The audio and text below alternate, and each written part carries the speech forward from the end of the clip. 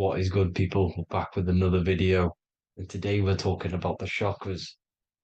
Let's jump straight into this because I know there's been a lot of requests for this video. So let's jump straight into this. So you have 7 chakras, right?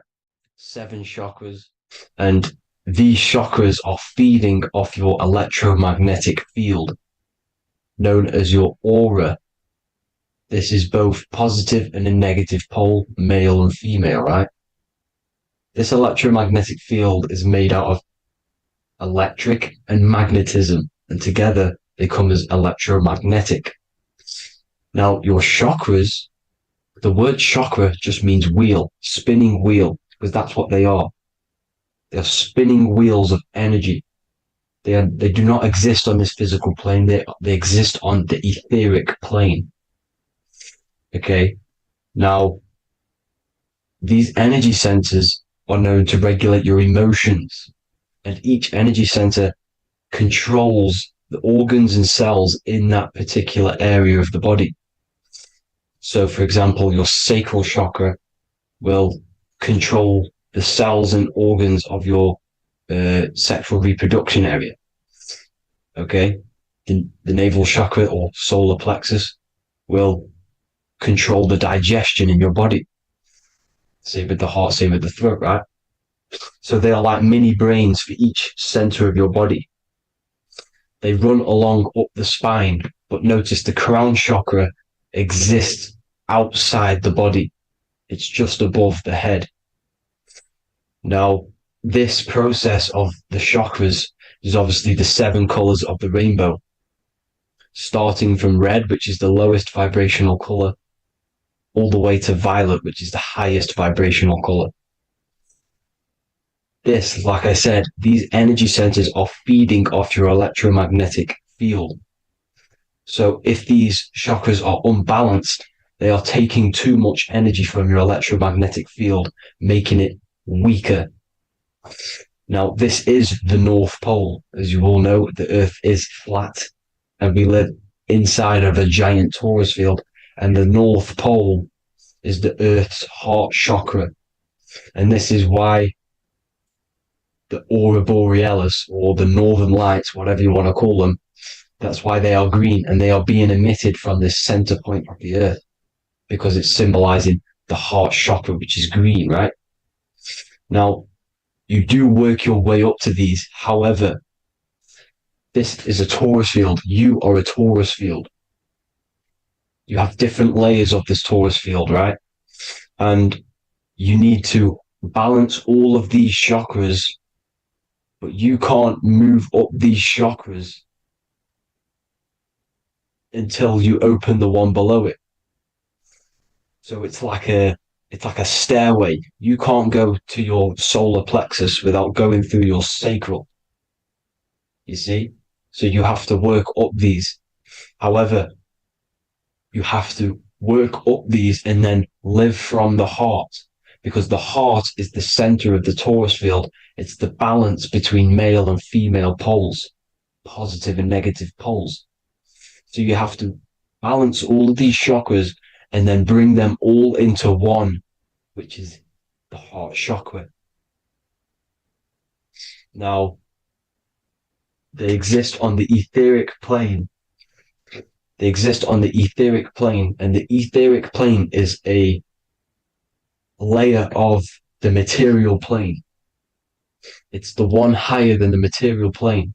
And then after the etheric plane, it melts into the astral plane. So they exist just between the physical and the astral aspect. Now, this is the yin and yang matter, which is the lowest root chakra, physical matter, and then to spirit, because high vibrational matter turns into spirit, low vibrational spirit turns into matter. So they're interchangeable. This is the yin and yang. Now, when you see ancient paintings with the halos, you see this is like a toroidal field coming out the top of his head, you see, with a halo. This was symbolizing in the old days, in the ancient days, that they've aligned their chakra, they've reached Christ consciousness, which is God consciousness, right? Now, this electromagnetic field is the the apple that we bit out of in the Bible. Because you see, the apple is a torus field. So they were metaphorically or personifying the torus field. That's what the Bible is. It's a massive personification. It's all metaphors. You have to read it properly. It's got a greater meaning behind it. Now, when we bit from the apple, we ate from the tree of knowledge, which is good and evil. Our lower mind took over, so we materialized to feed our physical bodies. We materialized through Saturn. That's what Saturn does. Now, if you don't understand that, go and watch the video previous to this one called Occult Secrets of Saturn. And that will show you how Saturn is the materializer. Now, this is one of the secrets behind the Masonic compass, electric and magnetic, male and female, duality, positive and negative. Now, like I said, they teach you about the torus field, about a magnet in school, but they don't teach you about your electromagnetic field. Everything alive has a torus field. It is the building block of this creation. Absolutely everything has a torus field. There's not one thing without it. And as you can see here at the center of the apple, that's where the seed is. That's where the life is. The reproduction of that organism. As you see, this is where the most electromagnetic energy is stored, in the center, because this is where the two duality, this is where the field meets at the very center. This is why the seed is at the very center. Now, your spine is a elongation of the brain. The brain is heaven, and the bottom of the spine is hell. So this is Saturn, which is the root chakra. The 7 planets are associated with each chakra. Moon equals mind. Okay. Now Saturn is physical matter, as I've just explained. This is the lowest vibrational color. And they want you trapped down here, which is your hell state, your animal nature, your physical nature. They want you to identify as the physical body. They don't want you to reach these higher states of consciousness. Okay? Now, in the brain, you have 12 convolutions. Now, this is what they were symbolizing in the Bible with the 12 disciples. And obviously in the Bible, it says the upper room where Jesus met with his disciples. This is heaven, the brain, the higher states of consciousness. Now, this is your North Pole. This is Jacob's ladder. Okay. This is why you have 33 levels of Freemasonry, because it's symbolizing the 33 vertebrae, which are these little things here on the back of your spine. Because once the Kundalini energy from the bottom of your spine rises to the top, this is when you get enlightenment and opens your third eye. Spiritual enlightenment. As you can see here, this is Jacob's ladder. This is the Kundalini symbol, right? And they're even showing you this in the medical symbol. They're putting it in your face.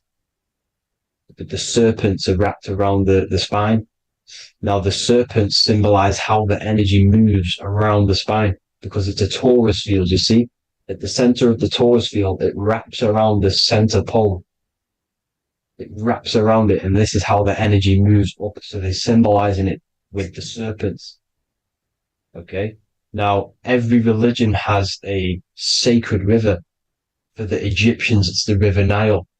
For Christianity, it's the Jordan River, right? This river is the canal, the energy canal at the center of your spine, all the way leading to heaven, to the Holy Land. This is the chamber which the energy rises up, right? Now, they used to say the gods descended from heaven to man. This is just heaven. This is the mind state. And they said the gods were connected by a rainbow bridge. That's the chakra system, the rainbow bridge. Okay. Now, the ancients called this place Midgard, Earth, where both evil and good live, right? Midgard. But you can go to heaven, which is a pure mind state, because once you're in heaven, nothing negative can ever bother you.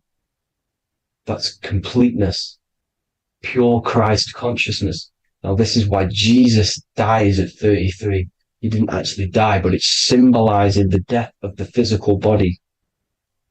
Not the death of the physical body, but his consciousness rising above the physical body to, as I said here, matter to spirit. Matter died off and he came spirit consciousness. This is symbolized by the 33 vertebrae, which is obviously the 33 levels of Freemasonry. And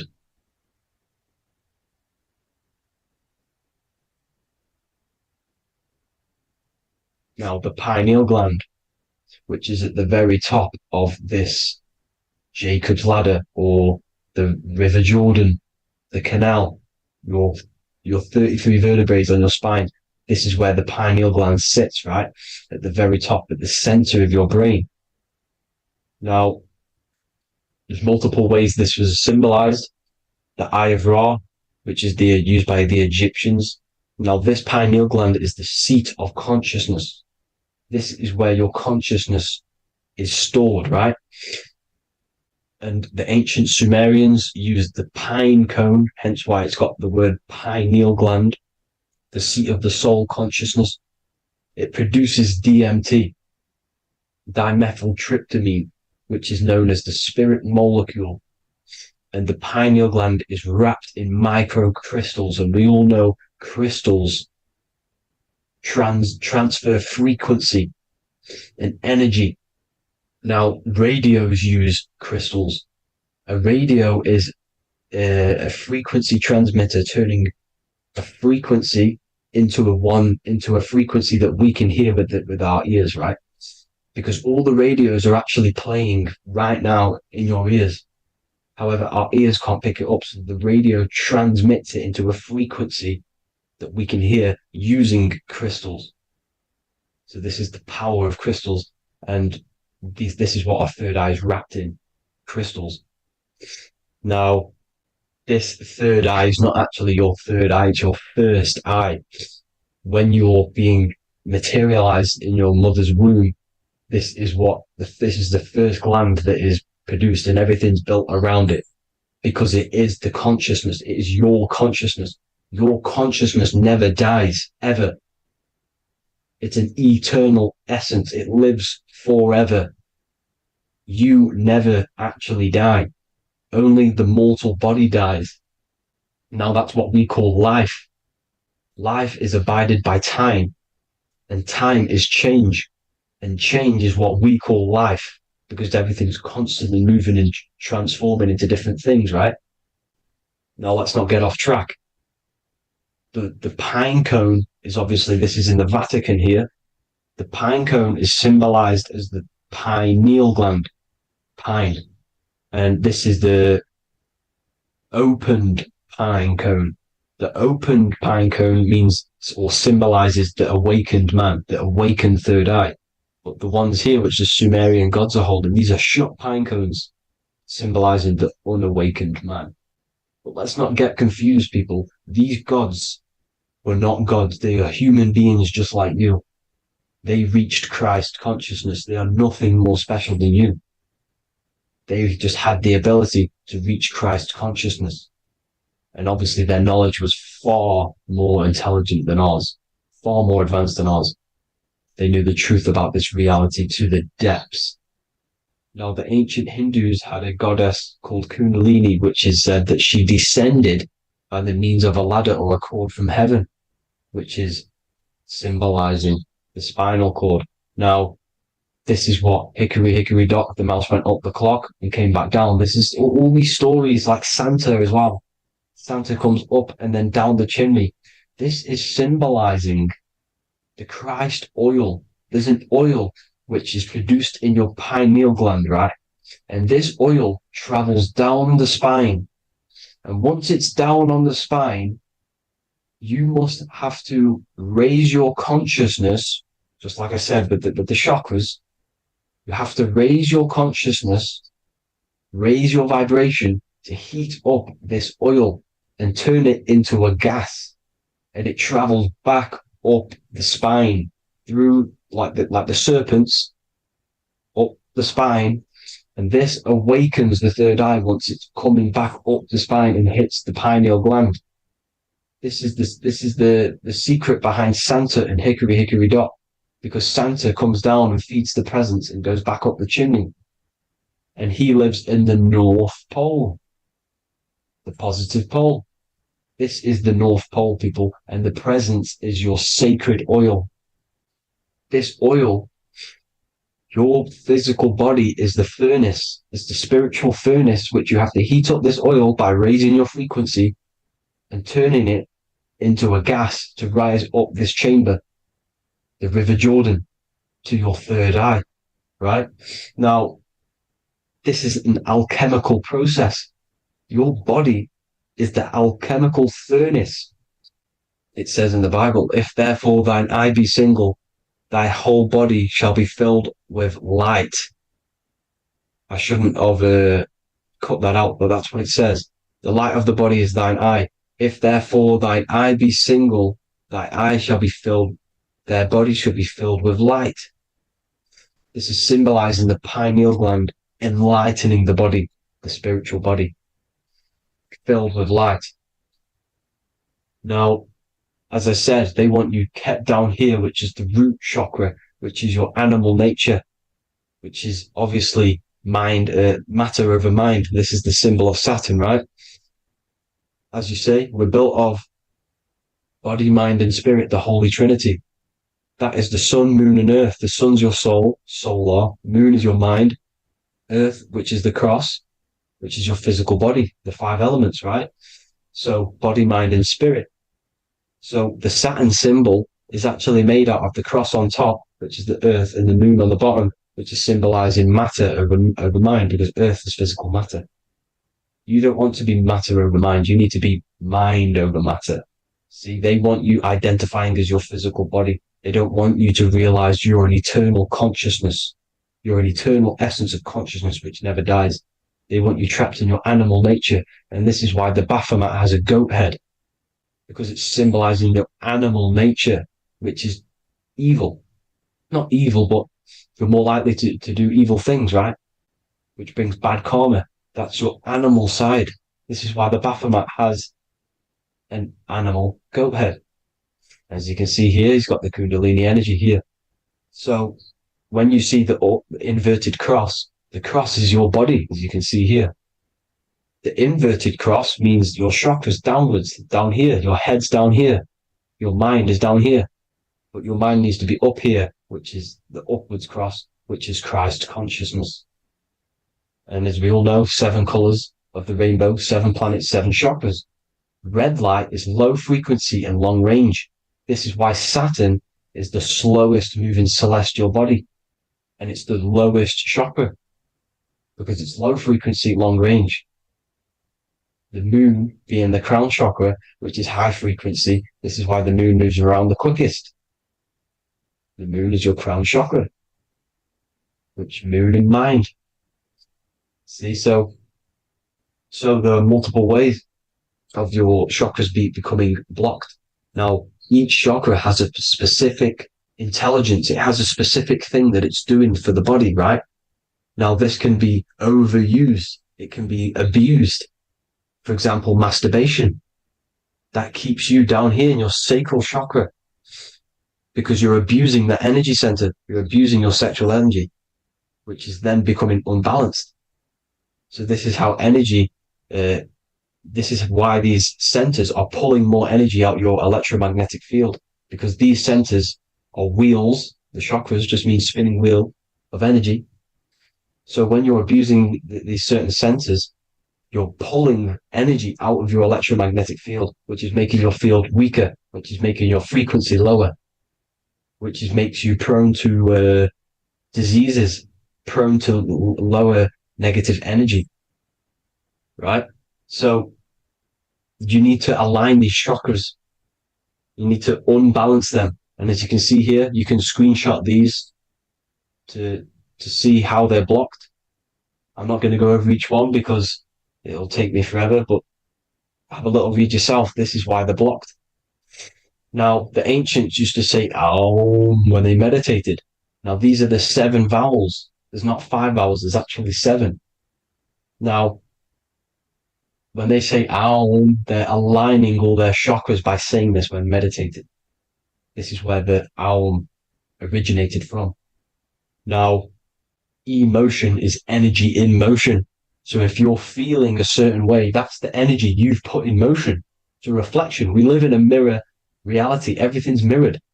Everything's mirrored. As within, so without, as above, so below. Everything's a reflection of some sort. So whatever you're feeling, you're doing something wrong. It's telling you're doing something wrong from the root cause, because your energies are the effect. You're feeling the effect of something you've caused. The law of cause and effect. Nothing escapes it. Now, the Jehovah's Witness believe that exactly 144,000 faithful Christians go to heaven or be resurrected, right? This is not true. This is symbolic. 144,000 go to heaven. Now, the petals on the chakras, this is the root chakra, this is the crown chakra. Now, if you add up the first 5 chakras, the petals, add up the petals on the first 5 chakras, you get 48. And then you get to the third eye, which has 2 petals. 48 times 2 equals 96. 96 plus 48, which you got from here, equals 144. The last chakra has 1,000 petals. Times 144 times 1,000, you get 144,000. This is a frequency. This frequency is the frequency of the ascension up your chakras. This frequency is a high frequency, which turns that oil into gas, which rises up the spine, activating your third eye. Right? So this is all the religions are all symbolic for this sacred secret of Christ consciousness.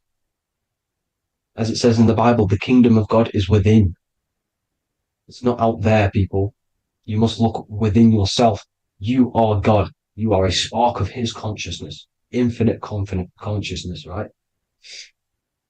So 144,000 is a frequency, and you must achieve this. Like I said, these people in the past, they're not gods, people. These were just humans. Nothing special. They just reach Christ consciousness. Now, they keep you in these lower vibrational states with the food, right? And as you can see here, all of these fast food restaurants are mainly are red and yellow, which are these lower states, these lower 2 chakras, lower vibrational colors, because they want you trapped down here in matter.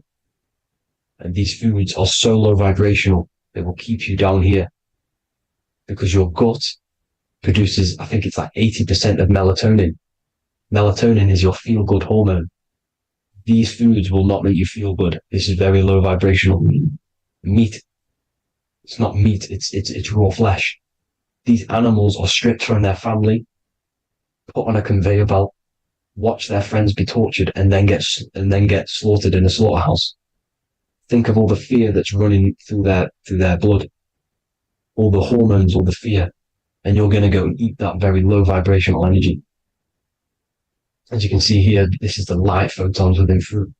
You can see the life force in this fruit.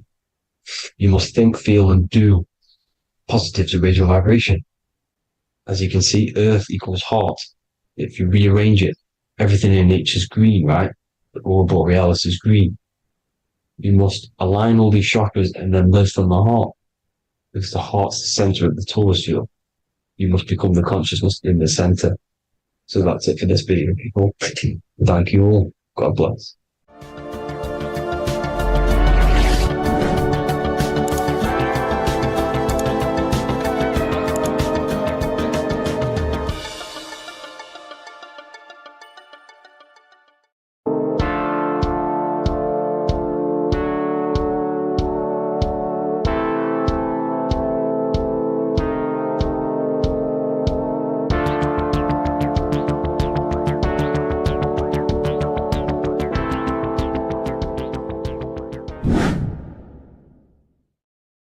What's good, people? We're back with another video.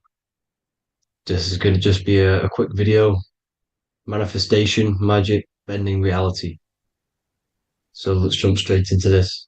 So you have a conscious and a subconscious part of your mind. The conscious is what you're conscious of, what you're actually doing, where you can choose or not. However, the subconscious is the part of your brain which is automatic.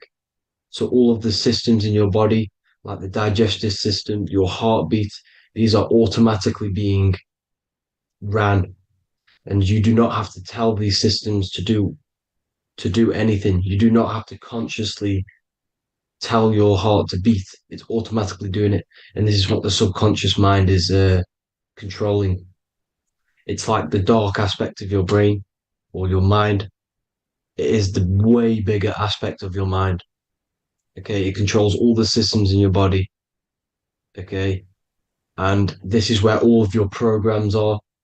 So when you're in it from your childhood, what you've learned in school, all of these things are being kept in your subconscious, maybe traumas and stuff like that. So the subconscious is the female aspect, and the conscious is the male aspect, because the male is all about action and doing, and the female is more about creation, creativity, intuition. So you have a right and a left hemisphere of your brain, and these are obviously male and female.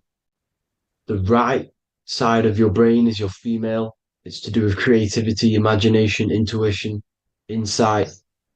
Okay. And this is one of the most important sides of the brain. This side of the brain is the most attacked by the elites, whatever you want to call them. This side is one of the most important, because obviously your intuition is a massive part of reality. And if you don't have intuition, then you lose track of the things around you. You can't consciously feel if things are wrong or right. They don't want you to have intuition or creativity or imagination. They want you in the right, they want you in the left side of your brain, which is just reasoning, logic, and basic things. So they just want you to tell you what you want, tell you what to learn, and then that's it. They don't want you thinking for yourself, which is the right side of the brain. So whatever the conscious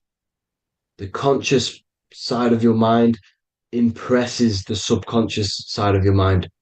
So if you do affirmations, for example, if you consciously do affirmations every day, you're reprogramming your subconscious mind.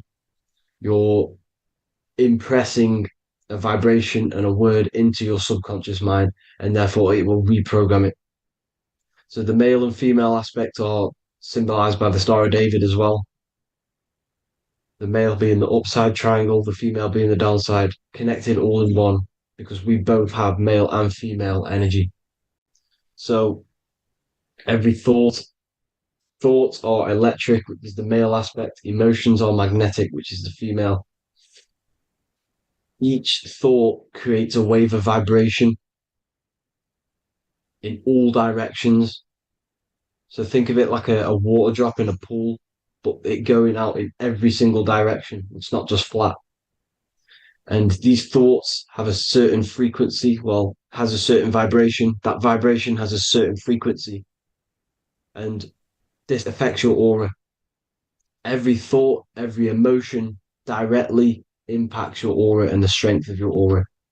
So if you're angry all the time, your aura in the astral plane will look red. However, if you're happy, it'll be more like blue and green. So it's very important.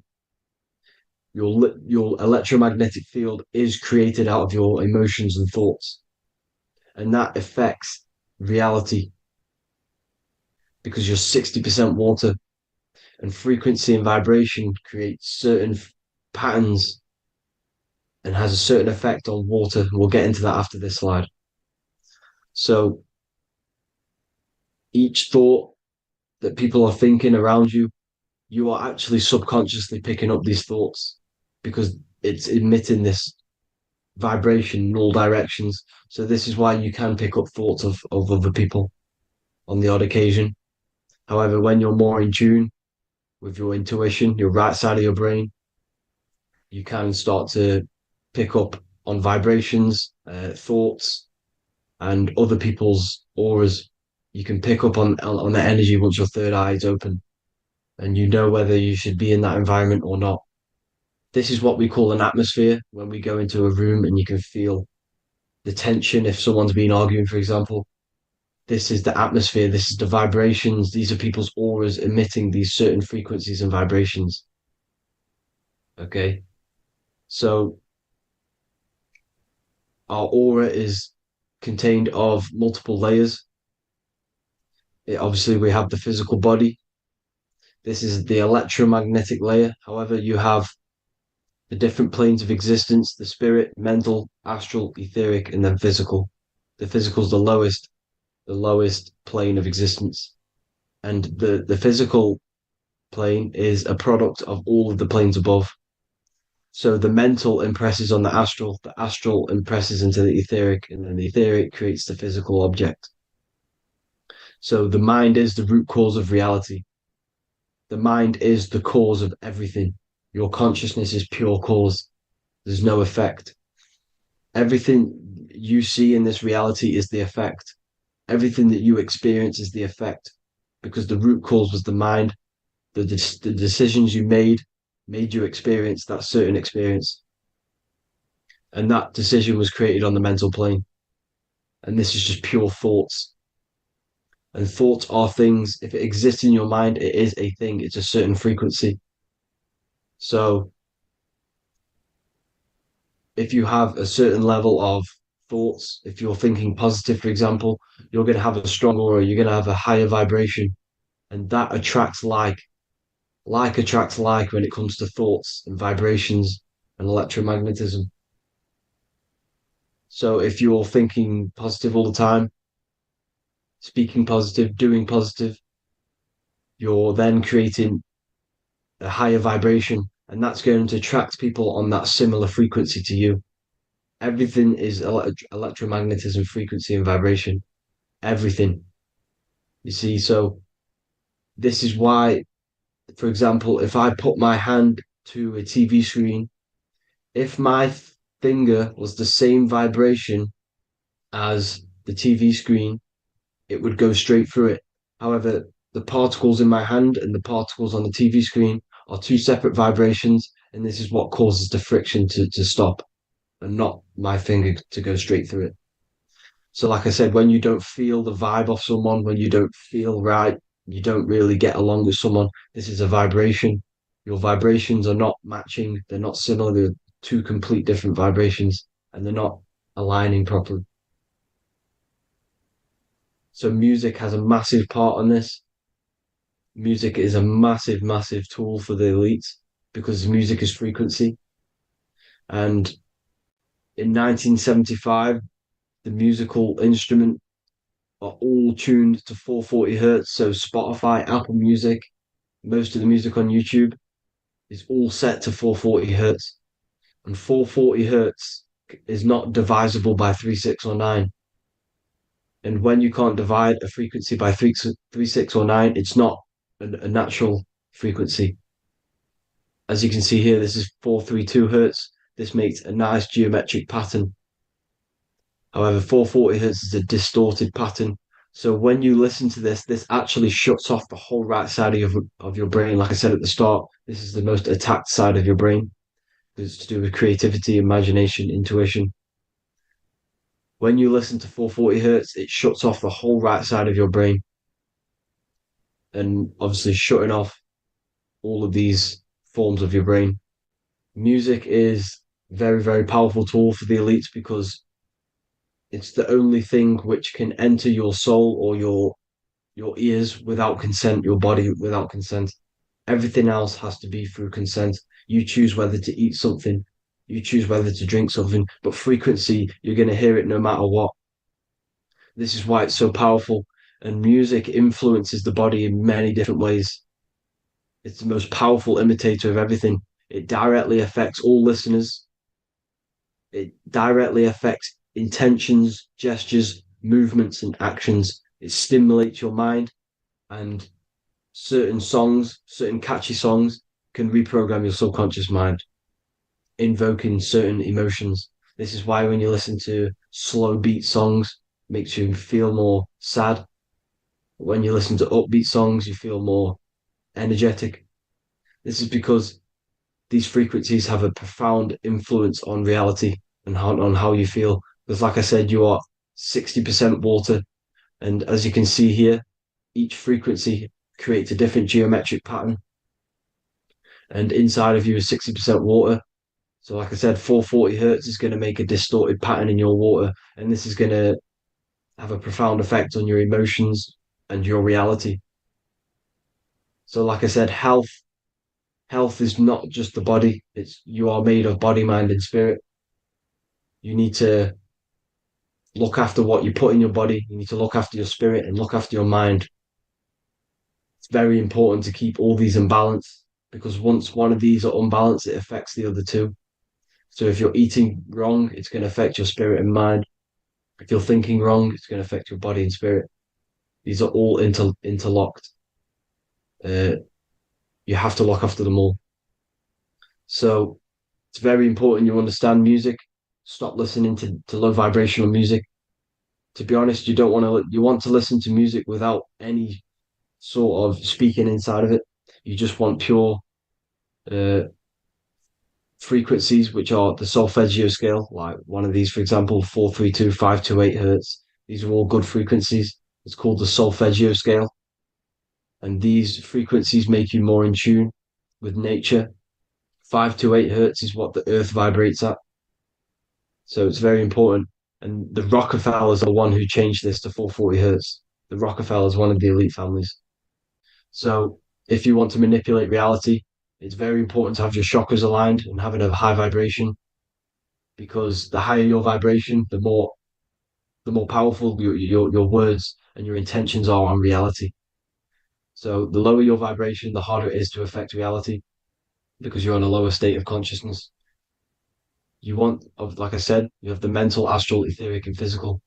Everything is a product of the one above. As above, so below. This is what Hermes Trismegistus was saying in the Egyptian days. This is where it comes from. As above, so below. If you affect above, it directly affects below. So, like I said, meditation helps on this, helps align your chakras. Think positive, feel positive. Like I said, your feelings are magnetic, your thoughts are electric. So once you combine these two together, you're then creating an electromagnetic frequency, and that will have profound effect on reality. So the law of cause and effect. Every law, so the law of cause and effect. Every effect has the root cause. Like I said, your mind is the root cause of everything. Every decision you make is having a different effect on reality. Everything happens for a reason due to the root cause, which is your mind. You choose everything that happens in your life. Okay. So it's very important you understand this and you constantly make the right decisions, the good decisions to have good effects on your reality. You have to be very conscious of this law because nothing escapes this law. This is the law of all consciousness. So think about it. Imagine a massive ball of consciousness. However, off this ball are different sparks, and each one of these sparks are in each and everyone's body. This spark is governed by these laws, the law of cause and effect, the law of correspondence, the seven Hermetic principles. It's very important you understand this because this mass ball of consciousness is what is obeying these laws.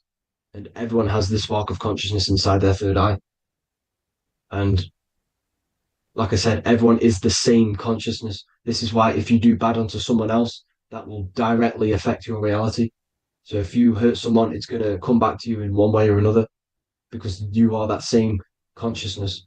This is like a mirror reality, as within, so without. Whatever you feel on the inside, you're gonna see that on the outside. You're gonna experience that reality, whatever you've impressed. So there's different ways to bend reality to your will. Uh, this is kind of a sort of magic. So obviously you have black magic, which is manipulating reality to harm and influence others, or to be very selfish. And yeah, then you have white magic, which is manipulating reality for the good of humanity. So you do have to be very careful with your intentions, people, when you're trying to manipulate reality, because this is nothing to be played with. If you are manipulating reality for the wrong reason, it's going to come and bite you in the ass in some way or another. because everything is balanced. Everything balances out in this reality. Nothing escapes the laws. Not one thing escapes the laws. So if you're stealing from yourself because it's just going to come back in a one way or another. Inside of everyone's heart, you know whether you're doing good or wrong. You know, you can feel it when you do something wrong. You can feel it when you do something good. The heart is the center of the torus field. It's balance. And this is why you say follow your heart, because it's the center of the torus field. It's very important to listen to this inner voice inside of you, because that is telling you the right things to do, the good decisions to make. And when you keep following that voice, that good voice inside of you, it takes you to your life path. Very important to follow that voice. However, don't let the ego get in the way of it. Don't care what your friends are going to say. It's very important to understand this. So you have different ways of manipulating reality. You have sigil magic. This is where you create your own sigil or symbol. You create your own sigil and symbol, and then you charge it. You behind that symbol you have an intention. So, for example, if you want to manifest wealth, you create a sigil which represents what you want. You create that sigil, you draw it out, you charge it, because wherever your attention goes, energy flows. So whatever your attention is, you're sending energy that way. So what you do with your eyes and your hands, you place attention on the sigil. Imagine that it's glowing. Imagine that you're sending energy to the sigil, and then you burn the piece of paper once you've done this. And then after this, you meditate on that symbol. You constantly think about that symbol, because that symbol is the frequency, is the thing that you want to manifest. So that's one way. Or you can just meditate on your reality. So imagine yourself having already what you have. This is what they call a mindset. You must set your mind to the frequency what you want to manifest. Okay. So if you want to manifest wealth, for example, imagine yourself being wealthy. What would it feel like? What would you be doing? Imagine a scene in your mind. Constantly do this, and you're putting out that frequency. Like I said, you must think, because the thoughts are electric, and then you must feel, which is magnetic. Together, this creates an electromagnetic frequency. And this is how you attract things to you. You will attract the certain people to come in your life to bend reality to your will. Okay. Or you've got mirror magic. Stare yourself in the mirror, because a mirror reflects light. It also reflects energy. So you've got to be very careful with what you say to a mirror. You've got to be very, very, very careful, because whatever you send into that mirror is directly sent straight back to you. So if you're thinking negative, you're sending negative energy back straight to you, and that's going to have an effect on your reality. Affirmations are very important, because your words are frequency, your words are vibrations, and each word you say has a certain frequency. If it's if it's positively charged, it's going to affect you positively. If it's negatively charged, because like I say, your brain and your mind is like the director of energy. That's what your brain is, and it directs energy into certain things. You can either positively charge it or negatively charge it, and this brain is creating your reality constantly. It's manifesting your reality constantly in the present moment. So this is what the government knows. The government know your mind is the root cause of reality. This is why they call themselves a government. Government.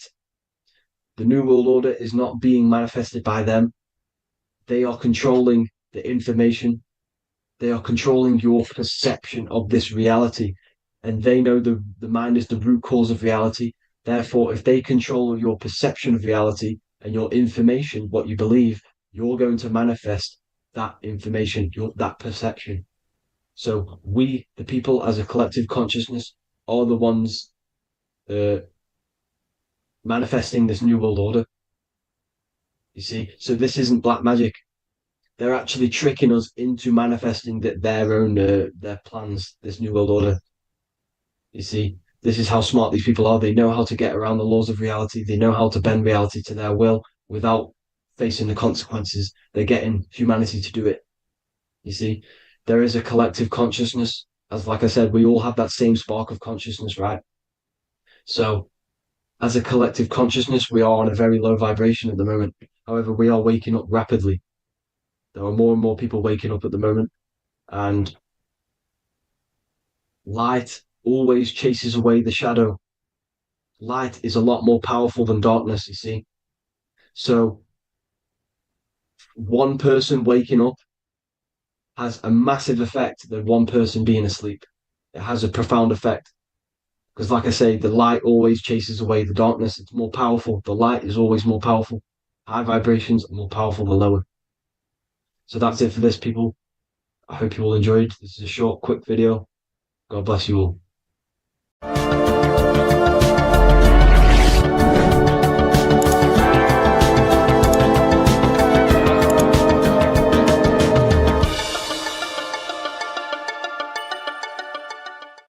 So depression doesn't actually exist, and in this video I'm going to show you how depression is actually a choice. And I'm going to give you some solutions on how to deal with it.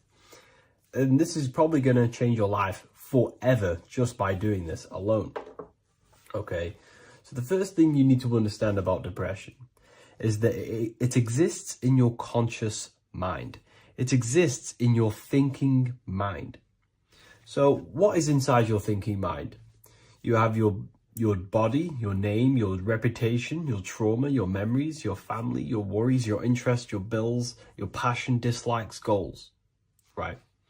Most people identify their lives with this. They identify their lives with their thinking mind. They think they're their name, their job, their reputation, their memories. But this is not who you actually are. Who you actually are is the observer of that. What happens if you stop thinking? What is left? You're left with unconditioned consciousness. You're left with the self, which is what we refer to as I. We are the consciousness, not the thinking consciousness. You are not these labels. You are not your thoughts. You are not your job, your name, your reputation. Okay? And the reason why I'm telling you this is because it's very important, is that we are something beyond this body, beyond this name, beyond our thoughts. We are the consciousness. So depression exists inside of the thinking mind, the conscious mind. Okay? So if you want to get rid of depression, you must learn how to escape the thinking mind. And not only just escape, but that's step one. In meditation, you do meditations, right? We sit still. And we have to learn how to control the mind and turn off the thoughts. And when we turn off the thoughts, depression goes out the window because there's no thought present in your mental field of consciousness to be depressed. Okay? You must understand, who is the one suffering from the negative thoughts? Who is the one suffering? Your mind is not suffering because the mind is producing the thoughts. Your body's not suffering from the negative thoughts. You are suffering. And who is you? You are a soul. You are that feeling. You are that person beyond the thoughts, beyond the feelings, beyond that. You are the one experiencing. You are that. Meditation gives us the ability to turn off the thinking mind. This allows us to escape our thoughts. Okay? And it gives us, over a long period of time after meditation, you'll be able to turn this switch. And this switch will be able to turn off your thoughts. And by doing this, we will be able to control our conscious mind directly by the hand. So when you notice yourself gaining them negative thoughts, we can then turn off the switch of turning off the conscious mind and rising to our authentic self and knowing the thoughts are just illusions. Now, let me tell you something that's very powerful. Most of your thoughts are coming from beliefs. Most of your feelings are coming from beliefs. So if you have a feeling of lack, this is coming from a belief that you don't have much. If you are feeling alone, this is coming from a belief that you are alone. So what we must do is restructure ourselves. We must restructure the subconscious mind, and we do this in many different ways. We can do this with meditation. We can do this with visualization, visualizing our desired reality as if we are living it. We can do this with affirmation. Now, a lot of people think, oh, I'm trying to speak something into existence with affirmation. No, you're not using vibration to try and change reality with what a lot of these new age people will teach you. Vibration, your words will not have much an impact on reality. That's the truth. But what they do have an impact on is reprogramming and recrafting and refining your mind. If you repeat, I am wealthy all day long, your subconscious mind, that word will be lingering inside your subconscious, and you will start to mold that into your conscious. You'll start to be consciously thinking about this. Most of your thoughts are coming from your subconscious. So if you want to get rid of depression, you got to figure out the trigger. What are you depressed about? What are you feeling? What are the beliefs that are making you feeling and thinking this way? And that's what you must restructure. You must restructure your subconscious mind through visualization, meditation, and affirmation. You do these all the time. You do these every single day, and you will slowly, if not surely, restructure your subconscious mind. While by doing the practice of meditation, you'll gain the off switch as well.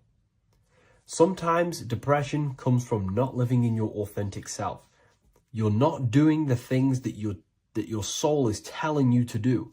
We all know what we should be doing at all times. I don't care what you have on. We all know we should be doing something. We all know that we have there's a higher aspect of our mind that tells us, oh, we need to be doing this, but I'm actually sat here on my phone.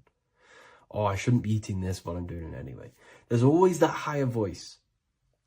And that is the voice that has to be connected to. And when your body's not acting out the voice of the soul, then the soul becomes sadder, and suffers more and more and more. There has to be a connection between the soul, the mind, and the body. They have to work in unity. Okay? So I hope this video helps with depression, with whatever you're going through mentally.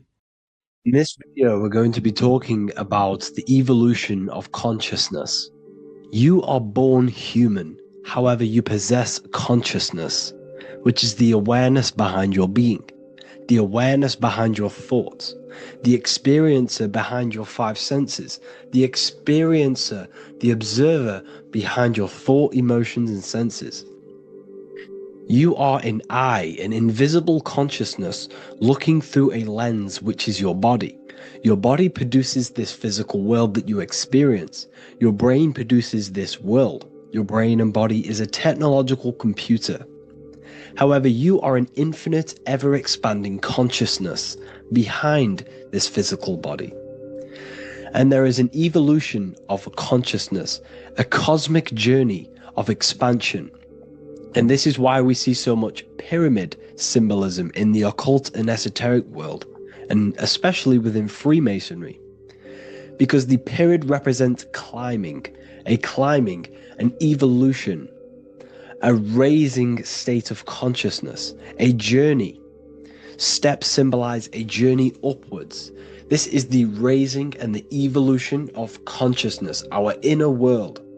The transmutation of our inner selves, of our souls and consciousness and our minds. So when we see this pyramid, we're seeing a evolution, a way up to source consciousness. And the eye in the pyramid represents your source consciousness. It represents illumination.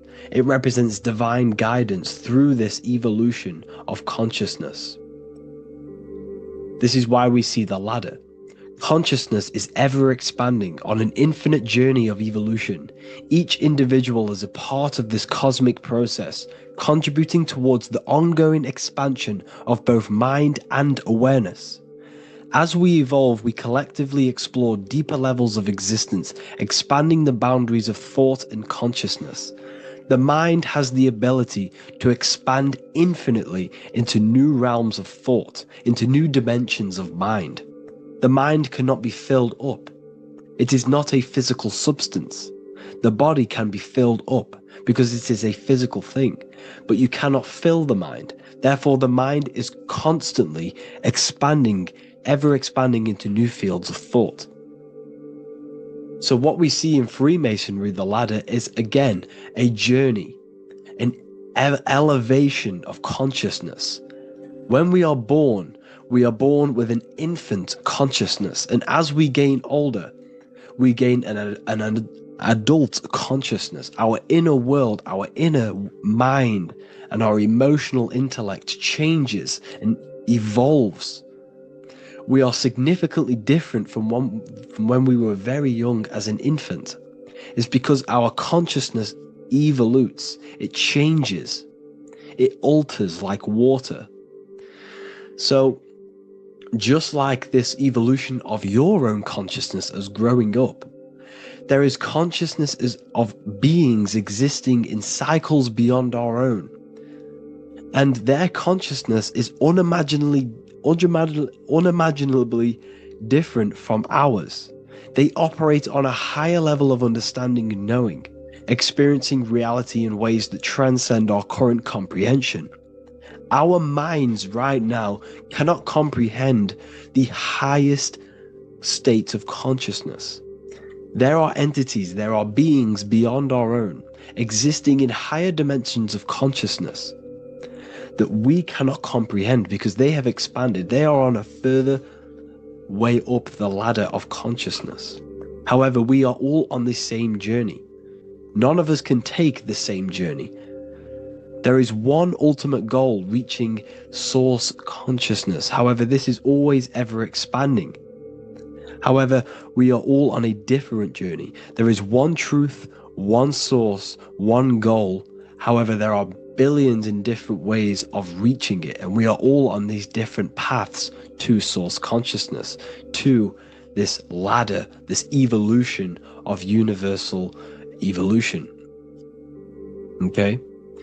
Their awareness is attuned to new dimensions of existence, reflecting a more advanced stage in the cosmic journey of consciousness evolution. So when you take DMT, you are shot into these higher realms of consciousness where you meet these beings who look similar to these images. They are not speaking to you physically. They don't speak to you three-dimensionally through vibration and words. They speak to you mentally. If you have done DMT, then you know this.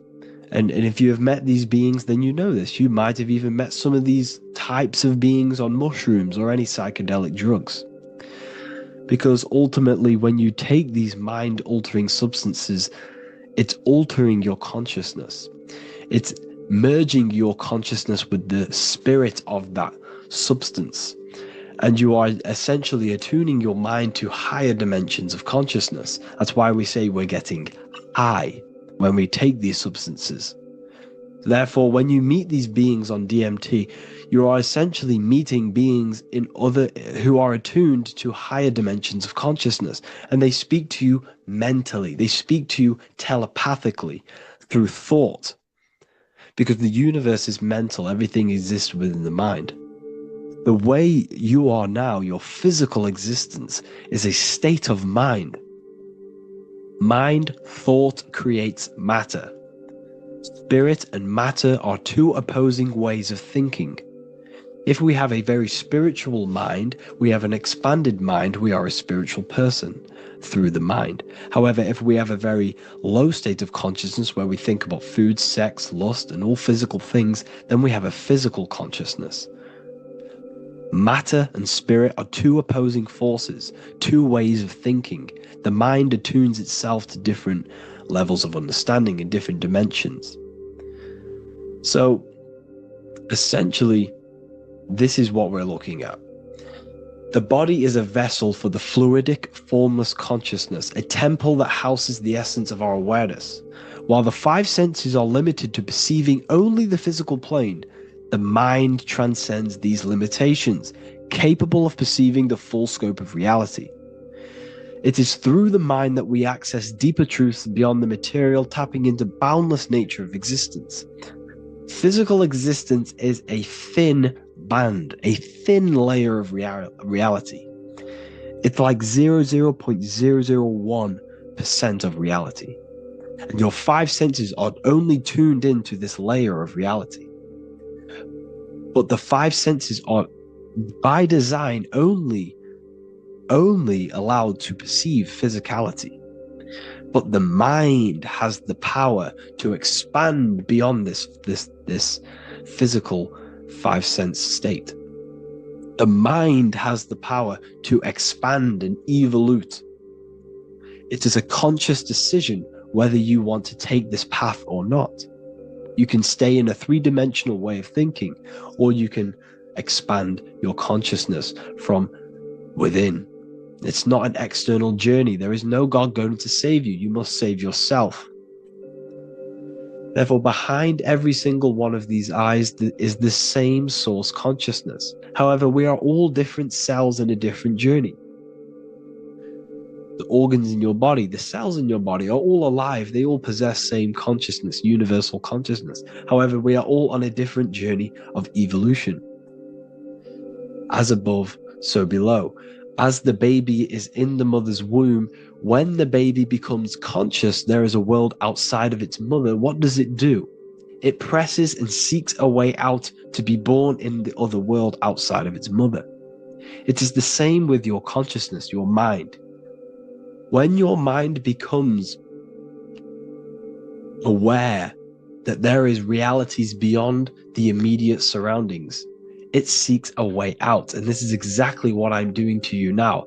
I am now expanding your mind and telling you there is other ways of reality. There is other dimensions of consciousness which you can access through inner transmutation, through different ways of thinking, spiritualism, and meditating and connecting with yourself and detaching from external things. We can upgrade our consciousness. Your body is a womb. Why Jesus says you must be born again to see the kingdom of God, because you are born physically and then you must be born again spiritually, awakening your inner consciousness. So like I said, as the baby is in the womb, it's the same principle. As above, so below. You were a baby, you were in your mother's womb, and you figured out there is a world outside of your mother, so you seek to way out your mother to be born in another world. It's the same now. You must do this now. This is your spiritual evolution. This is the evolution of consciousness. It's ever expanding. When you die, this is a transition. You must learn to not fear death.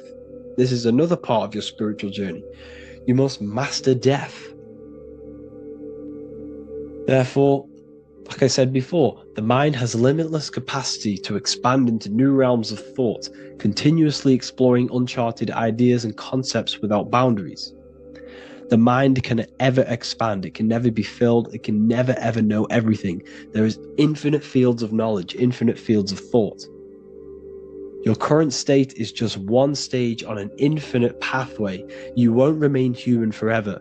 The human experience is a crucial phase where we learn to balance polarities, master the fundamental laws of the cosmos. It is a period of growth and transformation, preparing us for the next stages in our cosmic evolution. The goal is to strive for perfection, yet the true perfection is unattainable. It's like a tunnel, and there is a light at the end of the tunnel. And as you walk through this tunnel, the light is ever moving backwards. You should forever seek to meet that light, but you will never meet that light because consciousness is ever expanding. You should strive for perfection, yet knowing that perfection is forever unattainable.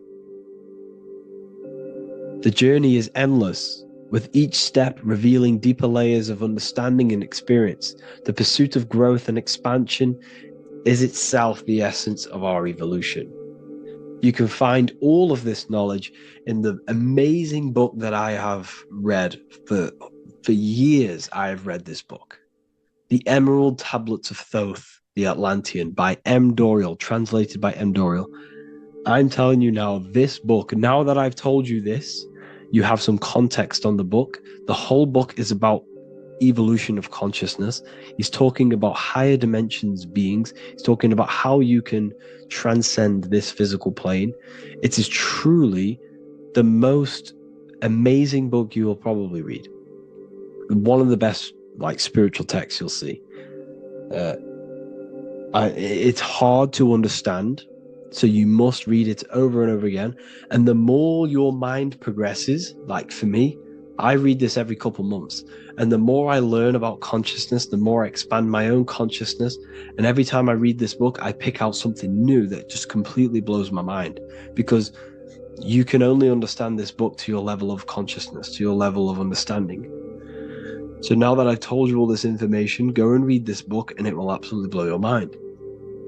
And so will the Book of Wisdom Volume 2, which is now available. I released it the other day. I'm just going to read a page out now. This page is called Spirit and Matter. The Earth is not merely a dense, lifeless rock drifting through space. It possesses spirit, a living essence that animates its form. But what do we mean by spirit? Spirit in esoteric terms refers to the energy, the life force, animating the principles infused in matter. So essentially, what this page is talking about is how everything has spirit, consciousness within it. You are the middle, you are spirit and matter. You have the ability to expand your mind to the God self and raise above our animal instinct, our material self, and know the divine and expand. Animals cannot do this. Animals are not self-aware. Humans possess self-awareness. We can observe our consciousness. We can say, why do I exist? We can look in the mirror and know that we need growth. And this is what Anunnaki means. Anu means above. Anu was the supreme god of the sky, which is a metaphor. He represents spirit above, heaven. Anu came down to earth and married Ki, the goddess of the earth, which represents matter. It's a myth, it's an allegory. Anu married Ki and gave birth to the Anunnaki. Spirit came down and infused with matter and gave birth to the human, which is you. You are spirit infused in matter, Anu and Ki, Anunnaki. You are the Anunnaki. And this is just one of the teachings in my book. Honestly, this book is absolutely amazing. If you truly, truly want to expand your consciousness, give this book a read. And obviously, if you're inside the university, I give you this book for free. A paperback version. If you join the university, follow the steps inside of the general chat. You'll be able to download this book. Sorry, not download it. Order a paperback for free. All you have to do is pay for the shipping.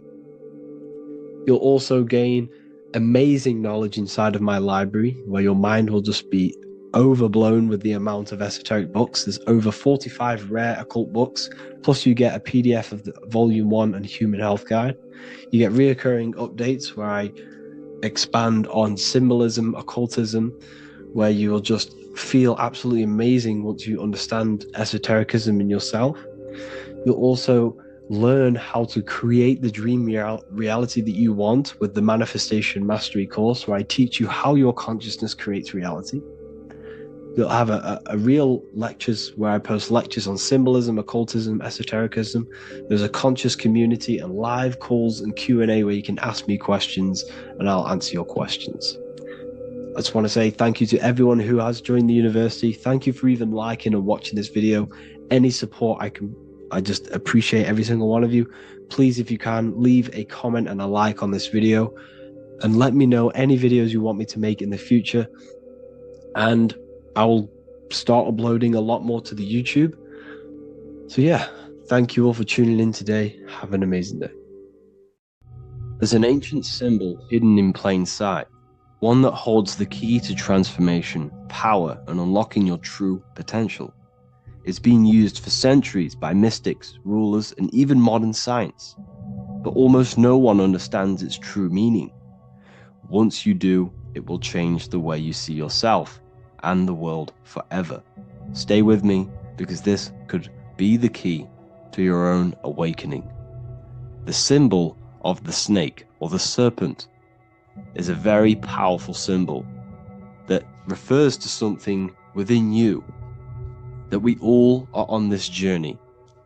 So first of all, we see this symbol in ancient Egypt on the top of the pharaoh's head.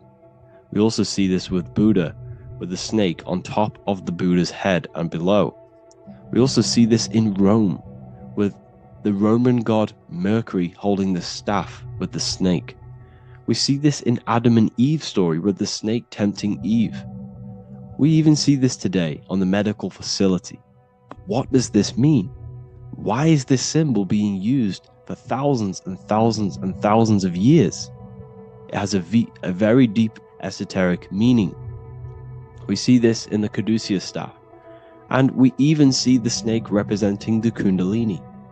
What does the snake actually mean? A lot of people think it represents the kundalini, which it does. However, there's a deeper interpretation of this symbol, and it goes very far beneath the surface of what the snake actually represents. Okay? So first of all, when looking at symbols, we need to observe what the snake does in nature. The serpent sheds its skin. The serpent shedding its skin is a sacred symbol of an inner transformation. It transforms from its old self to a new self. It sheds layers of itself. As the snake discards its old exterior, it mirrors our own journey of realizing outdated beliefs and patterns, paving the way for a renewed, authentic self on the esoteric path of awakening. Essentially, it represents transformation, but not transformation of our physical bodies, transformation of our inner world. Now, this is where things get a little bit tricky and you may become a little bit confused, but I'm going to make this very clear for you. The snake symbol or any symbol can be used for different context. For example, the kundalini. We see the snake representing the kundalini. We all know that energy can't be destroyed, only transferred. Like I said, this is a transferring of energy. It's a changing, a transforming, shedding its skin. It represents transformation. Sexual energy is energy, and we can transform the sexual energy into a kundalini awakening to activate dormant brain cells in our brain, and to activate the human light body, which is the spirit. We can cultivate, save, and retain our sexual energy, transmute it up the spine to activate the brain. This is a symbol of transformation, of energy in this context. However, when we go to the emergency services, this does not mean the same thing as the kundalini. The snake in this context represents transformation of health. When we are picked up by the emergency services, we are looking for a transformation. We are unwell and now we need to transform to well-being. This is why they use this symbol. It represents transformation, especially with the pole and the snake climbing. It's climbing, it's transforming from the bottom to the top, shedding its skin, shedding old layers, transformation. We see this in the Bible with the snake tempting Eve to eat the apple of the tree of knowledge of good and evil. Well, what does this mean? Where's the transformation in this? Well, this is a very hidden one. The transformation takes place in Adam and Eve's consciousness and their mind. They go from a pure, whole state of consciousness, from being tempted by the snake, and they eat it and they transform into knowing the good and evil, into the dualistic ways of thinking and the dualistic meaning of this world. Let me rephrase that. They understand the dualism of this world, and they now understand the two good and bad ways of thinking. They know the knowledge of good and evil, of duality. They shifted from a whole state of consciousness into their consciousness being split into good and evil. This represents the journey of every single soul that incarnates into this world, including yourself. When you were a child, you were whole. You had no understanding of good and evil. But as you grew older, you eaten the fruit. You grew to understand the knowledge of good and evil. Your consciousness split from a whole into a separate and divided way of thinking and divided understanding of the world. We suppressed aspects of ourselves to fit in with society norms. And we just limited ourselves with limiting belief systems. We knew the knowledge of good and evil. Our consciousness split from a whole state. This is what Adam and Eve is symbolic of. We see this with the Roman god Mercury, with the snake. Mercury represents intellect, communication. He's always flying in the air, which represents the air, the mind, the intellect. He's holding the snake to represent transformation of the mind. This is what we call mental alchemy, turning base metals into gold, turning the unenlightened aspects of our mind into enlightened ones, turning our negativity into power and control. We see this with Buddha, and Buddha is all to do with transformation of the inner world, transformation of the mind and the soul and the emotions. And it also represents the Kundalini. We see this in ancient Egypt. We always see the snake on the head, representing the place where the third eye is, representing the intellect or the mind's eye, the third eye, whatever you want to call it. This is the place of the invisible intelligence within us. This is our mind or intellect. And this is the transmutation of the mind. This is why the snake is on the head, representing the transformation of the mind, going from the unenlightened into the enlightened, going from the uncontrolled to the controlled mind, so that we can control the very fabric of reality. I've kind of just given that away. Why is this important? Humans are creators. We're the architects of creation, endowed with the divine power to channel the fourth dimension, which is the imagination, into reality. Each thought and intention is a seed. When nurtured with focus and clarity, transforms the unseen into the tangible experience. This creative process bridges the gap between the ethereal and the material. Humans are creators. It's impossible for you not to create. Whether you're doing this consciously or subconsciously, you've been creating your whole life, turning non-physical thought into physical reality. We are creators. However, the mind cannot create in a state of chaos. The mind cannot create with limiting beliefs. The mind cannot create with thoughts that come and destruct our minds. The mind cannot create consciously and effectively if there are impulses within our mind and we have no control over the mind. So this is where self-transformation comes from within. This is where the snake comes in. The snake represents the transmutation of our mind from the uncontrolled to the controlled.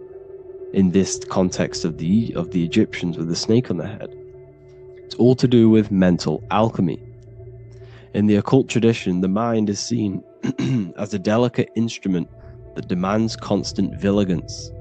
Left unchecked, it reverts to archaic and destructive thinking patterns. Like a finely honed blade, it must be continually sharpened through discipline and self-refinement. In this unending process of unveiling and mastery, we learn to shape reality, harnessing the power of our thoughts to manifest the highest potential. It's all to do with mental alchemy, and this is how the snake is connected to you.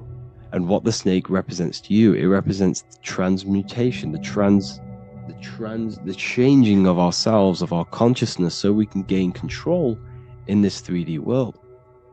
If we lack control, then we'll constantly be manifesting chaos. Now, there are 3 ways that we can transform our world, and we can slowly transform our mind. Now, this is not an overnight process. It takes periods of time of purification. And number 1 is affirmation. Let's say we have this dirty cup of water and we have a tap of water. And in this tap, it's pouring in more water, clear water. Over time, if I keep pouring clear water into this cup, it's going to slowly purify this cup. And then in the end, it will look like the cup on the right. It's the same with your mind. The cup represents the limiting beliefs, the negative thoughts, the negative mind, the uncontrolled mind. But if we keep repeating affirmations over and over and over again, such as I am disciplined, I am powerful, I am limitless, over time this can purify our subconscious and we can gain control over the mind, and we will become conscious of the thoughts that we are giving attention to. The second way is meditation. Meditation allows one to develop an off switch for the mind, providing a sense of control over it. Over time, we gain the ability to filter our thoughts and become more conscious of the ones we choose to engage with. Meditation, over a period of time, will give you this button that allows you to filter out negative thoughts. If you have a negative thought in your mind, you'll be able to become conscious of this and redirect your mind's attention. This is all about self-control, because remember, we become what we think about. The snake represents the transmutation of the self. And another way is visualization. Visualization allows your subconscious mind to experience the reality you desire, accepting it as truth. As the subconscious becomes more immersed in this imagined reality, it works to manifest it into your conscious experience. Your visual eye, visual eye. You're using the mind's eye to see and mold your future. That's what imagination is for, to create in your future. You can become your future now in your imagination. And this can slowly purify your consciousness, slowly purify your mind, which will then, if you do all three of these over periods of time, you will see great transformation from the inside out, and your outer world will start to mirror your inner transformation, because it's as within, so without.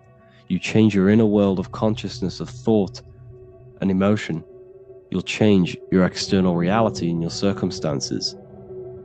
So I hope this lesson has gave you a great understanding of what the snake actually represents. And now that you see it, you will see this everywhere. Every time you see a snake, you know it represents the transformation. So please, if you can, leave a like, comment, and subscribe, and turn on the alerts to make sure you never miss a video.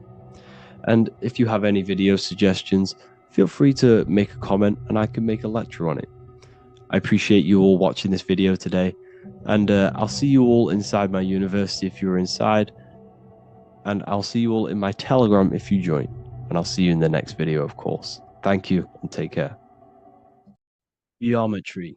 This is the study of nature, of the codes, the mathematical codes behind physical reality. So today we're going to be going deep into geometry and the true esoteric internal geometry, the geometry that no one really talks about, and how geometry relates to human consciousness. So essentially, what we must understand when it comes to geometry, the basics of geometry is everything is vibration. And this vibration is vibrating on a certain frequency. And this certain frequency creates a geometric shape, which is why in nature we see all of these different geometric shapes. All matter takes form in shapes. So if we put sand on a plate and we vibrate the plate on a specific frequency, we see that the sand goes into specific geometric shapes and patterns. So essentially, matter is energy condensed. It's energy vibrating on a low frequency, vibrating at a certain frequency. So matter is condensed energy. And each geometric shape is manifesting and showing a specific energy. Some shapes carry more energies than others. For example, the cube is what traps energy. A square is what traps energy. So geometry and the flowers are basically how energy manifests itself into physical matter. We are in a world made out of energy or light. Light is energy. So everything is vibration, everything is frequency, and everything is energy. Even the words, each atom in our body, everything. So everything in nature has these mathematical, energetic codes. So geometry is basically the study of nature and the shapes that are in nature and their energetic principles. Because like I said, matter is energy. So this is what we call cymatics, when we place water in a petri dish and we shine light on top and we vibrate the water. And we can capture, this creates certain patterns. Each frequency, like you see here, has its own pattern. So what we are seeing here in the physical plane is essentially energy condensed into physical reality. We see it in the turtle. We see it in every single form in nature. Now, external geometry and normal geometry, we normally get taught that this is God's way of creating physical reality, which is essentially true. However, it's far more deeper than that. Far, far, far more deeper. Okay. So what geometry truly is, it's not God's codes to reality. What we must understand is what the brain truly is. And what we must understand is that we are not in the world. We are not in the universe. The universe is us ourselves. And the world is produced by our brain itself. Okay. So the way you must understand how the brain works, so what you visually see, so geometry is to do with what we visually see. And what we visually see is heavily connected with our eyes, which are an extension of the brain. The eyes are the brain. And essentially how we see is energy enters the eyes, and each eye goes to the optic nerve. And this energy is transferred into electricity, which travels to the back of the brain, to the visual cortex of our brain. And this is where the image is produced, what we see. Therefore, the world outside of us is truly inside of us. It's a projection from within the brain. The brain is an energy condenser, a decelerator, an energy decelerator. Everything outside of us is basically formless energy. It is formless energy vibrating at a certain frequency. So what the brain is, it's sucking in this energy, this light, and turning that frequency, that code, that light code, into a physical reality. It's condensing the energy and turning it into a visual image inside of the brain. Therefore, everything outside of you is not what it looks like. Everything outside of you is basically energy, infinite energy. And our brain is condensing this into a physical reality and projecting it outwardly, which you experience your visual field. Okay. And the ancients knew this. So this is basically called the sigil of Lucifer. Lucifer is known as the light bringer. Lucifer in Latin means to bring the light. This is the sigil of Lucifer, which shows the visual field and the brain. We also see this in the Google Play symbol. It's a powerful symbol showing you the visual field, which is basically a symbol that tells you that reality is inside of the brain. The brain is what produces reality, but consciousness is not produced in the brain. The brain is essentially a consciousness downloader. It's a computer and it's a reality simulator. The body is a simulation of physical reality. You are inside of the body experiencing the body simulation. The body produces this reality. It's a piece of technology. So Lucifer is to bring the light. Lucifer is the light being produced in our brains. Okay. So this is why they say Lucifer can tempt you. Lucifer can be the devil because it represents physicality. It represents the false light. Lucifer can trick you because it represents the physical world can trick who you truly are. So now that you understand how the brain is basically an energy decelerator and it creates and simulates a reality to your consciousness, you are no longer a person in a universe. You are the universe itself experiencing itself. Therefore, geometry is heavily linked in with the brain. Geometry is essentially how your brain and how your eyes decode energy.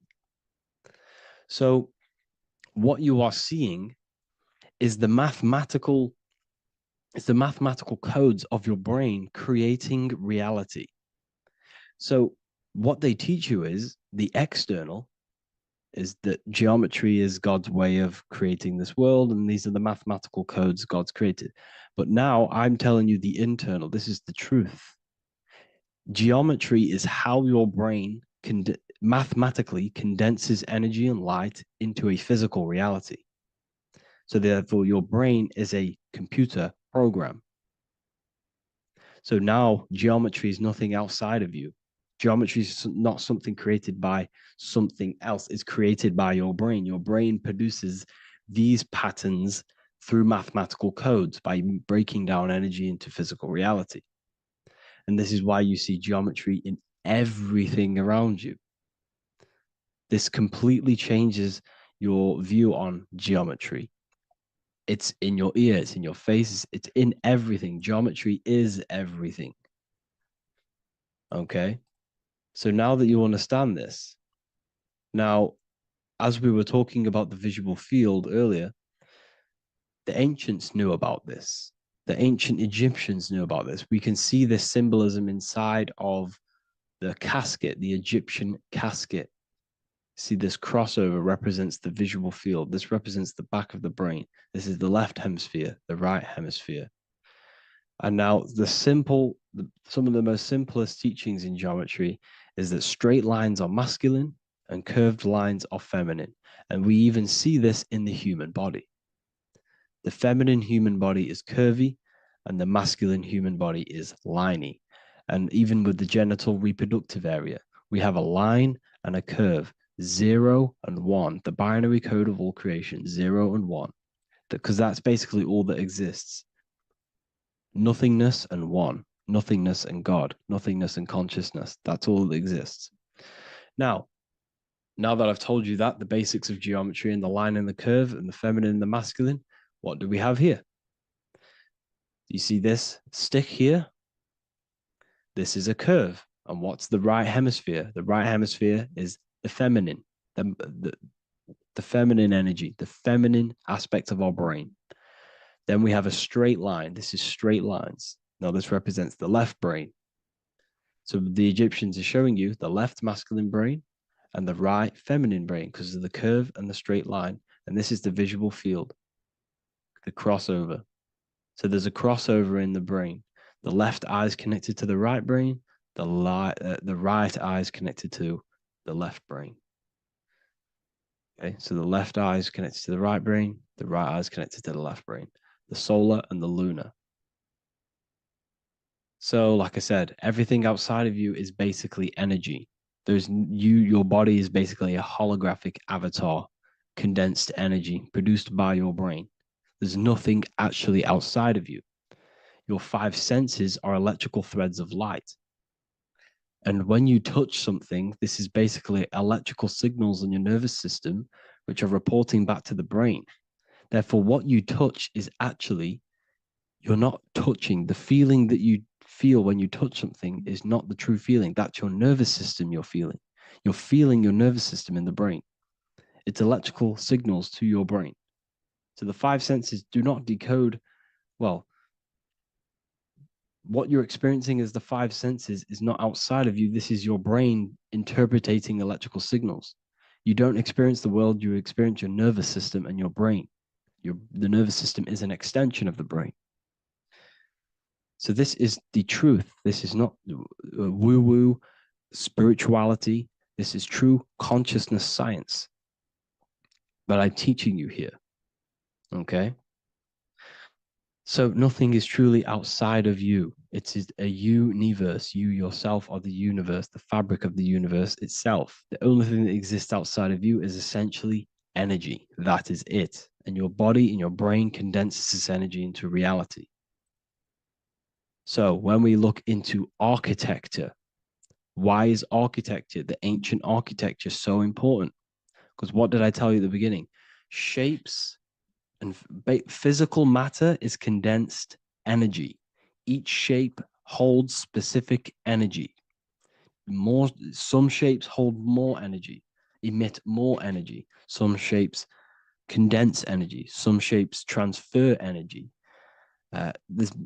Each shape, each geometric shape has an energetic principle because matter is essentially energy. So when we look into cathedrals and the ancient buildings, they were filled with geometric patterns, geometric shapes, because they understood the energy principle. Architecture is basically solid energy. It's physical energy. If we create this pattern here is an energy code. And if you stand next to it, you're going to gain that energy. It's going to be imprinted on your body. So essentially, they filled their buildings with high energy geometric shapes. Points, triangles, pyramids are very, very energetic.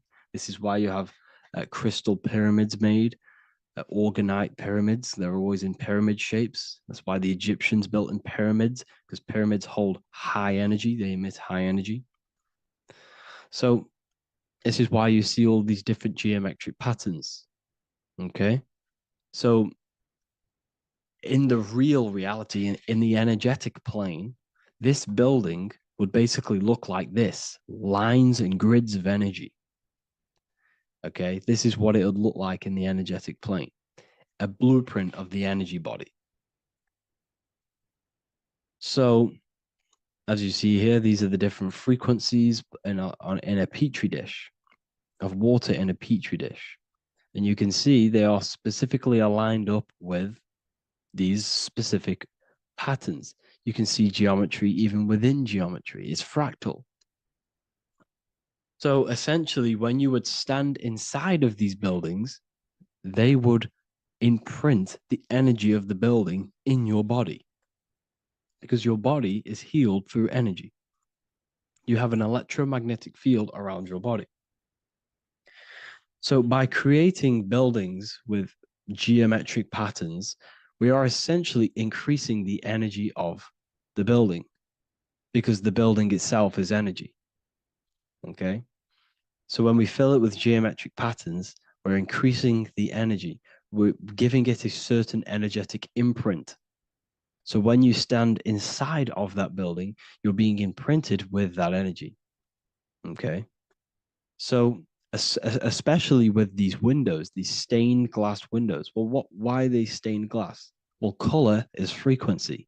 So when you have all of these different colors, and not only were they just painted, some of these colors are specific gemstones, crystals, natural stones, which all hold energetic principles.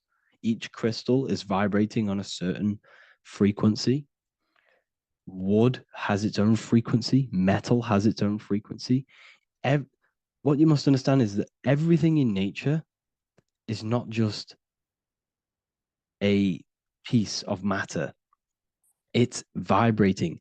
The atoms of wood are vibrating on a certain level, which give it a certain energetic principle. Each crystal is vibrating. The atoms of the crystal are vibrating on a certain frequency, which give it a certain energetic principle, quality. So each thing, this is why the ancients were obsessed with natural stones, natural things, crystals, natural metals, and they wore different metals, different things like copper on their bodies, because they understood the atoms of these natural things are vibrating, which give certain qualities to you if you wear them. So you're not wearing it, you're basically putting that frequency onto your body, because they understood this is energy. If I put copper on my body, I'm not putting copper on the body. I'm putting the frequency and the energy of the atoms onto my skin. And that frequency of them atoms are going to vibrate my skin, that frequency, and heal my body. So this is why this is so important. So each building is an energetic code.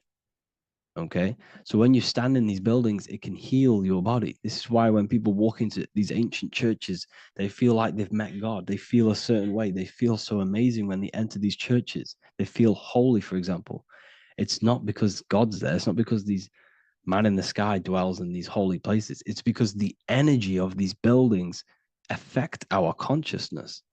They increase your energy. They raise your vibration.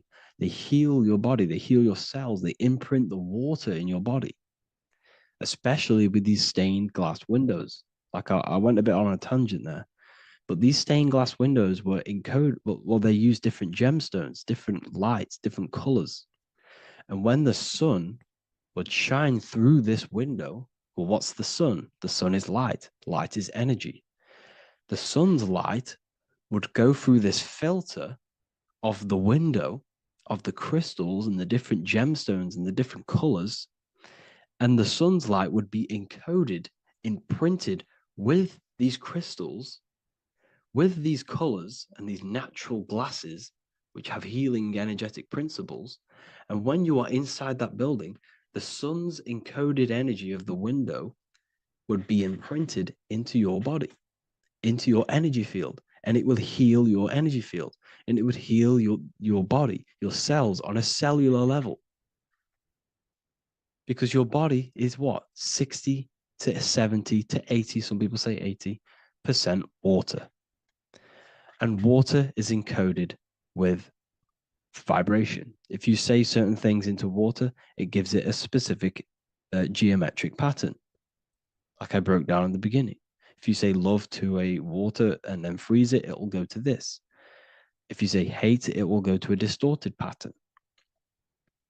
So when you are in these buildings, you're being imprinted by the energetic codes of these buildings, the energetic principles of the windows, of the structure itself. The ancients never used to build in squares. Their buildings, their insides were never square rooms because they understood squares trap energy. They always had pointed roofs so energy can escape. So there's many little things that we need to look into geometry. For example, when you see magicians, when you look at ancient magic, why do they stand in circles with different geometric patterns? They use different geometric shapes. Why? Because shapes are energy. They hold specific energy. So when the magician stands in a circle with a pentacle, they're working with the energy of that pentacle. You can work with different energies based upon the different geometric shapes that you draw. And you can use this in your structure, in your architecture, in your work, and it can influence everything. So this is the true geometry. I hope you gained a deeper understanding on geometry and how it relates with you and your consciousness. Like I said earlier, your brain produces geometry. It's basically how your brain decodes energy. It's not God, how God creates this reality. And no, you're in this reality. You are the reality itself. Your body produces the reality. Therefore, geometry is one with you. So therefore, if I play with the geometry of the buildings, for example, like the government have, everything's in squares. If you look outside, everything's a square, everything's a rectangle. You go to a city, every window is a rectangle, every building is a rectangle. You live in a box room, everything is boxed and squared off in this reality, in this modern society. Why? Because they're trapping energy. The box is the cube is the most simple geometric shape, which basically condenses energy and it traps energy. And if you subconsciously see squares all the time, your phone's a square, your TV screen, everything's a square, your keyboard, your desk. Go and look at the ancients. They never used to build in squares and cubes. And if you go into nature, you'll never see squares and cubes. Nature doesn't create squares and cubes. Everything in the modern society is squares and cubes to simple your consciousness down, to dumb your brain down. So the ancients built very, very complex structures. Why? Because they understood what we see affects our brains, because our brains decodes reality and creates reality. If you see a sophisticated building, this is going to give you a sophisticated mind and raise your IQ levels over time, subconsciously. I'm not saying if you look at this building, you're going to become smart. I'm saying if every single building in your environment, ment is mind, mental, every single building in your environment was this complex and complicated, it would increase your IQ on a subconscious level. It'd make you more complex, make you more intelligent. So they've dumbed everything down. They've dulled everything down. Look at everything. Everything is being dulled down. So anyways, I hope you all gained a better understanding on this. If you want to gain more occult knowledge and esoteric knowledge, make sure to read the Book of Wisdom, Volume 2. If you're inside the university, you can get this book for free. Go to the general chat area and follow the instructions, and you can order yours for free. Truly life-changing stuff. Because the issue is with the world is that no one really understands who they are, what they are, and why we are here. That is the issue for people's depression, for people's wrongdoings. They don't understand who they are, what their emotions are, what their mind is, what their body is, what reality is. This book gives you that. This book gives you the sense of understanding, the sense of well-being that will give you a better life because you understand life and what life is. And if you truly want to take your studies to the next level, we have the Ethereal University. This is the place for truth seekers where you can connect with like-minded people so you don't have to feel insane, because not many people think this way. I've been there. I've been there when you wake up and not many people around you are thinking the same way, and you start to feel a bit insane and you can't really talk to people about these things. That's why I created this, so you can connect with people and learn at the same time and become the best version of yourself by understanding truth and knowledge. If you join, you'll gain access to free live calls every single week, every single Saturday morning. We do live calls. You can ask me questions and all sorts. So make sure to leave a like and a comment, and thank you all for tapping in.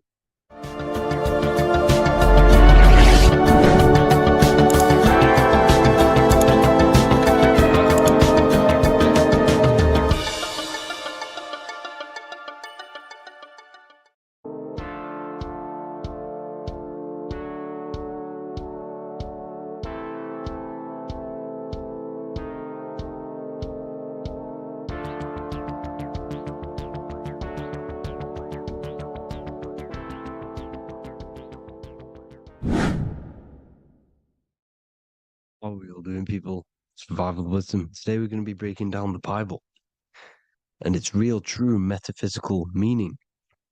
All of these slides within this video is taken from my book, The Book of Wisdom. So you can get all of these slides. So the Temple of Solomon, you are body, mind, and soul, which is the Holy Trinity. The moon, sun, and earth. The sun is your soul because the sun is its infinite source of energy. It is its own source of energy. And that is what your soul is. It's its own source of energy. The moon is mind. This is why you call people a lunatic. You're a lunatic. Luna means the moon. And inside of your mind, you have a specific mood. Mood is moon. And mind in German is Mond. And the word Mon means moon. And earth is your physical body because your body contains of the four elements, the four physical elements. Well, the Temple of Solomon is the temple of the soul and the Mon, the soul and the Mon, the soul and the mind. And it's the temple of the Holy Spirit in the Bible. Everything leads back to one singular point in the center of the brain. The brain is not the mind. It's mind over matter. Okay? The brain is the physical manifestation of the mind. The brain is the electrical computer which decodes the light waves given to it by the mind. This is why everything in the body leads back to one singular point. And we'll go over this in a minute. But this is controlling the physical body. This is the within. If you rearrange within, it spells high twin because within you is your twin, your true self. And it's just an entity in the center of the mind. And if you shut your eyes, you can feel it. Your awareness is in the center of the brain. So there's just an empty chamber in the center of the two cherubs, the two brains. They are two separate brains. They're two hemispheres. And the empty chamber, when scientists chop it up and see it's just an empty chamber, well, because you can't see in that plane of reality, you cannot see the mind. You cannot see thoughts. It is invisible to the human eyes, to the visible light spectrum, to the two eyes. The reason why we call it the third eye in the center of the brain. It's not the third eye, it's your true self. It's the mind and soul. It's an eye because it does see. It's the all-seeing eye that you always see here. There's some Masonic artwork showing the two pillars, the two cherubs, the two hemispheres of the brain, and the inner eye. This is the eye that sees all things. What do I mean by seeing all things? Not physically. It sees the mind. It's what, because your soul is watching the mind. You can observe the mind. You are not the mind. And if you meditate deeply enough, you can go beyond the mind. It's the all-seeing eye. It sees the mind. It sees what emotions you're feeling. It sees what you're thinking. It sees what you're seeing with the two eyes. It's the all-seeing eye. It sees all things. It's omnipresent. It's everywhere. Because the mind can be anywhere. The mind can switch itself into any place it wants. There is no limitations with the mind. So there is two hemispheres in the brain. And in the Bible, there is a quote saying, the most holy place between the two cherubs. The two cherubs is the two hemispheres of the brain, and the most holy place is between them, which is what the Masonic artwork is showing. This is the all-seeing eye, the soul and the mind in the center of the brain. And you will not see this with the two eyes. So when scientists come to seeing the empty chamber in the center of the brain, they wonder because they do not understand the occult side of the world. They do not understand the layers of reality. How the two eyes, everything physical comes from the unseen. Everything seen comes from the unseen. Now, the two hemispheres of the brain play a major role in our lives. The right hemisphere is the artist. The left hemisphere is the scientist. The right hemisphere controls the left side of the body. The left hemisphere controls the right side. So there's a crossover. Now, the right hemisphere is to do with your feminine energy, creativity, unification, metaphors, visualization, intuition. The left hemisphere is to do with sequencing, facts, materialistic details, language, and logic. So they keep us normally trapped within the male aspect of our mind, which is the left hemisphere. You know, if you listen to Spotify, Apple Music, and radio, they're all tuned to 440 hertz, which shuts down the right side of the brain, makes you left brain dominant. And we learn, well, 90% of people learn to write with their right hand. They're taught to learn with their right hand, which is to do with the left brain. You see, so we are being trapped within this left side of the brain, which is all to do with logic, thinking logical, not creative. You know, very analytic. But the right side of the brain is to do with your creativity. So the right side of the brain is perceiving reality as a holistic perception. Now, what do I mean? If you're riding through a woods, for example, if you're riding through a woods, your right hemisphere is seeing the whole woods as one unified woods. The left hemisphere's job is to break down the perception given to it by the right hemisphere and break it down into individual trees. So what am I saying? The right hemisphere is seeing humans and everything in creation as one unified consciousness. The left hemisphere is seeing individual egos. This is why the left hemisphere is the place of the ego, the right hemisphere is to do with the higher self. They're both needed, though. I'm not saying one's better than the other. It's balance. Now, they don't want you to see the unified picture, perception of creation. They want you to think everything is individual, everything doesn't come from the one, because all things come from the one. And we experience the two in this reality, dualism. In order to understand the one, we have to experience the two to advance. So, anyways, let's get away from the two hemispheres. The right hemisphere, like I said, is to do with the higher self. And this is why in John 21:6, it says, cast the net onto the right hand side of the boat and you will find fish. Meaning, cast your energy, cast your perception into the right hemisphere of the brain, and you will find God, unification, and higher self. You will see things from a unified perspective. How we are all one, because we are all the same consciousness. The same spark that is in me is in you. This is why I am you and you are me. We are all the all-seeing eyes of God, just split up into individual bodies. We are all made up of the same essence, consciousness. And that consciousness, that mind and soul, is in the center of the brain. You are just in different avatars. And until we see this, we'll forever be divided and conquered.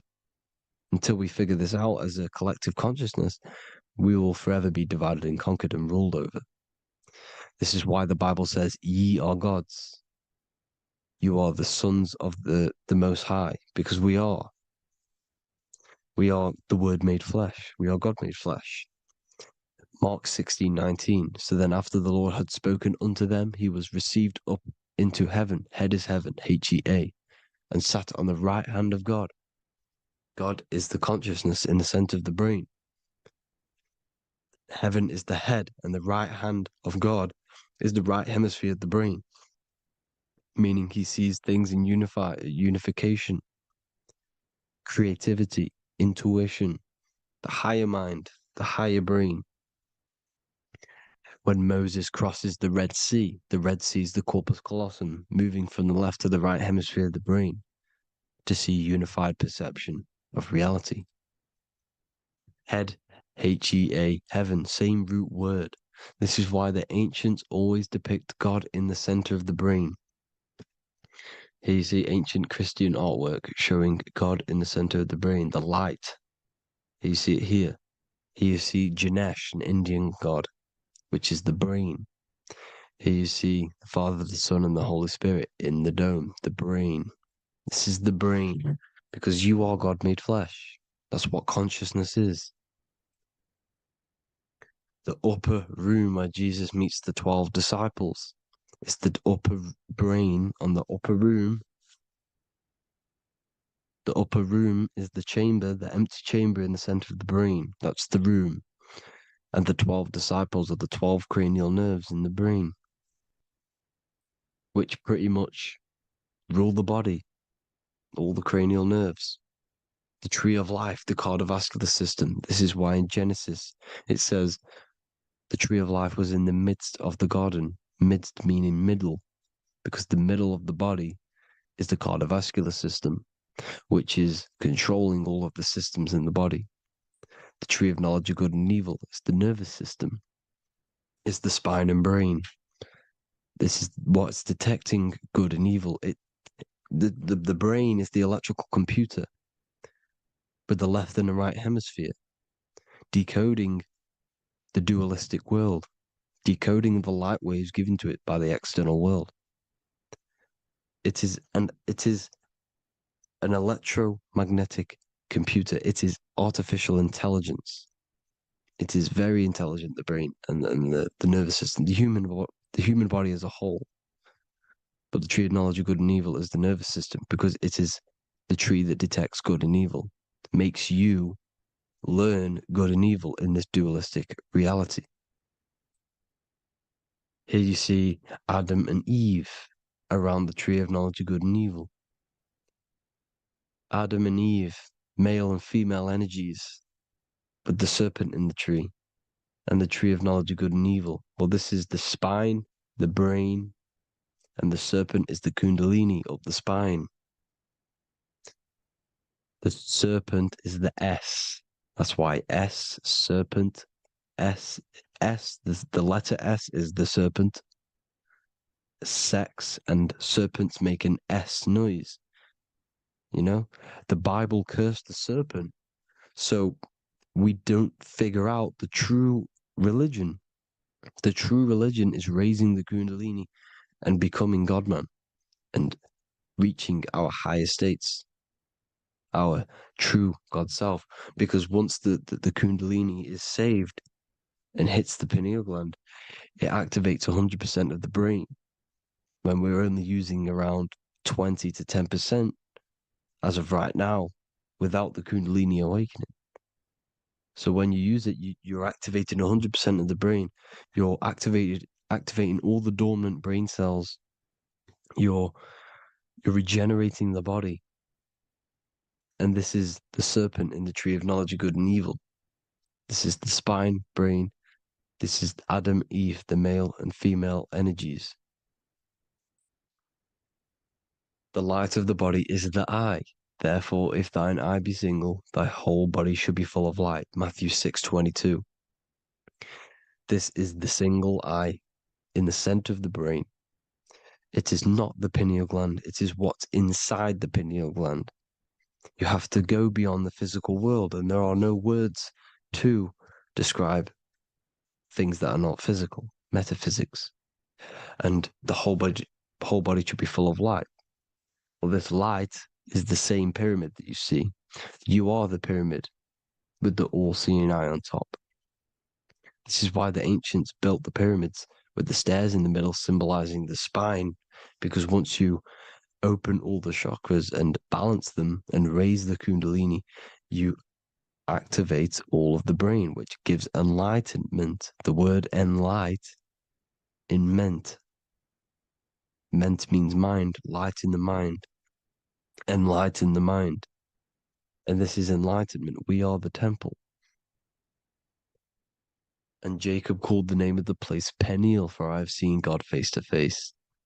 Within spells high twin. Within you is the God self, which you need to manifest into the external world. And he's seen God in Peniel, the consciousness. He's seen his true self, consciousness in the pineal gland.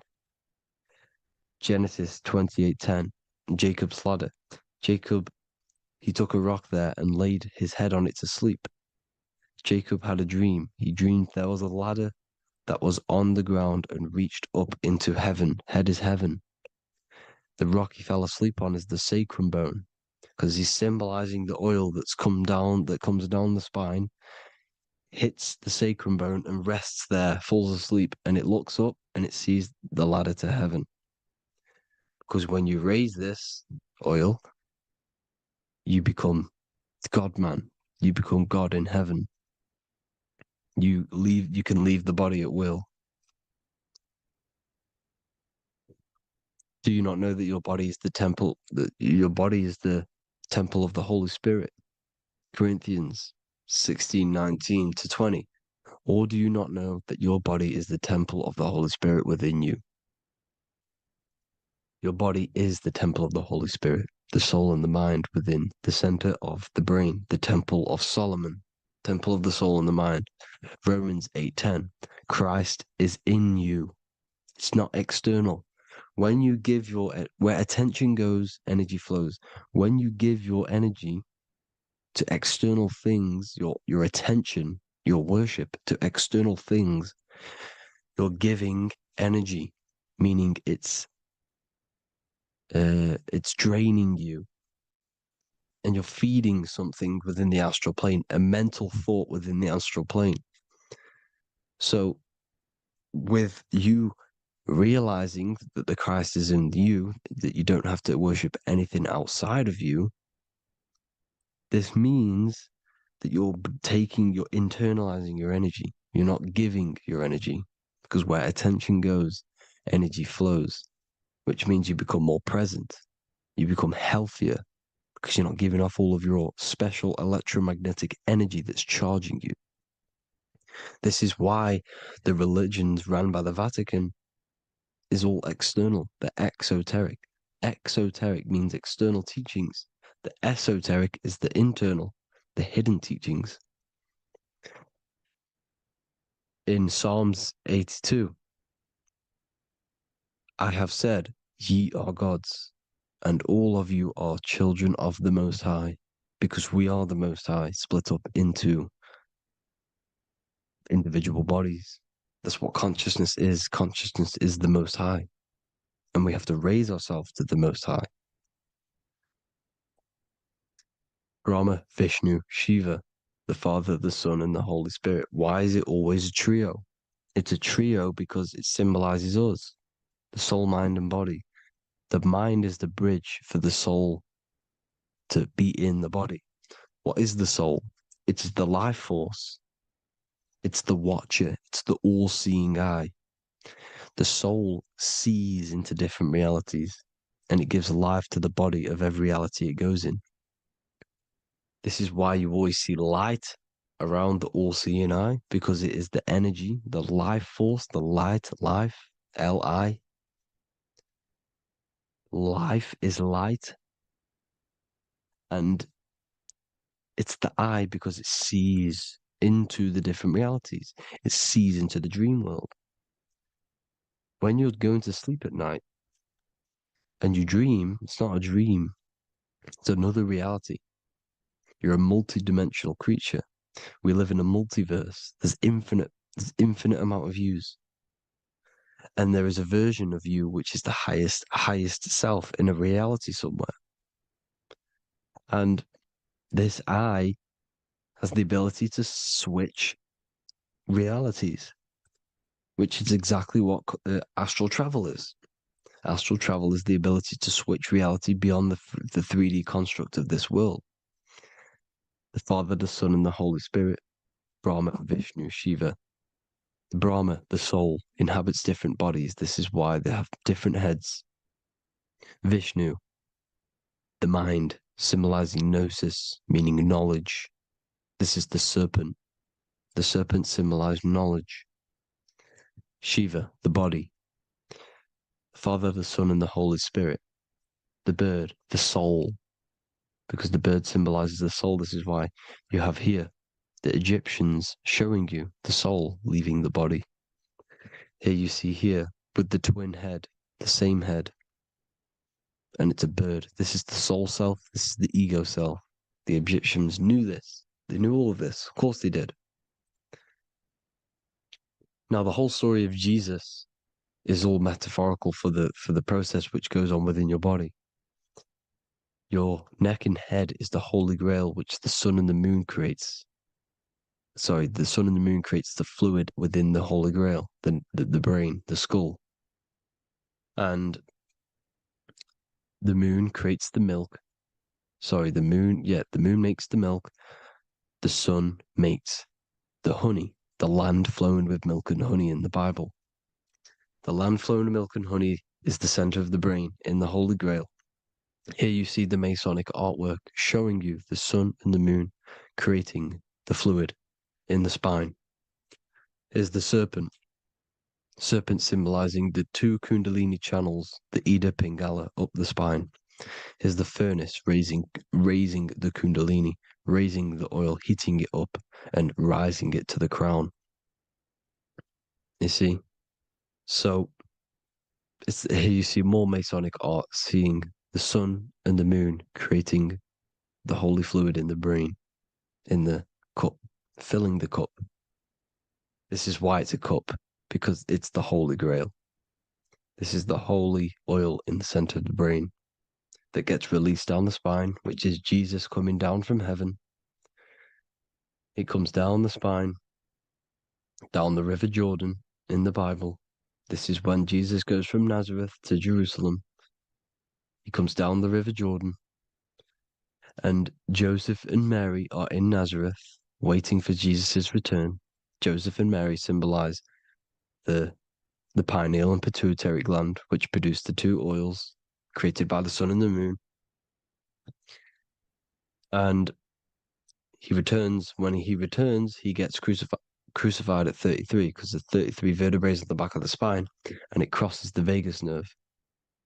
The crucifixion of the oil past 33 vertebrae creates God-man, and it creates your higher self, and it activates 100% of the brain. And you turn into spirit, you turn to your spirit self. This is why Jesus dies. He didn't physically die, it metaphorically dies, and becomes his higher self. The ego self is left behind. It's the same with the whole story of Jesus. Jesus comes down from heaven, which is the oil. He dies in a cave for 3 days, which is the oil hitting the cave. Here's the cave. and resurrects after 3 days. If you resurrect the oil, comes up and gets crucified at 33 in Golgotha. Golgotha translates to a place in the skull. The 3 wise men from the east.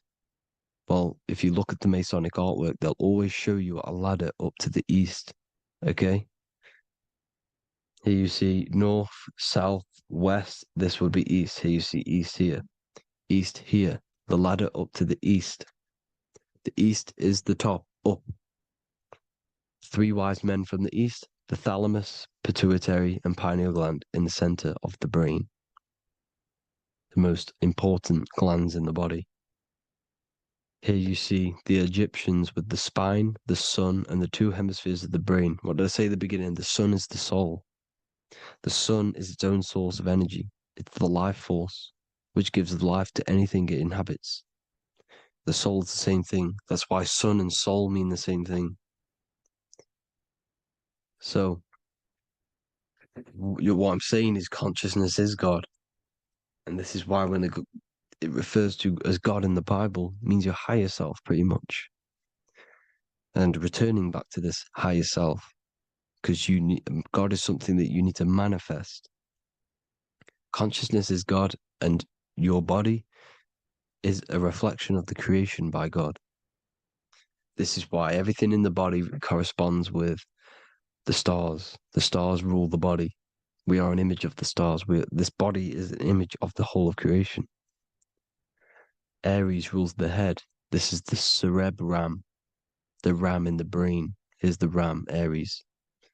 And we have something called the cerebrum, Aries, the ram. This is the Lamb of God moving to the higher mind. Taurus, which is the lower brain and neck, the cerebellum, the bull Taurus, the lower mind, and the cerebrum and the cerebellum, the ram and the bull, is what makes you ramble on. Ramble meaning walking. The higher mind and the lower mind working together makes the body ramble. Ramble is what makes you walk along. Thank you to Santos Bonacci. Gemini, the 2 twins, rules the 2 arms, the hands, and the lungs. These are the 2 twins of the body. Sagittarius, the horse, which rules the hips. Hips means hippo. Hippo means horse. Hippopotamus means water horse. Hippo means horse, and this is why we call them hips, because horses have massive hips. Capricorn, the kneecaps. Pisces, the 2 fish, the 2 feet. Then they make us swim. We are an image of the stars, people. Well, the body is anyway. Consciousness is God, and the body is the image of the whole of creation. It's a reflection of the whole creation, as above, so below. 12 systems in the body, 12 cranial nerves for the 12 constellations, 12 cell salts. The body's made out of 12 cell salts. So, this is where it gets kind of deep. This is where we get deep. And he said Jesus was known as the fisher of man. And fisher of man, meaning man does not mean man as in the male. Man means mind. He's the fisher of minds. So the Bible is not patriarchal. It's not patriarchal. Man just means mind, pretty much. So the fisher of mind, man, because he was fishing minds out of this reality into the higher realities. He was teaching people how to leave the body when he walks on water. Walking on water is the physical, etheric, astral, and mental. These are the different planes of reality. The ether is the either, because the ether is the substance that's on either side, astral and physical. It's the 5th element, is ether. And the 5th element is the water. The same water at the beginning of the Bible when it says Let the firmament divide from the waters above from below. The water symbolizes the ether. It's the base of all physical matter. And the ether symbolized is known as the water. So when you're walking on water, you're walking on the ether, meaning you're leaving the physical body. So when Jesus walks on water and he's teaching Paul to walk on water, Paul becomes scared and falls back into the water. Well, when you astral travel and you become scared when you're projecting, you'll fall back into your body. So he's pretty much saying walking on water is leaving the body, and walking on the ether, because the ether is the veil between the astral, and that's what devil means. Devil has the word veil in it, because the devil is trapping you between one veil, which is this world. They're trapping you in this world, this thin layer of reality. Your dreams are different veils. The ether, the astral, the mental are different veils. Devil is the veil. The veil. You need to escape being stuck in one reality and live in between realities. And this is when you truly become a multi-dimensional being, because your soul is just the eye. That's what you are. You're just an eye, and you see into different worlds. And it also, when Jesus means the fisher of man, the fisher of minds, he is I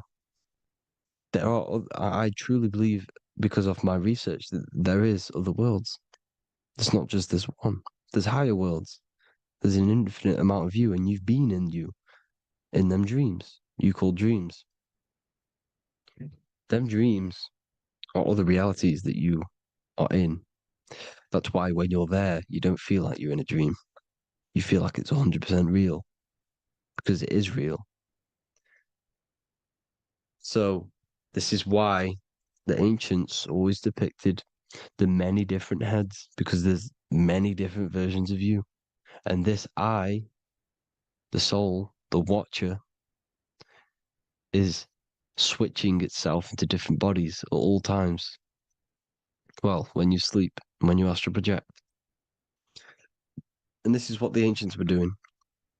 They understood the multiverse, and they could switch bodies at will. And this is what the 7 seals are in the Bible, also known as the 7 chakras. These are literally portals within us to these different worlds. We're in the heart at the moment. Earth, rearranged, spells heart, meaning middle. This is where good and evil exist. It's the middle point, the midpoint of realities. So I hope you all enjoyed the video. All of this knowledge that I've give you in this video is inside of my book, the Book of Wisdom. The Book of Wisdom gets updated every single month with new pages. It's a one-time payment for a lifetime worth of research and knowledge by me. So if you do want to get it, the link will be in the description. But I hope you all gain some amazing insight. Please like, comment, and share to help the algorithm, and drop a subscription. And for more lectures, every 2 days, I drop lectures and knowledge within the Patreon. If you want to support the channel, join the Patreon. Everything's in the description, because we are not monetized on YouTube. Thank you all. Have an amazing day.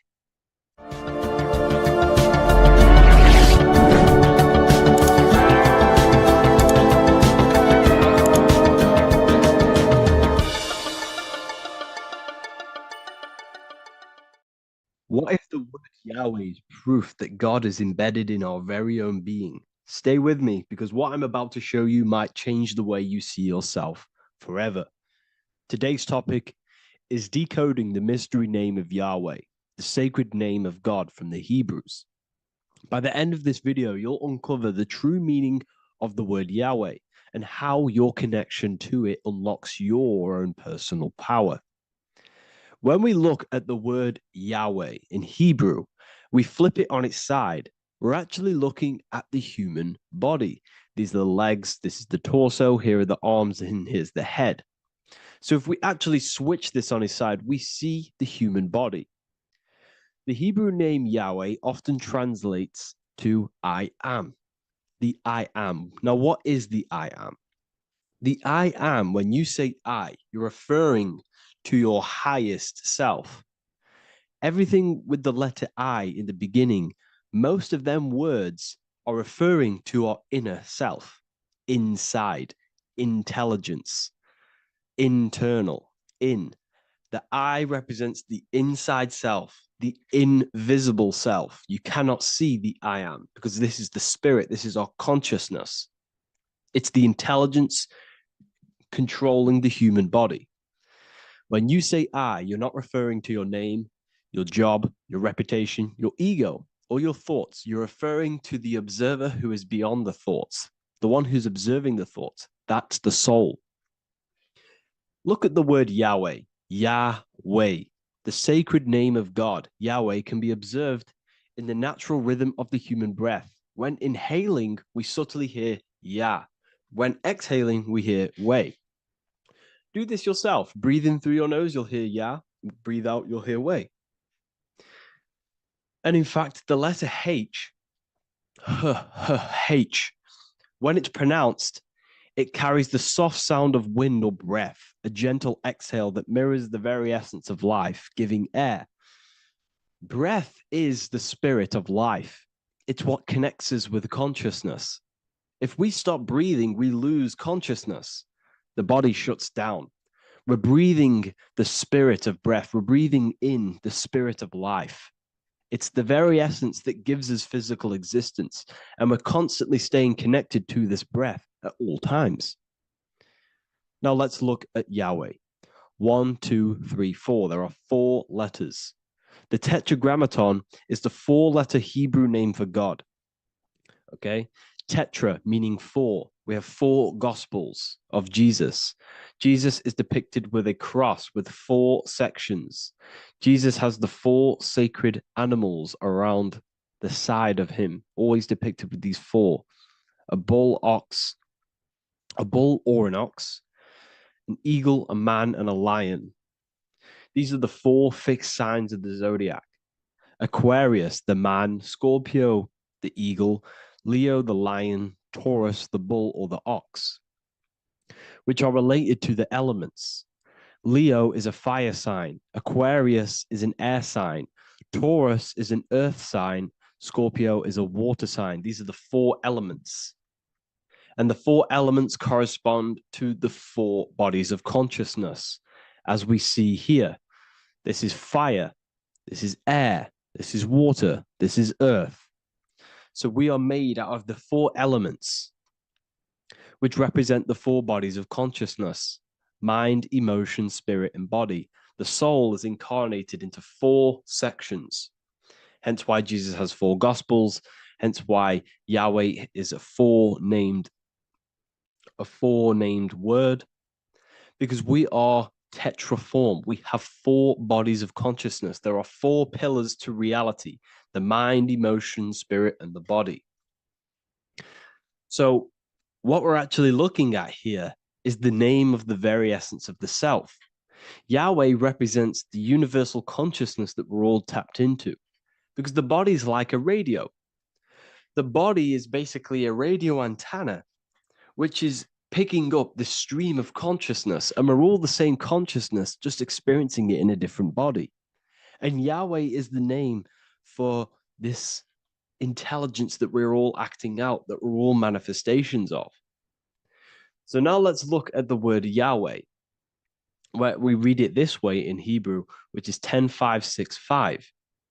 10565 in the Hebrew letters and the numerical values. And the DNA is made up of 4 bases. These 4 things which create the DNA. This basis is the genetic code for all living things. Each DNA strand is held together by sulfur bridges that appear in a repeating pattern of 10565. This pattern matches the numerical value of the Hebrew letters of Yahweh, Yod, He, Vah, He. which are 10, 5, 6, 5. This means the structure of DNA, the code of life, follows the same number sequence as the sacred name of God, Yahweh. This is a factual observation. So we're looking at 10, 5, 6, 5. So let's look over this one more time. Yahweh represents the breath, Yahweh, inhale, exhale. It translates to I am. It's written in our DNA. The word Yahweh on its side looks like the human body. Now, this is where things get a little bit deeper. 10, 5, 6, 5 adds up to 26. The number God, well, the word God adds up to 26. Allah adds up to 26. There are 206 bones in the human body, 26. 26 adds up to 8. 8 is the number of infinity. We are all the infinite consciousness. Consciousness will never die. It's immortal. It's infinite. We are all infinite. We are not these skeletal structures. We are Yahweh, the universal consciousness. The creator of all things is our essence. We're all God with individual identities, but the highest versions of ourselves is God. The ego is our own personal experience of God. Does this make sense? So in conclusion, Yahweh is not the name of a separate God from us, but rather the reflection of the divine consciousness manifesting through the human form. The human body is like a receiver acting as an antenna that tunes into the infinite intelligence and life force we call consciousness or God.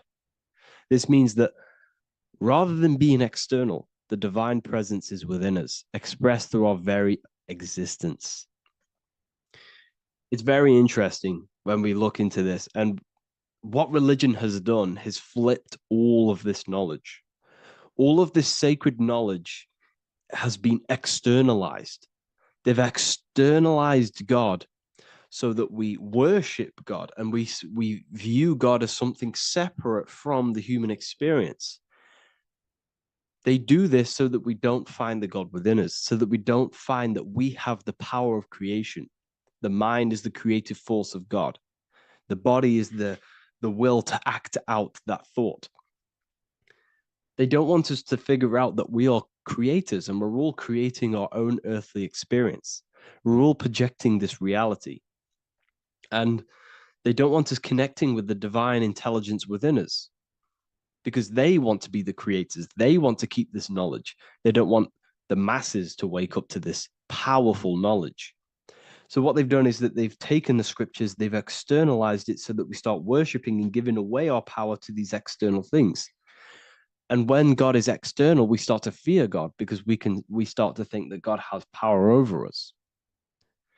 He can send us to hell or heaven. So this is what's going on. They've been externalizing this for thousands of years to keep us in a suppressed state. Okay. Humans are very advanced because we possess self-awareness. We possess the ability to move our awareness and our thoughts outside of the instinctual nature. For example, a cat or a dog. These things can only live in their instinct. They live based on instinct. They smell, they eat. That's pretty much what they do. But humans, we have the ability to rise above that nature and turn to our infinite selves, our higher selves. We can move beyond our instinctual nature and create very advanced things. That's why humans are made in the image of Yahweh. We are literally God in human form. So this is what we all need to realize. And I hope this video has helped. Please leave a like, a comment on inside of the description. I'll have some links to my books and my university. The people who have read them have just absolutely changed their lives. You could probably see that in the comment sections if someone leaves a review of the book. We also have Trustpilot. But yeah, I thank you all. And I'll see you in the next one. What if I told you that reincarnation is real and that there is a metaphysical, spiritual science behind this? Most people leave this world just as lost when they entered it. that they carry their fears, attachments, and addictions with them, only to be born again, trapped in the same cycle, repeating the patterns of lifetime after lifetime. This lecture is not just about preparing for death. It's about mastering yourself before death, so you don't take them burdens with you.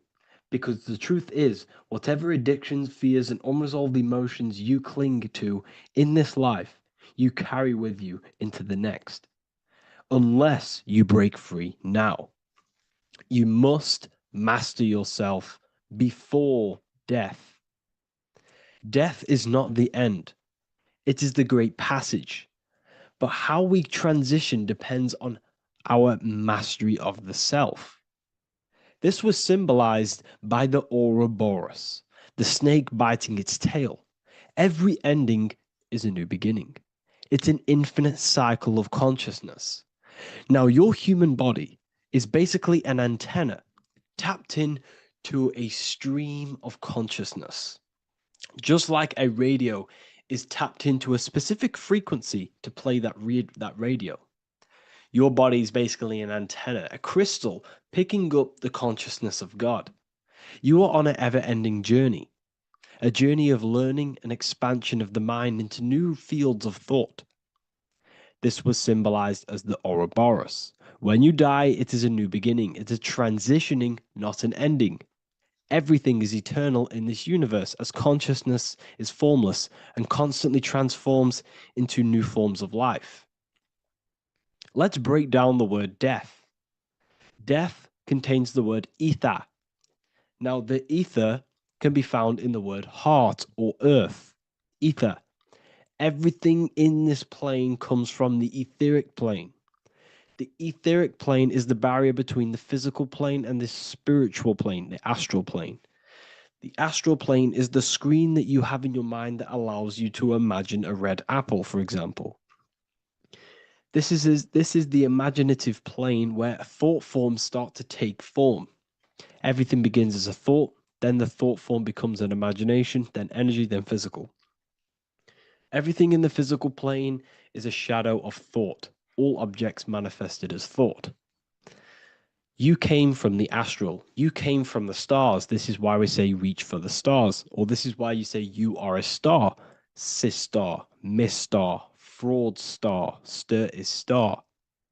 And when you become famous, you become a superstar and you gain a star on the Hollywood floor. You are a star. The ether.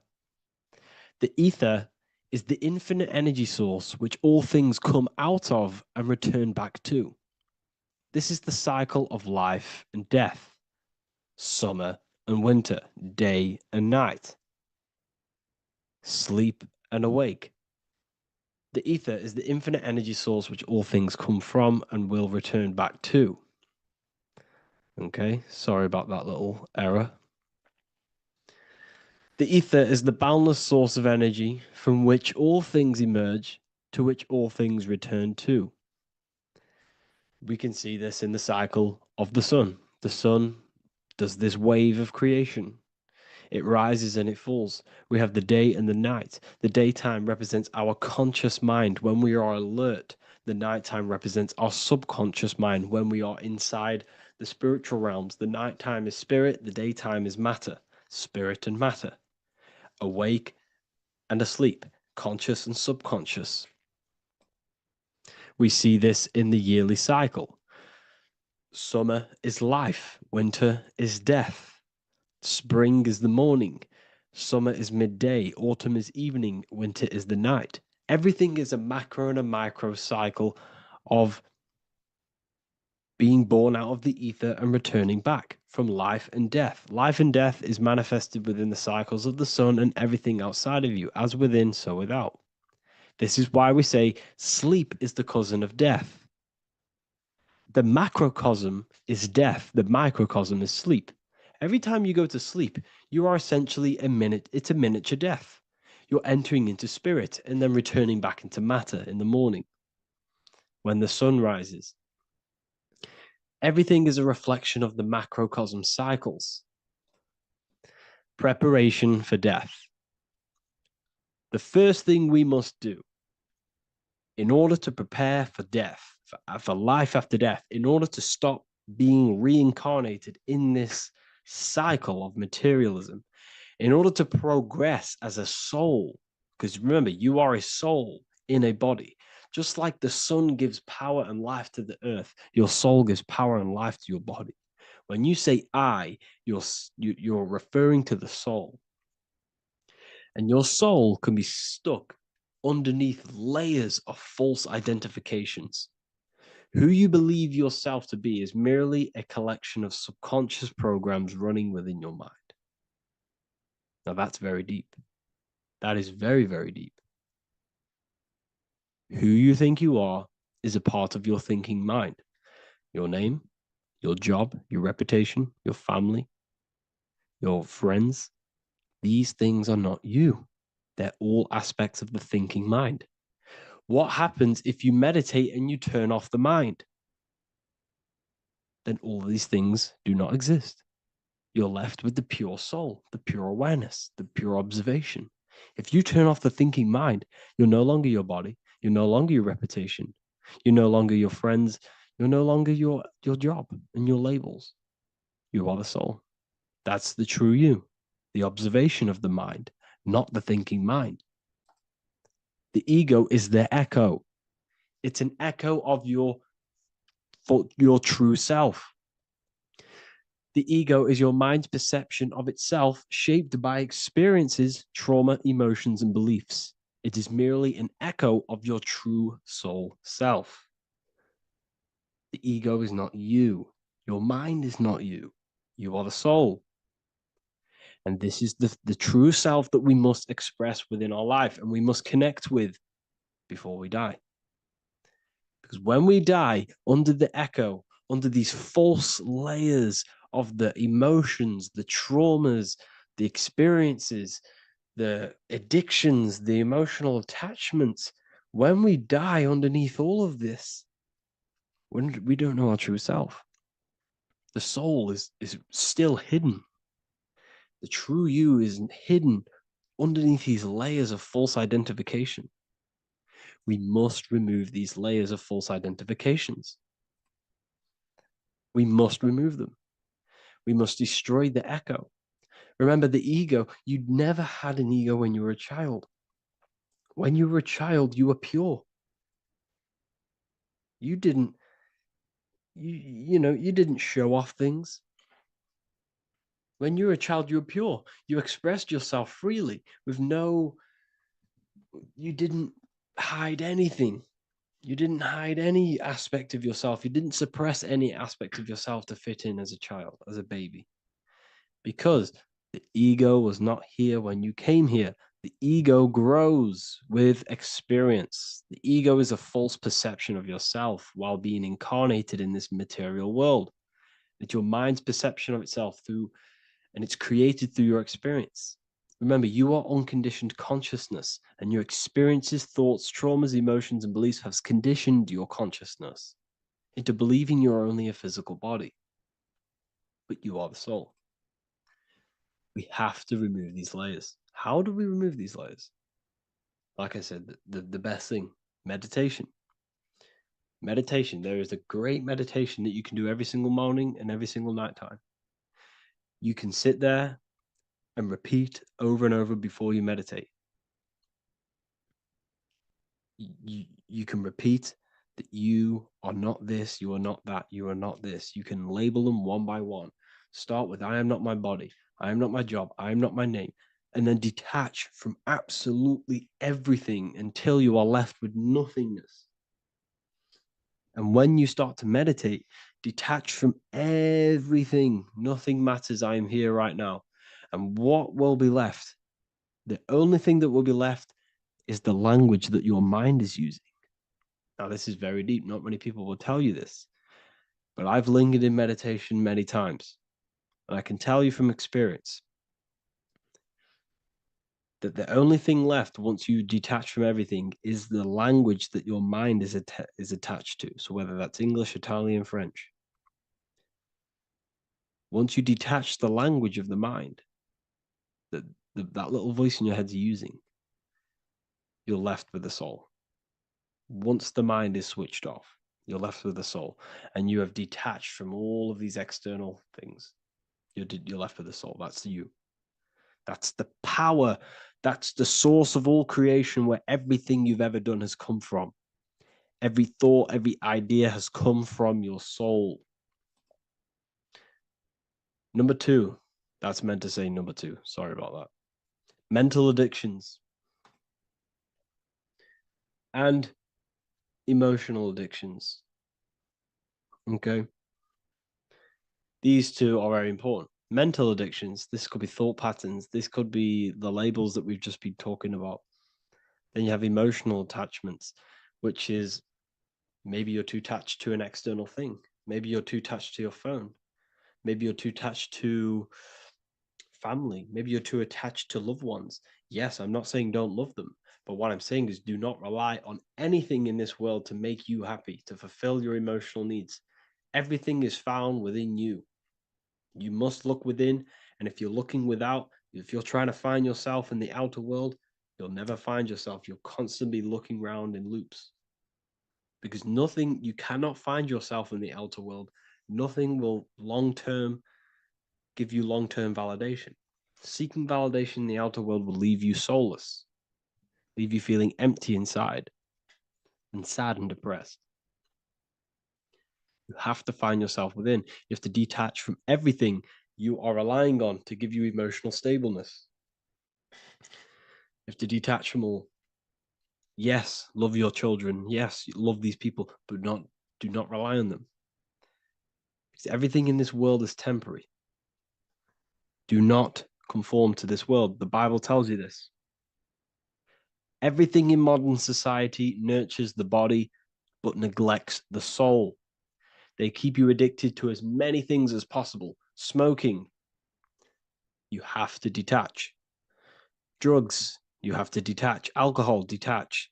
You cannot rely on anything. This is why this path is very, very difficult to walk. But I'm showing you the way. These are the things you must do before death. You have to detach from absolutely everything. If you die and your mind and soul is still addicted to these worldly things, then you guess what? You're going to reincarnate. You're going to reincarnate because your mind is still thinking about these material earthly things. And if you are operating in that vibration, you're going to project that vibration and come back here. You have to detach. You have to master the soul and master the mind. Like I said, the matrix is designed to keep you addicted to as many things as possible. Your phone, food, smoking, drugs, alcohol, clubbing, all of these things. Everything in society is made to trap your soul and reincarnate in this world. That's why it's very, very, very difficult to walk this path.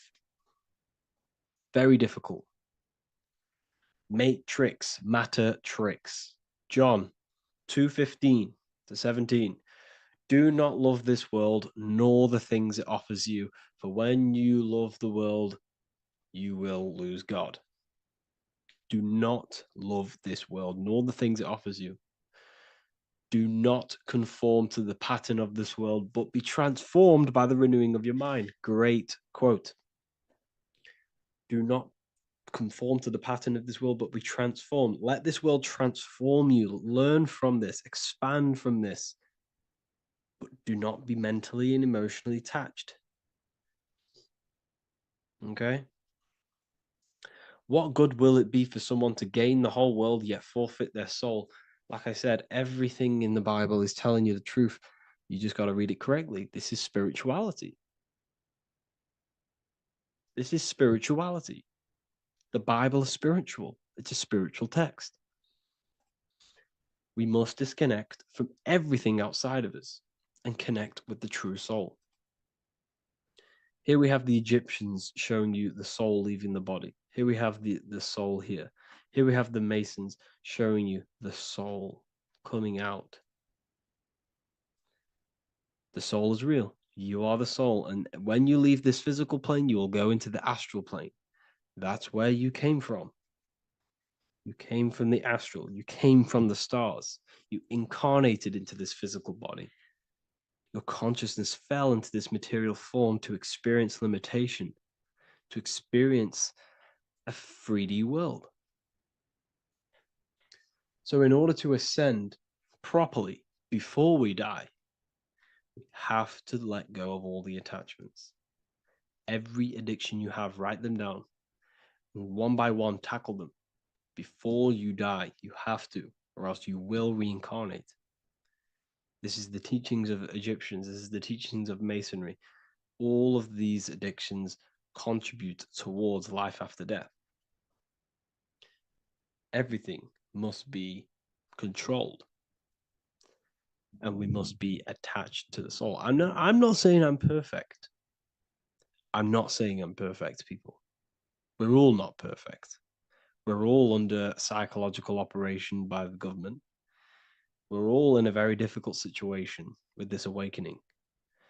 I'm simply pointing out what I know from my journey and what I've been learning through occultism and research and reading lots of books and many different things. I'm on this journey just as you are. Maybe I'm further. Maybe you're ahead of me. We don't know. But this is what I'm sharing with the world. This is what I'm sharing with my research. And this is what makes sense. It's common sense. Look at everything around you. Everything's made to feed the body, not the soul. So, my beautiful watchers and fans and supporters, I appreciate every single one of you, and I hope this video has supported your journey. If you're feeling lost in life, if you're searching for deeper answers, whether you're seeking clarity, looking to expand your studies, or ready for personalized mentoring, this is your chance to connect with me live and receive insights tailored just for you. Start your path to self-mastery and enlightenment inside the world's best esoteric school. Your journey starts now. Tap the link in the description if you want to join Ethereal University, or feel free to check out my books. I thank you all, and I really appreciate for 100,000 subscribers on YouTube. I love every single one of you. Make sure to drop a like, a comment, and subscribe to the channel if you're new. Let me know some ideas for, lectures, anything that you want to know. I can make lectures on them. Just drop it in the comments. I appreciate every single one of you. Take care.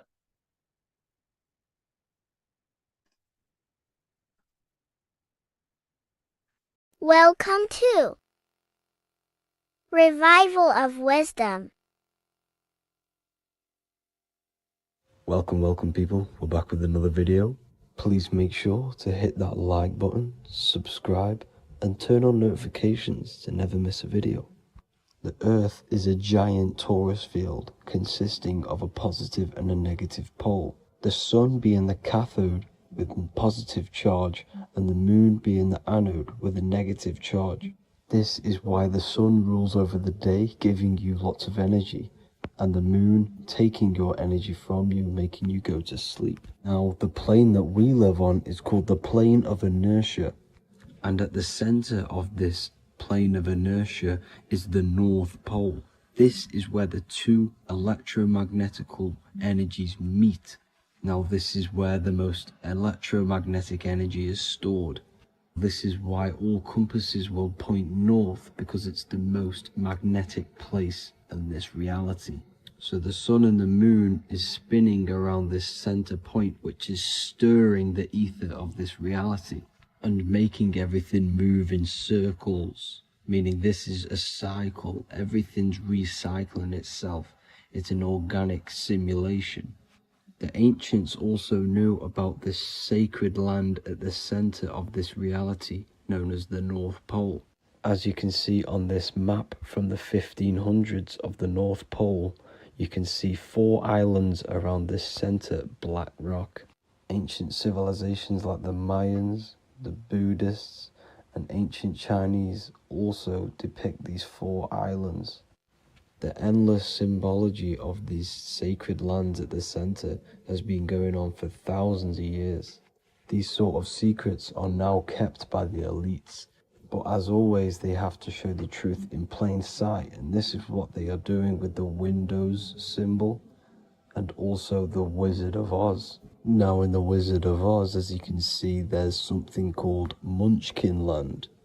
Munchkins are these unusually short people. Then on the ancient 1500s map it says pygmy, and then the pygmy people in mythology are also these unusually short people. Just like Santa and his elves, they come from the North Pole, and elves are these unusually short people. These stories that we are told about Santa and Munchkins are putting truth in plain sight about this sacred land. This sacred land at the center of the earth is where the aurora borealis comes from and is being emitted from this black hole in the center, also known as the black sun. The aurora borealis is the Earth's aura, hence why it has the word aura inside of it. It is the life-giving essence to all life within this realm. As this dualistic reality we live in consists of both physical and spiritual, the black sun is like our sun for the spirit. It's our spiritual umbilical cord, connecting us to the spirit realm. And the rising sun is the opposite. It's our sun for our physical 666 carbon suits, known as our human body, our physical aspect. As it states in the 40,000-year-old emerald tablets, deep in Earth's heart lies the flower, the source of the spirit. The flower of life is as thine own place of spirit, and streams through the earth as thine flows through thy form, giving off life to the earth and its children. So the North Pole is the core of this spiritual reality, and the closer you get to it, the more spiritual and lucid it becomes. So the elites have covered this up in order for us to forget the true nature of this reality. And they did this cover-up by introducing the globe model. Nicholas Copernicus was around in the 1400s, and he introduced the globe model. As you can see, he is a Freemason. He depicts himself with a globe and a Masonic compass in all of his paintings and portraits. Galileo was also a Freemason, as you could see in all of his portraits with a globe and a Masonic compass. He was also a massive part of introducing the globe model after Nicholas Copernicus. So yes, the globe model was a spiritual and political move to gain more control over the masses. After the globe model was then introduced, they introduced the theory of evolution by another Freemason, Charles Darwin. See how these two theories go hand in hand? They both degrade humanity, and they make you confused of where we actually came from. By hiding the true form of this divine creation and hiding the true power of each and every one of us, they maintain control over the masses. Now this is order out of chaos, known to be the 33rd degree slogan of Freemasonry. Now this is the Masonic cosmology, and as you can see, you have the checkered board for the duality, the 5-pointed star for the 5 elements, the 4 corners for the 4 pillars, the all-seeing eye, which is Polaris, the sun, the moon, and the 7 stars. So even Freemasons are taught the flat earth cosmology and the true form of this reality. Now the true nature of the sun, the moon, and the earth is shown and reflected through the Masonic compass. The Masonic compass is the sun, the moon, Polaris at the top, and the black sun at the bottom. It makes sense why all the scientists who introduced the globe model all used the compass and the globe together, because it's truth in plain sight. As I explained in my other video, all Freemasons have to take the oath, so it goes to show, why are we all learning these theories from Freemasons who can't talk about certain topics that they learn about? Why should we believe their theories when they're holding back the real truth about this reality? Now going on to NASA. NASA means to deceive in Hebrew, and they are also funded by the government. They are not a private company. The old owner of NASA, Werner von Braun, on his grave has the Bible verse Psalms 91. The heavens declare the glory of God, and the firmament showeth his handiwork. Now why would the owner of NASA put this on his grave. Seems a bit suspicious to me, alongside with the NASA astronauts are all Freemasons. And not to mention the countless mistakes they've made on their live videos in space stations, the moon landing, and the CGI footage of the Earth, which is obviously photoshopped. Just by tricking the masses that they live on a spinning ball, the elites gain the perception of the masses. Not only does it hide the divine creation we're inside of, it hides the divine spark within you. It hides the creator, the source. And by believing in space and we live on a spinning ball, it makes people come to the interpretation of that we are a coincidence and we do not have any purpose. And of course this is false.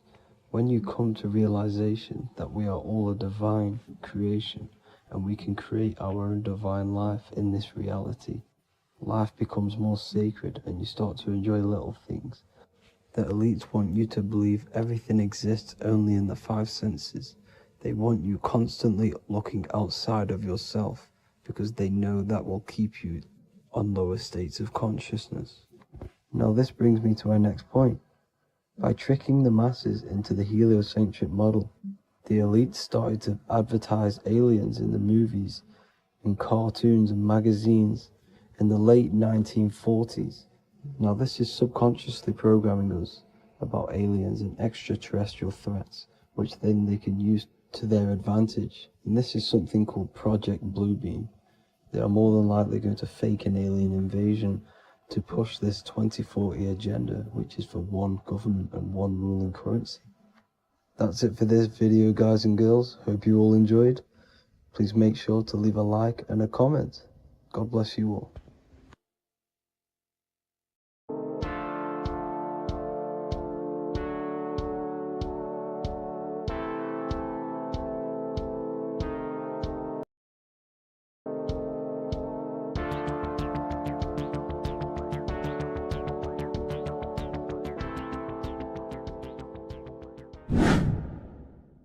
Welcome back, people, to another occult lecture by Revival of Wisdom. Today we're going to be talking about magic and how it's being used on us for the New World Order. Magic has the word mag within it, which is magnetism. Magnetism is the force. Magic is influencing forces, natural or supernatural forces,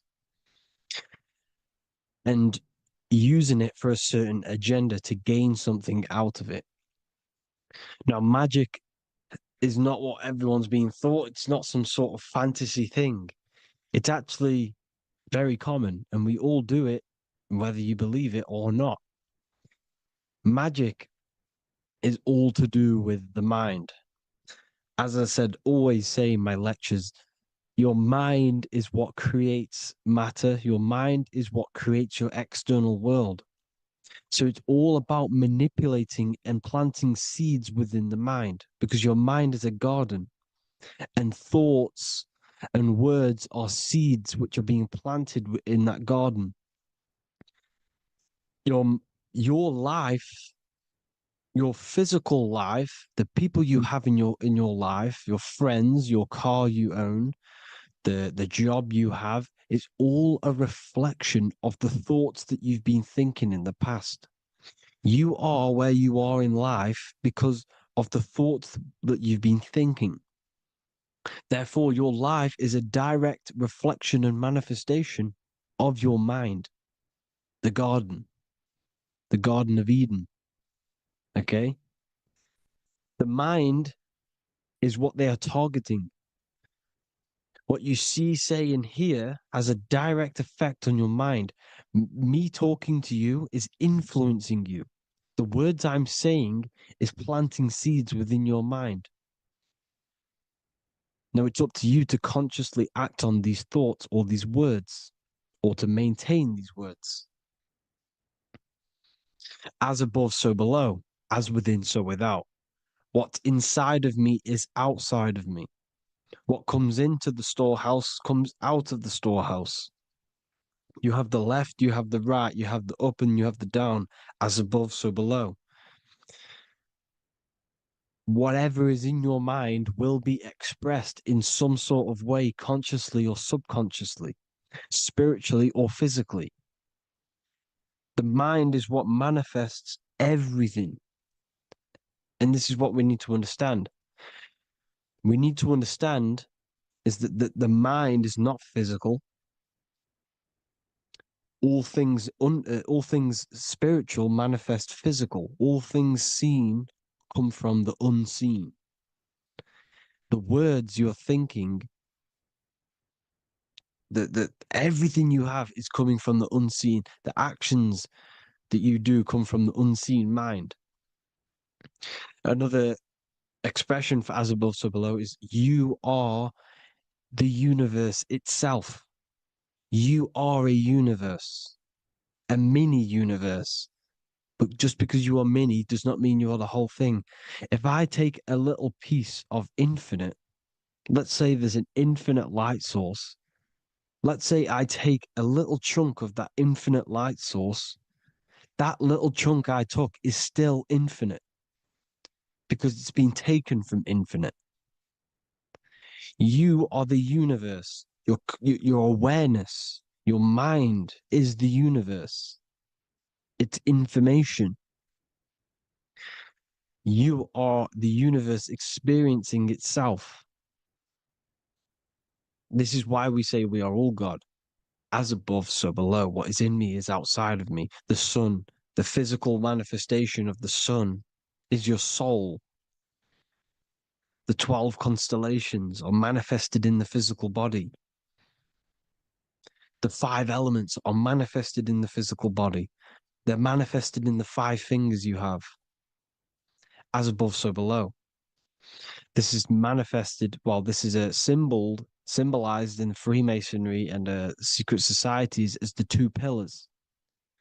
The mirroring reflection, the reflection of reality, the mirror, as above, so below. What happens in the mind, what happens in the astral, happens in the physical. This is Aleister Crowley.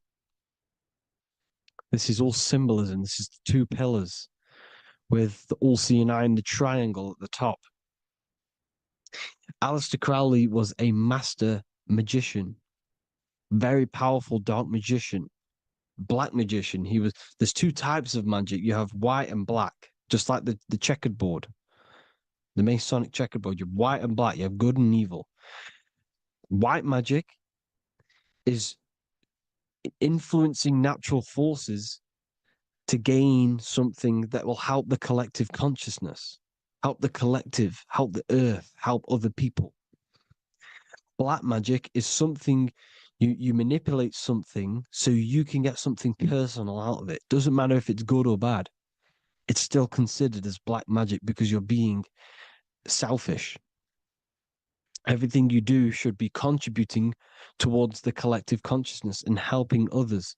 And this is why the ancients lived in a system where everything was in unity. We understood that I am you and you are me. What I do to you happens to me because I am you and you are me. We are the same mind substance on the inside. We're all the same mind substance being expressed in different bodies.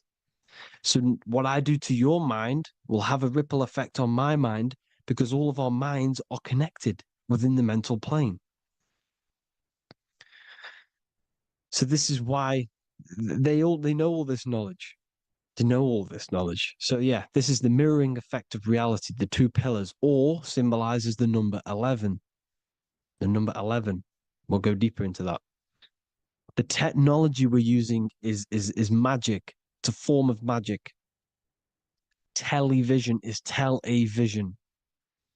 They're telling a vision into your subconscious mind, into your memory. And when you turn on the television, you get a program because they're telling a vision to create a program within your subconscious mind. You see, the conscious mind is only 10% of your mind, which is to do with your, what you're aware of, your 5 senses. What are you consciously aware of? Well, I'm aware I'm here, I'm talking. I'm aware of what I'm wearing, the 5 senses, what I can hear, taste, smell, hear. what I'm aware in, I'm aware of what I think of. But the subconscious mind is the 90% of your mind. It's the hidden part of the mind, which is telling your heart to beat, telling your body to breathe. It's storing all of your emotions. It's storing everything you see, storing all the belief systems that you have. It has everything. It stores all of the habits you have, the values. It stores everyone's name that you know. All the words that I'm speaking right now is all coming out of the subconscious. Everything is subconscious, and it literally manipulates 90% of your daily basis behavior. Most people don't know this. What you did yesterday is what you will do today because of these beliefs and mental programs within the subconscious, stored within the subconscious. So the subconscious is what they're aiming at. They're trying to create programs within the subconscious because the subconscious manifests 90% of your thought patterns, 90% of your actions and words. They know all this stuff. So the subconscious mind is the most powerful part of the mind. Another way the subconscious manifests and influences your life is, let's say you were in a car crash years and years ago, 10 years ago. Let's say you're in this car crash, right? And you really hurt yourself. The emotion you felt in that time when you were injured in that car crash had a great impression on your subconscious mind. You see, the stronger you feel something emotionally, the stronger impact it has on the subconscious. You can remember and recall that moment and very vividly because of the impact it had on the subconscious. Another, for example, you become that terrified of cars that it manifests into your life today, that you are wary to go in certain cars. You don't want to go in cars at all, maybe, because of that moment that stood within the subconscious. And it will manifest into anxiety. It will manifest into not going into cars. It will manifest into depression, maybe. These things, these emotional, very emotional, traumatic events have a great impression on our subconscious and they control your life. This is why you need to meditate and let go deep within yourself and let go of these internal, deep emotions that you may have repressed and keep pressing down and ignoring. But you need to address it and let go of these subconscious impressions you have, which are controlling your life, like anxiety, depression. All of these things are stemming from things that are stored within your subconscious years and years ago, more than likely. Broadcasting. They're casting spells to a broad audience, to news, north, east, west, and south. They're casting spells. No, if you watch the news, everything's red. Breaking news in red writing or the red background, everything's red. Why? Because red's the root chakra, which is all to do with survival. They want to stimulate this root chakra because they want you down there in survival mode. They want you in survival mode because you're easier to control. They control out of fear. And not only they're casting these spells as if, because most of the things they cast in the news hasn't already happened. They're constantly bombarding you with there might be a war breaking out, war this, war that, kill here, kill there, murders. It's impressing, it's casting spells on your subconscious mind. So when the event does turn up in real reality, in physical reality, you're less emotional, you're less surprised. You're not as surprised because you've already heard it before. Your subconscious has already heard it all before. If you never heard of a war and then a war broke out, you'd be going crazy. So they subtly program your subconscious mind through the words, because the words they say is impressing your mind. It has an effect on your mind, which will have an effect on your behavior, your words, your conversations you have with people. They're casting spells to north, east, west, and south on the tell a vision. They're telling a vision by broadcasting, by saying spells. This is why we call it spelling. Even the word, listen, the words we say cast spells. Bless. Oh, bless you. That's be less. The subconscious mind only picks up literal things. You see, when I say bless you, your conscious mind picks that up as, oh, thank you, you're blessing me. But your subconscious picks up as be less. You see? Because the subconscious it has no filter. It's just, it is what it is. Everything is factual in the subconscious.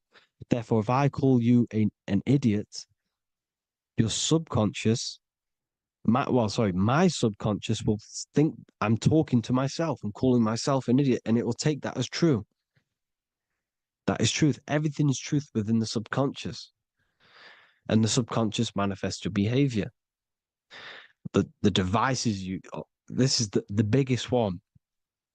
Black scrying mirrors, device, the devil's vice, the device. Okay? Black scrying mirrors, black screen is scrying. Black scrying mirrors were used to communicate with spirits within the astral plane in the medieval times. They're still being used now by black obsidian mirrors. And look at your phone, it's a black mirror.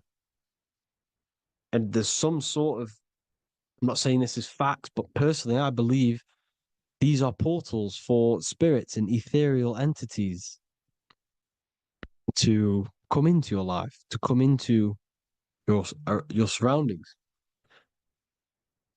So this is the next big thing: the TVs, your iPhone, your iPod, all black mirrors. And mirrors are very, very powerful. Even just a normal mirror. Mirrors have an effect. Whatever you say into a mirror, what you say is energy. And when you say something into a mirror, you're saying it into yourself. It's an infinite cycle of words of energy because it's being reflected infinite times. When you say something into a mirror, it has a massive effect. You're saying it directly into your eyes, into your mind. So what you say in a mirror should be said with precaution. Never say anything negative into a mirror, because mirrors are very, very powerful ways for you to reprogram your subconscious mind for the good. You can say very positive things into mirrors and it will reprogram your subconscious mind. Okay? Manifesting is all magic. It's all magic. Everything is magic. But consciously doing it is what they're doing. They hid this knowledge. Your phone is magic. It manipulates your mind. The iPhone, okay. See, magic isn't all of this with wands. See, Harry Potter, okay, that was created to give you this perception of a mystical and amazing form of magic with magic wands and all sorts of stuff like that. Yes, that stuff was true when the collective conscious minds were on a higher level and our belief systems believed in these things, because the universal mind, all of our minds contribute to reality. If the masses don't believe in magic, if the masses don't believe in a certain thing, it's going to have an effect on physical reality. So when the collective minds are higher and have more open minds, things like Harry Potter can come true. See, it's all in the mind. The iPhone, the eye is the symbol for the mind, the invisible intelligence. The triangle is the ethereal plane. Okay. So the eye in the triangle is the eye that sees into the beyond the ethereal planes. The square is the physical plane. So the iPhone, your phone is a black box, just like the Saturn black cube. It's a black mirror. It's taking photos of you every 2 seconds. And it's your mind. Your mind is in that phone. Everything you like, everything you text, everything you type in Google, everything you say to someone, every conversation is all recorded on the phone. Therefore, it is a direct reflection of your mind. Your mind is imprinted into your phone because your mind, everything you think in your mind, you're manifesting into typing, saying, taking pictures into the phone, and it's collecting it and storing it. And what they're doing, and this is for all forms of magic, it's manipulating the mind. It's all manipulating the mind. Reels, Instagram, TikTok, this is all dopamine. It's all controlling the mind. Every like you get, every follow you get, every share that you get is dopamine within your brain. They're literally targeting your brain and mind. It's all manipulating because what they're pushing through the phones, through the media, through the news, through the televisions is visions and programs. You are the one manifesting the New World Order. They're not manifesting the New World Order. They're giving you the information so you can manifest the New World Order. Everything they say is contributing to your mind. For example, digital money and all the information they put out for you to see is contributing to your enslavement. Your mind is manifesting the New World Order. They know this.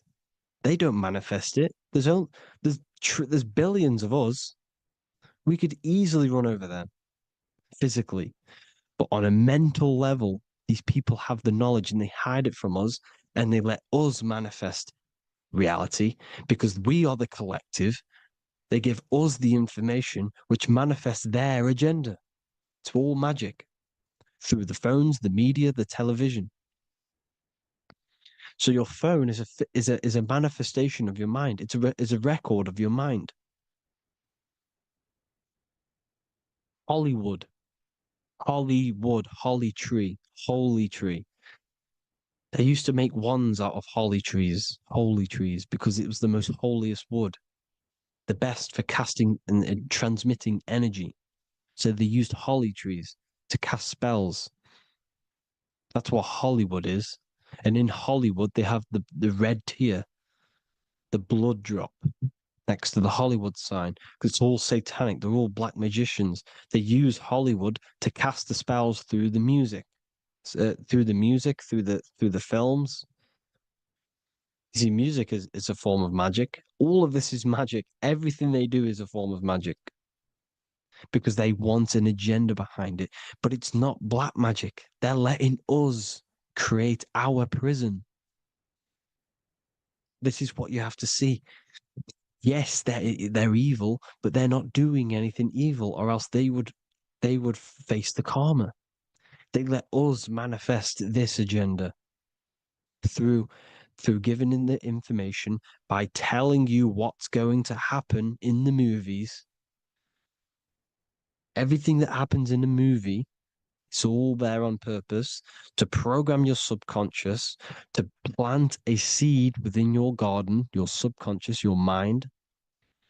Because when the mind has already seen something, when it comes up and turns up in physical reality, you will be less shocked and you won't rebel. So they lure you slowly. They make you aware of these things over time. They make you gradually think it's okay. Like the technology, we never used to use these phones. How did we become so addicted and reliant on them? Well, because first they gave you a little flick phone. Well, no, sorry, they gave you a phone in your house, and then once you got used to that, they say, "Oh, here's the newest version of a little flick phone." You started texting your friends. Everyone was loving it in high school. They could now meet up without saying, "Let's meet on the weekend at this point at this time," like your parents probably did, or maybe some of you watching this, you probably had to tell your friend to meet on the weekend at a certain time because you had no way of communicating. So everyone got these phones and got addicted to them. Then they slowly got addicted to the new iPod with the touch screen. Now they invented touchscreen. Then everyone got addicted to touch screens. Then because all of this is producing dopamine in the brain, which creates you to become mentally addicted to things and physically addicted, chemically addicted. Because dopamine's a chemical. Your subconscious becomes a program within your subconscious, and your body becomes chemically addicted to these phones. And these phones are the enslavement of humanity, technology. Without this, we wouldn't be in this mess without technology. Because they're creating a hive mind. We're creating a hive mind. So back on track anyways, uh, they program you. Look at the films, 9/11, 9/11, all produced by Hollywood. Here's the 11, like I said at the beginning, the two pillars which reflect reality. What happens in the mind happens in the physical. What happens in the astral happens in the physical. Okay, what happens in the physical happens in the mind. It's the two pillars, the mirrors. 9/11. 9 plus 1 plus 1 is 11. Flight 11 was hijacked. New York is the 11th state.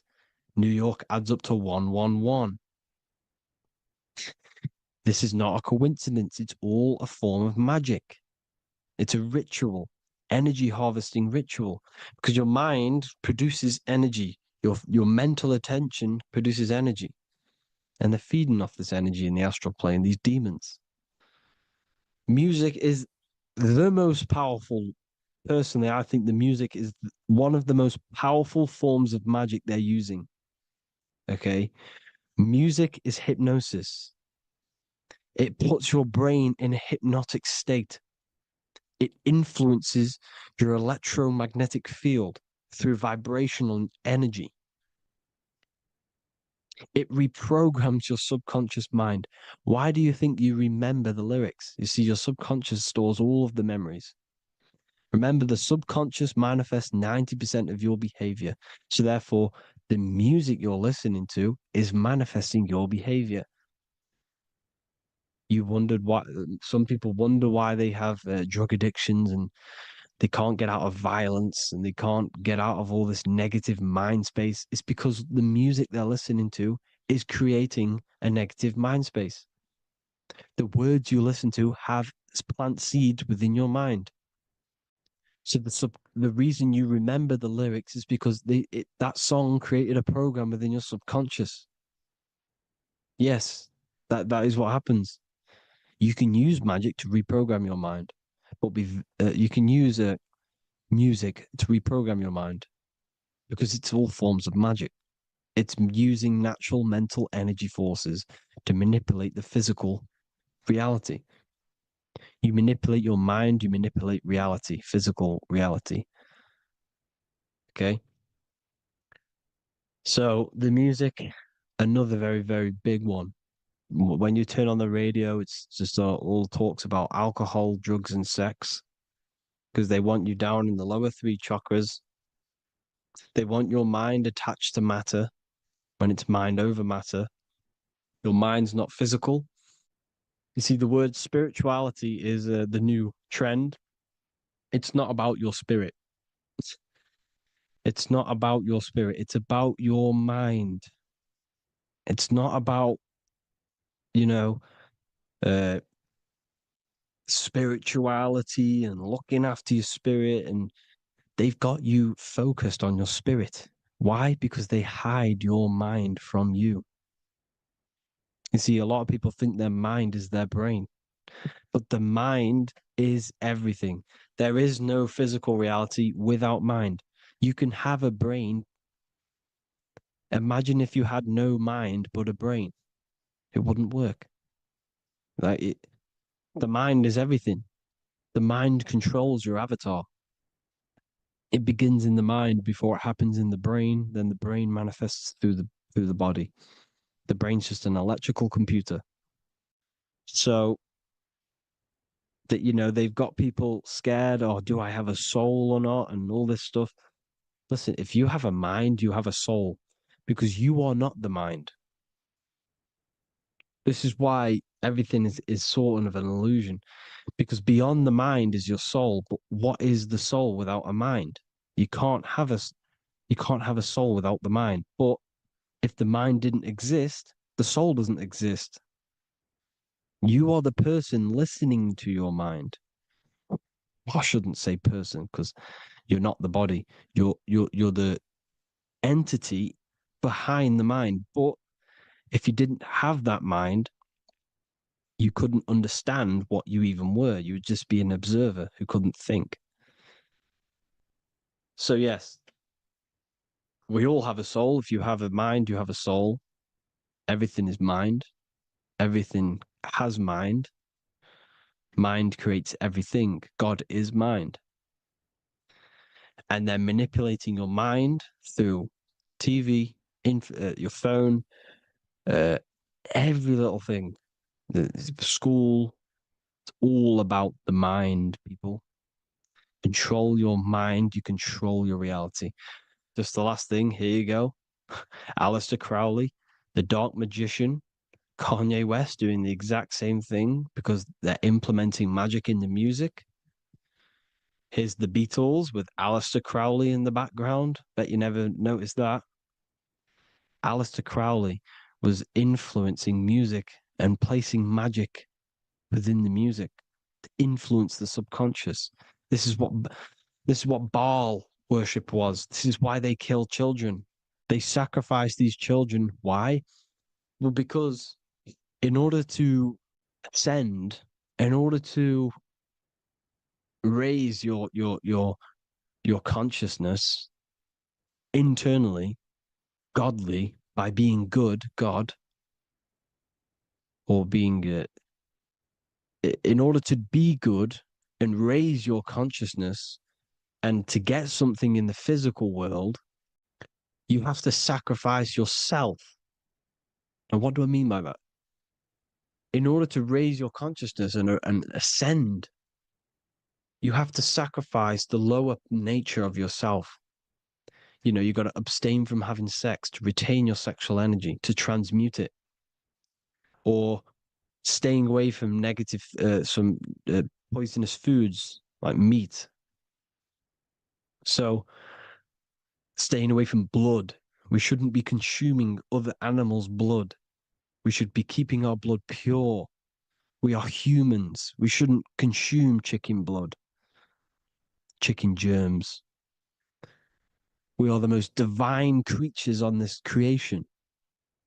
We are the most intellectual creatures in this creation. Therefore, we should keep our temples pure. We are not animals. If you want to associate yourself with an animal, go out in the wild, go and find a wild boar and go and try rip its guts out with your bare teeth, because you can't do it. You're not a cat. You're not a carnivore. Okay? So in order to ascend, you have to kill and sacrifice your lower part of yourself to ascend up to your spirit self, your mind self, the highest version. And the elites don't want to do this. So they sacrifice other things like babies to kill them, to exchange their life over to the astral plane, so these demigods in the astral plane can give them something in return in physical. They don't want to sacrifice their lower self, so they sacrifice other things for exchange, for physical pleasure. But the godly person sacrifices their lower self for their higher self to do good and ascend. So this is what all the Baal worship is, people, and this is why they're doing it. Hope you all had an amazing lecture. If you haven't already, go and get the Book of Wisdom for more information. You know, I don't go into dark stuff in this book because all I do is enlighten people in this book. You can get it in Spanish, English, German, Italian, and French. Worldwide shipping, you can get the PDF or paperback. Or there is also a new one called the Human Health Guide 2.0. It gives you a list of all the foods, grains, oils, nuts, you know, everything that's alkaline and positive for the body and not man-made and hybrid. It tells you all the products to stay away from, how to fast, how to improve vision, how to improve everything, literally. So the Human Health Guide has been released. If you want that, I'll pull all the links in the bottom in the description. Hope you all enjoyed the lecture, people. God bless you all.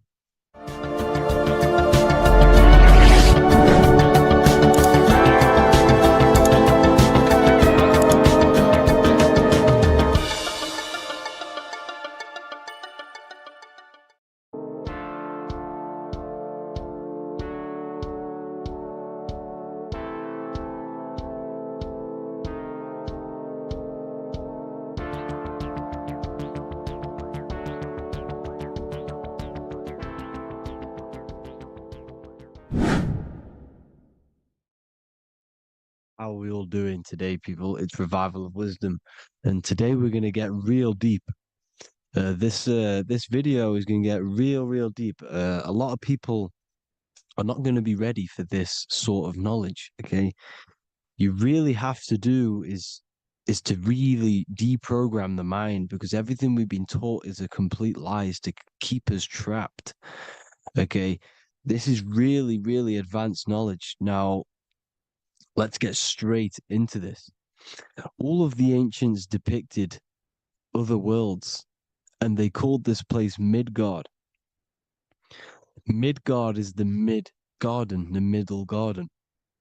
This is why the Masonic symbolism on the floor is always a black and white checkered board, symbolizing the polarity here, the good and bad, because we're in the middle garden, the heart. Earth rearranged spells heart, because we're in the heart of this system, or whatever it is, a super quantum computer, whatever you want to call it, simulation. Now, in the Quran, it talks about the 7 layers of heaven. All of these ancient artworks are depicting these different layers of reality. Okay, and look at the Egyptians here with the boat outside of the firmament. Boats travel on water, and this is exactly what the Masons are doing. So they're still using the same symbols. Why? Because it's the same knowledge, just hidden. The Egyptians have the same knowledge as the Freemasons. It's just hidden. Now, this cosmology that they're showing here, which is probably made maybe 100 years ago, this painting or artwork, is the exact same as the one we see here, with the arch, the boat. You know, it's similar, because the boat is symbolizing traveling these other worlds, because the ether is also symbolized as water, because if you look up at the stars through a telescope, it looks like it's water. It's shining through water, because this ether, whatever this substance is outside of this world, was symbolized as water.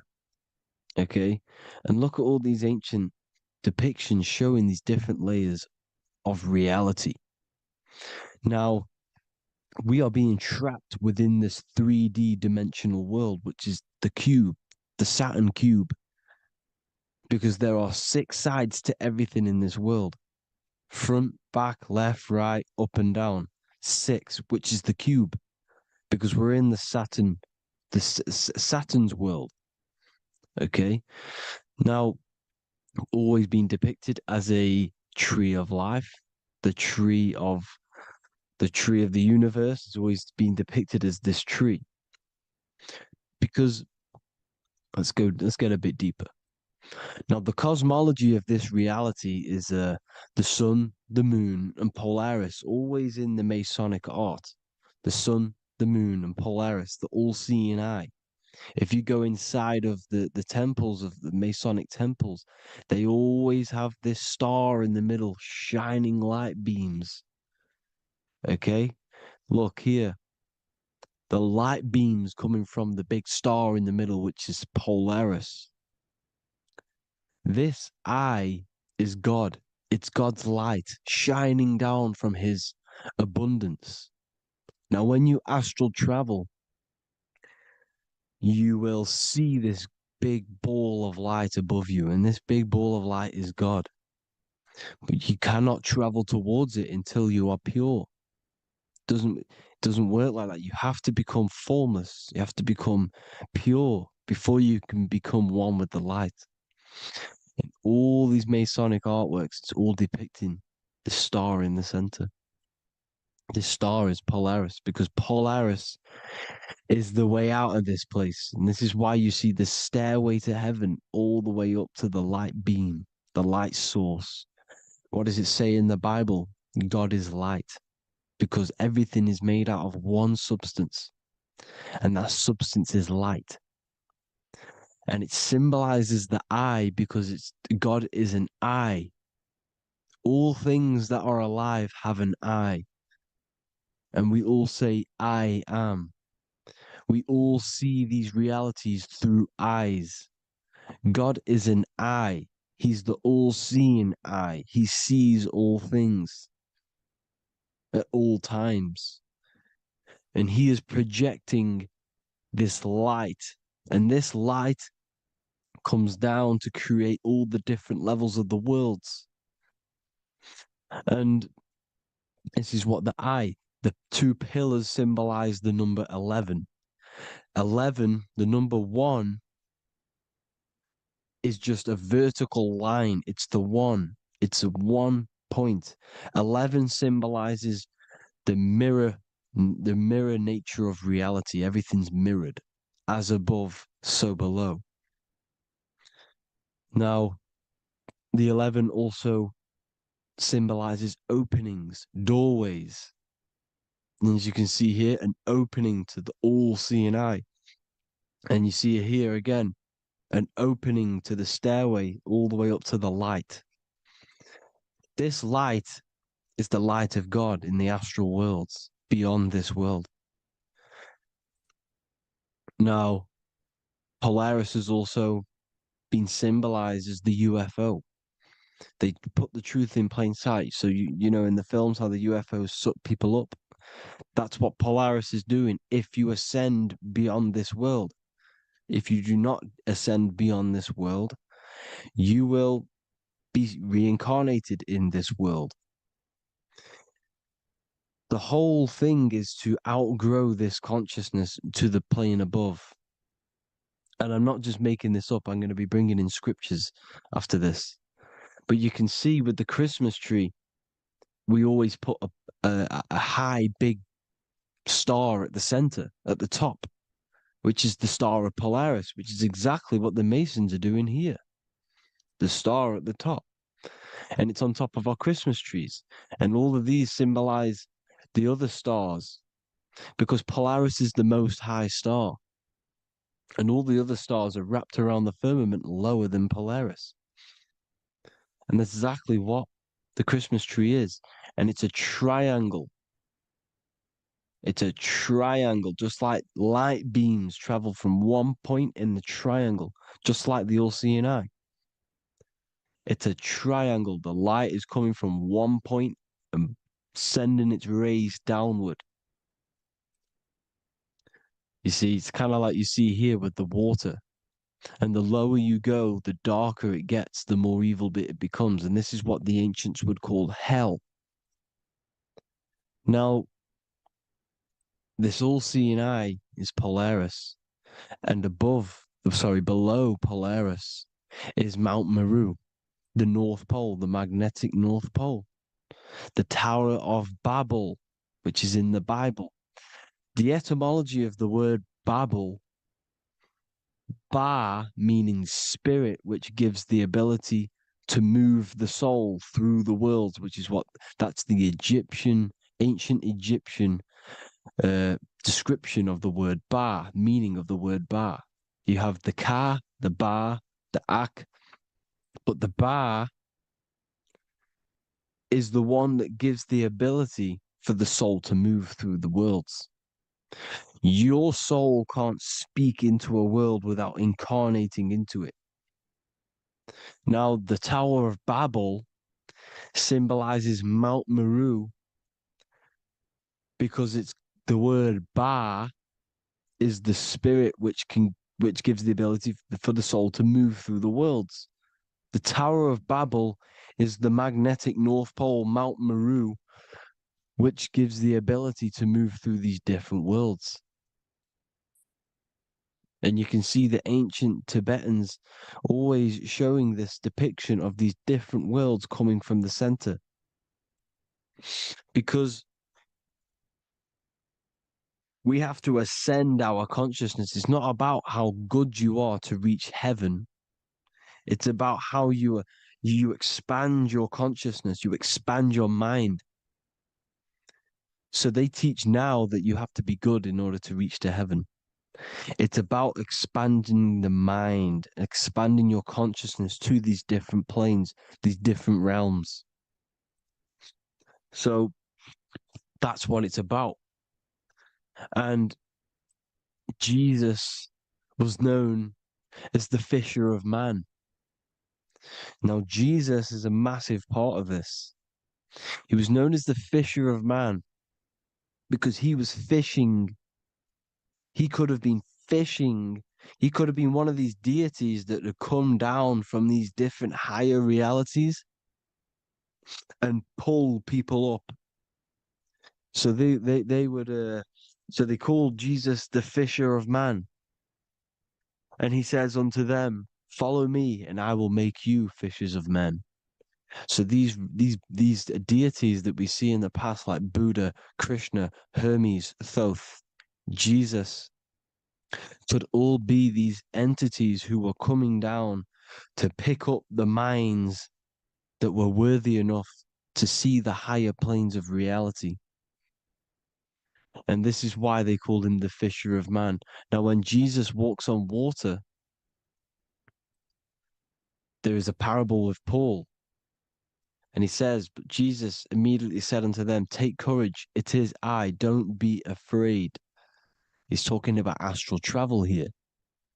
He's talking about leaving the body.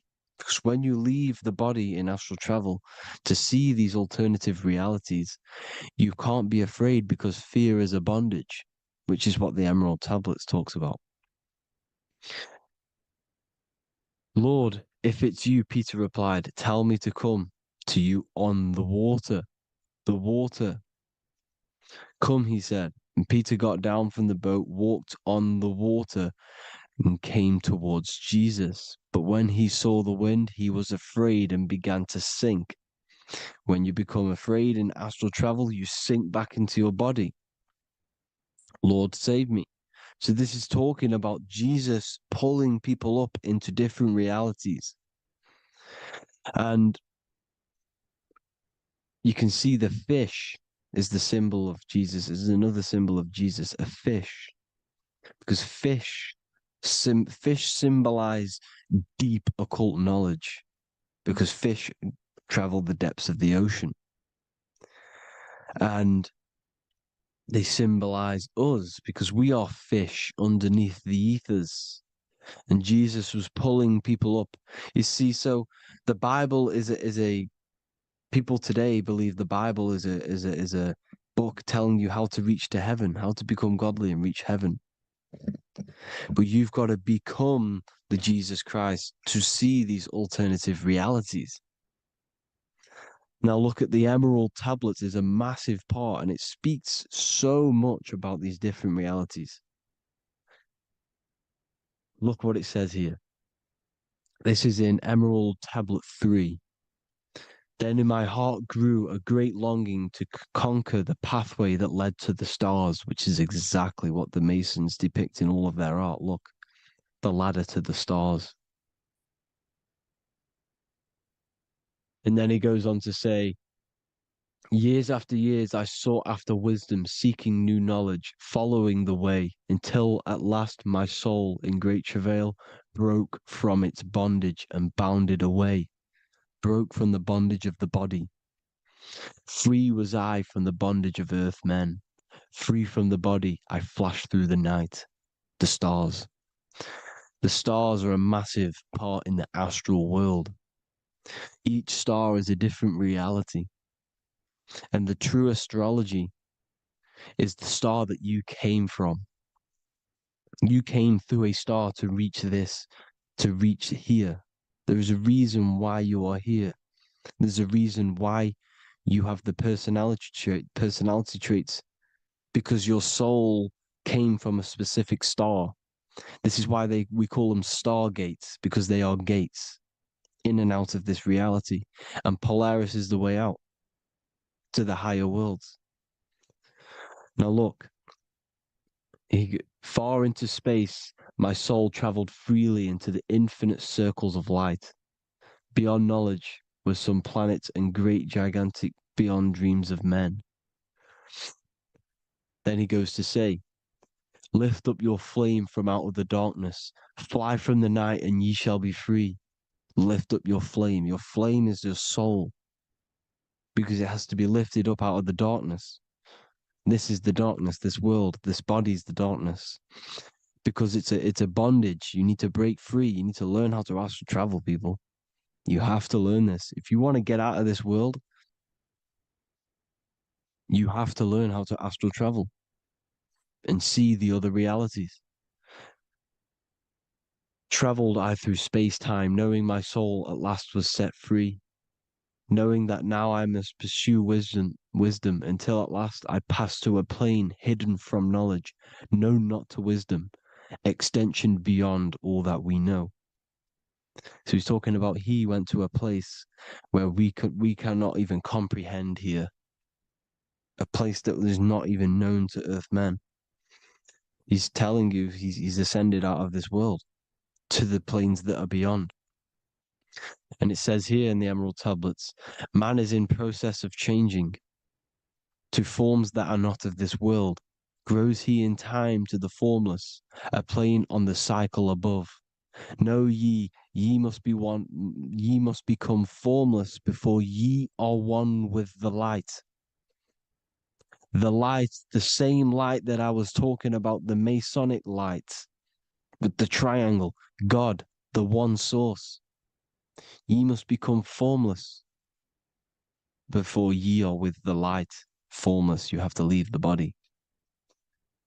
You have to leave the body. You have to gain the ability to leave this body and travel to these other worlds. Now, it says here, not as man am I, for free have I become of dimensions and planes. In each I take on a new body. In each I change my form. Know I now that the formless is all there is of form. You see, all things created come from the things that, all things that you see come from the things that you cannot see. All of us have the same spark of consciousness, the same I am.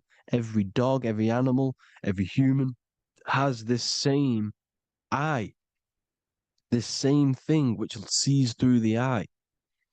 It's formless. It takes this formless entity is the same entity of us. We are all the same entity in different bodies. And this entity it was represented as the flame, the cosmic flame, which is inside of all of us. And this is why the Masons depicted your spine as a candle or the Holy Grail. You would either see this or a candle with a flame on the top, because the Holy Grail is your consciousness, which is on top of your spine, which is the candle. Now, Jesus, Thoth, Buddha were all these deities which were coming down to lift people up because they were fishermen of men. And he would lift you up to the higher worlds, out of this world, to the ones above. Now, Thoth, you can see him here. He's leading the way. He's holding someone and he's leading the way with knowledge and power. He was leading the way to other worlds, out of this world. There's no point trying to change this world. This world will stay the same. It will stay the same. You have to get out of this world. And that's what they're telling you. That's what they're keeping you from. They're keeping you stuck within this thin layer of reality. So what the Masons are doing, they have the ability to astral travel. They're living not stuck and bound to one reality, but living within the different layers of reality. And this is what Morpheus was doing in the Matrix. Morpheus was going into the Matrix to go and get Neo, which is exactly what Jesus was doing, pulling up people out of this world to the ones higher. And that's exactly what Morpheus is doing in the Matrix. If you haven't watched the Matrix, go and watch it. It will blow your mind. Everything I'm saying in this video, you will see it. Except that you don't need to use a machine to enter the Matrix. You just use your body. Well, you use your consciousness to leave this body. You see, Neo was also uploading himself into the simulation to pull people out of the simulation. And this is exactly what all of these gods were doing.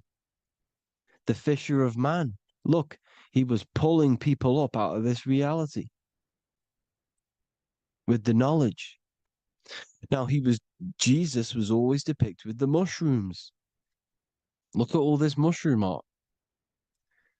Mushrooms were literally the origin of Christianity. You can see it everywhere. There's mushrooms in all of the ancient art. Every single one of these paintings you see here, there's mushrooms on them. Mushrooms have the ability to see alternative states of consciousness. Now, if you go and do them and you go to sleep, if you pop mushrooms, you go to sleep and you will wake up in another reality. You will wake up in another reality. Don't try it if you don't want to do it. But if you've got the heart to do it, do it. Eat them and go to sleep. You'll wake up in another reality. And Jesus was handing out mushrooms to the bright minds, to the minds that he wanted to fish out and pull up to the higher realities. He was giving them mushrooms to see themselves in an alternative state, in an alternative reality. This is why there was so much mushroom art, and it's not just ancient Christians; it's Sumerians, it's the Mayans, the Celtics, the Egyptians. All used mushrooms. All of them. Look at all this art. It's on stones. It's everywhere because mushrooms. See, everything in nature is a micro macro. Look at the form of a mushroom. It's literally your spine and brain because they alter your consciousness. Your body is just a radio receiver. Everything that you're experiencing is a program being ran by the central nervous system, and your consciousness is experiencing this program, these electrical impulses of the nervous system, because it's all feeding back to one point, which is the pineal gland. And this is the candle with the light on it. Type in Masonic candle and you'll see it. It's your spine with your spark of consciousness on top of the spine. And it's a mushroom because this sends you to alternative states of consciousness, alternative realities.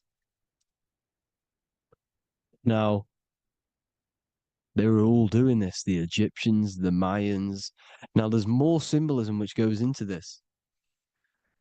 Look at the Christmas trees we use. The Christmas tree with the presents underneath them. Magic mushrooms grow under trees. And these are the presents under the trees that we symbolize today with Christmas.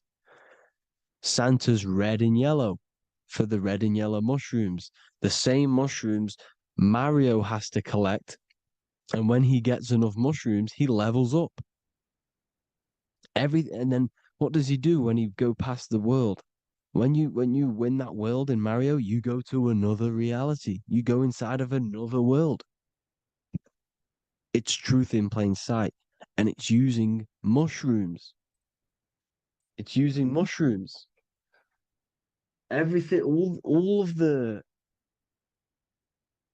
the characters in Mario, well, a lot of them are mushrooms. Look at this one. The presents, black, yellow, and red and white. Red and white mushrooms. And the bow on the top is the mushroom head. That's a bit of a reach, but you know, the symbolism never lies, is what you need to understand. And it's as above, so below. Now look at the Sumerians.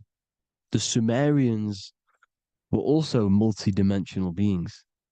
Okay, look at how they have the double faces. They had 1 foot in this reality and 1 foot in another reality. And look at this one, a double-headed god inside of like a portal.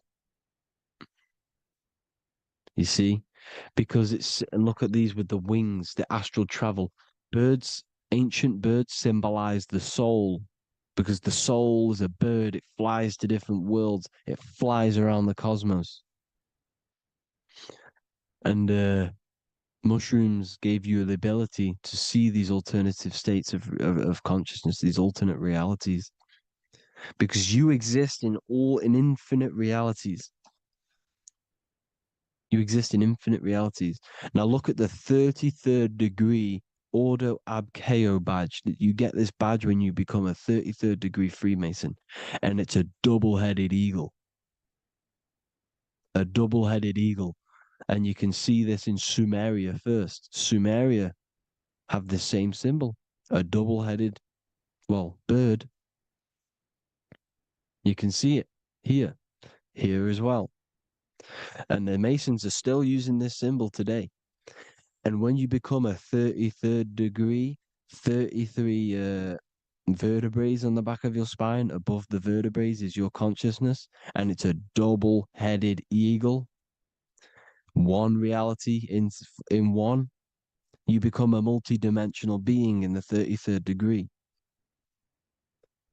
And I've heard many interviews of Masons say it becomes Luciferian. You see, they speak in code. These Masons can't tell you about what they learn about, but they will speak in code. They said it becomes Luciferian.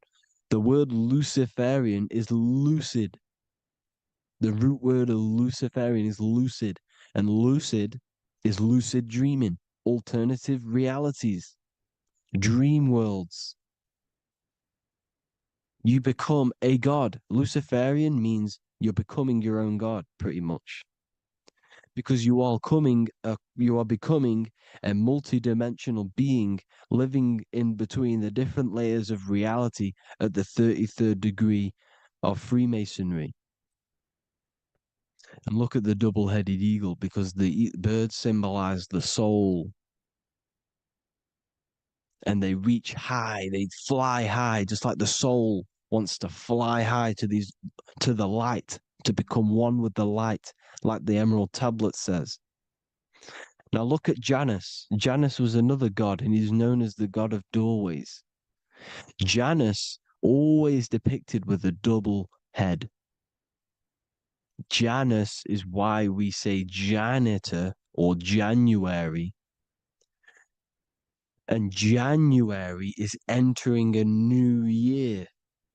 Janus is known as the god of doorways with keys, always got a key, because keys open doors. That's why the janitor holds all the keys. And Janus always has double heads, because he had 1 foot in this reality, 1 foot in another. He was a multi-dimensional being, a Luciferian. living between the different layers of reality, except from instead of being stuck in one like we are. Well, a lot of people.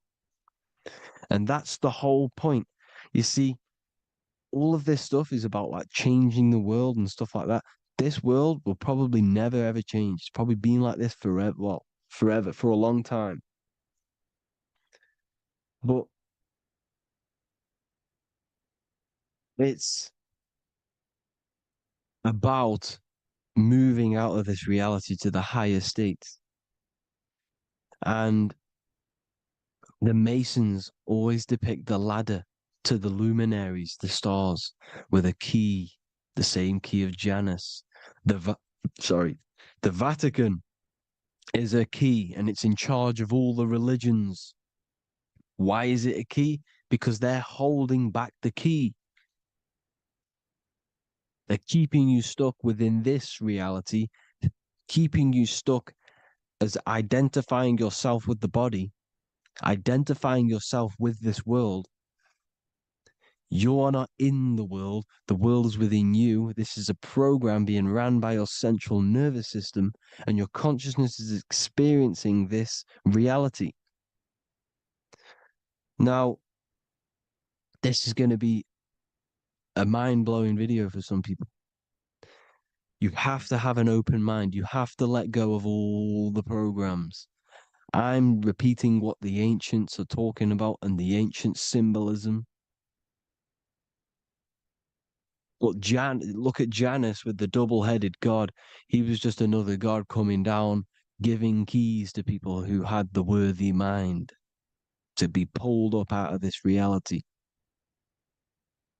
to be pulled up to heaven, just like Jesus was teaching how to reach heaven.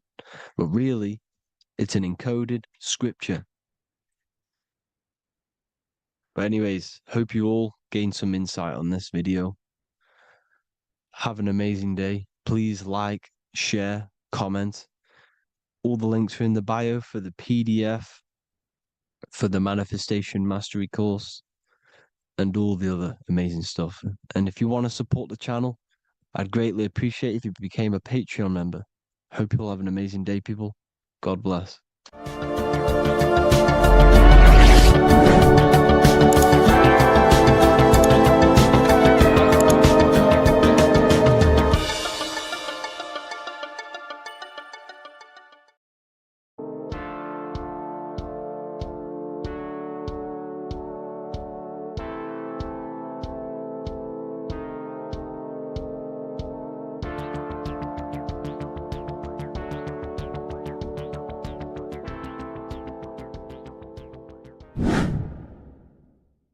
What is good, YouTube? Today we're going to be talking about the astral plane and how the cosmology fits into the astral plane. Okay, so first let's go over the astral plane and go over the different layers of reality so that you can understand reality more.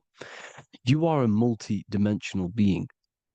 You are not in these, you are in all of these realities at the same time. They all interweave into one big reality.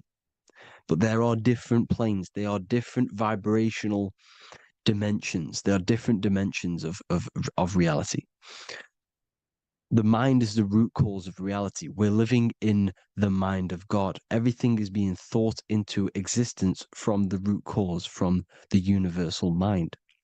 This is why the ancient Egyptians said, all is mind. We're living in the mind of God. And we are a microcosm of this mind. This is why we all have the same mind. This mind is the world of thoughts. Now, this world of thoughts is just the thought alone. For example, it is the thought of a chair. But then when you start to imagine this chair and you start to mentally see the chair, you're now manifesting the thought, the singular thought, into some sort of form. So now you're imagining the chair. You're imagining the form of this chair, which is then manifesting into the astral plane. The astral plane is the world of thought forms manifesting. So when you are imagining something, you are seeing into the astral plane. Okay? Your third eye, it is an eye because it sees the astral plane. It is seeing the other side through imagination, through dreaming. Well, we'll go over dreaming later. So the thought of a chair is a singular thought. The imagination of the chair is the manifestation of the chair. And in the astral plane, it's basically the world of all the chairs that could ever exist. So you're thinking of the chair as a singular thought, which is the mental plane. The astral plane is the imagination of that chair, is the thought, the manifestation of it. Depending on the vibrational state of the thought will depend what level of the astral plane it will go to. For example, if you're thinking about a chair to torture someone on it, it's going to go on the lower astral plane. Or if you're thinking and imagining happy things, it's going to go to the higher astral plane. So wherever your mindset is, that we call it a mindset because your mind is setting frequencies to certain things. Thoughts are frequencies. And a mindset is setting your frequency, setting your mind to a certain frequency. So when you set your mind to a certain frequency and you imagine something in that frequency, you're going to match everything in the astral plane that are on that similar frequency, just like you would in the physical world. Because we're all in these worlds right now as we speak, but we can't see them with the two physical eyes. We can feel it though. When you're around someone and you've just met a new person, for example, you can feel their vibration. And if you're not on a similar vibrational match, you will not get along with that person, or you just won't not get along, but you won't connect with that person because you're on two opposing frequencies, not matching. And this is something you can't see, you can only feel because it's the astral plane. It exists within the astral plane. Everything in the astral plane is made out of vibrations. So if you do astral project, and if you already know how to astral project, you will see beings and people and things that are on the same frequency as you. This is why before you astral project, you need to sort your vibration out before you astral project, because you are projecting your consciousness into this. It's the mind. The mind is the bridge. It can move between realities. You are a observer. You are a observing soul which observes different realities. And the mind is the bridge between all of these different realities. The mind can choose. If you want to project into the astral, you set your mind to it, you can. Okay? So let's not get off track. The lower astral plane is where demons are. The higher astral plane is where heavenly beings are. Heaven and hell are kind of a real thing. The etheric plane is a powerful substance, the ether, the fifth element that they don't tell us about. If you type in on Google the 5 elements, they will try to remove it with wood or metal because they don't want you knowing about the ether. Ether is the energy double behind all physical objects. So the ether is very important. It is the 5th element. It is part of the physical world, but it's also part of the astral world. It is on either side. You see how they're showing you the truth in the language? Ether and either are the same word. The ether has 1 foot in the astral and 1 foot in the physical world. It's a substance that connects the physical to the astral world. It is the either. It's on either side of reality. It's on the other side. Other, either, same word. Ether is connecting the physical to the astral plane. It's the world of frequency. Frequencies, EMFs, torus fields are in the etheric plane. It is the energy plane. It's where energy moves through the ether. Okay. So then you have the physical world, the world of effect. Everything you see in the physical world is the effect of the higher planes. Each plane is a product of the plane above. So, and it melts into each plane. The physical plane is the lowest plane, it's the most densest, and the highest is the most fluid. This is the most fluid, this is the most dense. This is where we get the saying, as above, so below from. As above, so below comes from the different planes of reality. And magicians understand this. This is why magicians always say as above, so below. Because they understand if you manipulate the higher planes of reality, you manipulate the lower planes. Because the astral plane is a direct copy of the physical world, but in the astral plane. It is mirrored. The physical world is mirrored in the astral plane. They are both the same world, but just different vibrational states of the world. Kind of. It's hard to put this in words, people. So just try and understand. The astral plane is the double. It is whatever happens in the astral plane happens in the physical plane. This is why magic works. This is why demons work. This is why spirit communication works. Because if you manipulate the higher planes, you manipulate the lower planes. As above in the astral, so below. Leonardo da Vinci showing you to look up, pointing up. You got to look up. He's telling you to change the mind, you change the physical world. You change your emotions, you're on the astral plane, you change the physical world. You change your reality by changing the higher planes. This is the Masonic 11, the two pillars. This is the 11 also symbolizing the two hemispheres of the brain here. But the 11 symbolizes the two mirrors. 11. 11. 9, 11. 9, 11 adds to 11. 9 plus 1 plus 1 equals 11. The Twin Towers were in 11. Flight 11 was hijacked. Because it's a mass ritual within the astral plane. Now, we're going to go deep into that later, and I'll show you these rituals they do in order to manipulate the astral plane. So, this is what the 11 is. It's the mirroring of reality.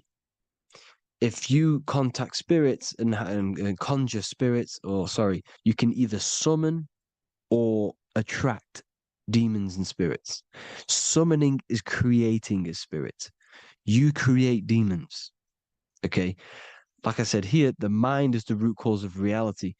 If you think of if you think of a traumatic event that happened in your life over and over and over and over again for years and years and years, where attention goes, energy flows.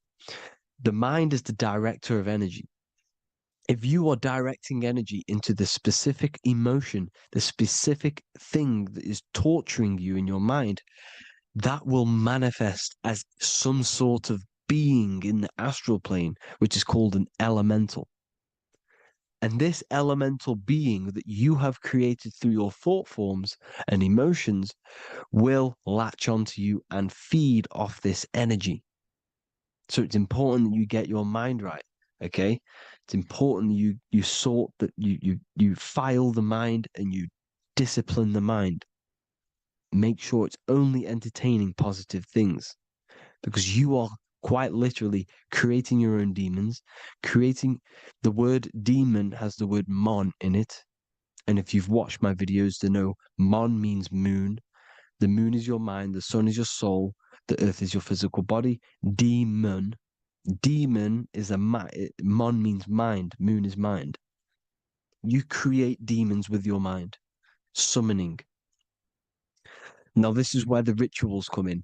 9/11 was a ritual because everyone was thinking about this big fearing, the death of 9/11. Everyone was thinking about it.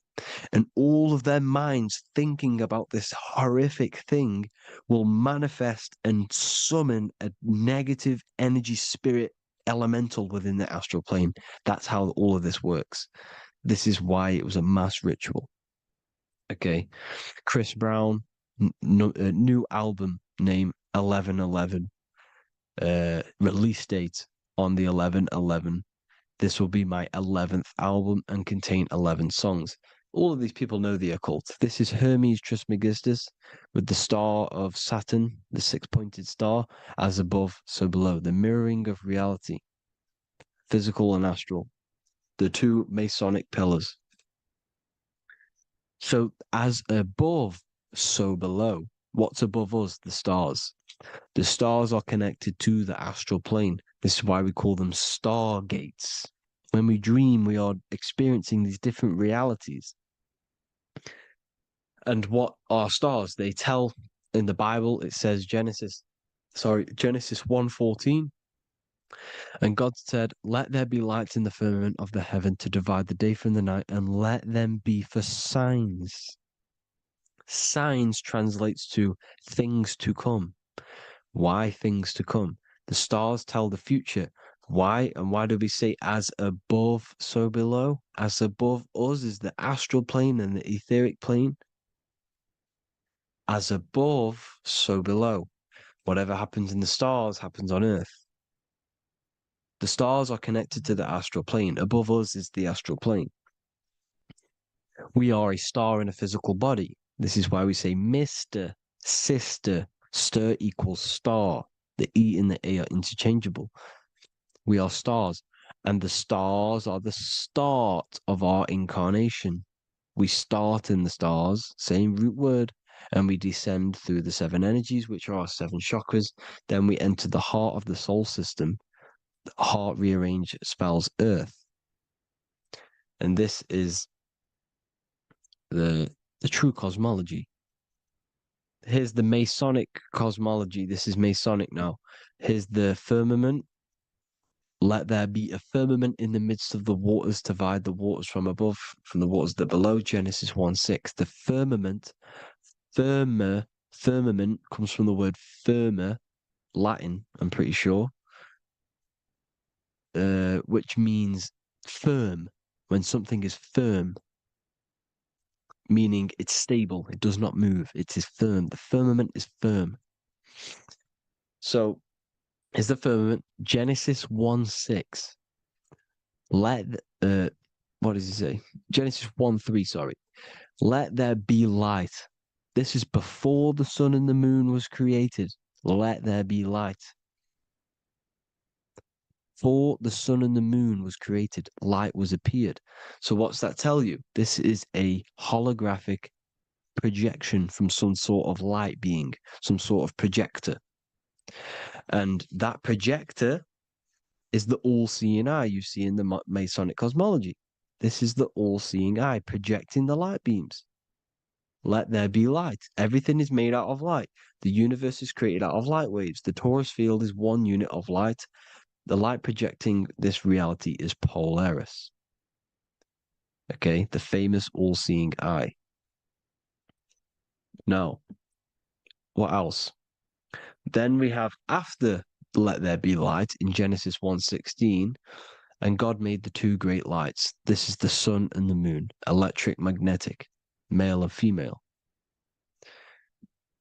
Then we have the Masonic checkerboard, the black and white symbolizing dualities within the dualistic reality we're in, spirit and matter, light and matter, rest and motion, positive and negative, good and evil. Everything's dualistic here. Okay?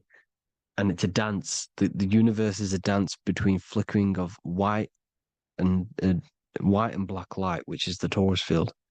We're not going to go over that, but this is all connected to the astral plane. This is the true cosmology. The astral plane cannot work on a spinning monkey ball in the middle of space. Does not work.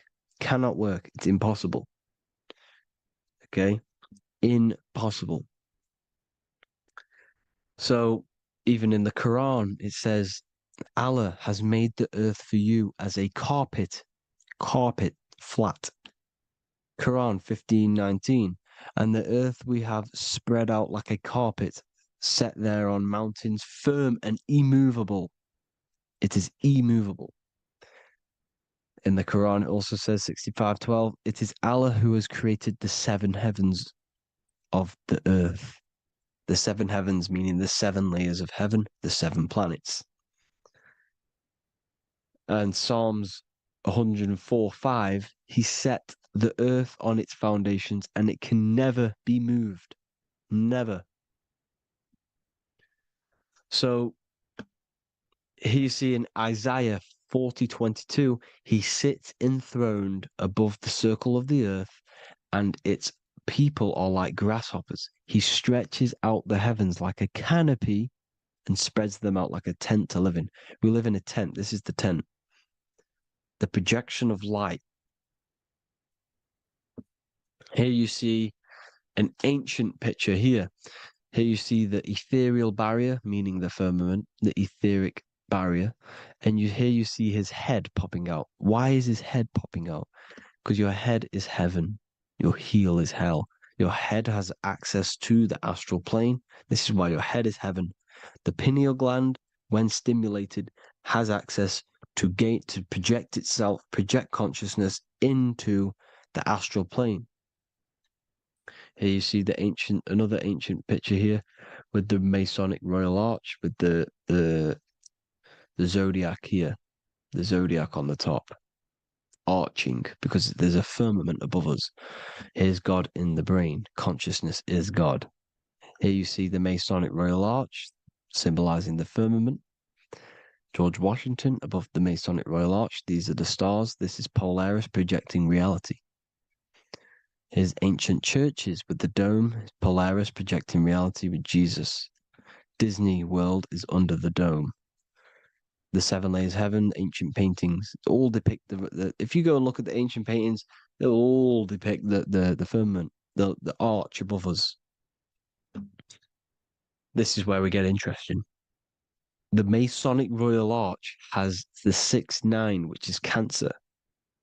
The constellation Cancer, which is 6-9 is associated with portals because CERN is the 6-9. Okay, CERN is opening portals. They're trying to create a portal to the other side. Cancer has the word CERN within it, so there is a link between Cancer and the opening, the firmament opening above us to ascension. Here you see the Masonic art with the Royal Arch and the light and the opening. Here you see the light and the opening. This is the opening of the firmament. Here's the Hebrew cosmology with Sheol, the underworld, and the opening. So Cancer is definitely some sort of portal in and out of this reality. I'm just connecting dots here. Now, we're going to go change a bit now. These celebrities that you are seeing they have not sold their soul to Satan, okay? They have not sold their soul to Satan. Satan is a demonic, low vibrational energy that has been summoned over the thousands and thousands and thousands of years of evil occult arts. So since Babylon was summoning this demonic energy, and this demonic energy in the astral plane will grow and grow and grow. It has no form. It has no physical form. Okay, but you can see it in the rappers. If your third eye is open, you can see clearly that these people are demonic. You can sense the energy that they're manifesting. Selling your soul is not what you've been told. It is gaining, because your soul is pure love, okay? Your soul does not want to do anything bad.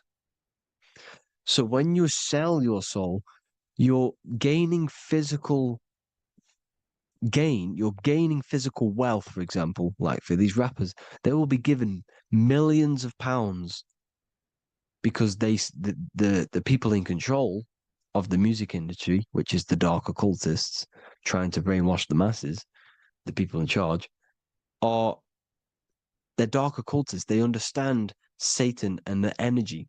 They are satanic energy, which has been summoned in the astral plane. They see that they have influence over the masses, so they will go to them and say, "I will give you this amount of money forever if you manifest this satanic, demonic energy through the music and through social media to blind the masses, to brainwash the masses into this demonic energy." Because when you listen to music, music is frequency. Whatever you listen to, you become that frequency. So if you're listening to these people, they're throwing energy, this demonic, satanic energy that they sold out to. Sold, soul, same word. When you sold something, you've got your soul involved. They have exchanged money, physical gain, so that they manifest this satanic energy within the astral plane and through the music, through the videos, through social media to keep us in this vibrational frequency, in this low state of consciousness. This is what it actually is. It's not, you're not selling your soul to some sort of devil. This satanic energy has no physical form it is formless in the astral plane. It's a summoned energy. Now, the root chakra is red. This is why the devil is red, because it symbolizes the animal nature of man. When you are operating off your root chakra, you will kill, you will fight, you will do anything to survive, because it's all about survival mode in the root chakra. They want you keeping in that fighting mode, that surviving mode, so that you are manifesting this low vibrational frequency, this satanic energy, this demonic red energy. This is why the devil is red. And the devil has a tail with the red arrow pointing down because it symbolizes your light body. This is your Merkaba. Your Merkaba is your light body. Mer equals light, Ka equals spirit, Ba equals body. Merkaba, this is the devil's tail pointing down, the descension, your heel, up to your heel, hell. Ascension to heaven, head. You see? This is the all-seeing eye with the illumination coming off it, your head, when you're illuminated. The Merkaba is your celestial sphere to portray different planes of reality. It is the vehicle of ascension. It's your light body. It's in the word Kabbalah, Kabbalah, Ka, spirit, Ba, body, La, light. Same thing, Kabbalah, Merkaba. Same thing. It's all about the light body. This light body sees different realities. So when you see the goat in the music industry, it's this satanic summoned energy that's been summoning for thousands of years within the astral plane. When it becomes to the physical plane, it will manifest through different things. A goat, an owl, Satan, Moloch, Baal, same deity, same demonic energy that's been summoning in the astral plane. And this is why the Baphomet has a goat head. Drake's new album is the goat. The Polo G, the Masonic G, with the goat. And here's Ryla Rodriguez in the mirror with the goat in the mirror and him in his physical body. It symbolizes, the mirror symbolizes the astral plane because he's manifesting the goat, the demonic energy. He's sold out to the demonic energy. And in the physical plane, he's his physical body. The mirroring, the Masonic 11, the mirroring of reality, the astral and the physical. And what do you call them when they're an amazing rapper, the best rapper? You call them the goat. Because the goat, you're the goat because you're manifesting the goat energy, the satanic, demonic energy within the astral plane. So Baal, Moloch, all the same thing. Because in the astral plane, if you want to gain spirits to come to you and communicate you in the physical world, if you want to communicate with spirits, you have to gain their attention. You can either gain their attention or come together and agree to create some sort of being, which is Satan. Okay. You can, like I said earlier, you can create these beings, you can summon them or attract them. One way to attract them is sacrificing. In order for you to become God, man, to turn to God, you have to sacrifice your life. You have to sacrifice, not drinking, not doing things, not doing anything demonic, not doing anything bad, not eating meat. You have to sacrifice yourself to become the light. However, if you want quick, instant gains in the physical world, you can sacrifice something else to communicate with these spirits, because these demonic energies feed off demonic energy, your demonic energy. So these dark occultists will give away babies, they'll sacrifice, torture babies so that they gain, so that they can communicate with these spirits for physical exchange. Yes, you can do this. These powerful spirits, these powerful demons can give you powers. They can give you certain things. And this is what they are doing. They're summoning and attracting these demonic energy. This is why, trafficking is one of the most, Balenciaga.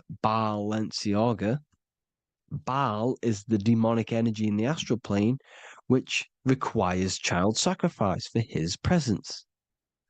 Balenciaga, and they were trafficking children. They were trafficking, killing them, and offering them to the spirits. This is what they are doing.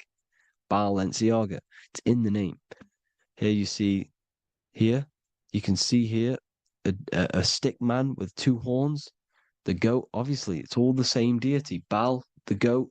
Moloch, here's Moloch, the owl, the Egyptian owl, because it comes from the owl of Moloch, which is Baal, which is Satan, all the same demonic energy. And it's on the dollar bill, a tiny dollar bill, tiny, on the $1 bill. All the same thing. Bohemian Grove, they worship the big owl, Moloch. It's all the same thing.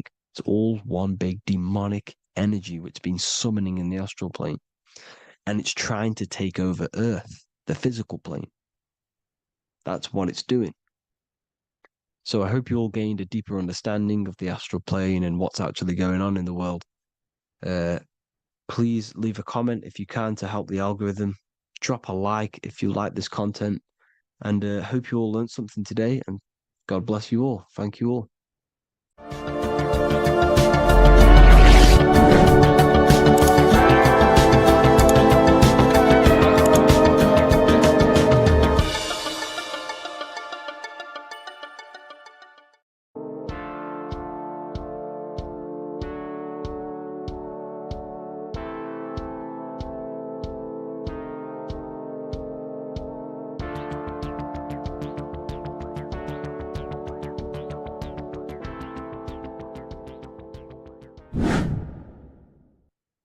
Left and right hemisphere, and what are they doing? How does it contribute towards your perception in this world? And this is what we're going to be talking about in today's video. We're going to be breaking down the two hemispheres of the brain and how they function in your life. So first, we have the left hemisphere.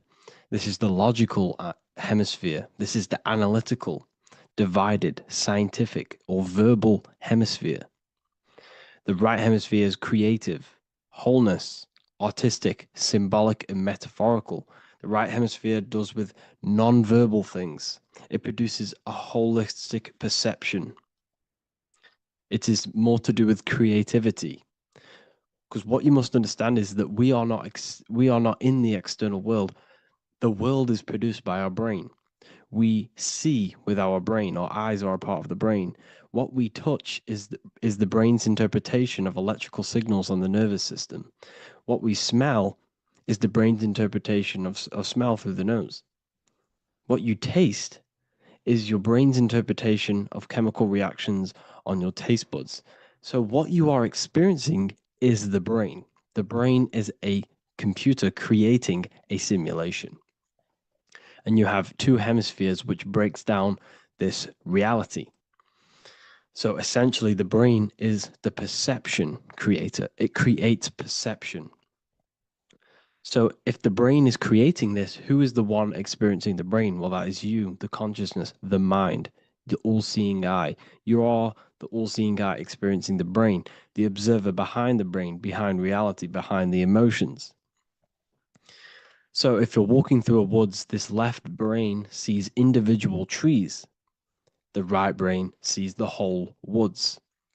It sees the biome. It sees the bigger picture.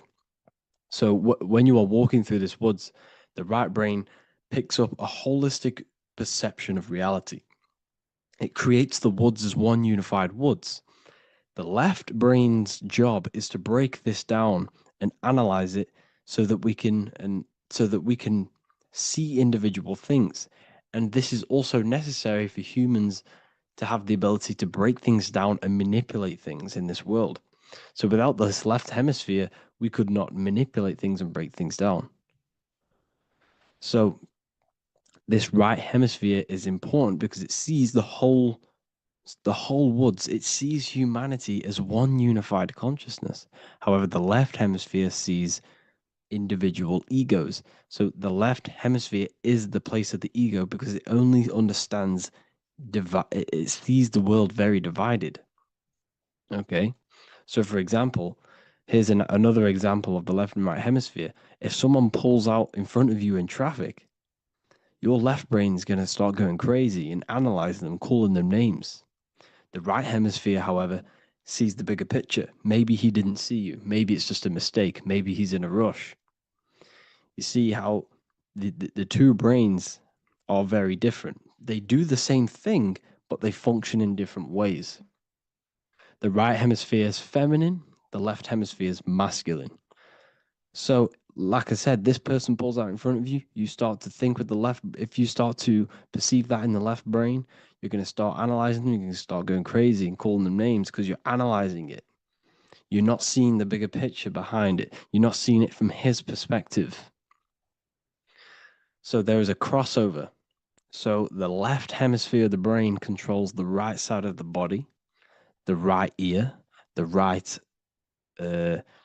eye. Everything to do with the right side of the body is connected to the left hemisphere, and the right hemisphere controls everything on the left side of the body, including your eyes, your arms, your legs. So everything is crossed over, and even your visual field is crossed over. So this is your visual field, as you can see here, and even the left side of your visual field goes to the right brain. There is a crossover. No one really knows. There's not really a reason for this. However, this is how the human body is designed. As we all know, the human body is the most advanced piece of technology on the face of the earth. They cannot replicate the human body.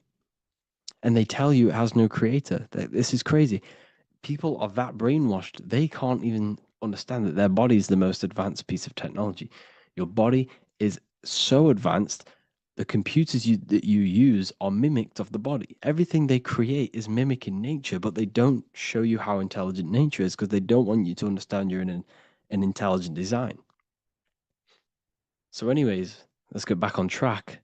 There is a crossover in the brain, and this is why they teach you to write with your right hand. And I was speaking to someone who's in a nunnery, or whatever you want to call it. They were a nun, or they knew someone who was a nun, and they forced these people, these nuns, to write with their right hand. You had to write with your right hand. This is why, I'd say at least 70% of the world, or 80%, is right-handed and right-legged, because they taught us this to activate the left hemisphere more because of this crossover that happens in the body. So when we are using this right side more, we are using that left hemisphere more. Why? Why are they doing this? Well, they also called it writing. Writing is a spell, to cast a spell on you, to use that right side of the body so that you use this left hemisphere, because they want you to see the world as a divided perception. They don't want you using the right hemisphere, using that left side of the body to activate the right hemisphere to see the bigger picture and see how everything is all one and everything is created. This left hemisphere domination keeps you from seeing the connections between everything. because that left hemisphere analyzes, it breaks things down. So when we are left hemisphere dominated by using the right side of the body, we are essentially seeing everything as divided. And this is why so many people will not understand my work, because my work connects dots and connects fields of knowledge, and makes you see the bigger picture. So people who are left hemisphere dominated will see my work and think this guy's crazy. But everything, it's all about activating that right hemisphere. So they called it writing because every word you say is molding your mind in some sort of way. The things you see is molding your mind. Everything you take in through the five senses is molding your mind. And language is a massive spell, especially the English language. They called it writing so that you use that right side. It's a spell because your subconscious mind picks up everything you say. And 90% of your daily basis behavior and thought patterns is produced by these subconscious programs within the subconscious mind. Essentially, your conscious mind is only the 10% of you. The conscious mind is just what you're aware of, what you're wearing, how you're feeling, what you're thinking. That's your conscious mind. The subconscious mind is controlling every system in your body. It's telling your heart to beat without you being conscious of it. So essentially, this is what they're programming. They're programming this system in the back of the mind, which is controlling everything through the words. And this is what spells are, because it's all about creating perception in the subconscious. So they want you to use that right side more. I truly believe the ancients, they were balanced. They used the left and the right side of the body. They didn't have a stronger side because they understood this science of the body and how the body works. So this is actually called phonetics. It's not etymology. Etymology is the study of root words. Phonetics is the study of how words sound similar. The way words are spoken. So phonetics, phone is why we call them a phone, because you speak into a phone. So this is write and writing, to use that right side to activate the left hemisphere more. So your hands are a manifestation of your brain. The left hand is the right brain, the right hand is the left brain. And as a child, we were always taught that when you place your hands together like this is the size of your brain, which is true because your hands are a part of your brain. They're an extension of your brain. Every part of your body other than your brain is an extension of the brain. Everything's working and feeding back information to the brain because you're experiencing the brain. So another trick that you can do, or another exercise, is looking in the mirror and closing one eye at a time. If you close your right eye, if you take your top off, for example, you'll analyze your body if you close your right eye because you're using that left hemisphere.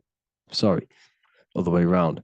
If you look at yourself through your right eye, you'll use that left hemisphere, which will analyze yourself. You'll see individual body parts. If you close the right eye and use the left eye, you'll see your body as a whole. You won't really analyze it. This is how you can analyze yourself using these two hemispheres. So this whole system is created to keep you thinking logically and to restrict you from creating and restrict you from understanding symbolism, allegories, metaphors, and teamwork. They want you stuck in a logical way of thinking and a logical way of seeing the world. This is why when you go to school, you are told exactly what to do. You're told to think this way and no other way. You're told to do orders, do this. It's a very left-brained system, because if we all started to open up this right hemisphere, we'd all see, wow, everything is all one, everything's all connected. And this is what my work is doing. I'm showing you everything is one. The physical world is an illusion of duality, but everything comes from the one source, the one mind. The universe is a giant mind. I am mind, you express mind. We all possess mind. Behind the physical body is the same mind consciousness. And we are all expressions and fractals of this infinite consciousness called mind. And this is what they don't want us to figure out, is that we are all just one consciousness expressed. It's an infinite consciousness. It's even in the squirrel, it's in the dog. All of these different animals, they're just different bodies, but behind the bodies is the same consciousness, which is mind. That's what the pineal gland is. The pineal gland is not the mind, and it's not the third eye. The third eye is your mind. If you have a closed third eye, it just means you have a closed mind. If you have an open third eye, it just means your mind has expanded from beyond physical things through astral projection and mystical experiences. This is how you gain an open third eye. It's just an open mind. A mind that has astral travel, that has explored the realities within the mind. So everything they do is to keep us in a divided state. Divide and conquer, right? That's their motto. All to keep you thinking how everything is divided. Everything they've done is division. Postcodes, countries, everything is divided. Like football teams and all this stuff. It's also a natural process when you grow up, because as you grow up, your brain is constantly analyzing the world. So this is sort of a natural process of how you become more left hemisphere dominated, because your brain is always analyzing. And unless something awakens you, you can awaken that right hemisphere where you can start to see the bigger picture. Even the music, it's all tuned to 440 hertz, shuts down the right hemisphere of the brain. 440 hertz, Spotify, Apple Music, the radio. Every time you turn on the radio, it's tuned to 440 hertz. This was specifically tuned. It never used to be tuned to this. It was in the 1950s. It was changed. The standard music tuning was changed to 440 hertz because it shuts down that right hemisphere of the brain. They don't want you thinking, seeing the world in this way and perceiving things as one. And I'm going to show you. It tells you this in the Bible. Cast the net onto the right-hand side of the boat and you will find the fish. What was Jesus saying? This is, you see, people read the Bible and they don't understand it. If the Bible is not talking about you, then it has no meaning. The Bible, everything you read in the Bible is about you and how it can better your life. It occurs to you. So if Jesus says, cast the net onto the right-hand side of the boat, this is an allegory. The boat is your body. Cast the net, it's the awareness, the perception, onto the right hemisphere of the brain, and you will find the fish. What's fish? What do fish do? They swim deep in the ocean. It represents the knowledge, deep knowledge. Cast the net onto the right-hand side of the boat and you will find fish. You will find the wisdom. You'll gain understanding when you cast that your awareness into that right hemisphere. You will see that I am you and you are me. We are all one consciousness. You will see everything. You'll see that the trees are the same patterns as the nerves in your body. You'll see everything is connected. Everything is a fractal of the one infinite consciousness. And how many fish did they catch? 153. That adds up to 9. This is now numerology. The Bible's filled with numerology. Adds up to 9. What's 9? Human consciousness. It represents consciousness. You're in the womb for 9 months. Feminine. It's all about consciousness. And in Revelation 14, and I looked and behold, the Lamb standing on Mount Zion. That's the spines, the mountain. With him, 144,000. 144 adds up to 9. It represents consciousness on top of the spine. You see? And he had his name the name of his father written on the forehead. What's the father? The higher mind, the higher consciousness within you. Where is that? In the forehead, the pineal gland. The pineal gland is the radio receiver for the higher consciousness. Because every body part of the body has consciousness. Your heart has consciousness. Your gut has consciousness. You are thinking with these different consciousnesses. You think with the gut. You think with your penis. You are thinking with all of these consciousness. And it's about raising your consciousness to the higher consciousness, which is the father, the mind, in the head. Don't think with the lower parts of the body because that is your animal nature. Think with the higher parts of the body. It's all representing consciousness. How to activate the right hemisphere of the brain? Well, it's all to do with non-verbal things. So music will activate the right hemisphere. Make sure it's tuned to the right frequency though. 432 hertz, 528 hertz. Any frequency that adds up to 3, 6, or 9 is good for you. Meditation, turning off the thoughts, and you raise yourself to the higher brain. Symbolism. Symbolism is all right hemisphered. Reading between lines, metaphors, determining the Bible, it's all right hemisphered. Seeing the bigger picture, it's reading between the lines. So tithing in the Bible. These people in the churches are giving 10% of their money to the church. It's nothing but a scam. What these people have done is they have externalized the Bible.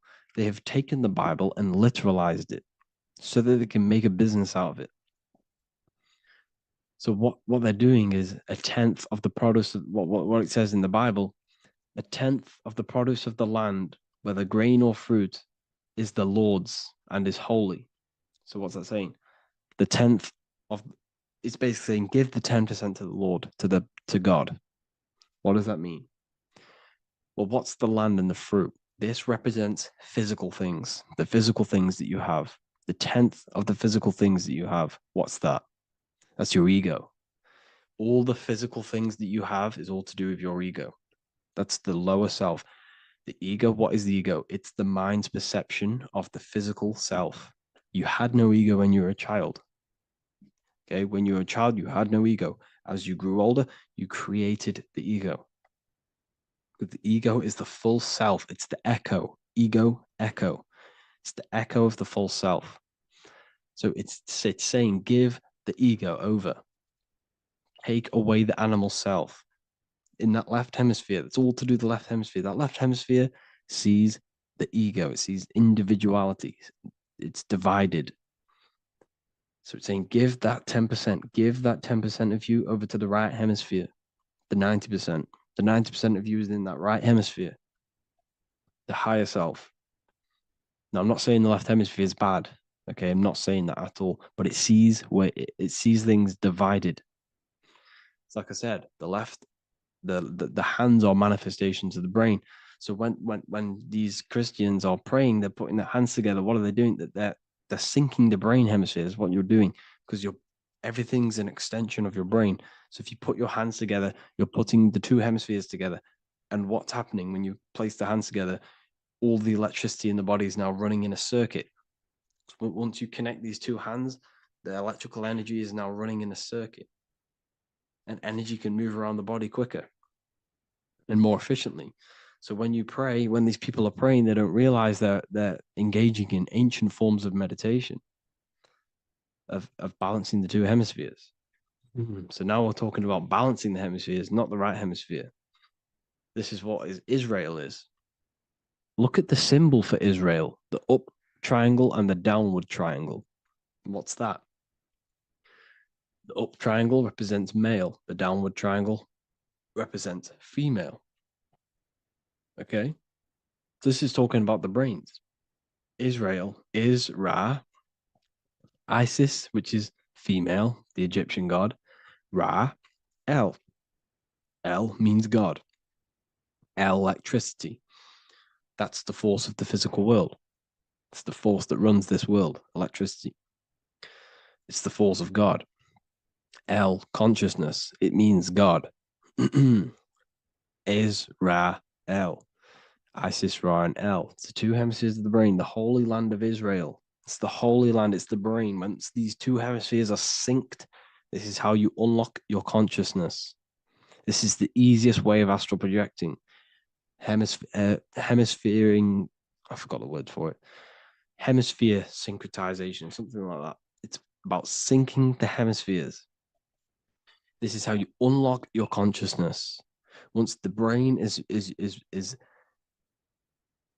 running as one electrical system, this is how you balance the two masculine and male opposing energies. Once these opposing energies are no longer in war with each other, the brain, they come together to work as one. You unlock your consciousness. You are born again. What happens when a male and female have sex? It creates a new child. It becomes one. You are born again. Once the two hemispheres of the brain, you are born again. You can then have an out-of-body experiences. So this is why the symbol of the Holy Land, Israel, is the up and down triangle back combined together, because it represents unification of the male and female. unification of the hemispheres, you're born again, you unlock consciousness. And you can get this for free. It's called the Gateway Tapes on my website. Basically, it's a audio track from the government, and they did this in the Gateway Experience. It's a CIA document, and what they do is there are different forms of meditations you go through. I think there's about 5 waves of meditations you do, half an hour each one, and it will teach you. It will sync your hemisphere, because what does it do? They understood that playing one frequency into one ear and another frequency into the other, they understood that the right ear is connected to the left hemisphere, the left ear is connected to the right hemisphere. So when you play 2 different frequencies into both ears, what happens? The brain picks this up, the 2 hemispheres of the brain picks this up, and it syncs it. It syncs these 2 hemispheres, these 2 frequencies together. So now the brain is working as one to sync this frequency. So this is how you can sync your hemispheres, through listening to these frequencies. Okay, you can get them for free and do the meditations yourself. This will definitely help you. This is an easy way to astral project. So it's all about syncing the hemisphere and seeing reality from a unified perception. We should all aim to get out of that left hemisphere. I'm not saying don't use it, but we should now start to we should not start to read between the lines of the Bible, read between the lines of the symbolism they're showing. Study symbolism, study allegories and myths. What are they trying to tell us through these allegories? And, this is how we start seeing things in a better way. Once we understand that we are all microcosms of an infinite consciousness, we can all come to one, because love is the unifying force of this infinite consciousness. We are all divided. We are all disconnected from our hearts. Once we all connect with our hearts and see that everything is one, we can all start to love and come together as one, because love is the unifying force of consciousness. So if you haven't already seen, I now have launched the Ethereal University. I will be doing lectures like this one, but even better, deeper, and even releasing knowledge that I can't talk about online, as they are censored. I'll be doing lectures every single week. I'll be doing live calls every single week. You also gain access to my library, which is filled with over 45 occult books, filled with knowledge. Okay, I'll show you now. Plus, you get my book, The Book of Wisdom, PDF form, and the Human Health Guide, PDF form. You also get all of this stuff, the health section, Q&As, ethereal meditations. We've got some celestial studies, cosmology, numerology coming soon. You also get the brand new Manifestation Mastery course, plus the library. And there'll be new books, new lectures, new live calls every single week. Or you can get the Book of Wisdom, use the code WISDOM in all capital letters to gain 40% off. This sale will be ending very, very soon. So if you're watching this, be very quick to get yourself a physical version or a PDF of my book. You can get it in all these languages. Hope you enjoyed this video, people. I'll see you inside the Ethereal University, the real university. Have an amazing day.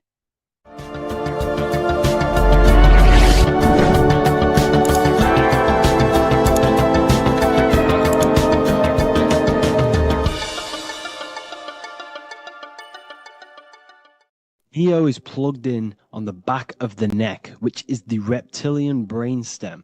The reptilian brain is all to do with survival mode, survival state.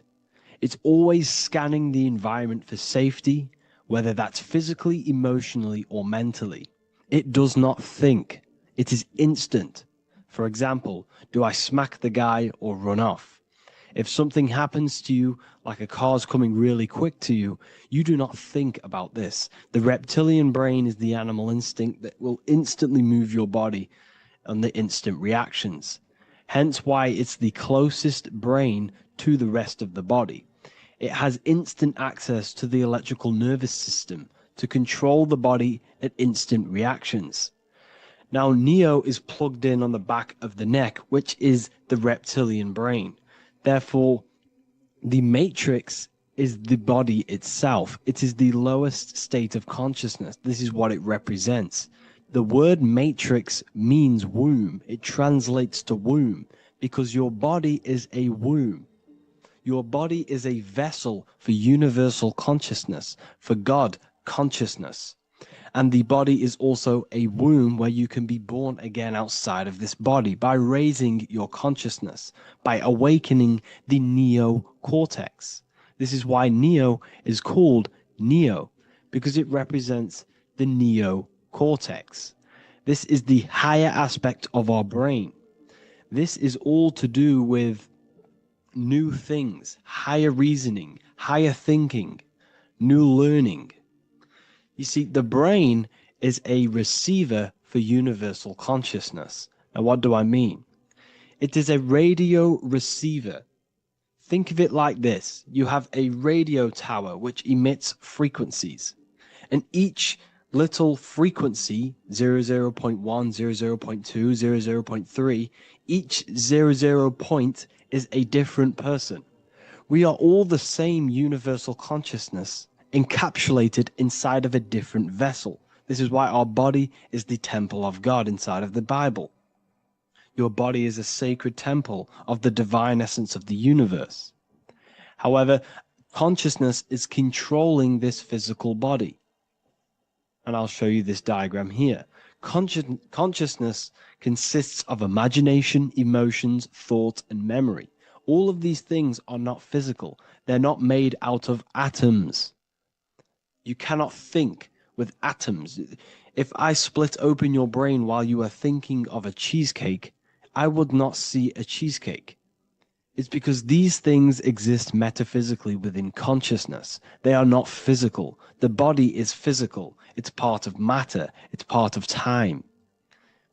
You see the Leonardo da Vinci, the circle and the square. The square represents limitation, beginning and end, because when you draw a square, there is a beginning and end.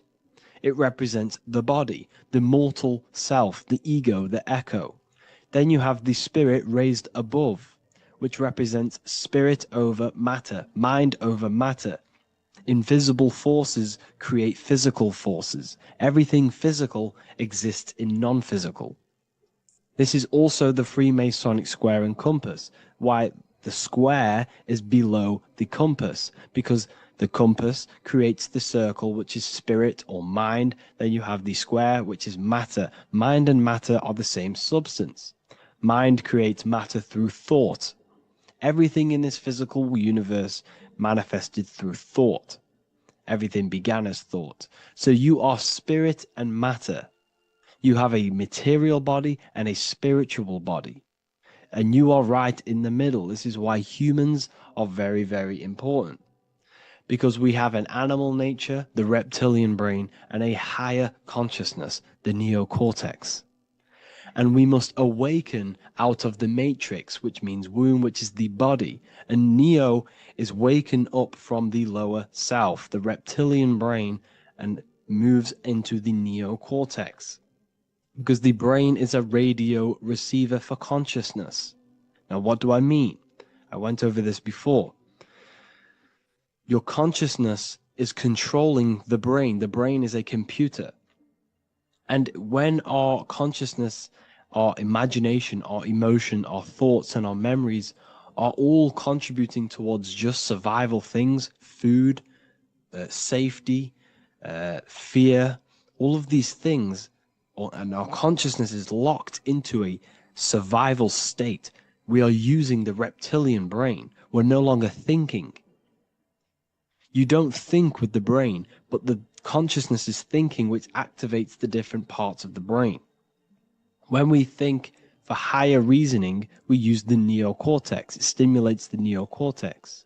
When we think about survival, we're using the reptilian brain. So therefore, when Neo wakes up, he wakes up to the higher aspects of consciousness, which is only utilized by the neocortex, by learning new things and expansion of the mind and expansions of consciousness. Okay, so the whole matrix is to keep you designed. Well, the whole matrix is designed to keep you in a survival state, in the three-dimensional awareness. They want you constantly scanning for safety, scanning for food, scanning for emotional safety in relationships in other people. You see, they do not want you to think. They want you stuck in that reptile, that animal state, that beastly state that most people are in. Most people, all they do is eat, listen to music, consume, have sex, lust, desire. This is all the reptilian brain.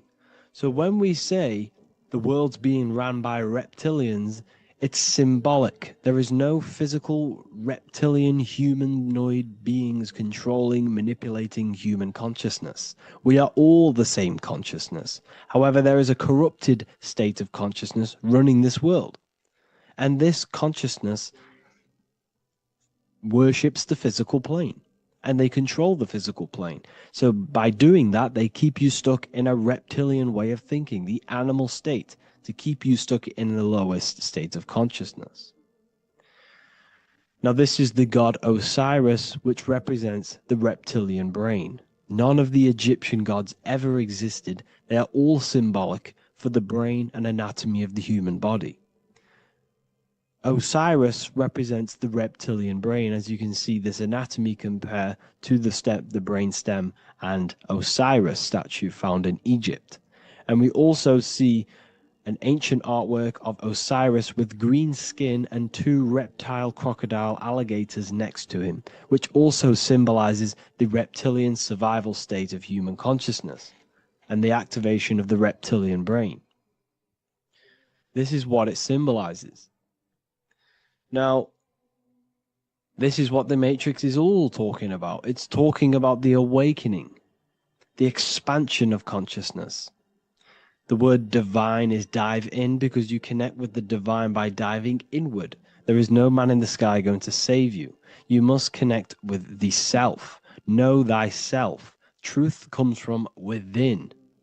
All of these things I'm telling you comes from within you. I'm just pointing it out. All of this is self-realization.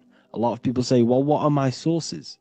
My sources is knowing thyself, observing thyself, using the neocortex of critically thinking, sitting down and thinking about yourself and having deep realization of yourself. You can realize that your thoughts are not of this physical world. It's quite simple. The brain does not think. The brain does not imagine. The brain does not hold memory. All of these things exist in consciousness, the one consciousness, but we are all fractal, infinite parts of. This is the eye on the triangle, consciousness being given down to the rest. This is separate. Consciousness is separate from the rest of the pyramid. The pyramid is your body. Neo is the one consciousness. This is the Egyptians symbolizing the one consciousness giving Ankh, which is life, to all the different life forms. However, you can see that the central sphere is giving a big Ankh to the humans, because humans, like I said, possess the advanced consciousness, an advanced brain that allows us to turn above our reptilian animal self. For example, we can go against our reptilian lower animal nature and turn to our godly nature. Animals cannot do that. They are stuck in instinct. They are stuck in a reptilian animal way of thinking and operating. Everything they create is to survive. We can turn against our lower nature and create for amazing things like buildings, architecture, technology. We can use our creative consciousness for anything we wish, not just survival needs. And it's the same with your spiritual journey. You can raise your consciousness beyond this animal state that they try to keep you in through fear, consumption, food, and the reptilian brain. We must awaken, start to think critically, and awaken to our divinity. Because the mind, the consciousness within you has infinite potential to expand. There are infinite fields of knowledge that you can explore. The mind can never be filled. It can never ever be full of knowledge. It always expands, and that's why you are alive. That's why you are part of this universe. That's why the science always says the universe is always expanding, because the universe exists in your mind, and the mind is always expanding into new fields of thought, new fields of knowledge and information. And that is your whole sole purpose, of expansion of mind and expansion of consciousness, and the exploration of the mind of God. We are living in the mind of God. You are a thought in the mind of God. You must awaken out of this body. This is why Jesus says you must be born again to see the kingdom of God. You must be born again. You must raise your consciousness beyond physical limitation and awaken to your divinity. And this is pretty much it for this video. I hope you all understand this, that this is all symbolic for consciousness.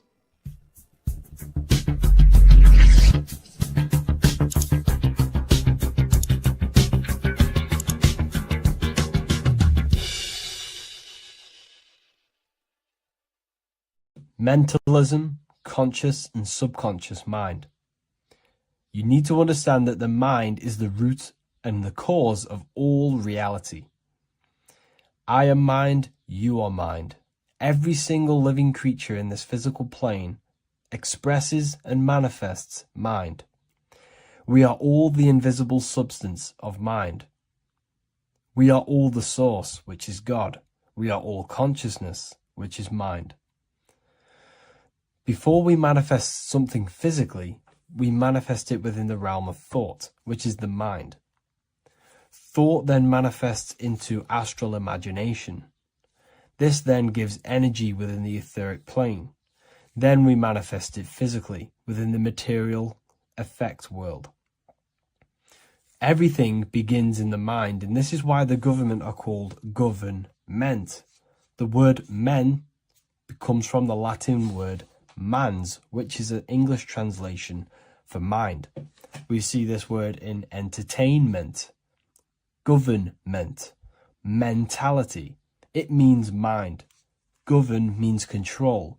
They are controlling the mind through information. Information creates perception within our minds, and so do the words that we use and the language that we speak. It all creates perception within the mind. It is our perception that creates reality, and our reality is a level of realization. Your reality is realization. Everything begins in the mind. This is why they are controlling your mind through many different things. Okay? So essentially, they understand how the mind works. So this is why they manifest all things through mentally and not physically. Okay? You have a conscious and a subconscious mind. The conscious mind is what you are consciously aware of. It is the 10% of your mind. It is the mind that keeps you alert. A part of your conscious mind is for survival. A part of it is your visual field. A part of it is your just five senses. It is basically what you are consciously aware of right now.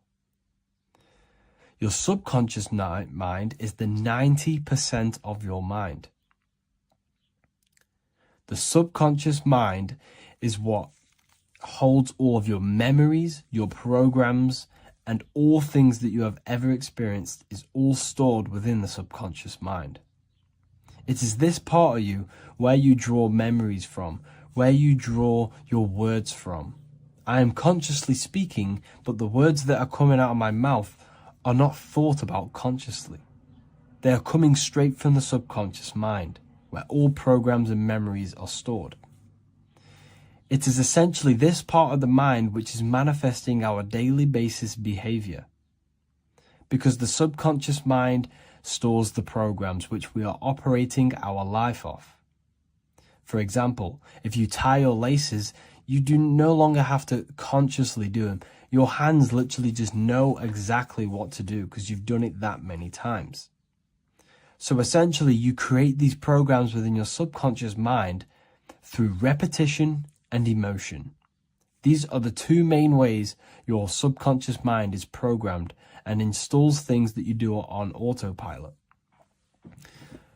The subconscious mind, like I said before, manifests 90% of your daily basis actions and 90% of your daily basis thought patterns.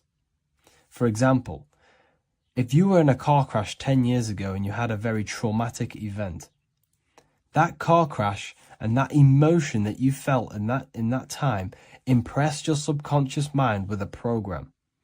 And even to this day, 10 years later, you are still wary about entering cars because of that program.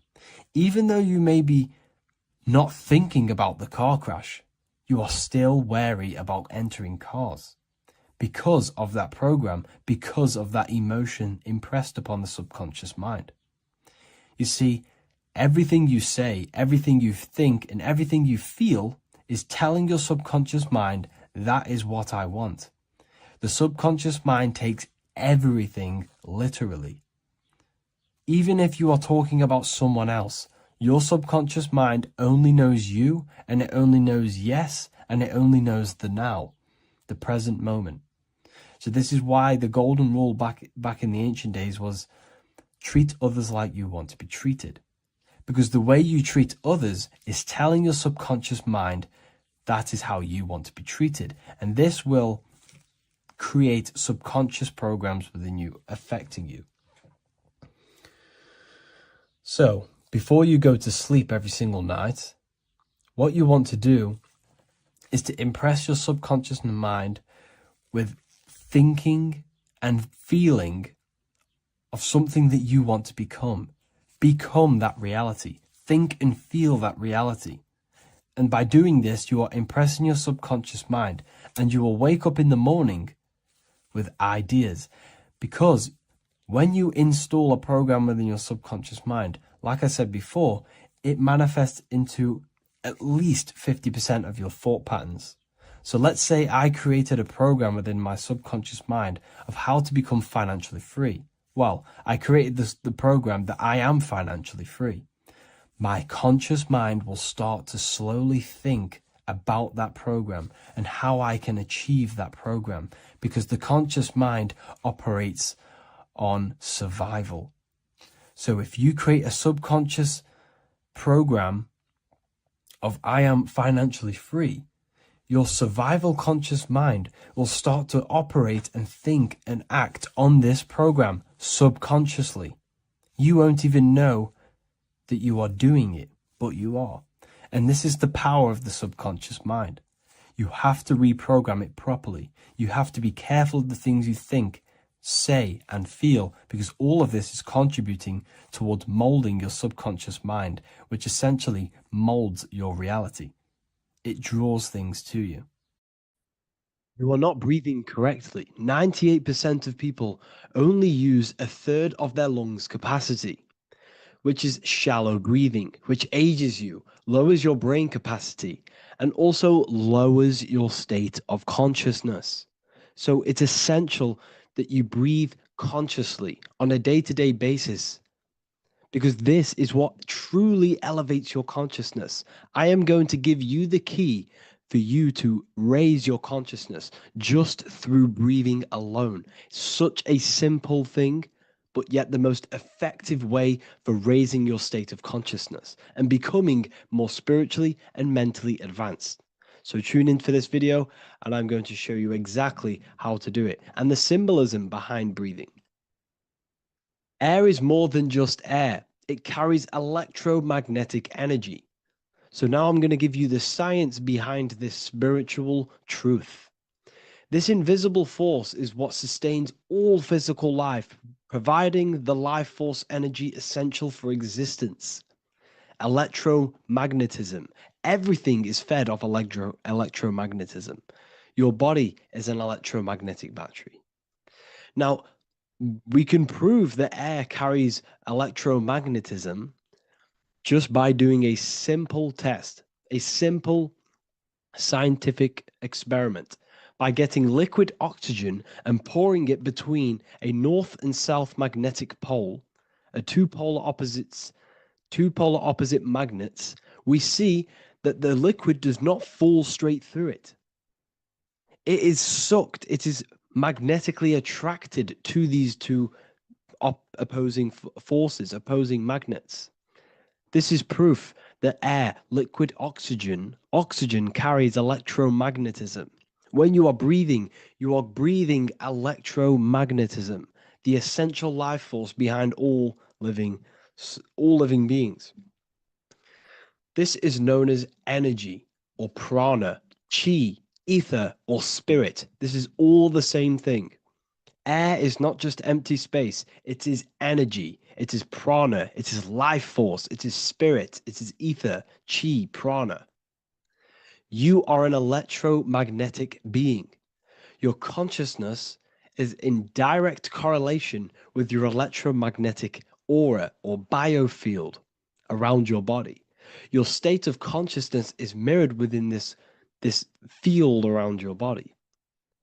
Now, your breath, when you breathe in, you're breathing electromagnetism or life force. Breath is the vital link between the physical and the spiritual, bridging the body with the soul. Through breath, we connect with both tangible world and deeper, the unseen realms of energy and consciousness. Breathing deeply and properly elevates our consciousness, enhancing the brain's functions, heightening the sensitivity of our five senses. It also brings a profound calmness to the mind, creating a state of clarity and inner peace.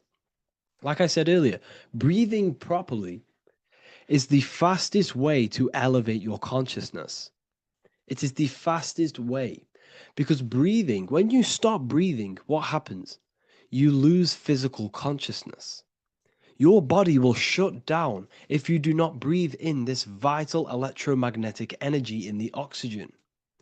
If your body does not get this for 5 minutes or however you can last without breathing, this makes you lose physical consciousness. Your body will not survive without this essential life force energy. Therefore, air is one of the most overlooked things.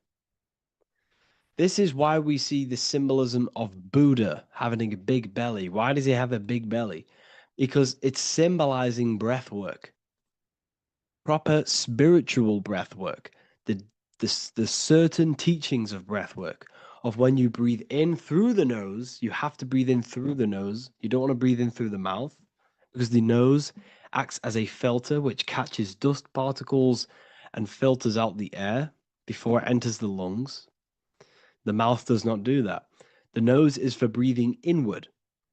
We breathe in through the nose, and when we breathe in, we breathe into our belly, not our lungs. When we breathe into our belly and our belly expands outwards, we are then moving this energy down from the nose down the spinal column.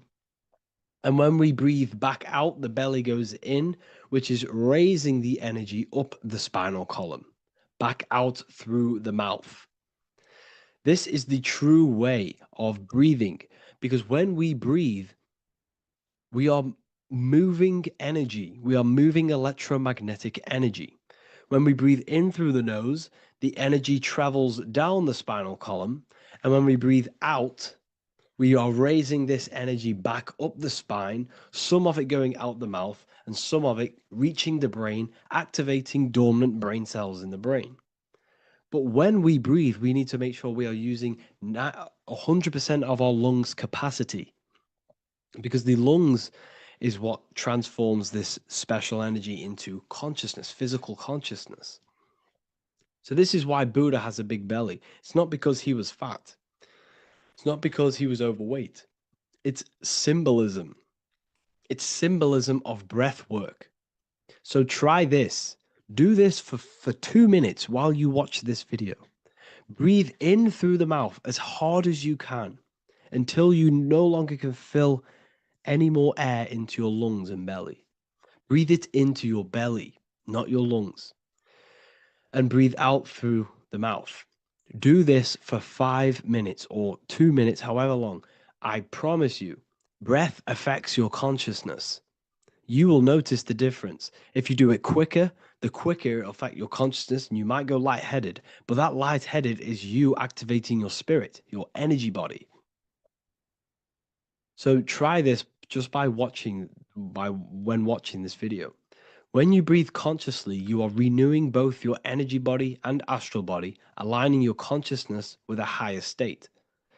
This practice feeds new life force energy into the body, revitalizing and enhancing your overall well-being. Like I said, your brain requires the most amount of oxygen. When we have shallow breathing, this is reducing the brain's capacity. Because when we are not breathing properly, which 98% of people are only using a third of their lungs capacity, we are essentially only using a third of our consciousness, because your breath is directly correlated to your consciousness, your state of consciousness.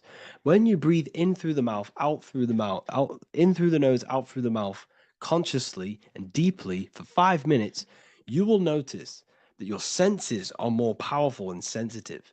Your brain is quicker.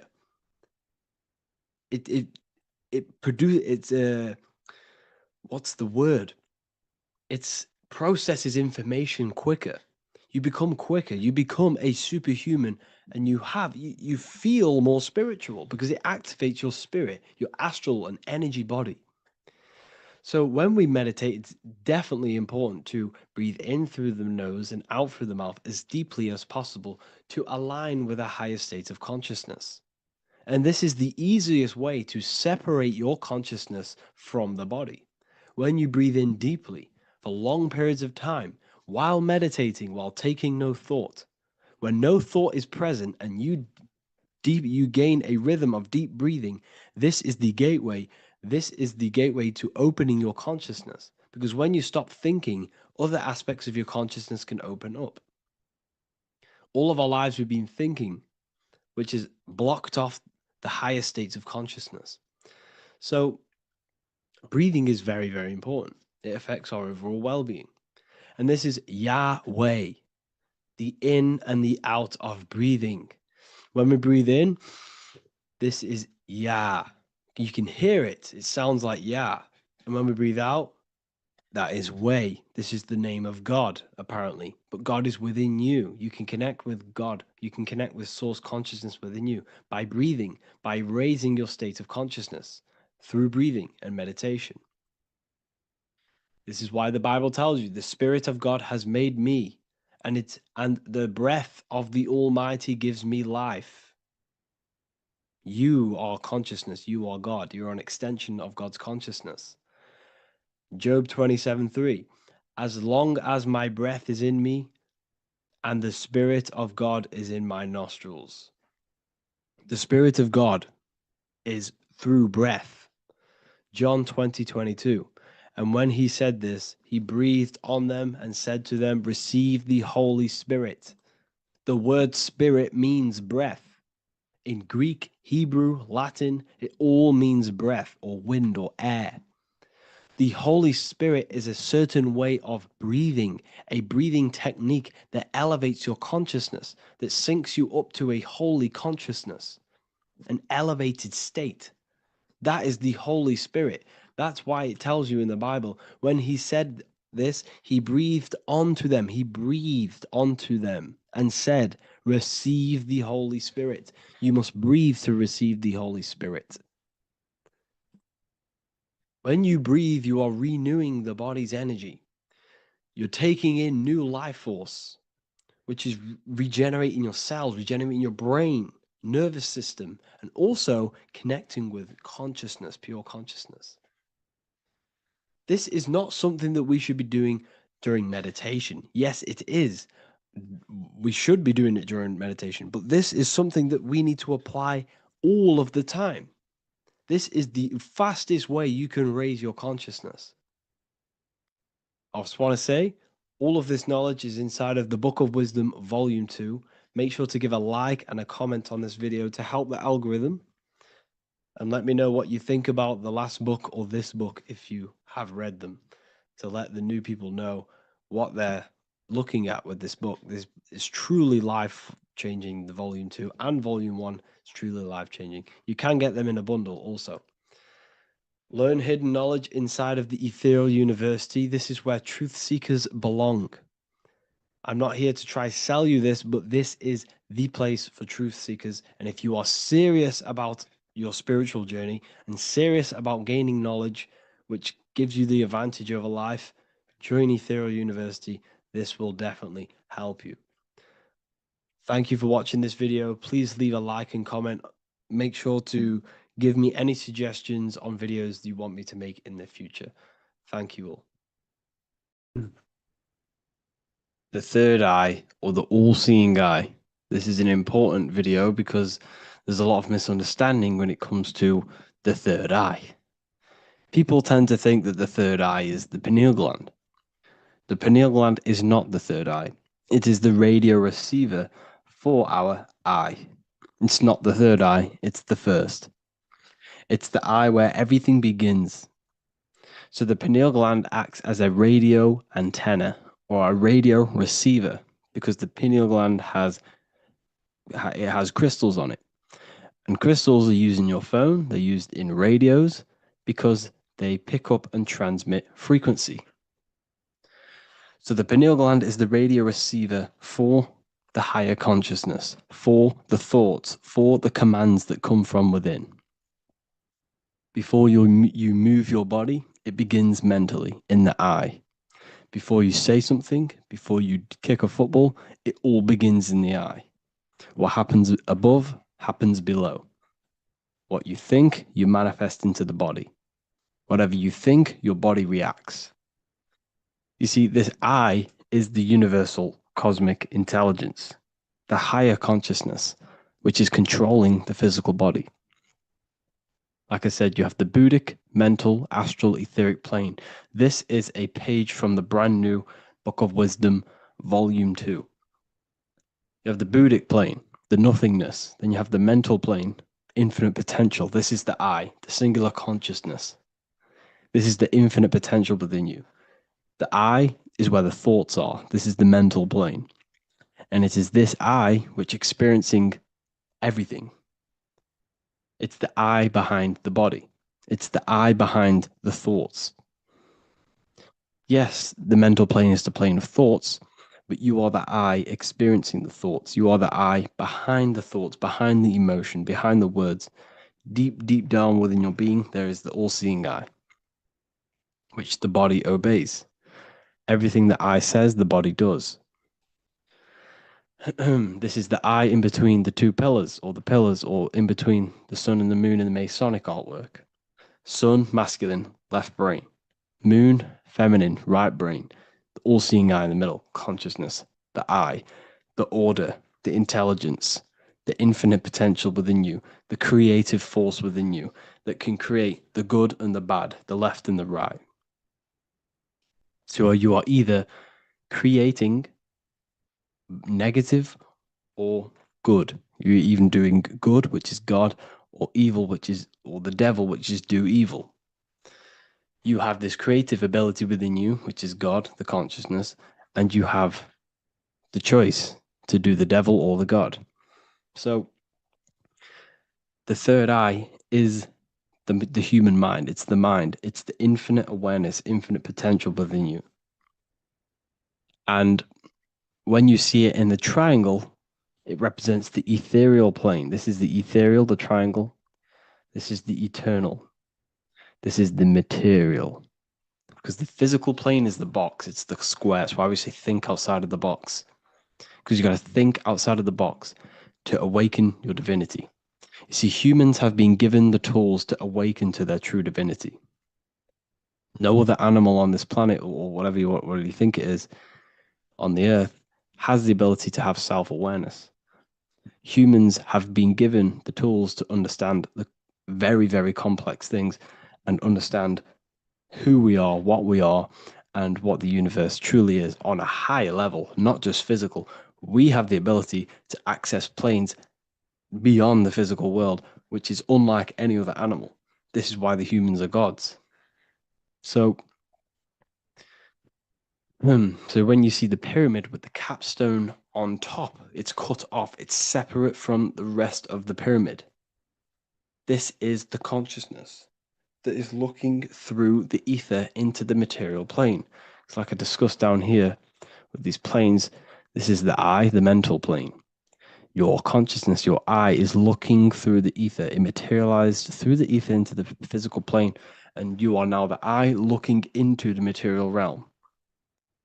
And when you come here, you lose that divinity, but you have to awaken. So you don't lose the divinity, you forget your divinity while you are incarnated in physical. So when you see the triangle with the eye in it, this represents the eye looking through the ether. It's materialized, but it also represents, when you see it's illuminated like this and it's separate, because this is separate from the physical plane. The consciousness within you, the thought within you, that intelligence within you, that voice is separate from this physical world. And everything above manifests below. Everything what happens in this realm of consciousness, of thought, manifests into the physical plane. It's separate. So you see the illumination. This represents the awakened self, because the mind is the third eye. So when you have a closed third eye, this just means that your mind has not experienced things other than physical. When you expand your mind, expand your consciousness from having an out-of-body experience or a mystical experience where you had experienced a higher plane of consciousness or a higher level of consciousness, this is now an open third eye, which is an opened mind. It's nothing separate. So when people say, working and opening the third eye by imagination and stuff like that, you're working on your mind. And to open your third eye, you do need to work on imagination, mental discipline, and all of these higher faculties, which we'll go over in another video. So that your mind has higher faculties which you need to work on. Visualization being one of them, imagination, and mental willpower. We'll go over that. But the illuminated eye in a triangle represents the illuminated mind, the awakened mind that has self-consciousness, it's conscious of itself, and it's experienced higher planes of consciousness. Like I said, the I and the I. The idea. So when you see I on the beginning of words, it represents that inner self, that inner cosmic intelligence within yourself. That's why you say inside, intelligence, or idea. It's the idea, the I, the all-seeing I. This is why the Roman numerals, I was one. And what is one? It's one line. The I is also one line. Because we are all the same intelligence with the same consciousness. The universe is one. There is only one being in the universe, which is God. And we are all expressions and fractals of God. We are all manifestations of God. We share the same creative power as God. We all have the ability to bring non-physical thoughts into a physical reality, which is the word made flesh in the Bible. So when you see hovering the eye with the 666, this represents the eye stuck in matter, worshipping the physical body, the God in flesh, which is Satan. Satan represents God in flesh, yourself in flesh, because evil love bondage. And everything these artists and actors are doing, they're part of these cults. They're promoting materialism to keep your eye, your consciousness, stuck in three-dimensional awareness. So this is what they're promoting. You see that the hand symbol creates 666, which is your body, the carbon. Your body's created out of carbon. And all life forms are created out of carbon. The I in it, the I in the 666, represents I being in material, keeping the mind in material. Matthew 6:22, the light of the body is the eye. Therefore, if thine eye be single, thy whole body should be full of light. But if thine eye be evil, thy whole body should be full of darkness. You see, this is a very powerful verse. Very powerful verse. The light of the body is the eye. This is the first part of the verse. This is where everything comes from. the mind, the infinite mind, the infinite potential within you. Think of anything in your mind. Nothing is impossible in your mind. As soon as you think of it, it's there. Infinite potential. It's the light of the body, because the mind is what gives life to the body. It manifests its will through the body. It's the light. All the things that the body does happens mentally before it happens physically. Before you move your hand, it is a mental power. Just like when you astral project. When you astral project, you use your mind to move your body. It's mental. If therefore thine eye be single, thy whole body should be full of light. So what does that mean? Becoming one with the consciousness within you. The single eye, instead of being divided between the left and the right, the masculine and the feminine, instead of being divided between the higher and lower self, when you combine all the aspects of yourself to be balanced and connect with the true self, that's when the whole body should be full of light, which is the good, the enlightenment. But if the eye be evil, which means what? Because your eye, your consciousness, your mind has the ability to create positive or negative, devil or the god. And when you think negative, what happens? Darkness goes through the body. Every thought has an effect on the body. What you think goes through the body. For example, become erect. What do? You think of being erect, and it happens, the body becomes erect. What happens in the mind happens in the body. So if your eye is evil, if you are thinking negative, if you feel negative, you're going to produce negative. Your body will be full of darkness. And this is what the all-seeing eye is. It represents you, your consciousness within you that can create anything in this physical world. So yeah, if you have any questions, make sure to contact me, and I will get it created for the university. Thank you all for joining, and see you in the next one. You don't just have a physical body. You have a physical, mental, spiritual, and emotional body. Each one of these aspects are a body of its own. Body does not just refer to a physical substance. You have a mental body for thinking, an emotional body for your emotions, a spiritual body for your energy in your astral form, and a physical body to encapsulate all of these. Each four of these aspects are essential for the human experience and essential to balance. Now, today we're going to be syncing the four aspects of your consciousness with the four seasons and the four elements, and how this ties into the Bible. So we have four physical elements. We have 5 elements in total, spirit being the most important, but spirit is pure invisible. We have 4 physical elements. We have air, fire, earth, water. Earth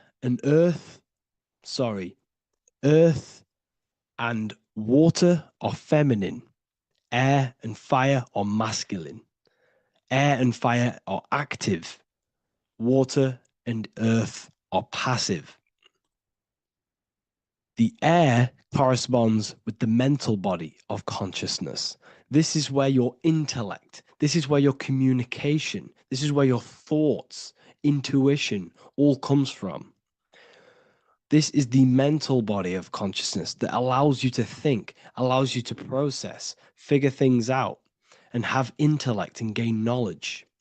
This is your intellectual aspect of your consciousness, located in the head region. We have a fire nature, a spiritual nature. This is our astral body. Our astral body is all to do with the subconscious realms, the higher realms of consciousness. This is the body that allows us to be free from the physical body. Our spirit is more of our energy. Water is our emotional body. This is what allows us to feel things, that allows us to gain intuitive feelings of conscience. So emotion allows us to understand what is right and what is wrong. When we feel something bad, we know that this is wrong. When we feel something good, we know that we are doing good. Emotions are a creational force that allows us to feel certain things to bring them into existence. Our emotional body is a creational force and should not be reactive, and it should be controlled. Most actions are stemmed from emotions.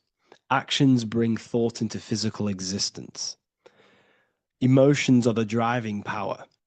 They are what drives your actions. The thought, then the emotion, then the action. Earth is your physical body. This is your physical state that allows you to take mind and emotion into action, into fruition, into physical matter. This is what your physical body allows your consciousness, your soul, to interact with the physical world and bring things into physical existence. The physical body, the physical world, is an outcome and an effect of the thinking mind. All physical substance comes from the thinking mind. The pen, the phone you're holding, the microphone I'm speaking into, all began as a thought in the thinking mind, then it was brought into physical reality. Earth is the most dense. So it goes in this order: body, emotions, spirit, mind. The higher you go up, the more lucid and fluidic it becomes. The lower you go down, the more dense and dull it becomes.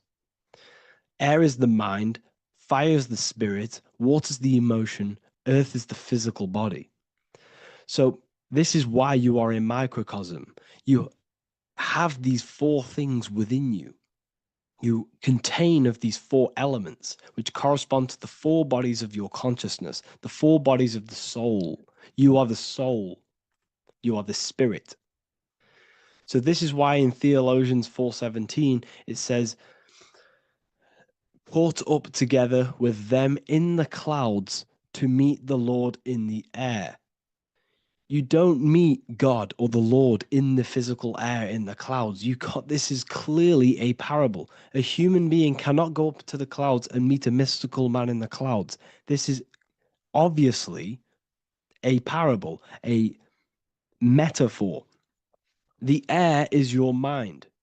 You must raise your consciousness beyond the body, beyond the emotions, beyond the spirit, and enter in the mind during meditation, turning the mind inward to connect with the Lord. The Lord is the highest aspect of your consciousness, the one that exists beyond the physical body, beyond your emotions, beyond the thought. So you meet the Lord in the air, in the mind. The mind represents the air. This is why in America there's a saying called an airhead. You're an airhead. This means that you are stupid, or you don't think, or you have nothing in your mind. You have nothing in your head. When someone's very stupid, you call them an airhead, because air represents the mind. The air is elevated. The air is invisible. The mind is totally invisible to the human eyes. It is a metaphysical substance. In fact, it's not a substance at all. It's so fluidic. It's everywhere. The mind can be everywhere at all times. It can be anything. Nothing is impossible within the mind. Now, this is synced with the four seasons. The four seasons represent the four aspects of human consciousness, the four bodies of your consciousness, the four bodies of your soul. The sun is your soul, okay? And the sun travels around four seasons. Summer, when the sun is the most hottest point. Autumn, when the sun starts to move away from the hottest point. Things start to die. Then it goes to winter. This is when everything dies. This is when things enter in within itself. This is when darkness occurs. Then spring. This is the reignition of the sun. This is when the sun starts to bring back the warmth back to the summer. You have four seasons which correspond to the four bodies of consciousness. Fire is the spirit. This is when you are passionate. This is when you are taking action. This is when you are fiery. The sun is blazing. You're taking action. You're very passionate. You're very spirit. You're in the spirit. Autumn is water, emotion. This is when you start to become very reflecting. This is when you start to feel emotional, because in autumn there's lots of water. This represents the emotional body of consciousness. Winter is the mind. This is air. Winter, what happens in winter? Everything enters within itself. The leaves die, the trees die, everything dies and goes within. This is the mind. The mind is the darkness, remember. You close your eyes to enter within the mind. The winter represents meditation. In the winter, what do people do? They stay inside of their house. They research more. They read more books. They become more intellectual. They think more in the winter because we are so we're stuck inside. So we're more reflective. We're thinking more. We're more communicative. We're more intellectual. In the spring, this represents the earth, the body. This is when we start to come out of the mind and we awaken to the body, and things start to grow again. The plants start to grow. The earth is growing again and reborn again. This is the body. This is when you become more active in the spring. And then the summer, back to the summer, we then take action on these thoughts and these thoughts that we gained over the winter. Essentially, this is just a massive cycle. And this is a daily cycle also. The nighttime is the winter. The morning is the spring. The midday is the summer. And the evening time is the autumn. This is a microcosm. We have 4 bodies of consciousness. You are the sun, you are the soul, and the soul has 4 bodies: summer, autumn, winter, spring. Emotion, air, body, spirit. Sorry, emotion, mind, body, spirit. So you are the soul. You are the pure essence of consciousness. The sun is your soul in the heart. And the seasons are inside of you because you are a microcosm. Okay? You are a microcosm. The word sun is son. The Latin word for sun is sol, which is soul or solo, because the sun is solo. It's on its own. You are the soul, and the soul has the 4 different bodies of consciousness. So before we move on any further, if I've blown your mind, please, if you can, leave a like, a comment, a share, and a subscribe. Let me know what videos you want me to make in the future. Please drop a like. It definitely will help me. You are a microcosm of the macrocosm. Man is a miniature universe that goes through its own cycles. The seasons of the summer, winter, spring, and autumn do not occur merely outside of him, but within him as well. The summer is within you. You feel different in the summer. You feel different in the winter. You feel, depending on the body of consciousness, it's your soul's interacting with. So the sun in the sky is your soul inside, and the sun goes through these cycles, which is affecting your bodies of consciousness, because the cycles represent your bodies of consciousness.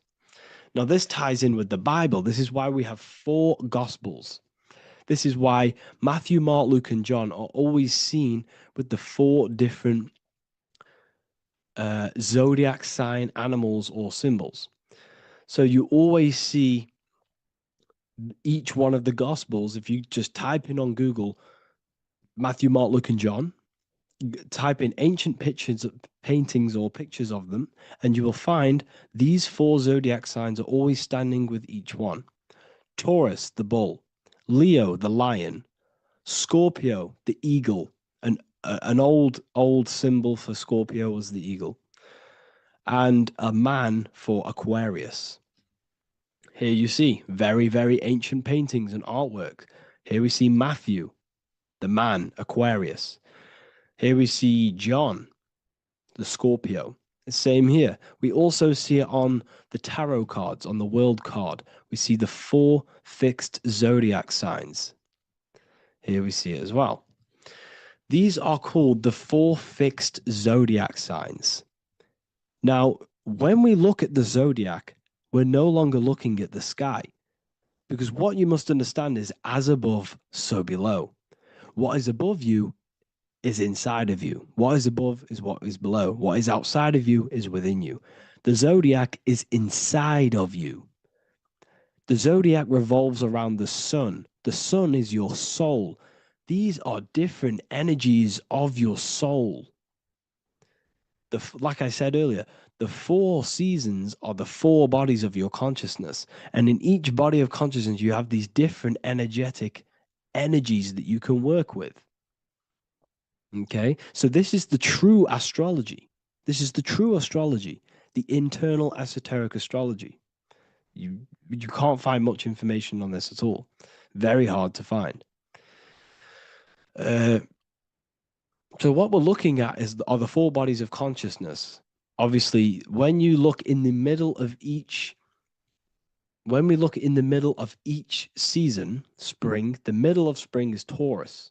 The middle of winter is Aquarius. The middle of autumn is Scorpio. The middle of summer is Leo. These 4 signs are known as the 4 fixed signs. Okay, Scorpio is fixed. It's the middle of autumn. Scorpio is a water sign, emotion. Aquarius is the air sign, the mind. Taurus is an earth sign, the body. Leo is a fire sign, the spirit. This is why we see Matthew, Mark, Luke, and John with the 4 fixed signs of the zodiac, which represent the 4 bodies of consciousness. Leo, the spirit, fire. Luke, Taurus, earth, body. Matthew, Aquarius, air, mind. John, Scorpio, water, emotion. Each gospel is depicting Jesus and showing Jesus in each gospel. Each one of these gospels is showing and depicting Jesus according to the different body of consciousness.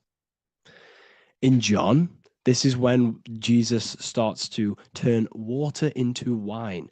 Water is emotion. Wine is transmuted emotion. This is when he does miracles with his emotions, water into wine. Aquarius, which is Matthew, air, the mind.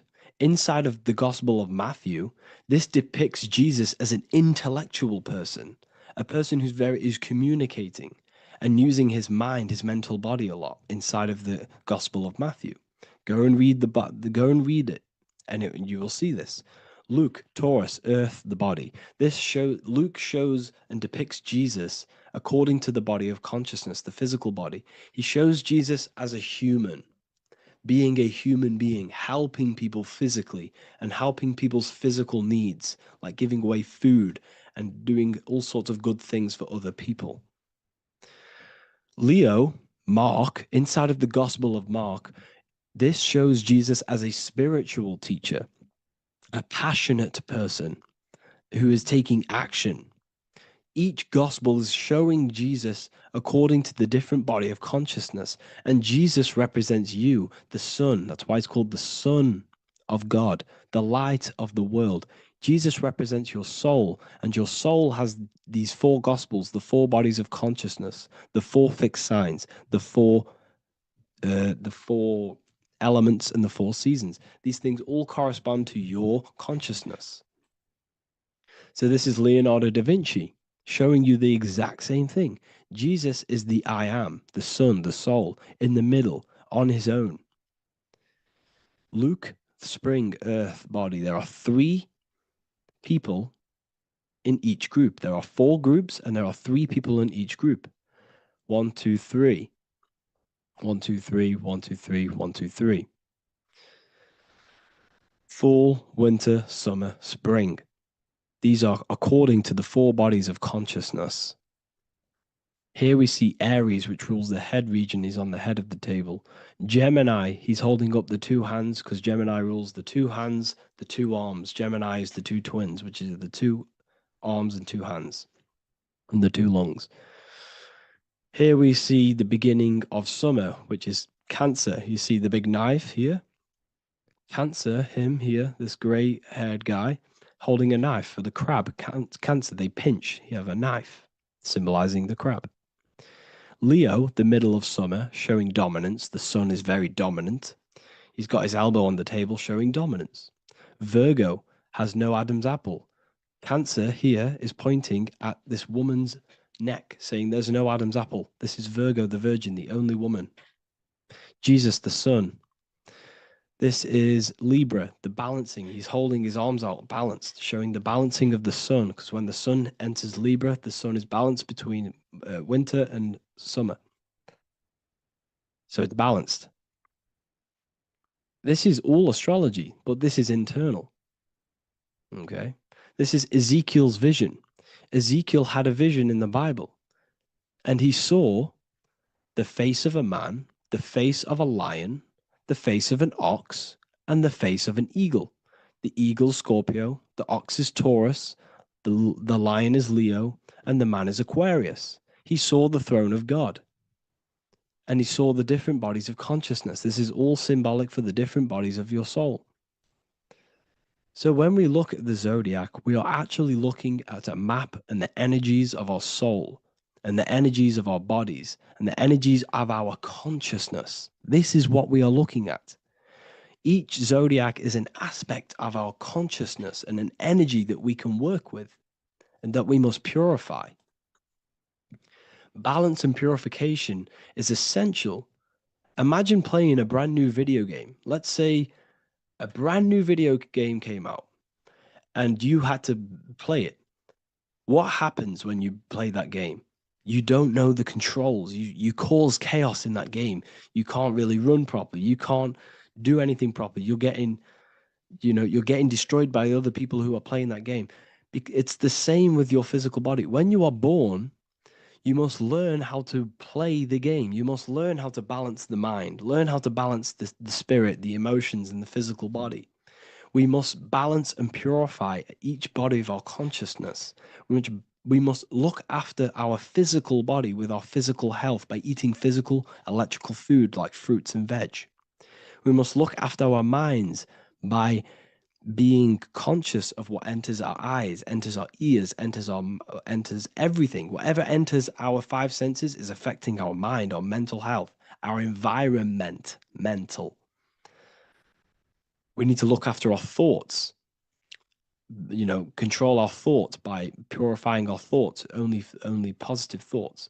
Then we must purify our emotions, feeling only gratitude and love and not feeling these negative, dull emotions. Then we must look after our spiritual body through meditation and looking after our spirit. But remember, when we look after our mind, it all begins in the mind. Each body of consciousness is interlocked with the other. If you have if you have an unhealthy body, you have an unhealthy mind, spirit, and emotions. If you have an unhealthy mind, you have an unhealthy body, spirit, and emotions. If you have an unhealthy emotions, you have an unhealthy spirit, mind, and physical body. They're all interlocked. You must balance each one of them. Look after your physical body, look after your thoughts, look after your emotions, look after your spirit. But remember, the mind is the most powerful one. It's mind over matter. Once we look after the mind, because once we start to control our minds and control every thought we think, this will then turn into discipline in our physical body. Because once we learn how to discipline the mind, we learn how to discipline what we eat, we learn how to discipline what we feel, we learn how to discipline our spirit. This is all interlocked, but work on the mind first. Work on the mind first. All of this knowledge is inside of the brand new Book of Wisdom, Volume 2. This is a revolution of human consciousness. If you've read it, please leave a review down below. If you've read Volume 1, leave a review down below. This is the next revolution. I don't see this information anywhere. This is the next revolution of human consciousness. And of course, if you are serious about this and you truly want to gain enlightenment and join an amazing community where you can connect with me on live calls, lectures, the Manifestation Mastery course, you can gain access to my library with over 45 PDFs plus my books. And if you do join the university, you can order a Volume 2 free of charge. All you have to do is to pay for shipping. If you truly take your knowledge serious and you want to to take advantage of life, join the university. This is where truth seekers belong. Just want to say thank you all. Please leave a comment. Please leave a like. It's going to help me a lot spread this knowledge to the world. And yeah, share this with a friend and subscribe. Thank you all.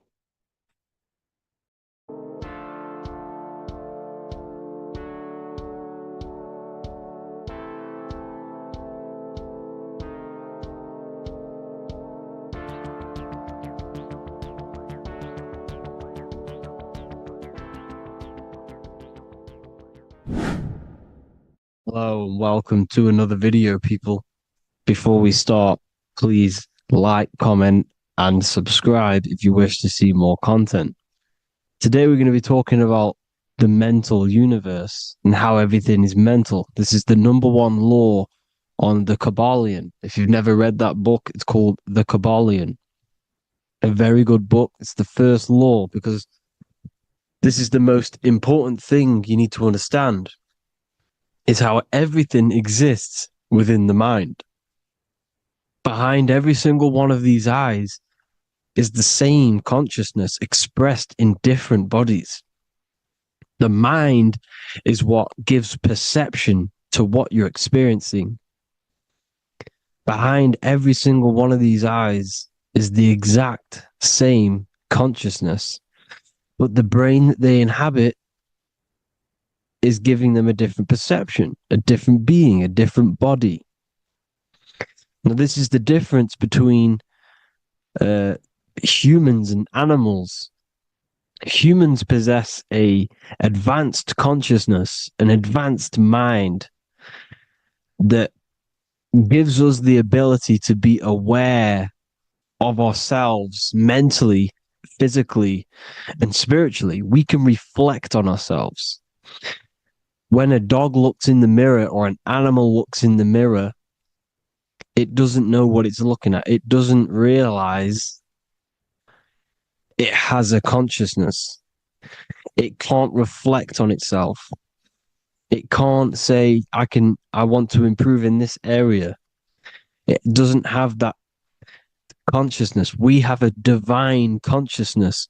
Take away the N for divine, and you get with a D, put it with a D, you get divide, because we have a divided two-way consciousness. An animal only has one. However, it's still the same mind. We're all mind. We're all mental. We all exist within the mental plane. Look at this person walking. The body, the brain is sending electrical signals through the 12 cranial nerves, which the 12 disciples that spread the gospel of Jesus, right? You have 12 cranial nerves in your brain. There are 12 disciples which spread the gospel of Jesus. Jesus represents the mind, the intelligence, the invisible intelligence that we all are, the same intelligence, the same exact consciousness, which then sends a command into the brain. Then the brain sends these 12 electrical signals through the 12 cranial nerves to control the rest of the body through the nervous system. This person walking is not, the body is not walking. The mind is telling it to walk. And the brain is it's a supercomputer which is decoding these demands given to it by the mind. Because the pineal gland will have something to do with the ether, because the ether is physical and non-physical. The mind is sending the commands through the ether to the pineal gland, which is then getting broken down into electrical codes within the brain and sent throughout the nervous system to control the body. And this is why in the Sims simulation, because the body's the simulation, it's a false reality. It's the fake reality. It's not the real you. You are formless. There is no form. But the third dimension is a dimension within your mind. Matter, mind, light is all a product of your mind. It's all in the mind.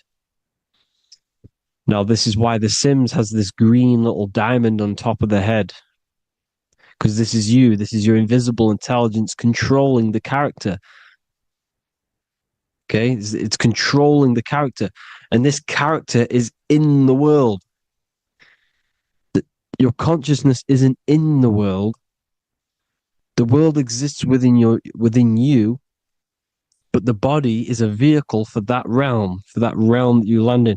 When you have a dream, your mind transcends this body into another body, duplicates your body into another universe, unite. Unite is one. We're all one. It's all one universe, expressed in many different ways, infinitely. And the vehicle that you land in is the body to operate in that realm. This is the all-seeing eye, as you see here. The eye, this is all the intelligence. This is the ball of consciousness, God, expressed in different bodies. We're all this same one in different bodies, as you can see here. And this intelligence is expressing infinitely throughout the universe, an infinite universe. There's no beginning, no end. There was no beginning of the universe. There is no end. It's infinite, always has and always will. But the mind is what gives you the ability to explore the universe, to make perception of it. We are God in disguise. We are God in disguise. We are God in flesh. But the body can become attached to the mind, can become attached to the body if the mind is not aware of itself. When the mind is that blinded by matter, and we lack knowledge and understanding of what we truly are, a formless, infinite being, a traveler. This is why Freemasons are called Freemasons. Mason means traveler. Free. You're a free traveler because your consciousness is a traveler of the universe. When we lack understanding, our mind bounds to the body because we don't separate the body with our different layers of consciousness. When we separate them and identify that we are mind, body, emotion, you then can apply this knowledge to when you want to astral travel and explore the different realms of your mind, because the mind is the universe. People, this is what we need to understand. The mind is the universe. I am you and you are me. This is the Egyptians showing you this. The Ankh is the symbol of life. This is the one ball of consciousness, mind, giving it the Ankh life to all the different life forms. The cows, the birds, the snakes, and the big Ankh given to the humans, because the humans are the most intelligent. We have the most advanced consciousness. We have the most advanced consciousness. This is why the one is giving a big Ankh to the humans here. Here you see again, this is not the sun. This is also showing Ankh giving out its life to all things infinitely. And this is the Most High. We are the Most High in disguise. When we strip off the body, we strip off the desires for the physical world, we strip off all of these fake identities that the mind gets attached to. That is God. The universe. You are the universe experiencing itself. I and I. The letter I and the number one is just one line. The letter I is the number one. Because your I am, when you refer to yourself as I, every single one of you who's watching this video refers to yourself as I, which is the one. We are all the one. We are all intelligence. We are all invisible. We are all the one. One is the only number. 1, 2, 3. Everything goes up in ones because there is only one. Doesn't matter how far you go down the line with numbers, all of their numbers are created by one because there is only one. So me and you are the exact same consciousness expressed in different bodies. Mind, cause. There is only one cause. There is only one mind. There is only one being. But because we lack understanding of this, we think we are the bodies. And this causes division because the physical world is the most illusionary world. It's an illusion. It's all an illusion. Now you see with the two, you look with the two eyes, but you see with the inner eye, the mind. Okay, the mind is the mental plane is a shared plane, and it gives perception to what you're looking at. The mind. I'm affecting you when I speak because the mental plane is shared. We all share mind. We all express mind. When I'm speaking to you, I'm affecting you because we are mind. So the words that I'm saying, which are being manifested from my mind, are being manifested through my body into vibration, is affecting you. I'm affecting you with what I'm saying. And these words are having an effect on your mind because we're all mind. This is why you need to be careful what you're listening to, music and all sorts. Because music can also create thought loops within your mind. Because the chorus, we shouldn't be listening to choruses. Choruses are loops. And what they're saying in the chorus is being looped. And this can create thought loops within your mind. Go and listen to an old song that you used to listen to about 5 years ago, 10 years ago, 20 years ago. Go and listen to an old song, and you guess what? You will get nostalgia. Why will you get nostalgia? Because that song will trigger the thoughts that you were thinking in that time of listening to that song.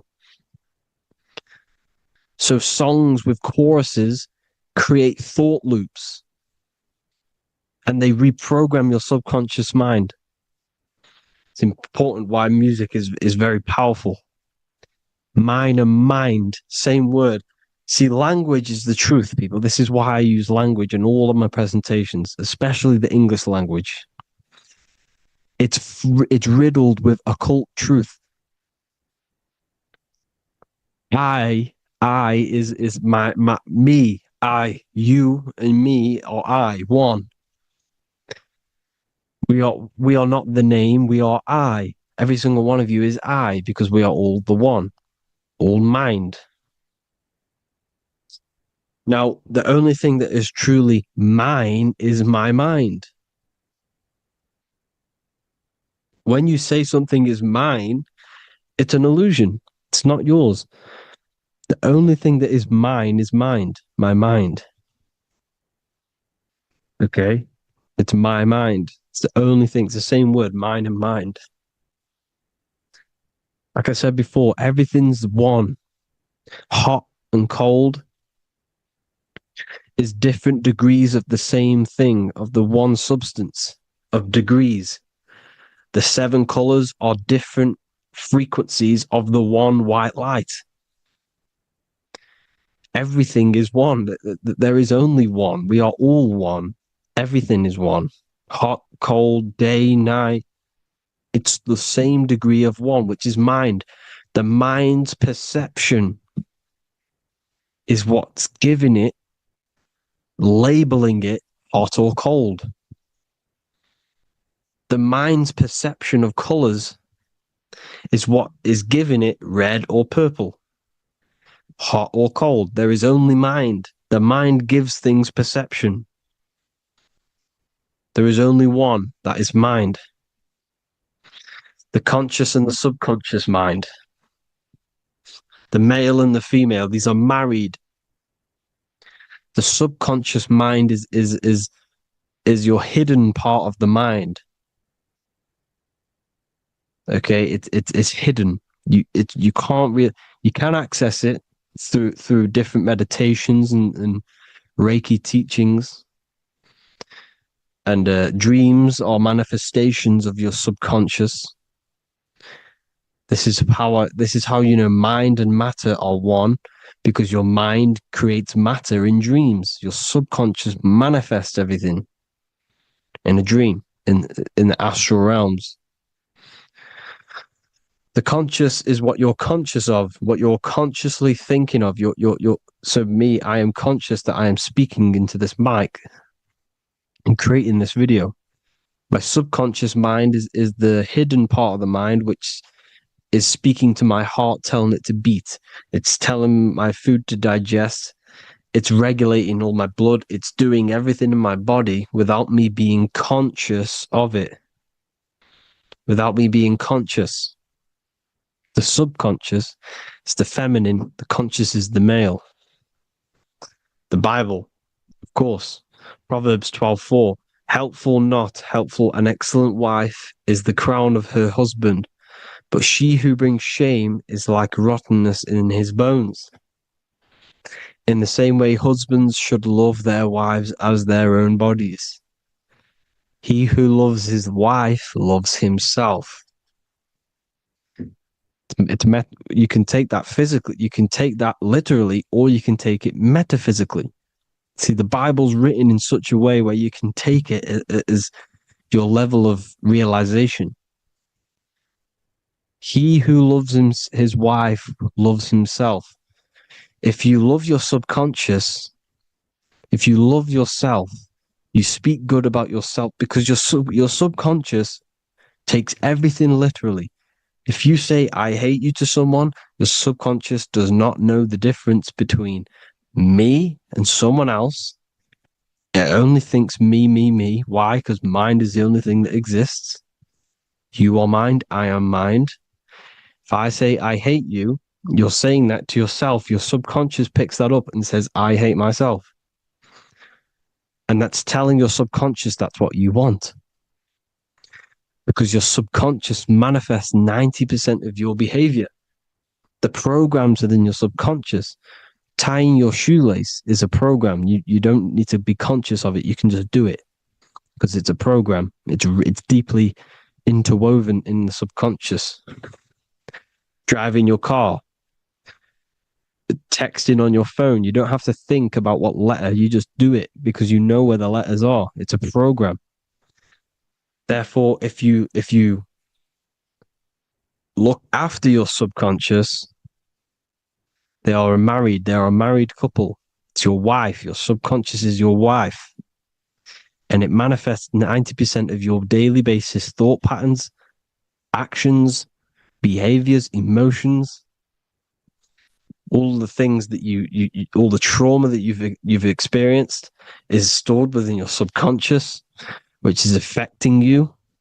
So let's say you were in a car crash 10 years ago and you had a really traumatic event, you really hurt yourself, and you had a very, very, very strong emotion that you felt of pain. That will still affect you today. And why? Because it will manifest into your behavior. How? Well, you'll be cautious of what cars to go in and who. You'll be cautious because of that event that stored within your subconscious, because of that feeling you felt was so painful and so strong. It's still manifesting into your behavior today. For example, you won't go in certain cars, you won't go with certain drivers. The subconscious stores everything, all your memories, the programs, and everything. So If you trick the subconscious, that's how you manifest your life. If you trick the subconscious, you already have something. And therefore it will manifest into your life and into your behavior, thoughts, and actions. This is why the golden rule is to treat others like you want to be treated. Because I am you and you are me. We are all subconscious. We all have subconscious. Whatever I do to you, I do to me. Because my subconscious picks that up and thinks I'm speaking to me. Mind is very powerful. Whatever I do to you, I do to me. Treat others like you want to be treated. The golden rule. That is the only rule we need in this realm, in the universe. If everyone understood this rule and how the subconscious works and how karma works, we'd live in heaven on earth, the Garden of Eden, the golden age. As a man thinketh in his heart, so is he. Proverbs 23:7. Where your heart is, there will be your treasure. Your heart's the emotions. The storehouse of emotions is where you feel emotions. You have to let your emotions move through you, not become you. You can't let your emotions become you. Or except be like the sky and let them pass through you. Be like the clouds and the stars passing over. Let them pass through you. Do not let them become you. And this is how emotions can take over your mind. We are driven by, when a man is driven by emotions, he has no self to control. You must control the mind, because the mind can be corrupted. Because your thoughts are electrical in the brain. Your thoughts come from the mental plane. So how the mind works is that you place your attentions on something in the mind, and infinite information just flows in. Think about it. When you think of a certain topic, as soon as you think of that topic, information comes flying into your mind. Different ideas, ping, ping, ping. It's all connected. It's why we call it a mindset, because your mind sets itself to frequencies. And when we think of something, we tap into that frequency, and just the universe, the mind, the mental plane just flows in information based on that frequency and that thought.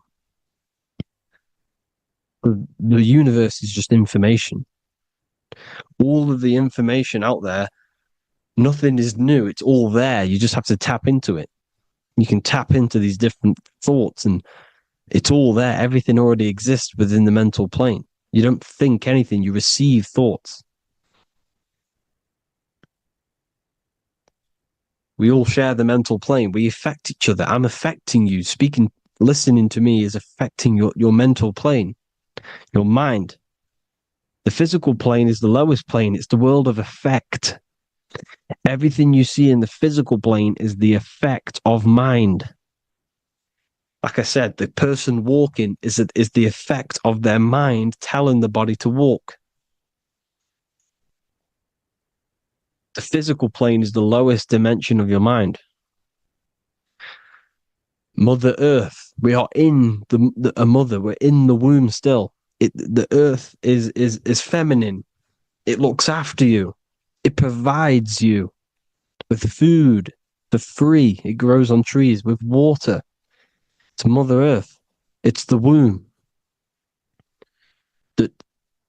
The dome above your head is your mother's belly.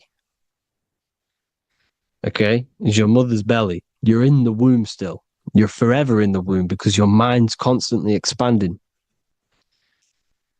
Because when the baby's mind figures out that there is a reality outside of its mother, it starts to hear the people on outside of its mother, what does it do? It figures a way out of the mother, and it becomes born again in the water, in a hospital, into the other world. It's the same with our minds. When our minds figure out there is other worlds beyond this physical, we explore them. The astral plane, for example. You figure a way out of the body. Because when you're the firmament, look at the word firmament, meant at the end. Firm is firm, something strong, something like a rock is firm. If your mind is firm like a rock, you will be stuck under the firmament. So, for example, people who are very programmed and can't think outside the box, they have a firm mind and they'll be stuck under the firmament because your mind is the only thing that's keeping you under the firmament. It's the only thing. When you're doomed, doom is dome. This is the dome, which is your head. Your head is the dome. Above your head, above the earth is the dome, the ethereal barrier. But that's just an external manifestation of your head. You don't leave the earth, you leave your body to leave the earth, because your body is the earth. It's a dimension within your mind. So when you're doomed, you're domed. Your reality is your level of realization. You realize something, or when you have an idea, the mind, I and the I, EYE or I, same thing, mind, it's all mind. Reality is your level of realization. You realize there's other worlds, that's your reality. Your perception's your reality. Mind in Latin is mens. Jesus was known as the fisher of men, which is the fisher of minds. He was fishing minds worthy of knowing the higher truth, the deeper occult knowledge. Jesus figured out that we are all God. And he got killed for it because in that age they were trying to suppress this information. Jesus figured out he was God because we are all God, every single one of you, and they killed him because we're all mind. We are not the body. We're the invisible intelligence, which is God. But you are not God if your mind is attached to this physical world, to the worldly pleasures. If you master your mind and travel the depths of your mind, that is God. Mental and men. Look at the word mental. It has men in it. Men in the Bible means mind. Here you see Masonic, the Masonic symbol with the eye, the mind. Looking over everything is the one. Everything comes from the one. All the lines coming off it, giving its life to all of the life forms. Down here on the bottom, you have duality, black and white. Up here, you have singularity. One and the two. Unification and division. The lower self is divided into the left and the right. So the Bible even says, I forgot what verse it is, but it says, it's better to go through life with one eye than to have two and be cast into the fiery abyss of hell. I'm not sure what verse it is, but you can research it yourself. It's better to go through life with one eye, to be unified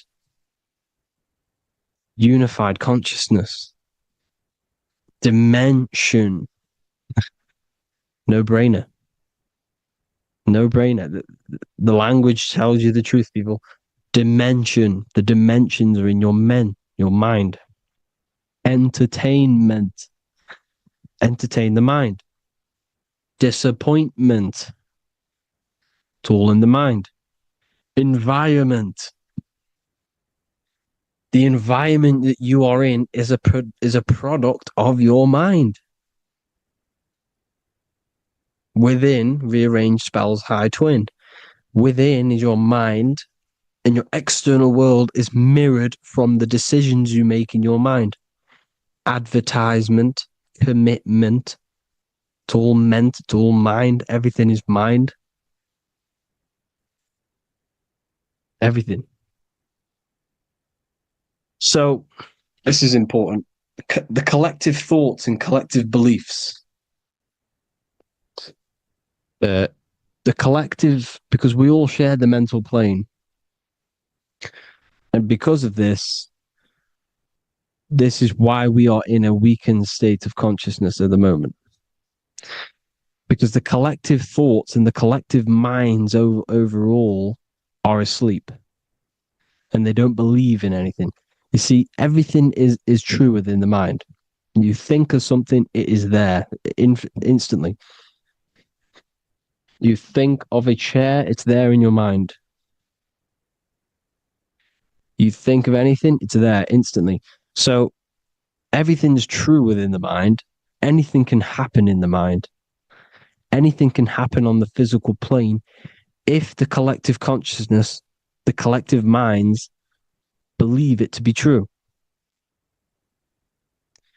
This is why back in the days, in the ancient days, you look at all the old world stuff, you see all this crazy technology, and it's because as a collective, as humanity back then, they believed that they had much more open minds. Therefore, the things manifested in the physical world were a lot more out of the box, so to say, compared to today. For example, magic is not as powerful today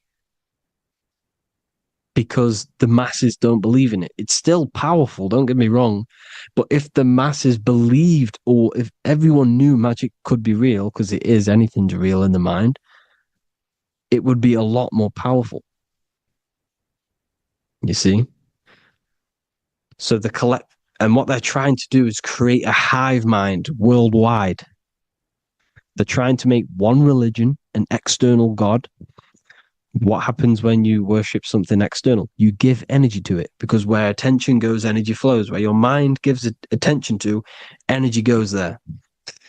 And when we all believe in external gods and give our worship and our power to these external things, we all give energy to it, which will manifest as a demon in the astral planes.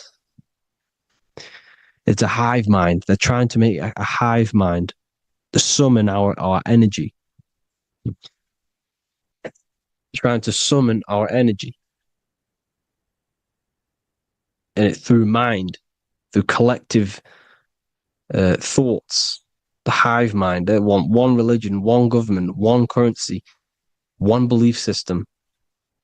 And that will create a hive mind, which will limit our consciousness, which will limit what we can do in the physical world.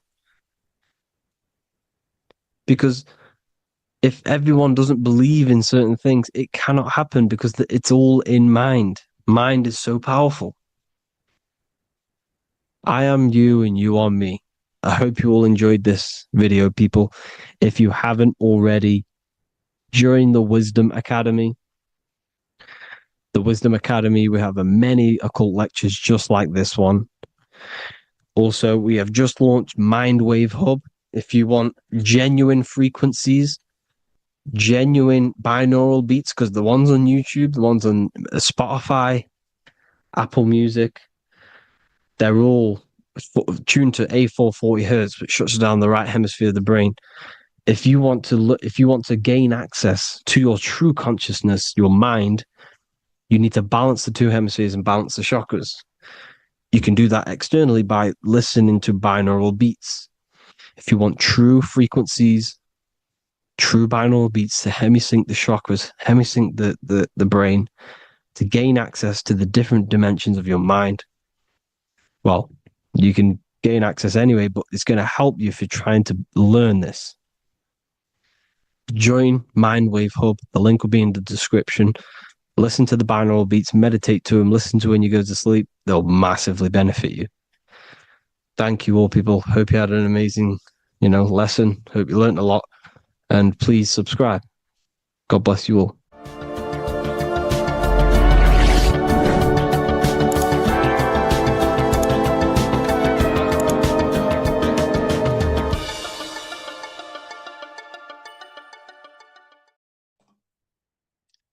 So this is known as the bag of the gods. This symbolism is widely known, but no one knows what it truly symbolizes. We see this in ancient Sumerian artwork. We see this in the Mayans' artwork. We always see this bag with the gods. What does this actually represent? Okay, so the bag itself represents carrying. Carrying what? It represents information, it represents knowledge. Your mind is the carrier of the information. So this is why in his left hand, he carries the bag, and the right hand has the pine cone. This represents carrying of information. Why is it a bag? A bag can be passed on to someone else. The information can be taught to someone else. This is the information of activation of the pineal gland or higher consciousness of humans. Because as humans, we all possess an animal nature, the nature that tells us to eat, to steal, to gain material wealth, to survive, to hate. This is our animal self. This is our animal behavior. But we also have a divine nature of consciousness, which we have access to, the higher planes of consciousness, the planes that manipulate this material world and create all things in this material world. The human mind has access to. The animal does not. The animal has no idea he exists. The animal has no inner dialogue, but humans have the inner dialogue. Humans can create infinitely. We can expand our minds infinitely into new realms of thought.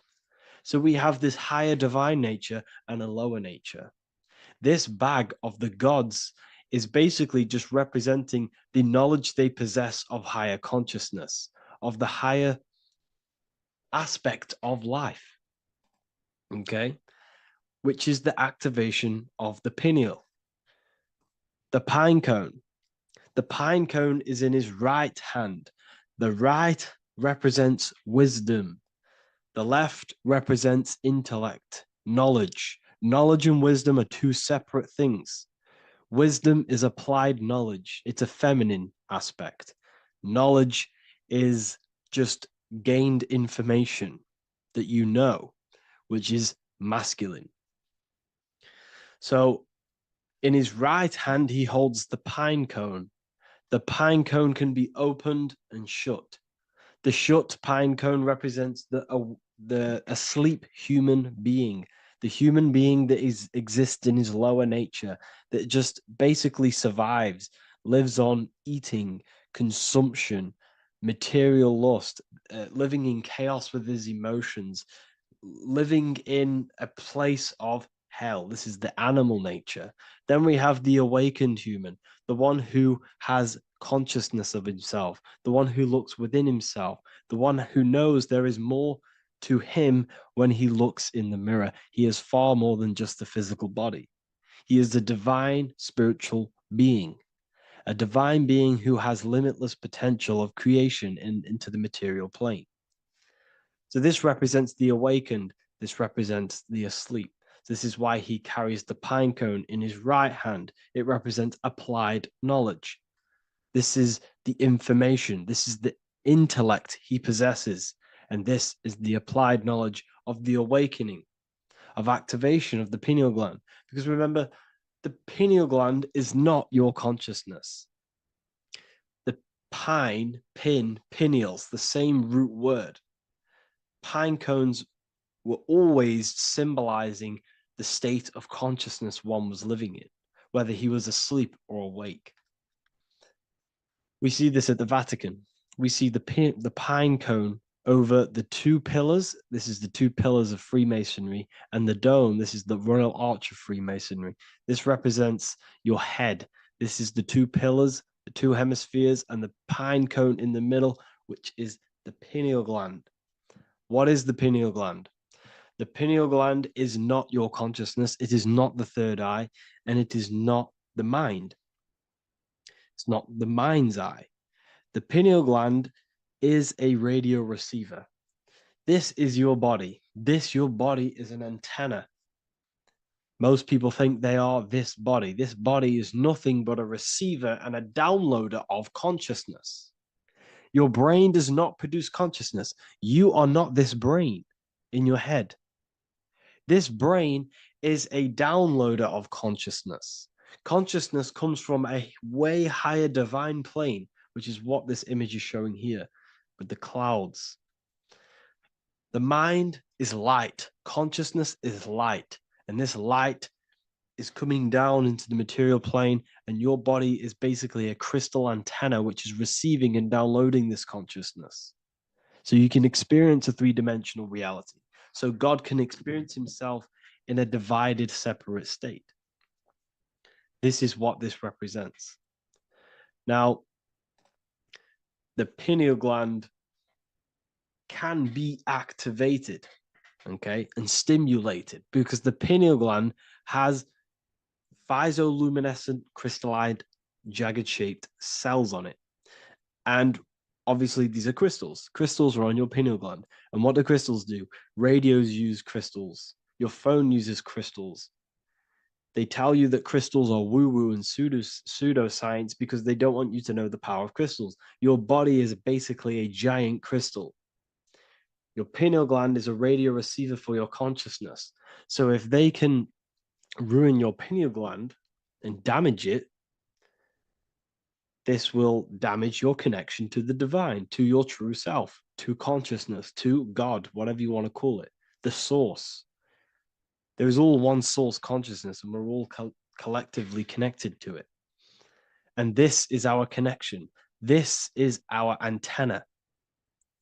So what a radio does, a radio has an antenna, and the frequencies are all around us because all the radios are playing in your ear right now. But what the antenna of a radio does is tune into a specific frequency to pick up that frequency and play that frequency. It's the same with your consciousness. You're all a fraction of God's consciousness. So that is essentially what we are looking at here. We're seeing knowledge, intellect in the left hand, and applied knowledge, activation of waking up to higher consciousness, to the higher human form. Because we can reach beyond our physical form. We can turn our animal self into a divine being, into one of these so-called gods. These gods are nothing but human beings. The Anunnaki were not gods. They didn't come from the sky. These are normal, regular human beings who activated their higher consciousness. This is what we have here. This represents spirit. Birds represent spirit. So do we have any questions? I'll take some questions now. That was just a short lecture on what that symbol truly means. Okay, so if we have any questions, feel free to go ahead and ask some questions. Anything that you don't understand, anything that you want to know. Okay.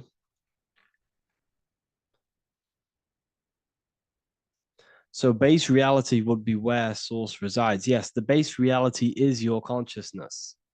Are these lectures available in the university? There's a whole section, basically inside the university, there's a whole section with like over 30 long form lectures like this.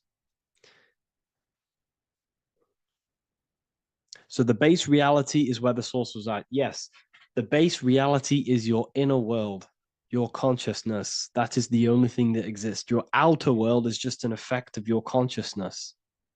Your consciousness, everything that has gone on within the mind and emotion is pushed outwards into your reality. You have thought and felt your way into your external circumstances. Your life is a direct correlation of every thought you thought in the past. Therefore, your inner world of consciousness is creating and molding your outer world.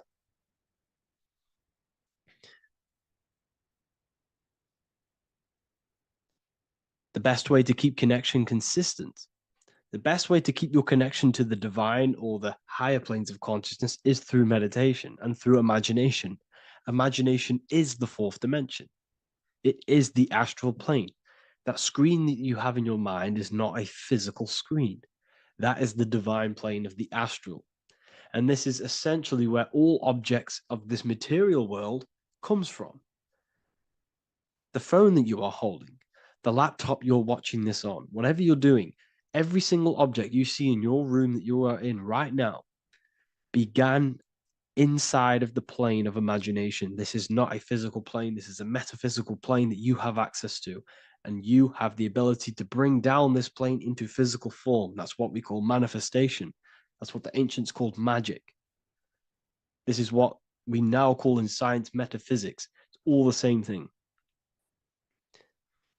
So yes, you all have access to the divine planes. Unlike animals, this is why humans are so advanced.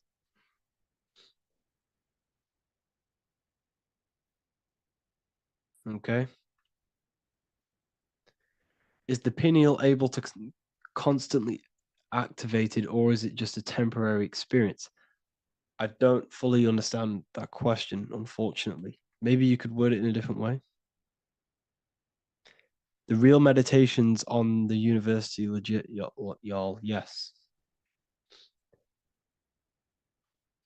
In order to connect to consciousness, you need to sit in meditation and turn off your feelings, and the feeling of unity will come. Do I understand correctly? Yes, that is correct. So when you sit in silence and in stillness, I highlight the word stillness because stillness, when you are still, no information from your nervous system is being decoded by the brain. So when your body is still and does not move, your nervous system starts to relax and comes to a balanced state. Your brain starts to relax, it comes to a balanced state. The left and the right brain stop working, the nervous system stops working. Then, once the body, the material body is shut down, you then have access to consciousness. You can't access consciousness if the body's in such a busy state. If electricity is being fired every 2 seconds, your whole body's electrical. When you move your foot, that's electricity being fired from the brain to the foot instantly through the nervous system.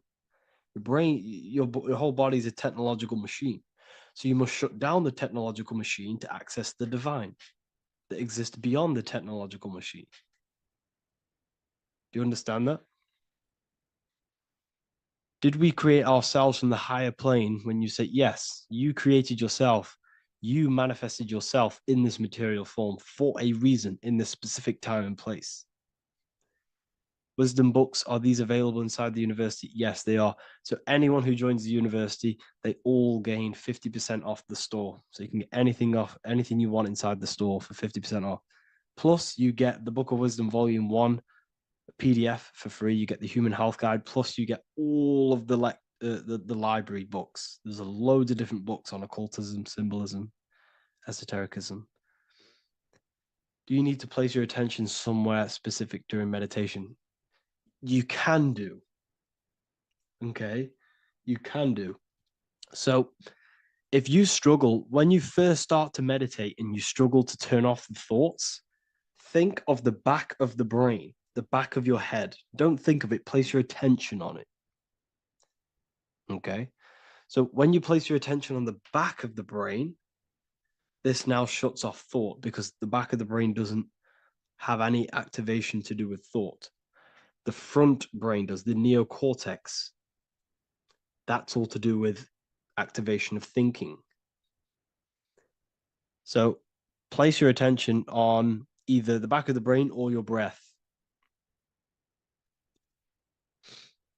What's more important, creating yourself or finding yourself? It's balance of both. So in order for you to create fully, you must have awareness of self and awareness of thought and control over the mental dialogue, the inner voice inside of you. Okay? When you control that inner voice, that is when you gain power. That inner voice is what brings commands into physical reality. Before you kick a football, there is a change in consciousness. There's a decision made in consciousness before the body takes the action. Therefore, every physical manifestation is a change of inner consciousness before it's a physical reality. You can have the reality you want through consciousness before physically having it. That's the secret to creating. But you must believe it like you know the sun is going to rise in the morning. That's how much you should know that you have that reality in consciousness through feeling and thought and imagination. And that's how you can truly create in your reality. Shrooms help with consciousness or ego. I can't really talk about that because I'm maybe uploading this to YouTube, unfortunately. But we need to clean our pineal gland first from calcification. Yes, definitely. You should go on a detox the body. Because you can't really connect with consciousness if your body is in such a dirty state. Because the brain your nervous system is in a state of fight or flight, trying to fight off all these toxins. So when you meditate, you're probably going to be having thoughts all the time because your brain's firing, your nervous system's being attacked through toxins. So you must detox to have a true connection with the divine. Your diet plays a big role in your spirituality and mentality. What is the most optimal food for pure consciousness? Fruits and vegetables. They possess consciousness. So when you place them inside of you, they're syncing with your consciousness. How to check the cleanliness of your body, your skin, your teeth, your tongue, your mouth. If your skin has spots, different colors on it, you're not clean because your skin is a reflection of your inner organs. Coffee's not the best for you. Coffee gives you fake energy. Okay. So what coffee does, that buzz you get off coffee is actually the toxic effect of the chemicals reacting with your body. If I'm inside the university and wanted to buy your book, you said it would be 50% off because we are your student. Is that automatic or we need to have a code? You will have a code. Yes, I'm going to releasing a code for all the students after this. Caffeine equals neurotoxin. Yes, it fries your brain. It fries your nervous system. It fries your dopamine receptors. Will the Q&A last week about money symbolism be posted? Oh, I didn't post that. That's my bad. I totally forgot. I will post that after this. Thank you for reminding me.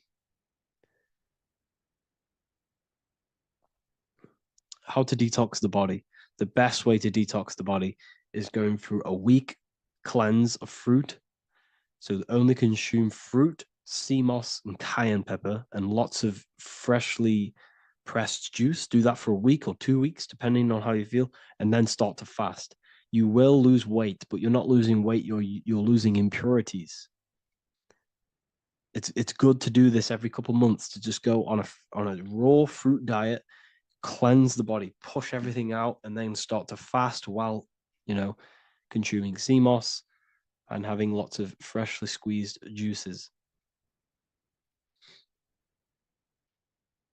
What is an alternative for coffee? Something with high energy levels. Okay. We're not taught the most simplest thing about the human body. It is an electromagnetic machine. It's electrical. It runs off electricity. The only energy you need is electricity, and that is found in fruits, vegetables. If you want energy, drink pure, fresh, pressed juice. That will give you more energy, more electricity than coffee. Can we cleanse ourselves through oil pulling? Do you recommend it? I do oil pulling every day with coconut oil in my mouth. Celery juice is a good one, very good one. Yes, celery juice.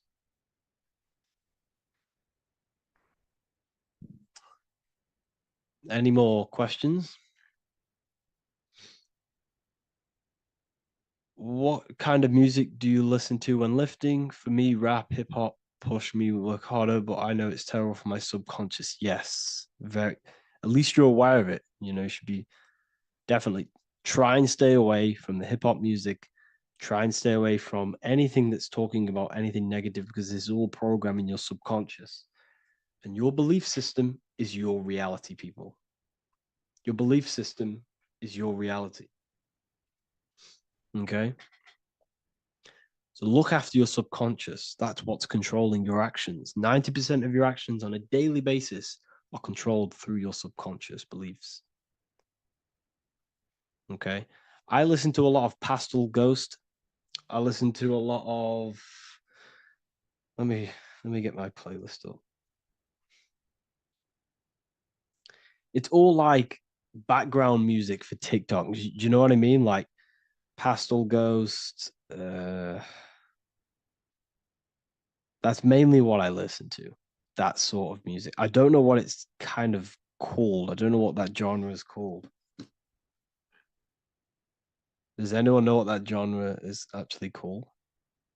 Because there's not much words in it. The reason I listen to it is because there's not much words in it.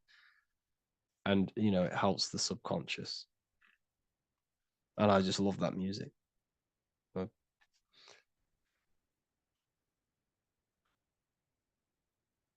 Like lo-fi, yeah, a bit of lo-fi.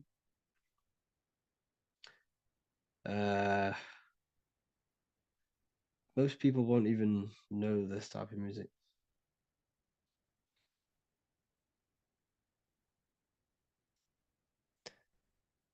Can you tell us how you use cayenne pepper? So I mix it with freshly squeezed orange juice every morning. So the first thing I have, empty stomach, I have a teaspoon of cayenne pepper, mix it in and just down it every morning. And sometimes at night. The feeling you get in your stomach after putting cayenne pepper on an empty stomach is absolutely amazing. It tingles in your stomach. It kills parasites. It kills all horrible organisms.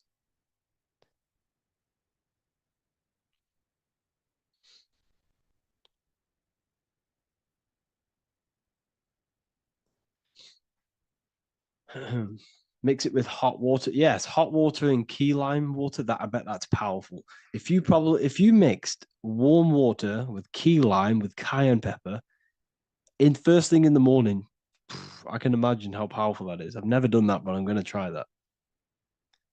Do you use sea salt? I don't know what to think about sea salt, to be honest. I try and stay away from it. I don't know whether it's good, don't know whether it's bad. I'm kind of mixed on it. Mixed information. You know, I've heard people have benefits. I've heard other people say stay away from it. So I don't know. I just stay away from it. Just I'm not too sure on it.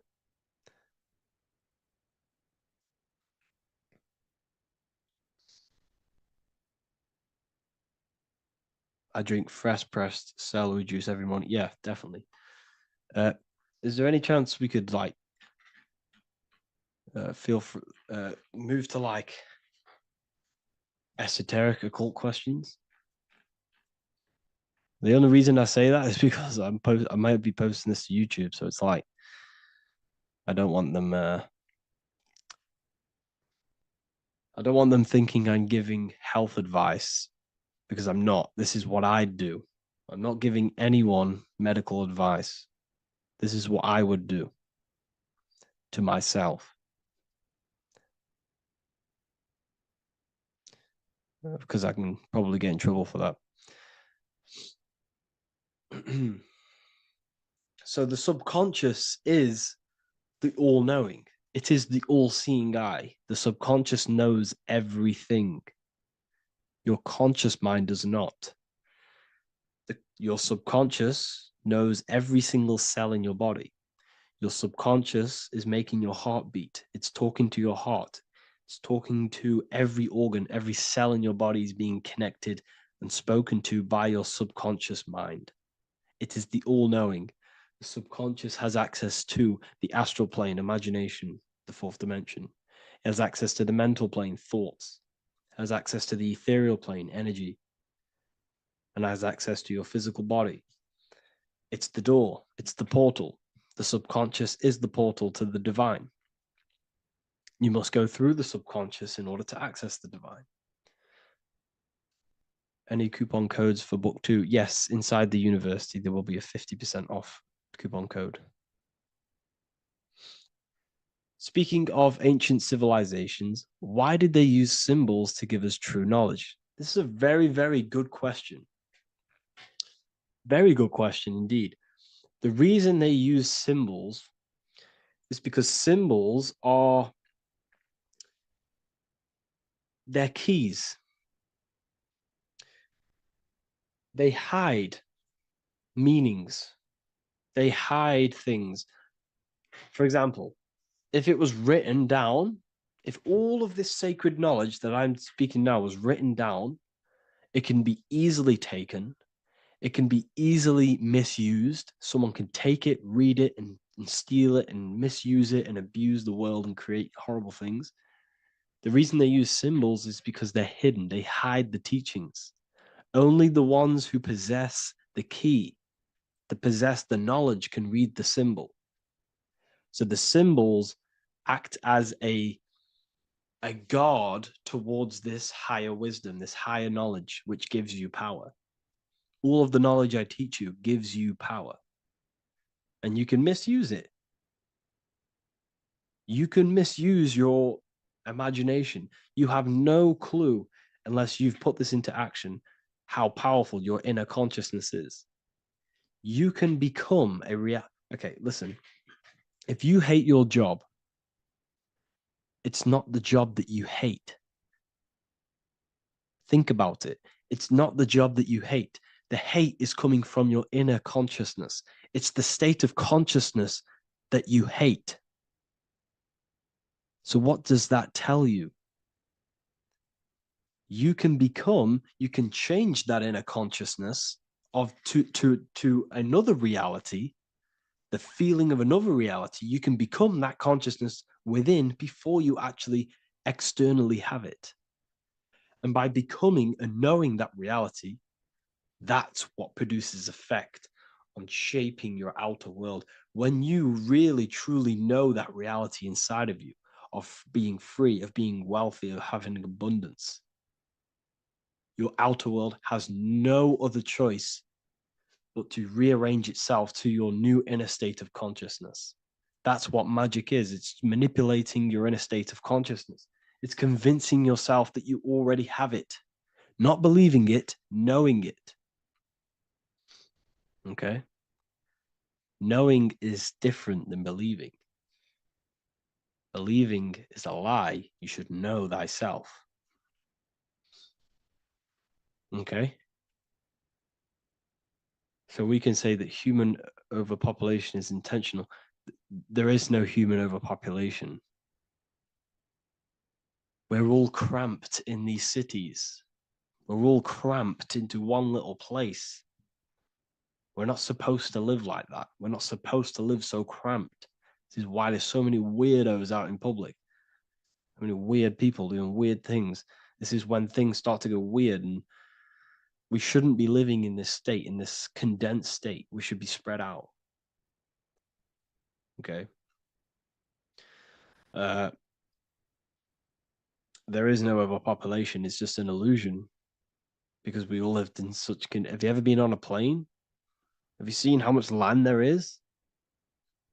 It's crazy. There's no overpopulation. And how many people do they say there's in the world?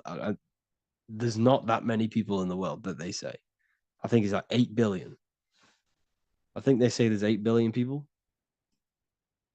There's not 8 billion people. There's probably more like 2 billion. And the reason I say that is because I have a friend who only has like 300K followers. That's a lot of followers, okay? And he gets recognized everywhere he goes. And he's into all this stuff. And he says, listen, the population is definitely not 8 billion or whatever they say. I think it's like a couple billion. It's probably more like a billion.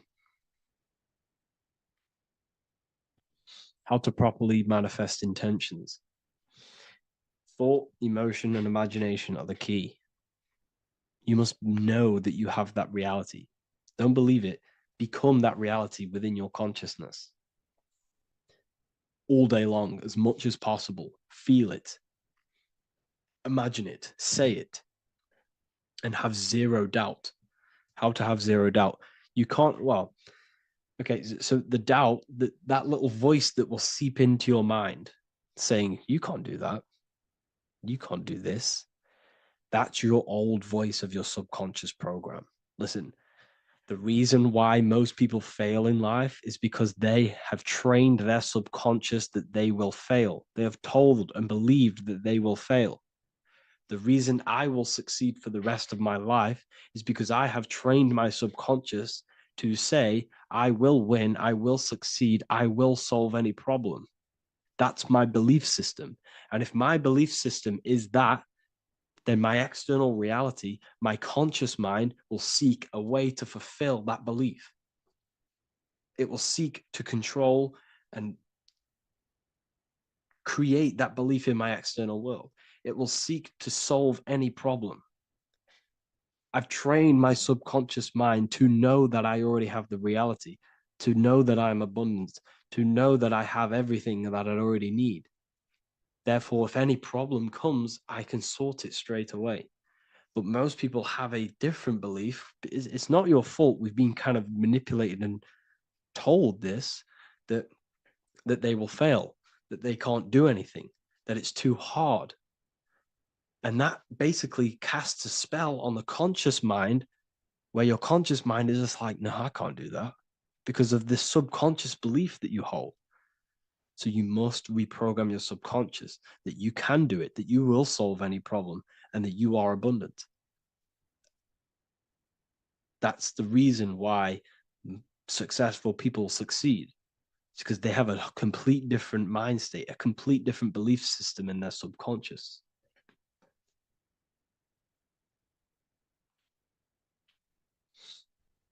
Do you offer mentoring?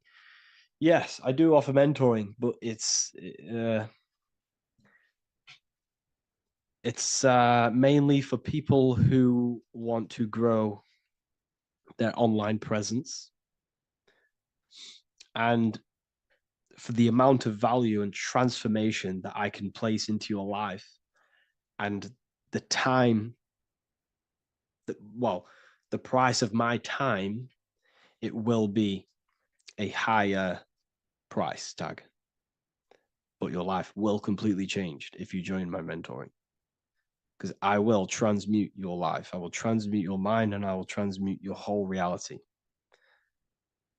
because I could tell you exactly what you need to do. How to have super genius power pulling information from the source. Okay, so you can do this. I talked about this in Book of Wisdom Volume 2 if you've read it. This is a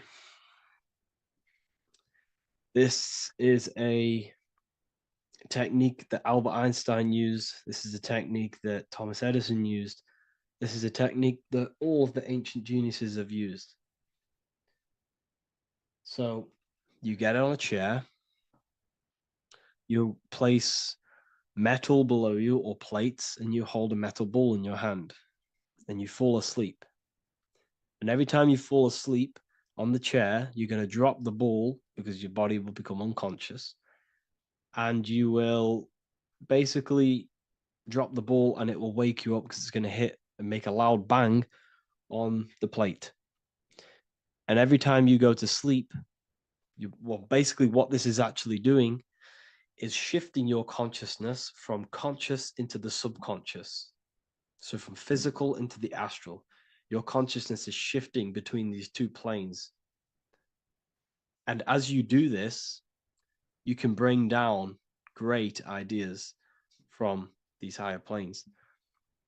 So when you fall asleep, have an intention. And when you fall asleep, you'll drop the ball. And when you wake back up, you'll have an idea, and you just got to write it down.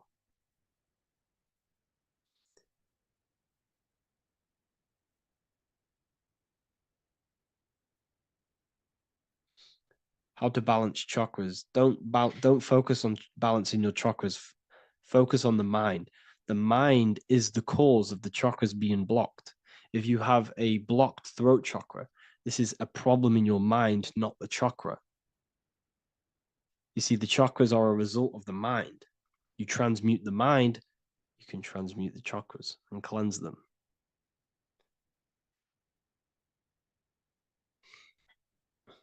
So was Jesus a real man that walked? Okay, so I'm going to tell you something. Like, some of the things that I say in my reels, they are to catch attention. So if I say the first thing on the reel, Jesus never existed, straight away, you see that, it's going to trigger you. It's going to trigger Christians. It's going to trigger people. So yes, I do say things to catch attention. The reason I do that is because I have to in order to catch attention. Maybe there was a Jesus who walked. So in the past, I have said Jesus never existed. Yes, this is to catch attention, to boost the reels, views, and comments and stuff like that. Maybe there was a man who was called Jesus and walked the earth. But listen, he was not the Son of God. You are all the Son of God. Jesus represents an archetype. He represents morals. He represents a way of living that you should embody in your life, not to worship. We shouldn't be worshiping this man. We should be embodying his qualities into our lives so we can become Christ consciousness, so we can live in harmony with our mind, emotions, body, and spirit. Okay? He was not the Son of God. You are all the Son of God. We are all God experiencing himself in a three-dimensional divided form. God is oneness, and he created a divided world so he can experience himself. Why do you quote from the Freemasons oft times? I don't recall me looking at Freemason quotes and quote them. I just simply, when I post a quote, I literally just, whatever comes to my head, I just whack it into Telegram or Twitter. Are dreams tied to your subconscious, and how do you understand them? Okay. Dreams and astral projection are two different things. Astral projection is your soul leaving this plane into the collective consciousness, into the collective mind, the collective astral plane. But dreams are basically the astral plane, but it's your personal astral plane in your personal subconscious. So when you dream, you're entering your own consciousness, you're entering your own subconscious. Every character, every event that happens to you, everything that is said to you, everything that happens to you in your dream is yourself pushed outwards, and you're basically experiencing your own mind. If something scary comes up in your dream, this is your belief, this is something in the back of your mind materializing and coming to you and showing itself to you. So in order to understand your dreams, it's basically suppressed emotions, suppressed thoughts, all lingering in your subconscious materialized. Okay. A few months ago, I'd have concurrent dreams of getting in a car crash that lasted for months. Then one day out of nowhere, I got into a really bad accident, and that low-key bugged me out. I didn't know if my mind was trying to warn me or what. You can explain that. Okay. If you are having dreams about having a car crash, this is a belief. Okay, so let me tell you something. Let's say you're a drug dealer, okay? And you live in fear every single day of the police coming to you. This dealer every day is worried, he's scared, and he lives in fear of the police getting him. He was believing it. This fear, this emotion he was feeling on a regular basis, repetition, and the emotion is basically impressing your subconscious. It's impressed his subconscious that deeply that he now believes it. It's now become a belief. So one day the dealer gets caught and he goes to prison. Let me tell you something. He placed himself there because he created a program, a belief in his subconscious of the police. And his external reality is now in a prison cell. But that prison cell is just an external manifestation of the prison cell of fear he installed in his subconscious mind. The four walls he's now trapped in is just basically an externalization of his own belief system that he created through consciousness, through the subconscious. If you embedded your belief that you will be in a car crash, you will be in a car crash. He placed himself there. He materialized that reality through the thought, through the emotion, through the belief. He put himself there. You see?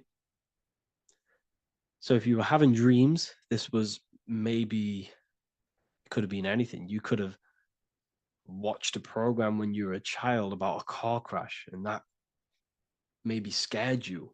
Or you saw a car crash when you were very young, and that scared you, and that impressed your subconscious. Then you had a dream about it. Then you started to believe it. And then one day, bang, it happens. That's the power of the subconscious mind. It holds control over you. It holds control over every aspect of your reality, of your being. So, I hope you all enjoyed this live. I'll see you all inside Ethereal University. I'll be posting another lecture this week. And yeah, let me hold on. Welcome to Revival of Wisdom. Today, we're going to be talking about portals, portal symbolism, what portals are, okay, and how they show them to us, because they have to tell you the truth, guys. This is the thing with the universal law. They have to tell you the truth. And they tell you through symbols, they tell you through movies, and different things like that. But let's jump straight into this. So first, I want to talk about the Freemasonry symbols. Okay, so first we got, obviously this is some Freemasonry art, but notice how you've got the ladder with a key. Okay, so this is ladder symbolism with a key. So maybe this is talking about ascending. Okay, because look, because this is ascending into the heavens, because it's a ladder with humans going up it with a key. In order to ascend, you must have the key. Okay, so what else do we have with a key? Well, the Netflix show Lock and Key, which is all about portals and keys. Because what do keys do? They open doors, gateways. Okay. So what's interesting about this is that they've got this key here, which represents the Kundalini energy rising up the spine. Okay, but we'll come back to this. But it's that same portal key symbolism. We've also got the Vatican. The Vatican is in the shape of a key. Okay, so you can see the start of it here and the end. So this is key symbolisms. Keys open doors. And notice how it's got the 8-pointed star.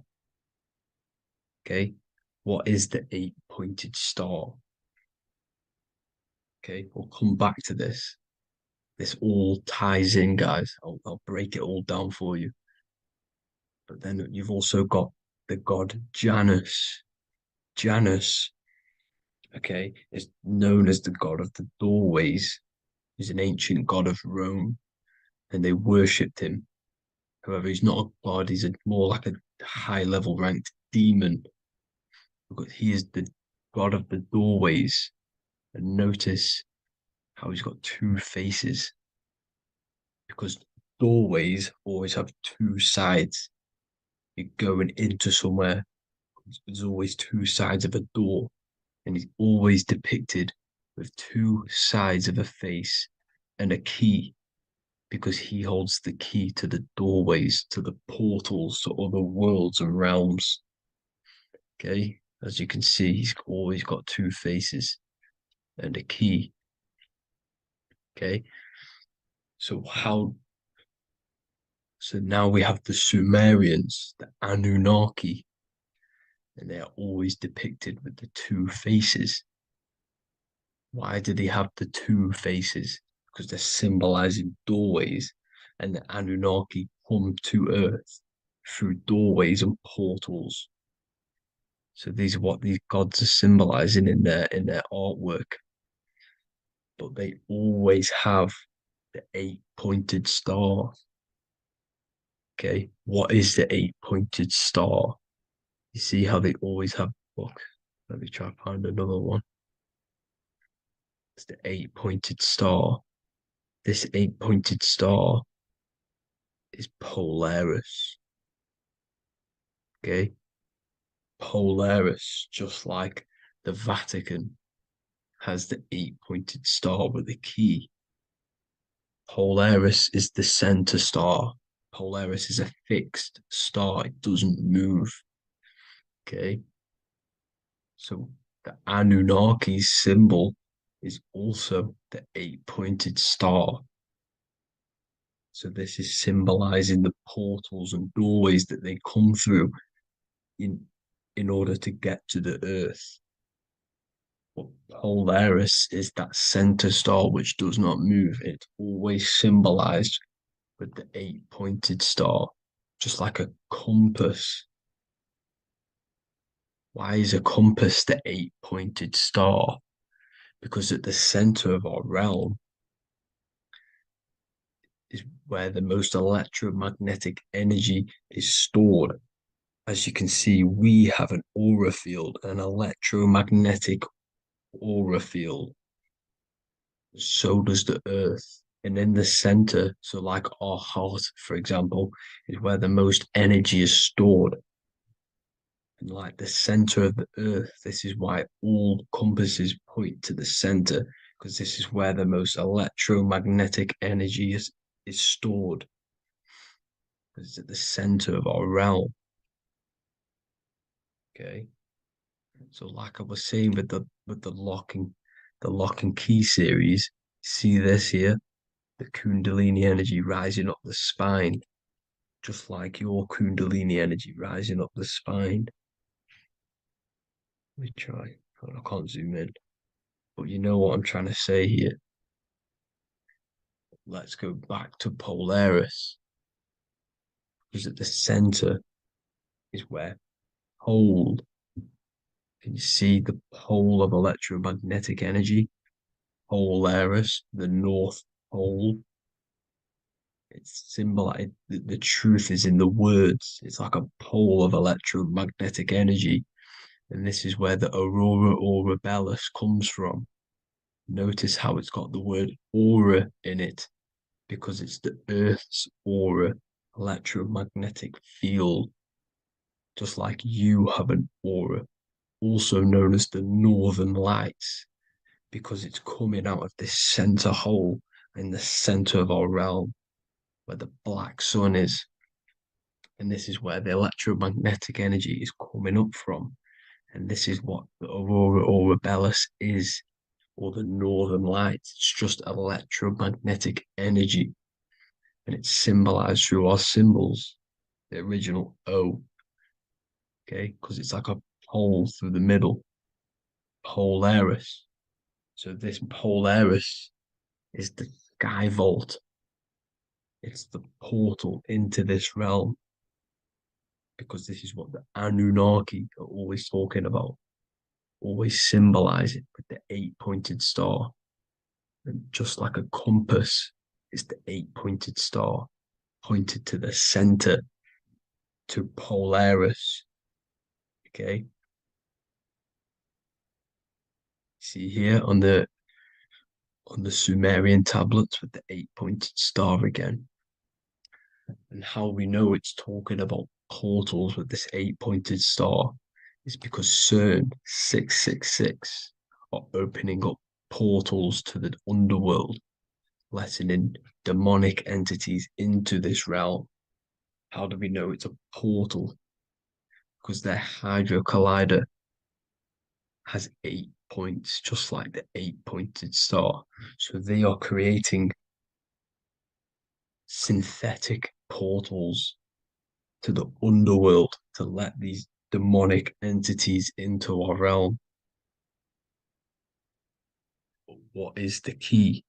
Because if we're talking about ascending through Polaris, notice how here on the masonry art, this luminary here, so this is the sun, that's the moon. This is Polaris because it's a luminary with what? 1, 2, 3, 4, 5, 6, 7, 8 beams coming off the luminary, just like the 8-pointed star. So you see the ladder with the key going up to Polaris. It's symbolizing ascending out of Earth. So what is this key that they're keeping from us? Because it's a human holding a key going up the ladder to Polaris. Well, chakras. We have 7 chakras. Okay, so this is what they are telling us in the lock and key symbolism. The Kundalini energy rising up the spine. Okay, just like they have 33 vertebrae on the back of your spine. Okay, this represents the Kundalini energy going up your 33 vertebrae, just like in masonry has 33rd degrees. Okay, so what is the key? Your chakras. Your chakras have to be unlocked. Okay, you have to unlock your chakras, and you can't unlock this one without going through this one. You have to go through them all. It's like a ladder, just like Jacob's ladder.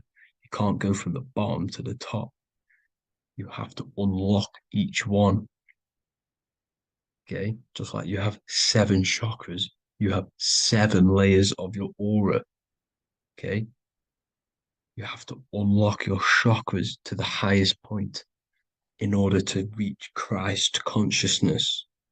And this is the key that they're talking about. They're symbolizing the organic portal within each and every one of us to ascend out of this realm. Okay, so this is the key that they're talking about, and they're holding back this knowledge to keep us trapped in this 3D realm. Okay, so like I was saying with the 33 vertebrae and the Kundalini energy coming up the spine, 33 vertebrae, you can see this sort of symbolism going up to the light, because it's the light. You see here, your crown chakra turns on and becomes enlightened, just like the Illuminati symbol. Can you see it?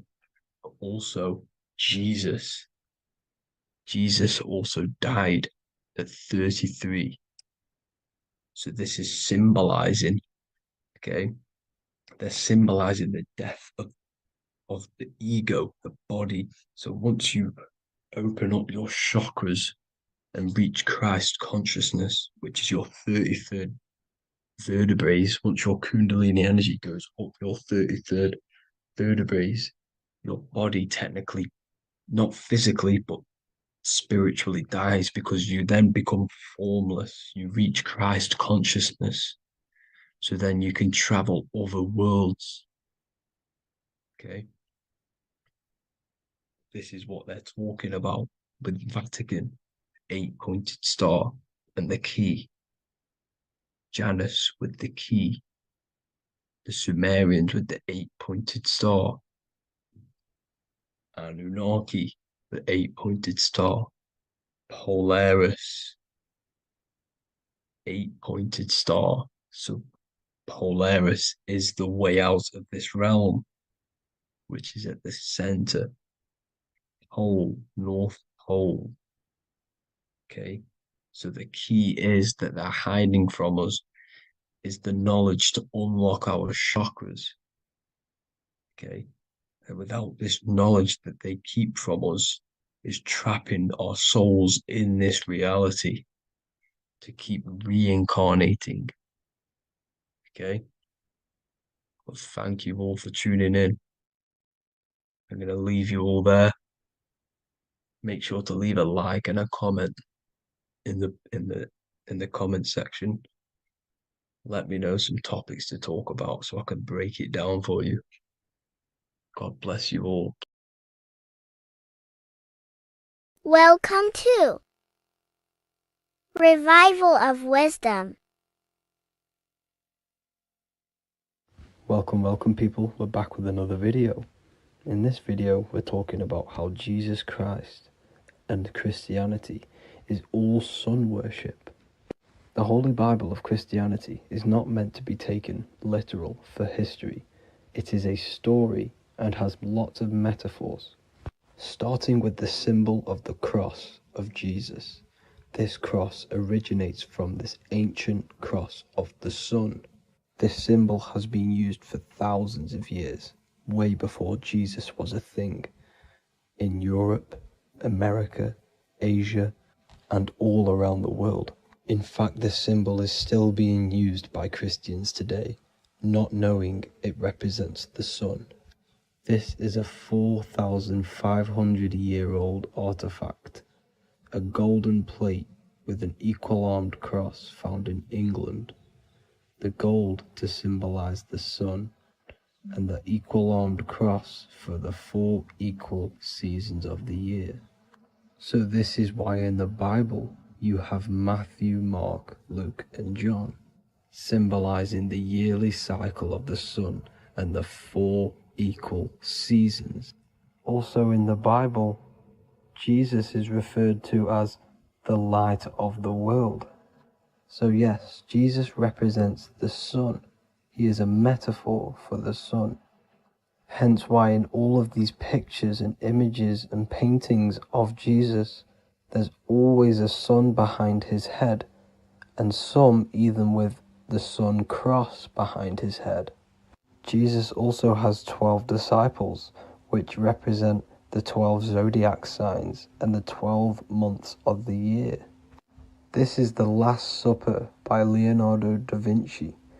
As you can see, the sun, being Jesus, is in the center, because the sun is in the center of the zodiac signs.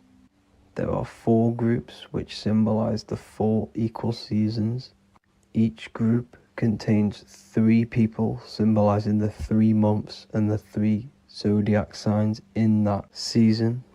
There is only 1 female in the painting, which is Virgin Mary, who symbolizes Virgo, the astrological sign. So yes, Jesus symbolizes the sun with his 12 zodiac signs and 4 gospels for the 4 seasons of the year. However, there is another phenomenon. The 25th of December is known as the birth of Jesus Christ, which is known as Christmas today. Jesus symbolizing the sun and is born on December 25th. This is the day the sun moves 1 degree northward, bringing back the warmth, the growth of crops, the life and light back to the northern hemisphere. Everything is springing back to life, as we call it, spring. So it is said that the sun is born again on the 25th of December, and Jesus is known as the risen Saviour, because the sun is our risen Saviour, because it gives life to the whole of this realm, the warmth, the crops, and without the sun rising in the morning, we'd all die in about 2 weeks. And we all know how Jesus died on a cross. The sun also dies on a cross in the southern hemisphere. It dies on the Southern Crux constellation. And on December the 22nd, 23rd, and 24th, the sun remains in the same position. So the sun dies for 3 days, and it is born again on December 25th, when it moves 1 degree northward. And this is when the sun is born again, or resurrected, just like Jesus. Constellation Virgo is prominent in the spring sky in the northern hemisphere. So therefore, the sun is born a virgin, Virgo. And as you see in this image, you see Virgin Mary holding the sun. Us as humans do not own the sun, so therefore God owns the sun. So yes, the sun is the Son of God, and this is what Jesus is symbolizing. And just how Jesus sacrifices himself for humanity, that's what the sun does. The sun gives out all of its energy so we can live. There are many other Bible verses which represent Jesus as the sun. Now in Matthew 8:23-27, his disciples are in a boat and there is a massive storm. Jesus is asleep, meaning the sun has not arose. And the disciples say, "Save us, Lord, we are perishing." Quote, "Then he rose and rebuked the winds and the sea, and there was a great calm." End quote. Now this is a metaphor for the sun rising and calming the storm, because in the ocean, when the sun is down, that's when there are great storms. The worship of celestial bodies go back thousands of years, and it's called astrotheology, and it can pretty much be traced back to all ancient civilizations. Now going back to the ancient Egyptians, the god Horus, the god of war, and he symbolized the sun in the morning. Ancients used to say that he walked over the sky in 12 steps. Yes, this could symbolize the 12 zodiac signs. It also symbolizes the 12 hours of daylight. So we have 12 hours of Horus, but now they've rearranged the word to hours. Horus and hours. And when the sun rises, Horus rises, we say horizon, which is Horus is rising. That's the etymology of horizon. Another Egyptian god called Amun-Ra was known as the god of all creation. He was the first god of them all. Amun was also a sun god. Therefore, after every Christian's prayer, they say Amen, sending their prayer through the sun to God. So this all goes back to the worshipping of the sun.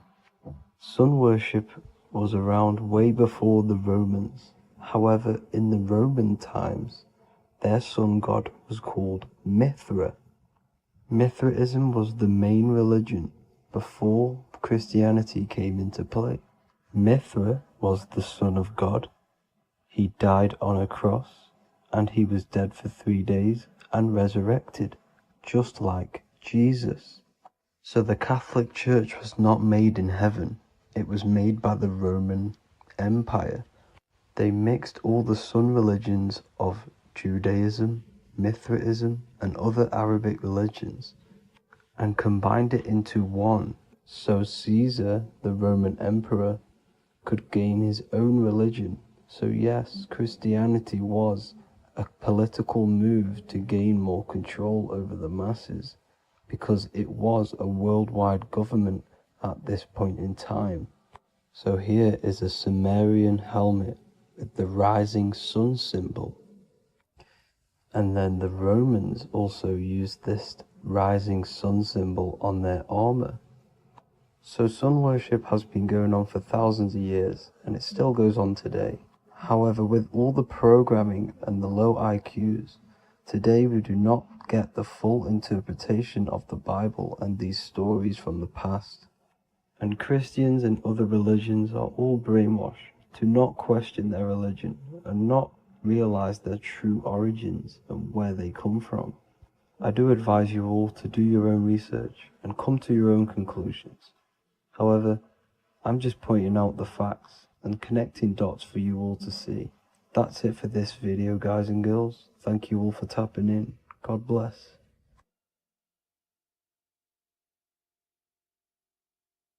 Welcome to Revival of Wisdom.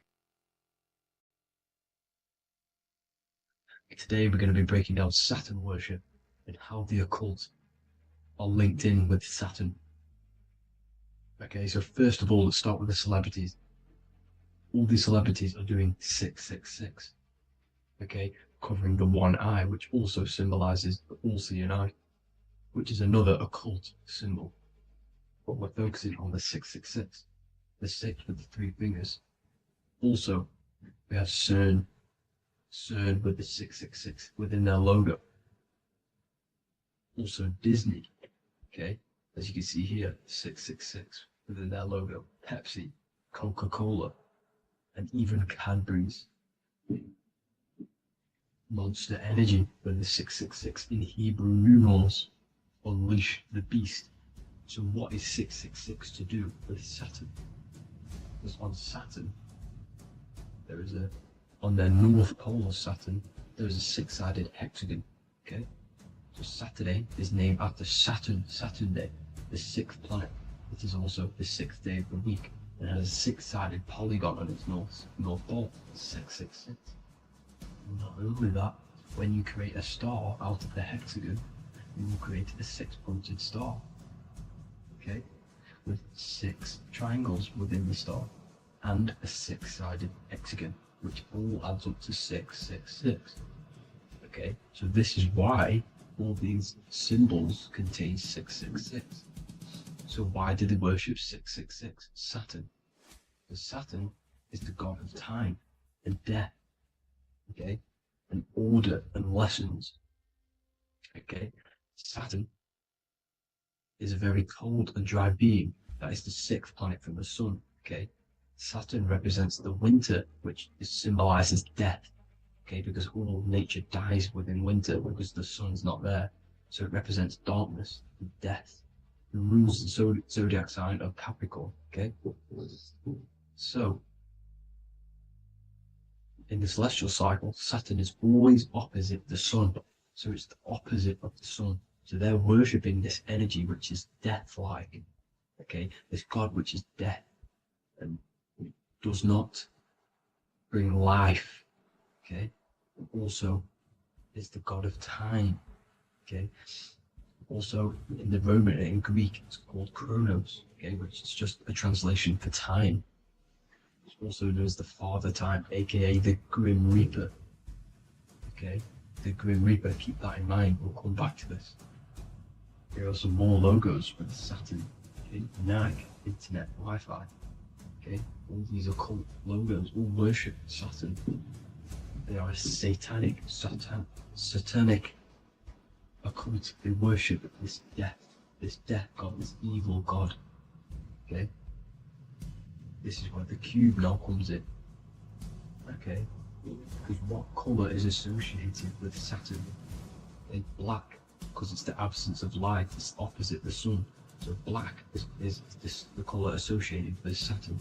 Each planet has its own color associated with it. Okay, so when you make the cube, okay, as you can see here, the cube out of the polygon, it creates what? A black cube. Okay, and the Kabbalah, okay, Kabbalah means cube, Allah means the god, the cube god.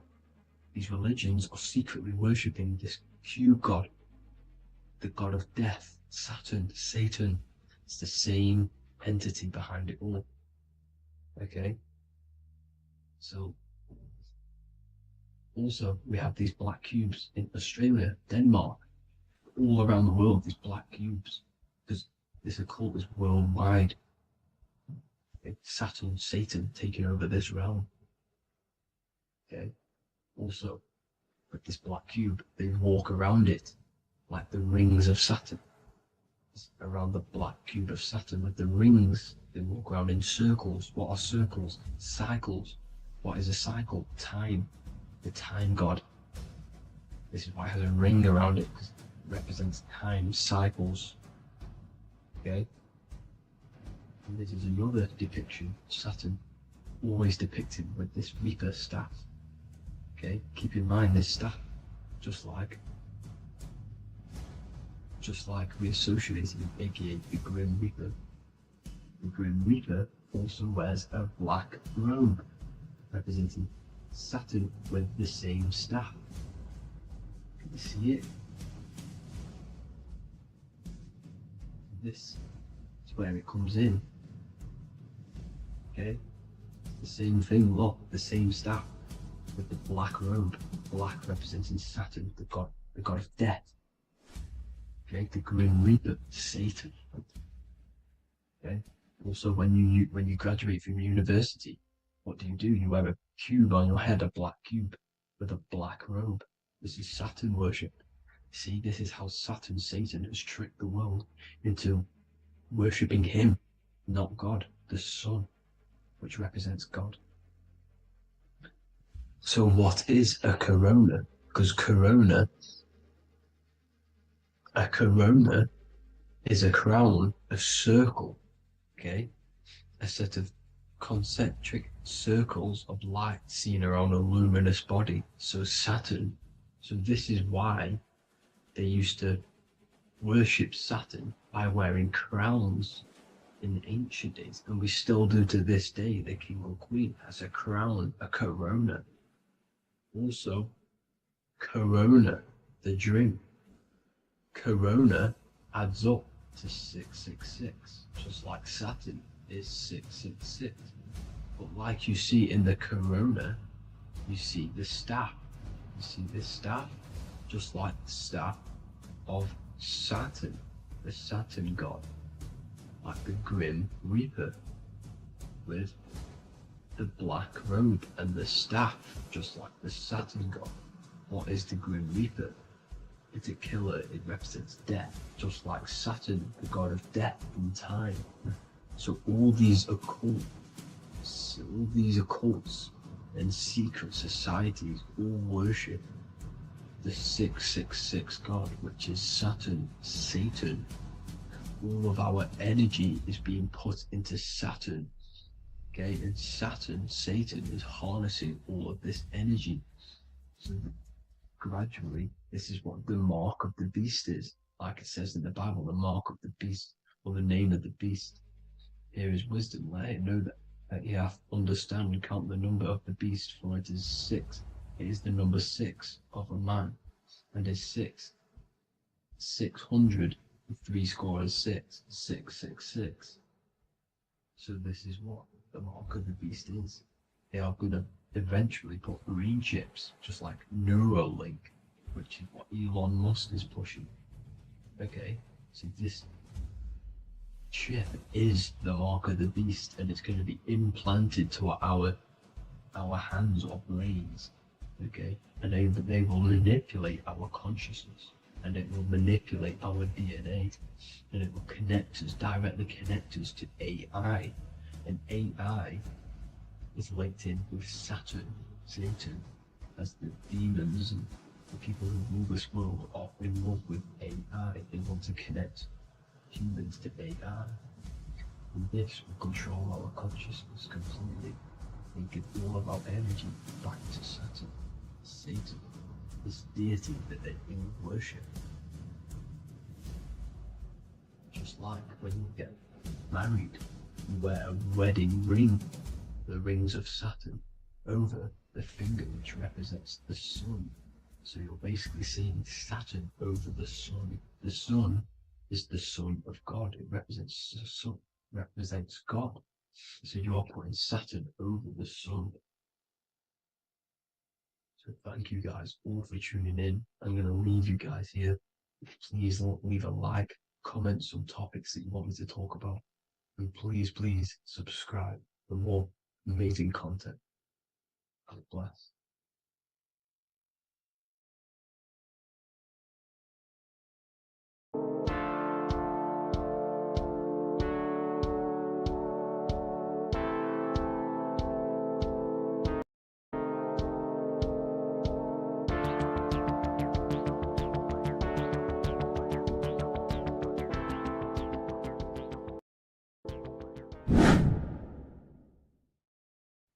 What is up, people? How are we all doing?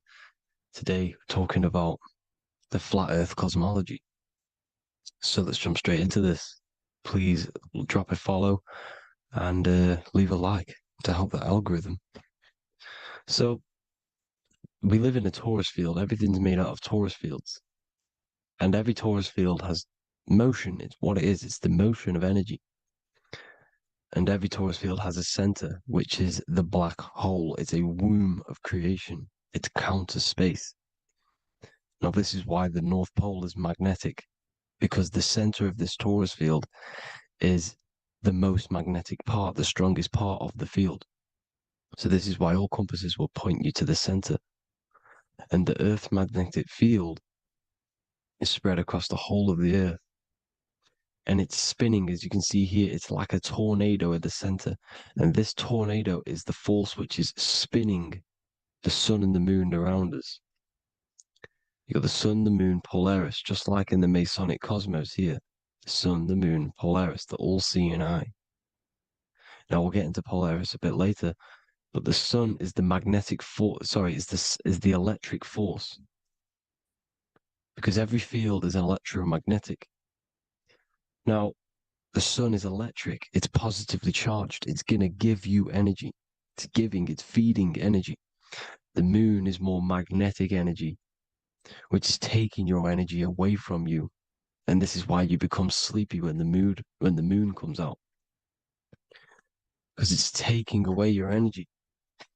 So these two forces is the balance. It's the yin and yang. It's the balance. Everything in this creation is balanced, because the torus field is the Earth is the plane of inertia, the 0 point within the field, because physical matter is a result of two opposing forces equalized on the plane of inertia. And that is where matter crystallizes into physical results.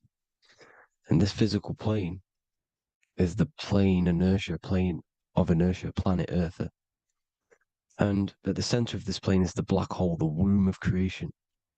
And outside of this black hole gives birth to light. So the torus field is constantly rotating, going into counter space, the black hole, and then out of counter space gives birth to the white hole, white light. You see? So it's going around, black hole, birth again, black hole, birth again. And it just keeps going around. It's an infinite cycle of energy. And this is where the infinity sign comes from. This is the motion, this is the force which is creating everything to spin inside of this circle. Okay? And it's making the stars spin. It's making the sun and moon spin around us, around this center point. Now here you see Horus and Set. Horus and Set putting their feet inside of this dome. This is the royal arch, the arch of the dome above us, which, like you see in the Masonic cosmos, the royal arch of Freemasonry. This is the dome above us, the firmament that the Bible talks about. You see, they're putting their feet in because Set symbolizes the moon and Horus is the sun. Horizon, Horus. Horus is rising, the sun. So they're both putting their feet around this center magnetic pole, which is the pole, North Pole. And above the North Pole, you have Polaris, the pole of electromagnetic energy. You see? And this is how we get the sun and the seasons. Because the sun, for us, when it becomes summer, it's on the Tropic of Cancer. Then it spirals outwards, going out and out and out, then goes to the Tropic of Capricorn. That's winter for us. Then it comes back in and creates summer again. So it's constantly spiraling around this center magnetic North Pole. You see? So this roof above our heads is the firmament, and this is what they've taken off of us. They haven't physically taken it, but mentally they have taken this away from you. It's a female energy, and this is what the Egyptians called Nut, the sky god Nut. And this is the womb. We are inside God's creation, God's womb. And the woman's womb, when she has a baby, is a microcosm of this, because everything inside of this creation is micro, macro. It's a reflection of the bigger things, as above, so below. So the dome above our heads is the dome we are in when we are a baby. And you can see the sacred geometry of it is the exact same. It's the dome. And when we are inside of the womb, the woman, the sacred maker, which is the M, the Masonic M, this is the Gmail symbol. The Masonic M is maker, mason, matter, male. She delivers the male, you see? She delivers the male because it's the maker, the female, the magnetic. The woman is magnetic in nature, the male is electric in nature. So when we are in this womb, the female, we are being fed by the center umbilical cord, by the center of the mother's stomach. We're connected to the center of the woman's stomach, just like we are when we are in the earth. The center is where the aurora borealis is being emitted from, the electromagnetic aurora borealis, the northern lights. This is our spiritual umbilical cord, connecting us to counter space, connecting us to the realms beyond this world. Because at the center of every torus field is counter space. And at the center of the earth is our spiritual umbilical cord. And this is the earth's belly button, as you see. As above, so below. We had a physical umbilical cord. We have a spiritual umbilical cord. And this gets cut when we die, when we're cut away from the physical reality. You see, here's the ancient Egyptian tablet showing this female. You can see the hair, it's a female above us because the female energy is nurturing, helping, looking after. And that's exactly what the dome is. It's protecting us. It's the Ark of the Covenant, the Ark covering us. You see? And this is what they've taken away from us. By you believing in space, it completely destroys the idea of this being a sacred creation. They've taken the roof off your head, whether if you believe in space, you believe that there's chaos, there's planets, there's asteroids about that could kill us at any moment. But this isn't true. They've made you fear your own creation that you're inside of. They've made you fear what's above you. You see, and it's to hide the power of astrology, the power of the lights in the firmament, which are constantly flowing through the ether.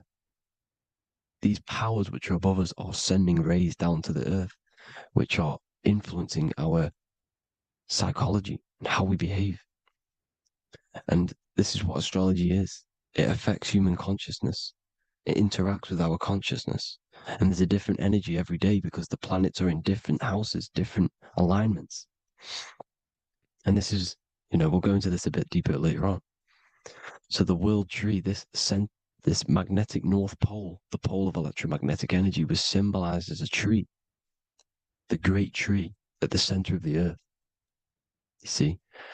And this tree is symbolized everywhere. You can see here how the center person, this Egyptian person, is holding up the sky. This is the North Pole, the hyperboloid, at the center of every torus field. And this tree was in the Mayan cosmology. This is an ancient depiction. This is the torus field. Here's the plane of inertia. Here's the center tree. Here's the tree in the center, the magnetic North Pole, the woman holding the stars. Here's the Hindu with the two birds symbolizing the sun and the moon revolving around this center tree. The Mayan tree, his Horus and Set around the North Pole. They all knew this flat earth cosmology. They knew these secrets. It's so sacred you understand the creation that you're inside of. Because if you don't, you'll be led astray. You don't know where you are. You're lost. See? And here's the Masonic art with the rays of the stars coming down with the tree in the center. So it was personified as a tree. And we are in Asgard, Midgard, the middle garden, where there's good and evil. So the 7 layers of heaven, which is talked about in the Quran. Each planet has a different layer of the firmament, and this is the 7 layers of heaven, and these are our 7 layers of the energy centers in our body. So we start in the stars, so we are stars in a physical body. And this is why we say Mr., sister, fraudster, sinister. Stir is star, and we are in the stars, and our star descends into the soul system, not solar system. And as we descend into the soul system, we enter Satan's kingdom, Satan's world. As it says in the Bible, Satan is the god of this world. Well, if you've been into my research for a while, you know Satan is Saturn. Saturn's world, because Saturn's the outermost ring. He's the Lord of the Rings. and you enter his kingdom, the kingdom of time. And this is why Saturn's the time god. As soon as you go past the rings of Saturn, you're now in the soul system. You're now in time. You're now bound by space and time. And you're bound to the earth plane, the heart. Earth is heart. It's a rearrangement, it's an anagram for heart. And the heart of the electromagnetic color spectrum is green, and that's why the earth is green. And above green is blue, and this is why the sky is blue. In order to go to heaven on the macro scale, you have to go through the blue sky, through the 7 layers of heaven. In order to reach heaven in your body, whilst you're here, you have to go through the blue chakra to your head, which is heaven. It's micro, macro. Everything is micro, macro inside of this creation. It's an ancient. I think this is a French image, piece of art from the ancient French, with obviously the 7 layers of heaven, which they all depict. And notice how it's like a dome. We'll go into this dome symbolization, the Royal Arch of Masonry, which is next. But these 7 layers of heaven give us the 7 metals, the 7 days of the week, the 7 diatonic tones, the 7 chakras, the 7 everything. It's God's favorite number. And this is why the Masons use the G inside of the compass, because the G is the 7th letter and God starts with G. You see? So it's 7. God is 7. Here's another depiction of the heart, the soul system, the 7 layers of heaven. La fermente. You see, la firmament, with the stars on the outermost layer. Here are the 7 planets: Jupiter, Mars, la Sophie, the sun, la luna, the moon. So Saturn. So we are in the heart of this soul system. In order to ascend, we need to ascend up our chakra system, reach 144,000 hertz, God consciousness, the God man. You have to unfold God man, master of the mind, mastery of the mind. So what are the stars? The stars make everything unique. The stars are constantly rotating around the center, magnetic North Pole, the tornado at the center, which is stirring everything. It's stirring the ether. The center is the ether, and the 4 elements are born out of this ether. There's 5 elements: ether, spirit, water, air, and earth. The ether gives birth to the 4 other physical elements, which the whole of creation are made out of. About them 4 elements. 4 is the number of stability. You know, a chair, a table has 4 legs. It stables things. It's a foundation, and these 4 elements are the foundation of this creation. You see, and this magnetic North Pole is stirring this, and the 4 vibrational states of the ether are the 4 elements. Now let me get back to the stars. I just wanted to give you that. The stars are being stirred around this center point, center. It's stirring everything, and they're always in different alignments. Every millisecond, they're moving in different placements of the stars.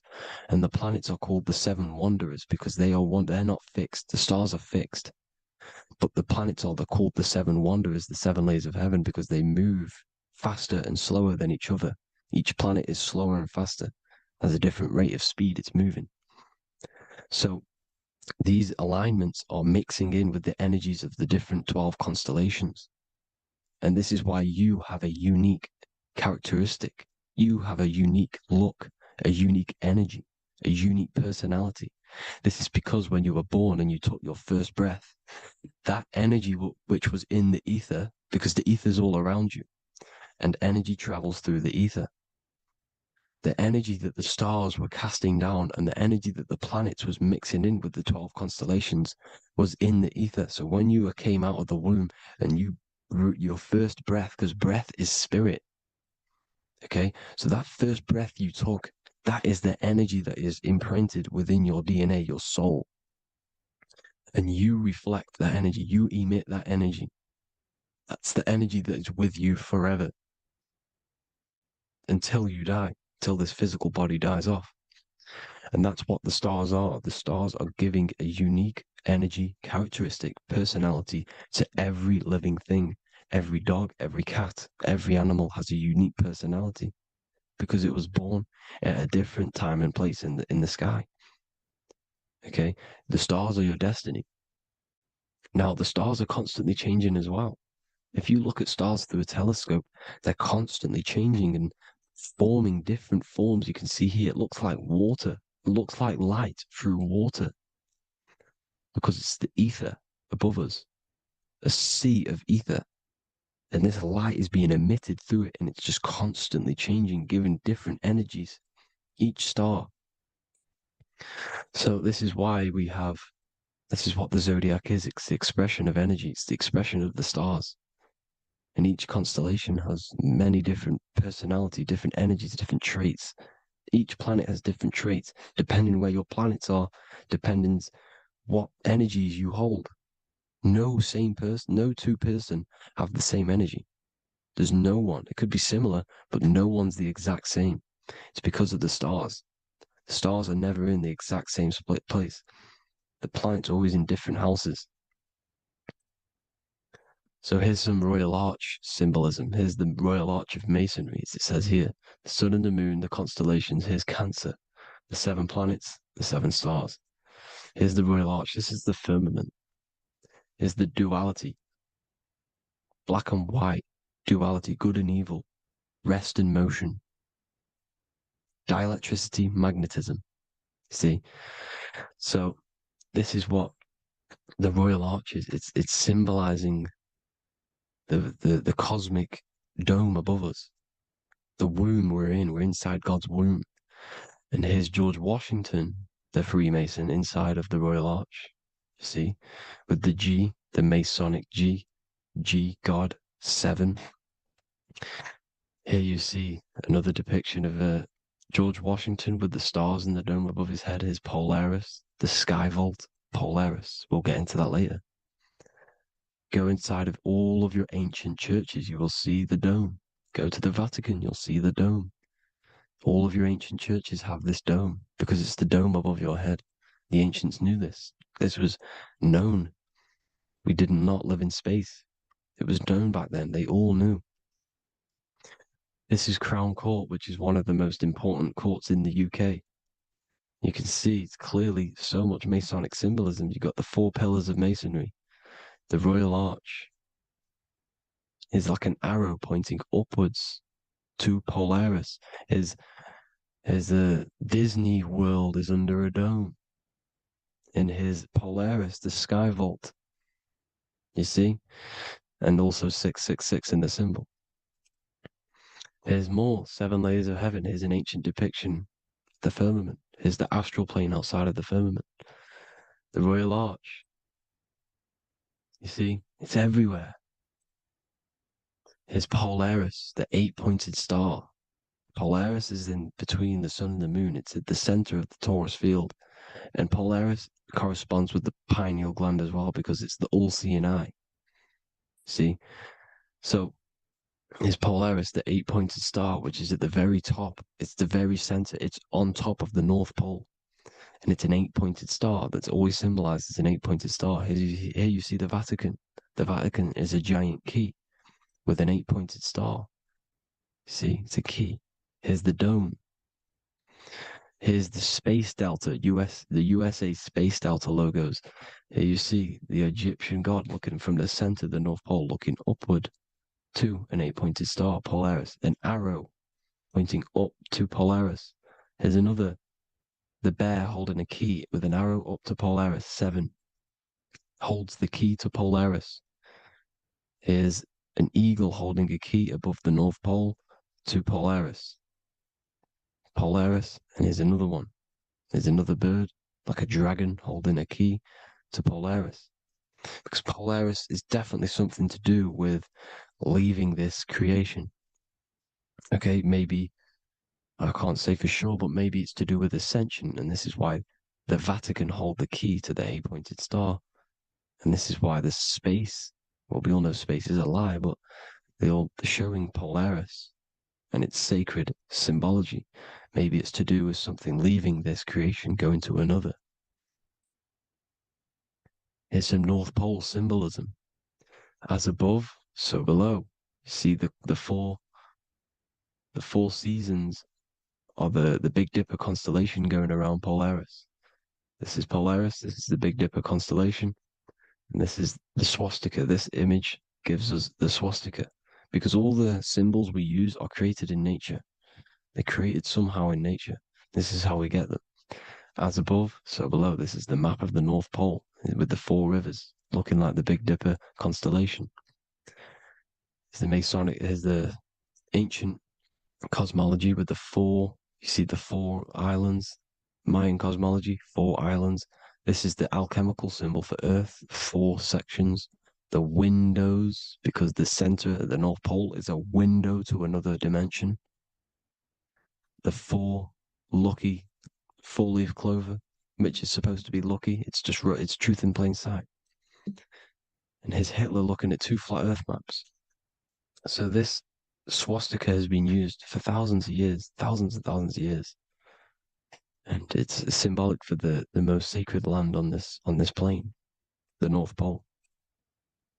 Shambhala. Do some research on Shambhala, people. It's a it's a Hindu mythology about the sacred lands at the center of the earth. And it's known to be full of enlightened beings. And it's all symbolized at the center. You can see their paintings of Shambhala. It's all at the center, the North Pole. And it's known to be the most godly place ever, because it takes you to a portal to the higher places. And maybe this is something to do with Polaris, connecting you to this sacred land at the very center. But anyways, people, thank you all for tapping in. Hope you all learned something. Have an amazing day. Please follow, subscribe, like, all the links in the description for the courses, the PDF. Please have an amazing day. God bless.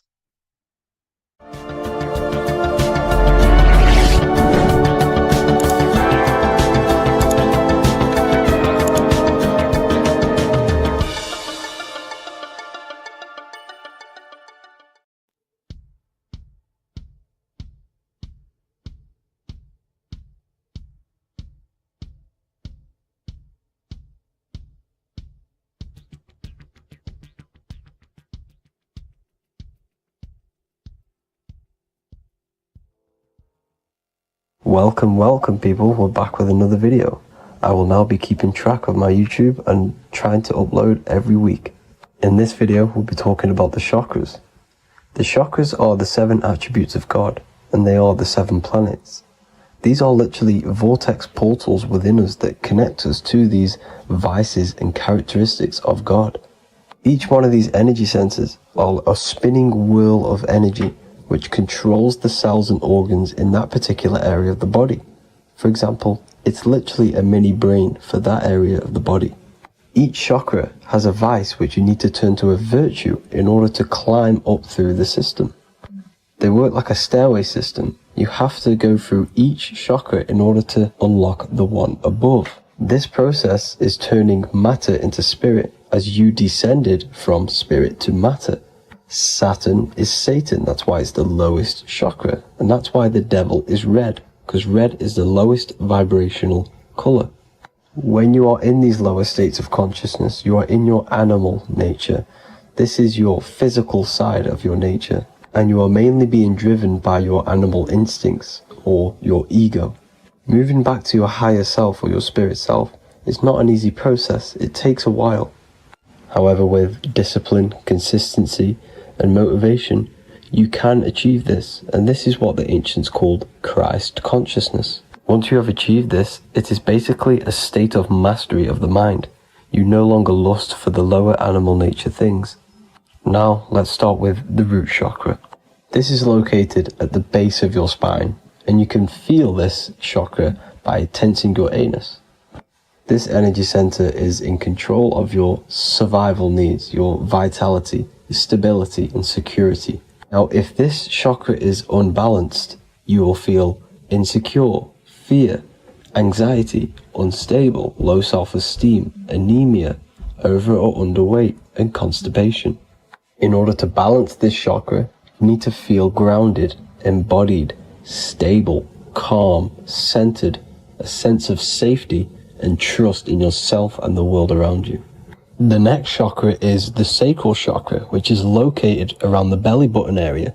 You can feel this chakra just by sucking in your belly. This chakra is to do with relationships, self-worth, creativity, empathy, and most importantly, sexuality. This is the most important one in order to start to raise your vibration overall, is giving up the over-sexualized nature. In order to balance this chakra, you need to come into harmony with all the toxic relationships that you have.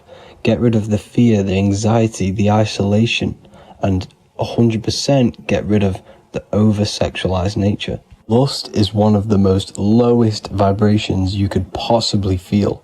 It is literally manifesting hell. In order to work on this chakra, you need to feel self-worth. You need to do creative things, empathy, healthy relationships, and 100% being confident. The next chakra is the solar plexus. This is to do with personal power, will, metabolism, eating, happiness, and your self-esteem and self-identification. You can feel this chakra just above your belly, below your ribs, and you can suck in this area. If this chakra is blocked, you will feel lack of confidence, difficulty in manifesting your desires, low self-esteem, misuse of power, misuse of dominance, weak will, and shame in yourself. Biggest one for this chakra is overeating, as it's to do with metabolism. If you are overeating, you are literally unbalancing a lot of your lower chakras, not just the solar plexus.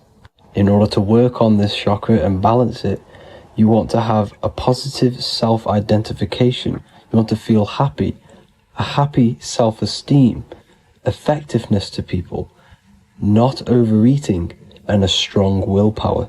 Now for the heart chakra, one of the most important chakras. Chakra is to do with love, understanding, trust, hope, openness, compassion, balance, and forgiveness. The most important because your heart is the tree of life in the body. It is the center of the toroidal field. It is the most powerful chakra. Your heart is 5,000 times stronger magnetically than your brain. Once you have hit the heart chakra and you start surpassing the heart chakra, you are now turning matter into spirit, as the lower three chakras are dense and physical, and the above the heart chakra are turning to spirit. As you can see already, this is a hard and long process of working on yourself physically and internally. The symptoms of a blocked heart chakra would be lack of love or too much love, difficulty to accepting or giving love, lack of compassion, loneliness, and lack of emotional fulfillment. Finally, a lack of connection with a divine or to nature. In order to balance this chakra, the most important thing and the most powerful thing you can do is loving people, accepting and giving lots of love. Second most important thing to balance the heart chakra is balance. You need a balanced life. You need balance in all aspects of your life. Now for the throat chakra. This is a very important chakra as it's to do with communication. A symptom of this being unbalanced is a lack of self-expression and putting on a front all the time, acting with the ego.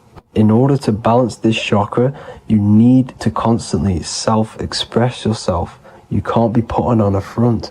That voice inside your head, you have to let it come outward. Don't just block it off with a wall. Self-expression will lead to you gaining friends who actually like you for being you, and not these fake friends that you have to put on an ego for. In order to balance this chakra, you need to express yourself, express the word that's within you. Don't be lying to people, don't deceive or be deceptive. The next chakra is the third eye chakra. This is starting to get very advanced and you are coming very close to spirit. Just before we head on, I want to announce the PDF is now available, containing all the presentations I've ever made, all into a condensed 38-page PDF. The link will be below this video for you to access. And if you want to learn how to create reality using your mind, how to attract your desires, how to get out of the situation you are in, the link will also be there for the Manifestation Mastery course. Now for the third eye chakra. The third eye chakra controls the pineal gland, which is your first eye. It's to do with your psychic abilities, channeling, telepathy, astral travel, visions, and connection to the higher self. You need all of the chakras aligned to get the full potential out of your third eye or pineal gland chakra. For example, if you're astral traveling and you fear something, you will be instantly shot back to your body. So you need to master all of the chakras before you go on and try and do these higher spiritual activities. Symptoms of the third eye chakra being blocked is lack of imagination, lack of vision, lack of concentration, blocked or clouded intuition, can't see the big picture, and especially overly reliant on logic and intellectual thinking. A good way to work on this chakra is imagining things, vision things, trust your intuition at all times, always follow that inner voice. Cut out the tap water which contains fluoride. Fluoride blocks the pineal gland. And cut out all junk food because all of this is affecting your pineal gland. When in meditation, you want to focus your eyes and your attention to the center of your head between the two eyebrows. This is where the pineal gland is located.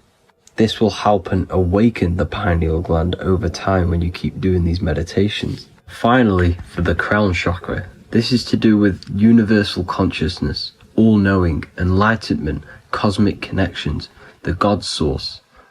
This chakra is blocked by being cut off from spirituality, plagued by the senses, being tricked into the five senses and being tricked into thinking you are the body.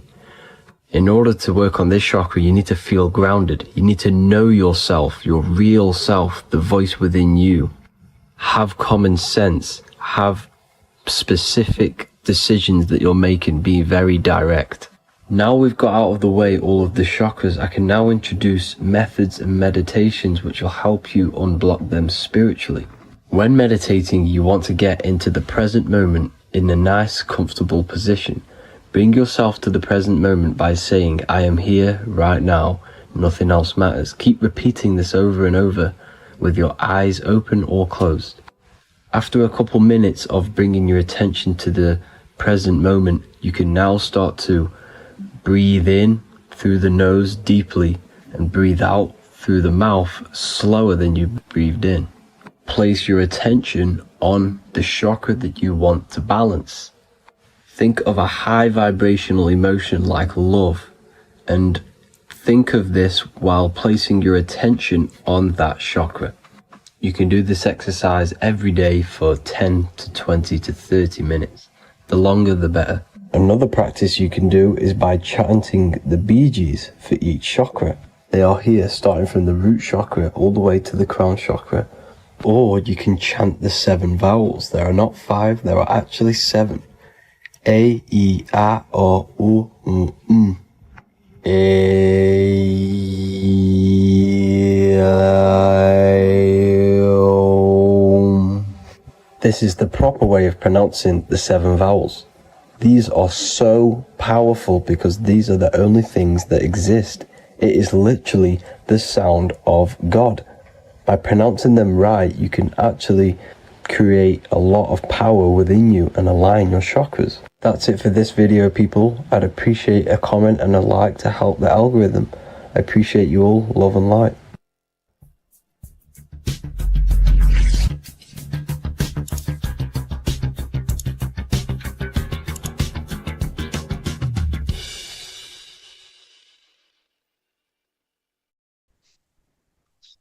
Matthew 21:1, Jesus went into the temple of God. Corinthians 3:16, do you not know that you are the temple of God? Now what is this telling you? That God is within you. Hence why in Luke 21:12 it tells you the kingdom of God is within you. And the side of your head region is called a temple for a reason. Because the brain encapsulates the mind. The brain is a physical manifestation of the mind. The heart is a physical manifestation of emotion. So we have these different layers of our consciousness. We have an intellectual, communicative aspect of our consciousness, which we would call the mind. We have an emotional aspect of our consciousness, which is the heart.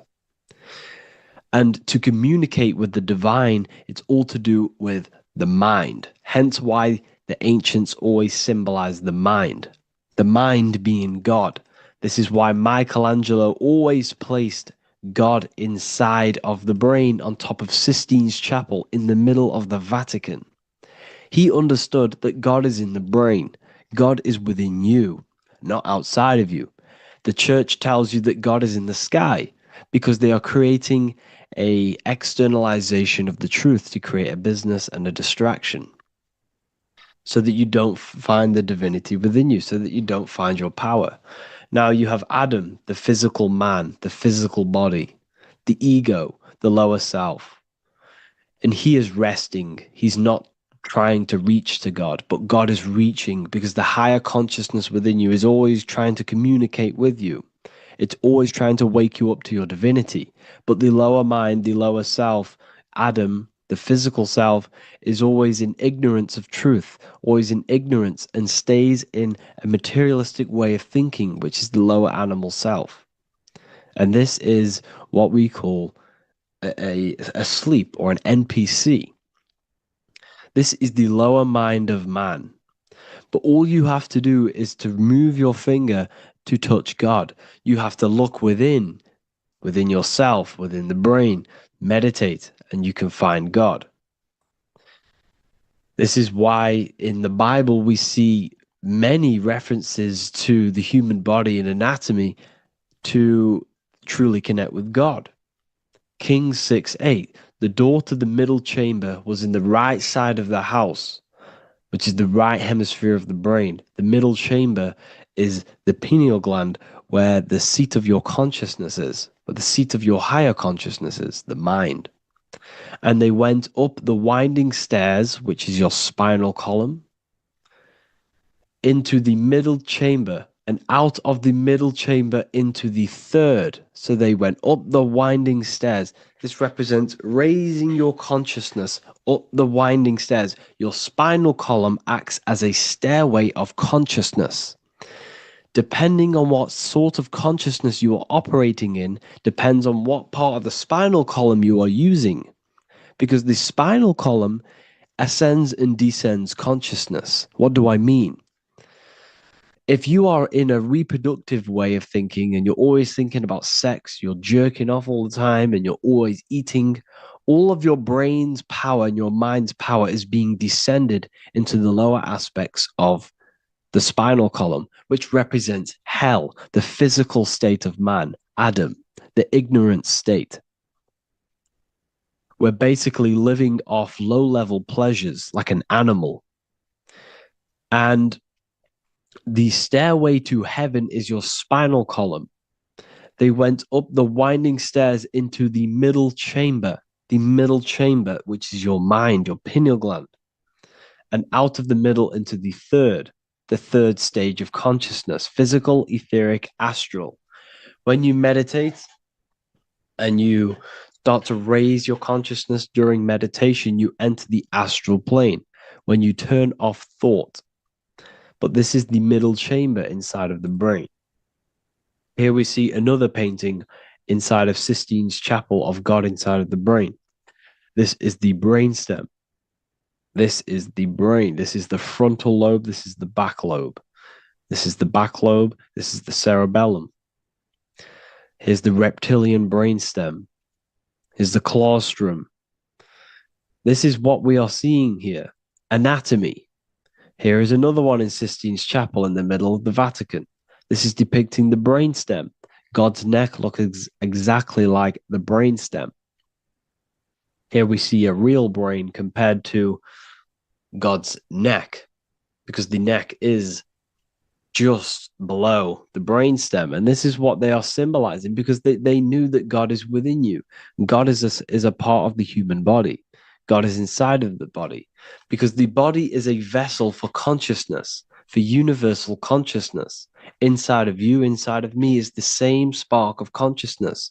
And this same consciousness is spread out into every living essence, because everything comes from the one source, the one God, the one consciousness. Matthew 6:22-23. The light of the body is the eye. If therefore thine eye be single, thy whole body shall be full of light. Practicing the single eye. What is this? This is meditation. This is entering within yourself. So the Bible's telling you to practice the single eye. But if thine eye be evil, thy whole body shall be full of darkness. What does this mean? If your consciousness is in an evil way of thinking, if your mind is filled with an evil, negative mind space, then your body shall be filled with darkness, with evil, with negativity. Because negative thoughts destruct the body. Positive thoughts heal and regenerate the body. So he tells you to be, the light of the body is the eye, your consciousness, the inner eye of consciousness, the eye that lets you see. And what do I mean? You look with your two physical eyes, but you see with the inner eye. What you see is perception. You look with the two eyes, and what you see is perception. You are seeing, you are understanding, and that's what consciousness, the mind, gives you. Consciousness, or the mind, is the force that allows you to be a human being, that allows you to understand things and interact with things and make decisions. It's an infinite intelligence. See, the mind is not the brain. This is a big confusion with people. Hence why the eye on top of the pyramid is separate from the bottom half of the pyramid, because the consciousness is separate from the body, the eye, the all-seeing eye. It represents the observer, the eye that sees into this body, into this world, into this. You are the perceiver. You are the invisible spirit within the body. Theologians 4:17. After that, we are still alive, and our left will be caught up together with them in the clouds to meet the Lord in the air. You don't meet the Lord in the physical air. Okay? This symbolism of the ancient Christian artwork is showing you this is symbolic. These things never happened. There's no man in the sky. Moses didn't go on a mountain to meet with God. The air represents the mind. This is why you say you're an airhead when someone's very stupid. Earth is your body. Water is your emotions. Fire is your spirit. Air is your mind, the invisible mind. So Anton Mengs, an ancient Christian art worker, is showing you anatomy of God in the clouds. But this is anatomy of the human body, raising yourself to the mind and turning the mind inwards on itself during meditation. And that's how you meet the Lord in the air. You meet the Lord in an elevated state of consciousness. The air represents an elevated state of consciousness because the air is up. You have to raise your consciousness to meet the Lord in the air. This is why Moses went on a mountain to meet with God. The mountain represents elevation of consciousness, raising the mind up the spinal column, taking all of the mind's attention away from the reproduction and the physical aspects of self and raising it to the brain and turning off the brain and going inward into the air. It's talking about raising consciousness. It's allegorical. It's a spiritual, metaphorical text. The side of your head's called a temple because inside that where that temple is, right in the middle of where you call the temple, is the inner chamber, the open room, the holies of holies in the Bible, or the land flowing with milk and honey, or Mount Zion. There's so many different names for the brain, or the upper room where Jesus meets his 12 disciples, the 12 cranial nerves in your brain. This is the temple of God.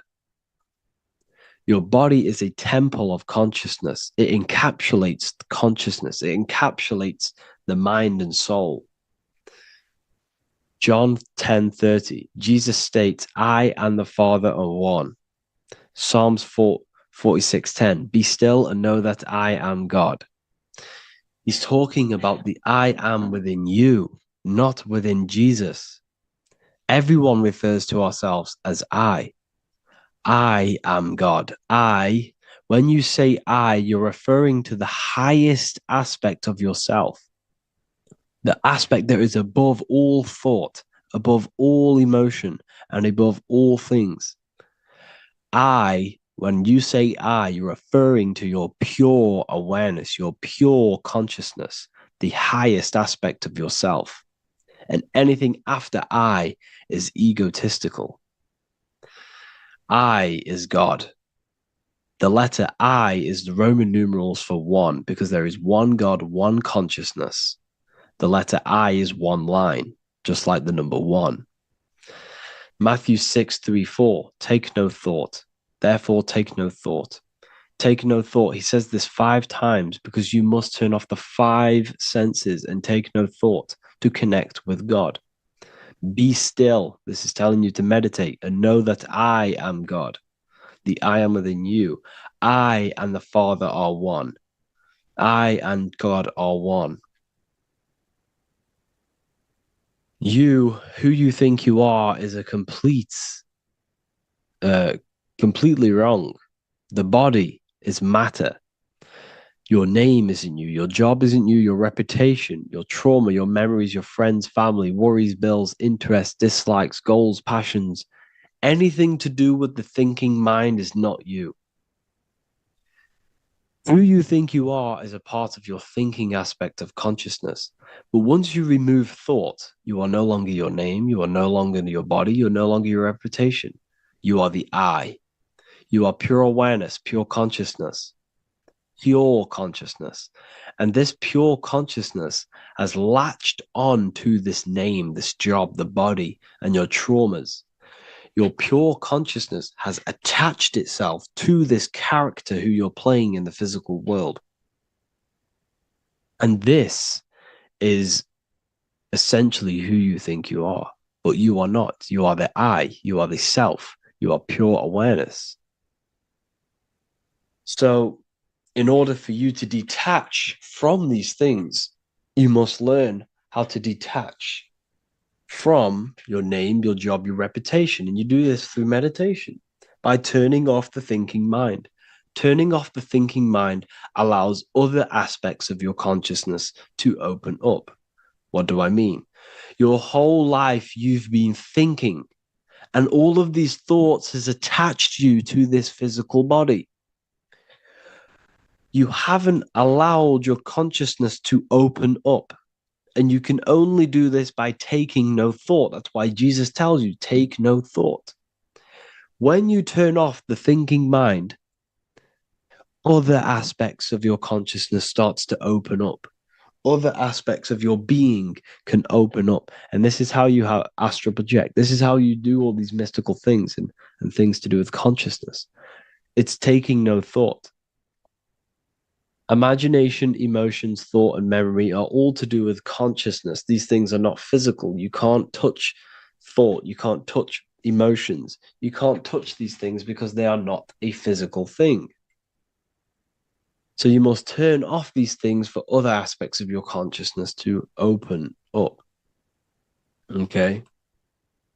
So essentially, the Bible is a metaphorical, astrological, numerological, metaphysical, spiritual, encoded text that talks about human anatomy, spirituality, and the true nature of the human experience. Everything they teach you in school is to make you think that you are this body. Everything they teach you in church is the externalization of the true teachings of Jesus. Jesus was telling you to meditate. Jesus was telling you to practice the single eye. Jesus was telling you to look within yourself and find God. He wasn't telling you to pray to him. Mark 16:19, he was taken up to heaven and sat at the right hand of God, the right hemisphere of your brain. John 21:6, cast the net onto the right hand side of the boat and you shall find fish. Fish is understanding. The boat is your body, your brain. Cast your awareness into the right side of your brain and you will find understanding, because the right side of your brain is all to do with the creative aspect and the intuition and the spiritual sides of your consciousness. This is why God is here. This is why Michelangelo depicted God in the right hemisphere of your brain, because this is all human anatomy. And I speak about all of this in the brand new Book of Wisdom, Volume 2, which is now available. The start of the revolution has begun. This book is truly going to change the way people see the world. It's got so many more topics than the last one. It's truly a revolution. It's written in so much detail. It's very practical. I cannot wait to share this one with you. I just want to say thank you for the opportunity for me to create this book, because without you, I couldn't have created this. And I just love sharing my work with you.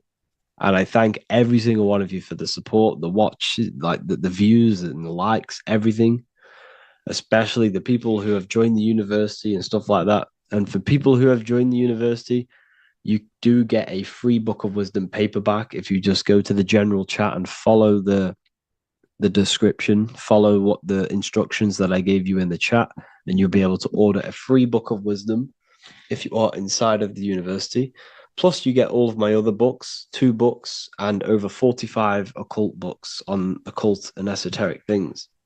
You get lectures, live calls, a community, a manifestation mastery course, and a whole library and reoccurring updates every month, every week. So yeah, I hope you all enjoyed this video. Thank you all. Please leave a comment to help the algorithm, and leave a comment on what videos I should make. And yeah, I'll get to uploading on the YouTube a lot more now. The second book is now released. I have a lot more time on my hands. No longer using my energy to create the book. I'm now going to redirect this mental energy into the YouTube. So there will be a lot more content coming. So I need some content ideas. So feel free to comment some ideas, some YouTube videos that I can create. Thank you all, people. Have an amazing day. Hello, everyone. Today we're going to be discussing the esoteric and occult meaning behind the story inside of Genesis, the story of Adam and Eve. This is a widely known story, but not many people know the true esoteric meaning behind it. Okay, so today we're going to be breaking this symbolism down. Before we get into this, please leave a like and a subscribe on the channel. I would greatly appreciate it. And please comment below any lectures or anything you wish to know, and I could maybe make it in the future. The first thing we must understand about the Bible is that it is an esoteric and occult book. It is written in allegory. It is written in such a way that we understand the book compared to our level of perception. Now, what do I mean?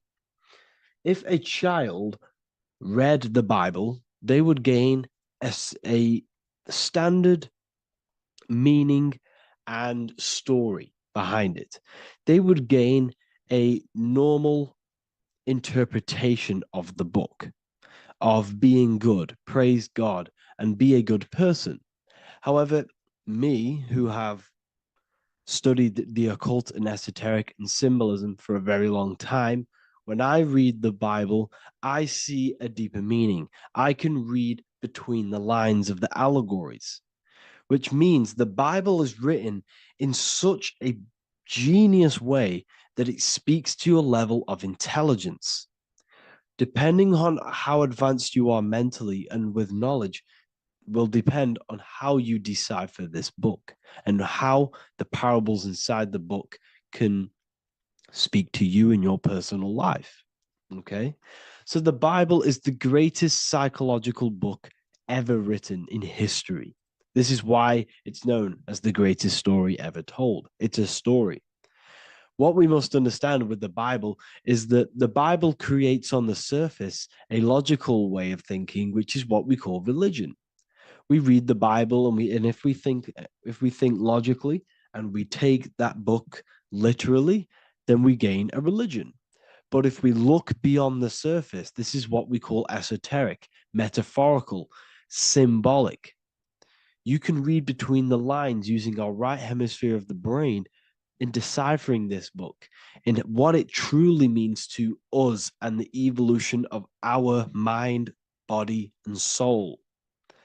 What this book actually reveals between the lines is instructions and stories which teach you how to level up your consciousness, how you can sync the mind, body, and spirit and the soul all together so you can live like a god. This is what the esoteric is. It's the purification of consciousness. Now, when it comes to Adam and Eve, okay, what we must understand is that this is the beginning of creation. This represents the beginning of your life in an esoteric way. This is symbolic for the beginning of your incarnation into this physical world. Okay.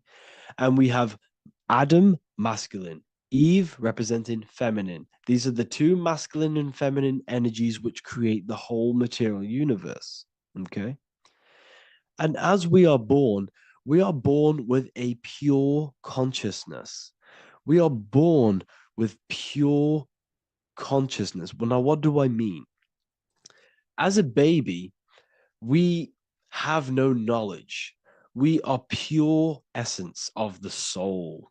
You know, we don't gain the knowledge of good and evil. We are pure. Yes, we're not happy all the time as a baby, and we're not sad all the time, but we have no ego. This is what I mean. Our consciousness is not split. As a baby, you are whole. You have a whole consciousness. You are yourself. You have no false identifications, no limiting belief systems, nothing. You are pure awareness and the pure soul and the pure mind. Now, this is what Genesis is representing. As we grow older, the more experiences we gain, the more thoughts we start to think, the more knowledge we gain of this world, the more impure our mind, our heart, our soul, our spirit becomes, the more impure our body becomes. As we grow older, we're infected with negative beliefs, negative thoughts, and society norms. This is a big one. As we grow older, we are molded by society. We shut off areas of ourself and we push them away so that we fit in with society. We all know this. We all did this in school. We pushed away parts of ourselves to act cool or to fit in, whatever it may be. Whatever type of person you were in school, we all went through this because society and culture is programmed. So as we grow older, our consciousness splits. We gain a persona, an ego, and we gain a shadow self, the subconscious, and we gain an ego. Now, the ego is what you show to people. It's that character that you show, that you put on to your culture, to your family, to your friends. This is a false identification. And we also gain a shadow self. The shadow self is gained through experience. This is the subconscious. Our ego is created through experience. And so is the subconscious and the shadow self. Okay. So as we gain age in this material body, we fall from the Garden of Eden. We gain the knowledge of good and evil. This is what the symbolism represents of us leaving the garden, us eating from the fruit. Now, the fruit represents the knowledge, it represents the insight, the experience, which splits our pure consciousness. Our soul splits. Okay? We lose connection with the divine. We lose connection with our pure self through material experiences. We may lose ourselves in material experiences. We may lose ourselves in lust and material gain, wealth, and all of these lovely things that the material world offers. We lose ourselves in this. Okay? And not only that, there's another symbolic thing that we're missing with being a child. There's another symbolic meaning behind this tree in this story of Adam and Eve. And this is sexual energy. Okay? As we are a baby, we have no ability to create another human life. We have no sexual urges. We have no desire for the material things as a baby. Nothing. As we grow older, our sexual energy cultivates around the age of, it's like 10, maybe earlier for some people or later for some people. This is what we call puberty, when our sexual energy activates. This is when the masculine and feminine energies are present within the body. And we are now given the ability to create human life. We're now given the ability to bring in a soul into the material world. Now, this is what we believe and know in the esoteric world. That is what sex is. You're bringing a soul from the astral into the physical. Okay? So, as you grow older, you gain this ability to use the power of creation. You gain this force within you that allows you to open a portal in the astral and bring in a soul to the material. Now, this power can be misused. This power is very powerful and should not be misused. In occult and esoteric teachings, we teach and learn sexual transmutation, how we transmute sexual energy into different areas of our life so we can grow and create. Because sexual energy is creative energy. It creates a whole new human being. So if we retain it, we can transmute it into creativity. So this energy is kind of corrupting us as well. And now I'm not saying growing up is evil, all this thing is evil. This is a natural cycle that we must go through. The soul of us must go through this cycle so that we learn, so that we overcome it, so that we gain mastery over ourselves, so that we expand ourselves. I recommend you watch the Evolution of Consciousness lecture that I did on my YouTube. An amazing lecture.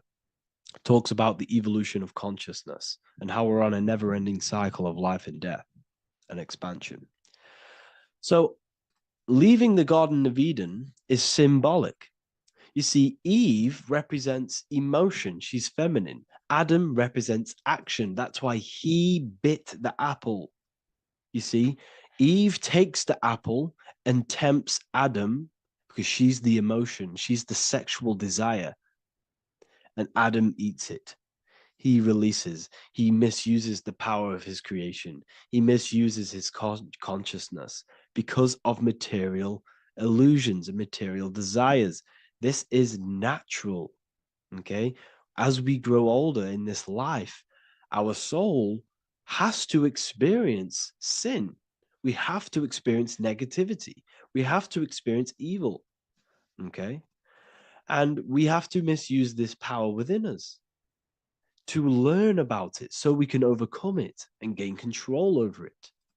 Now, this is why the Bible says in Genesis 3:6, "For God doth know that in the day ye eat thereof, then your eyes shall be opened.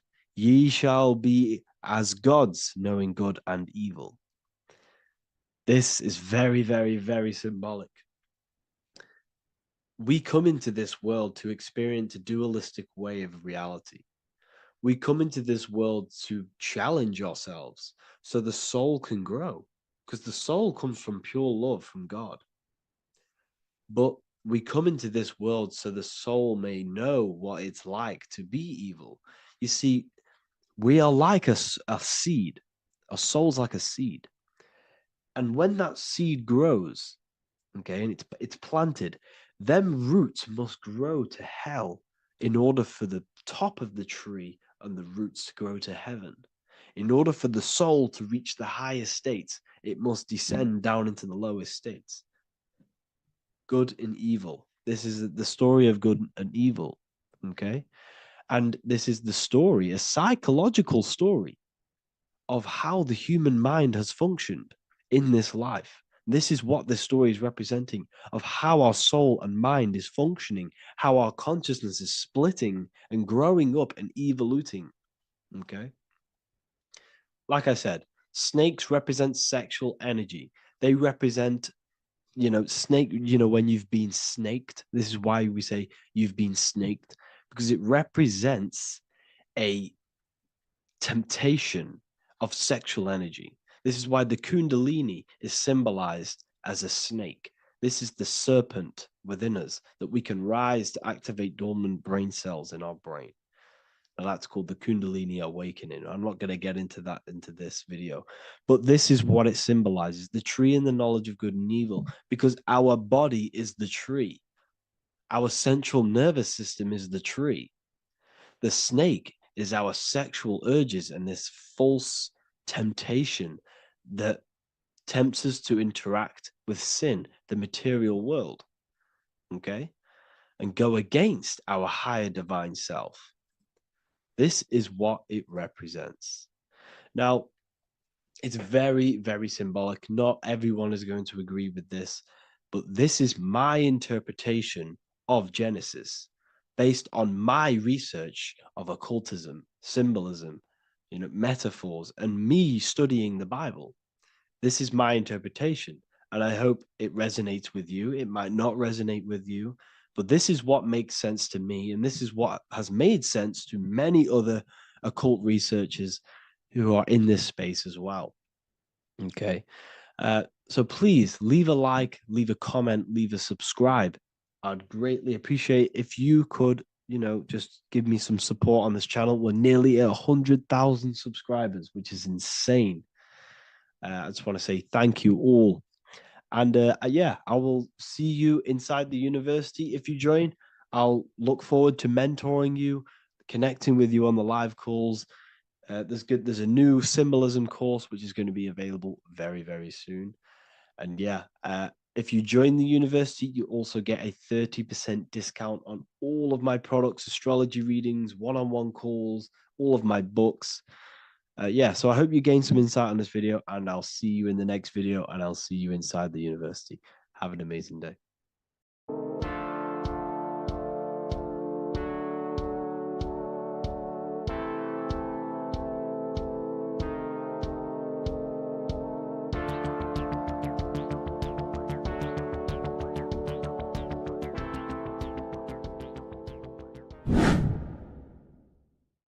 What is good, people? It's Revival of Wisdom. Today we're going to be talking about Saturn. I've done this video in the past. However, this video is going to contain a lot more in-depth explanation of Saturn. So the 33rd degree Mason, Manly P. Hall, said, Saturn is the key to crystallization, physical matter. Light is matter, matter is light. They are interchangeable. Low vibrating light turns into matter, high vibrating matter turns into light. And Saturn is the god of this world, this physical world. He crystallizes light into matter. This is symbolized as the Masonic checkerboard, matter and spirit, matter and light, light and matter. He's also the god of time, destruction, justice. He creates and destroys, because all things in time die. He creates and destroys you. So, because we live in this physical world, which is the electric world, this is why we say electricity, because it comes from the root word of El, Saturn. They used to call Saturn El, E-L. This is why we used to say Elohim is God. The real God of this world is Saturn, but it's being hid. This is being hid. Jesus is Saturn. All of this is Saturn. It's all Saturn worship. It's the real God of this world,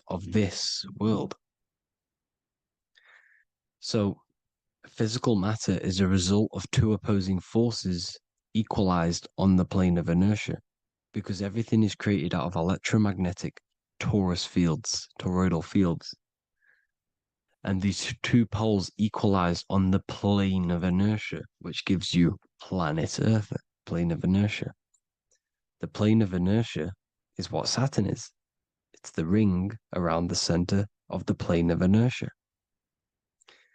Thank you to Walter Russell saying, physical matter is a result of two opposing forces on the plane of inertia.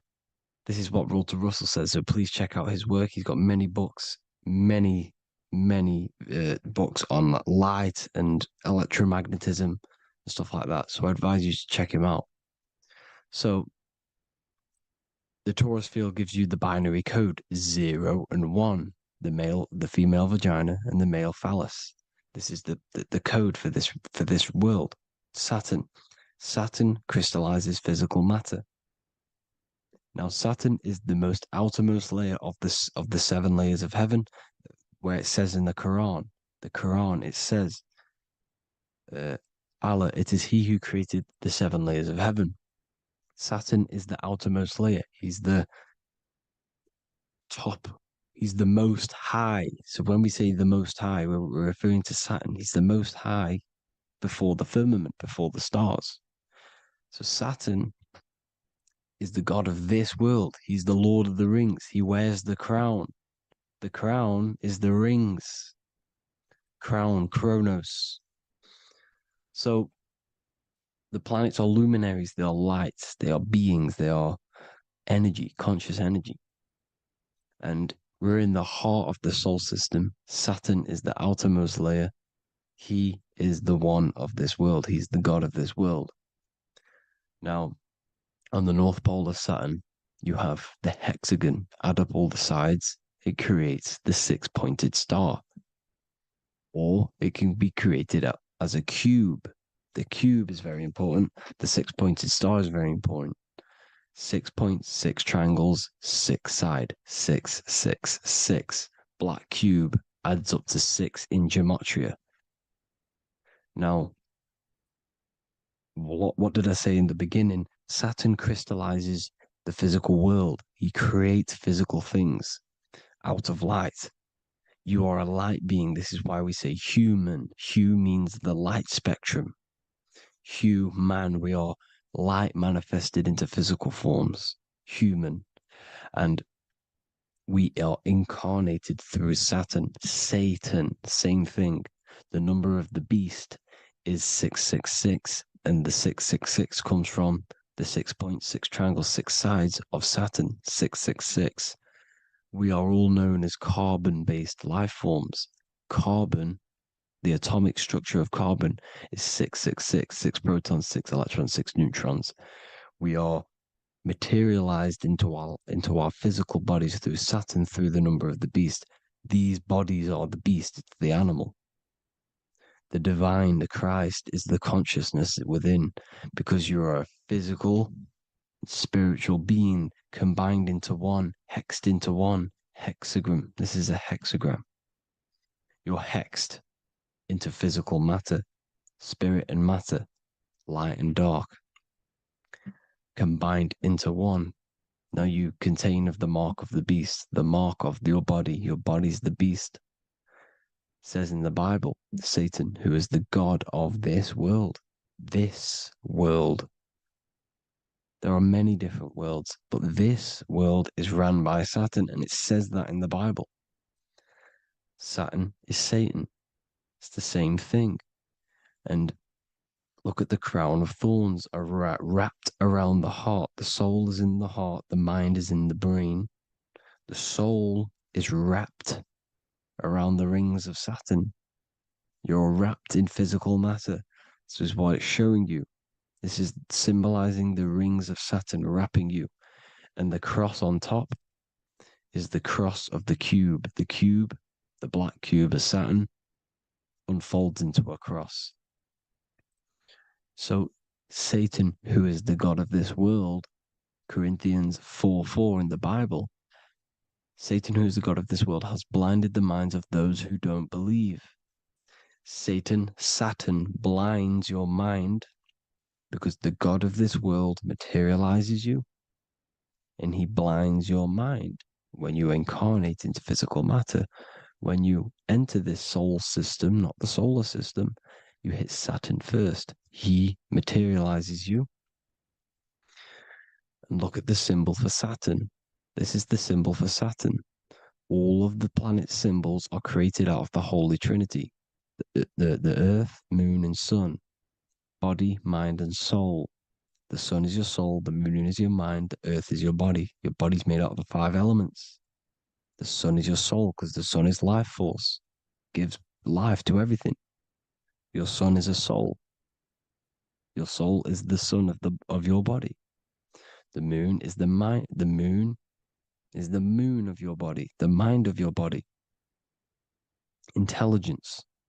So all of the symbols of the planets are created out of these. The Saturn symbol is created out of the Earth cross, matter, and the moon crescent, moon, mind, matter over mind. This is why Satan, who is the god of this world, has blinded the minds of those who don't believe. He blinds your mind. Look at the symbol, it's showing you. The Saturn symbol is matter over mind when it should be mind over matter. So we descend into a soul system, into our 666 Saturn carbon suit bodies, and we are matter over mind. Then we have to move up the spine to go back up to spirit, to mind over matter, where you manipulate your own reality. Now look at this. It creates the number 5. 5 is the number of change. You're moving from this side of the number sequence over to the right side. You're moving from the spiritual into the physical world. You're incarnating into the 5 elements, the 5 senses. So the cube, the black cube of Saturn, is another major symbol. Very important symbol. Here you see the cube, and the color black is associated with Saturn because Saturn's associated with death. He creates and destroys, light and dark. Death is associated with black, spirit, because you can't see spirit, which is blackness.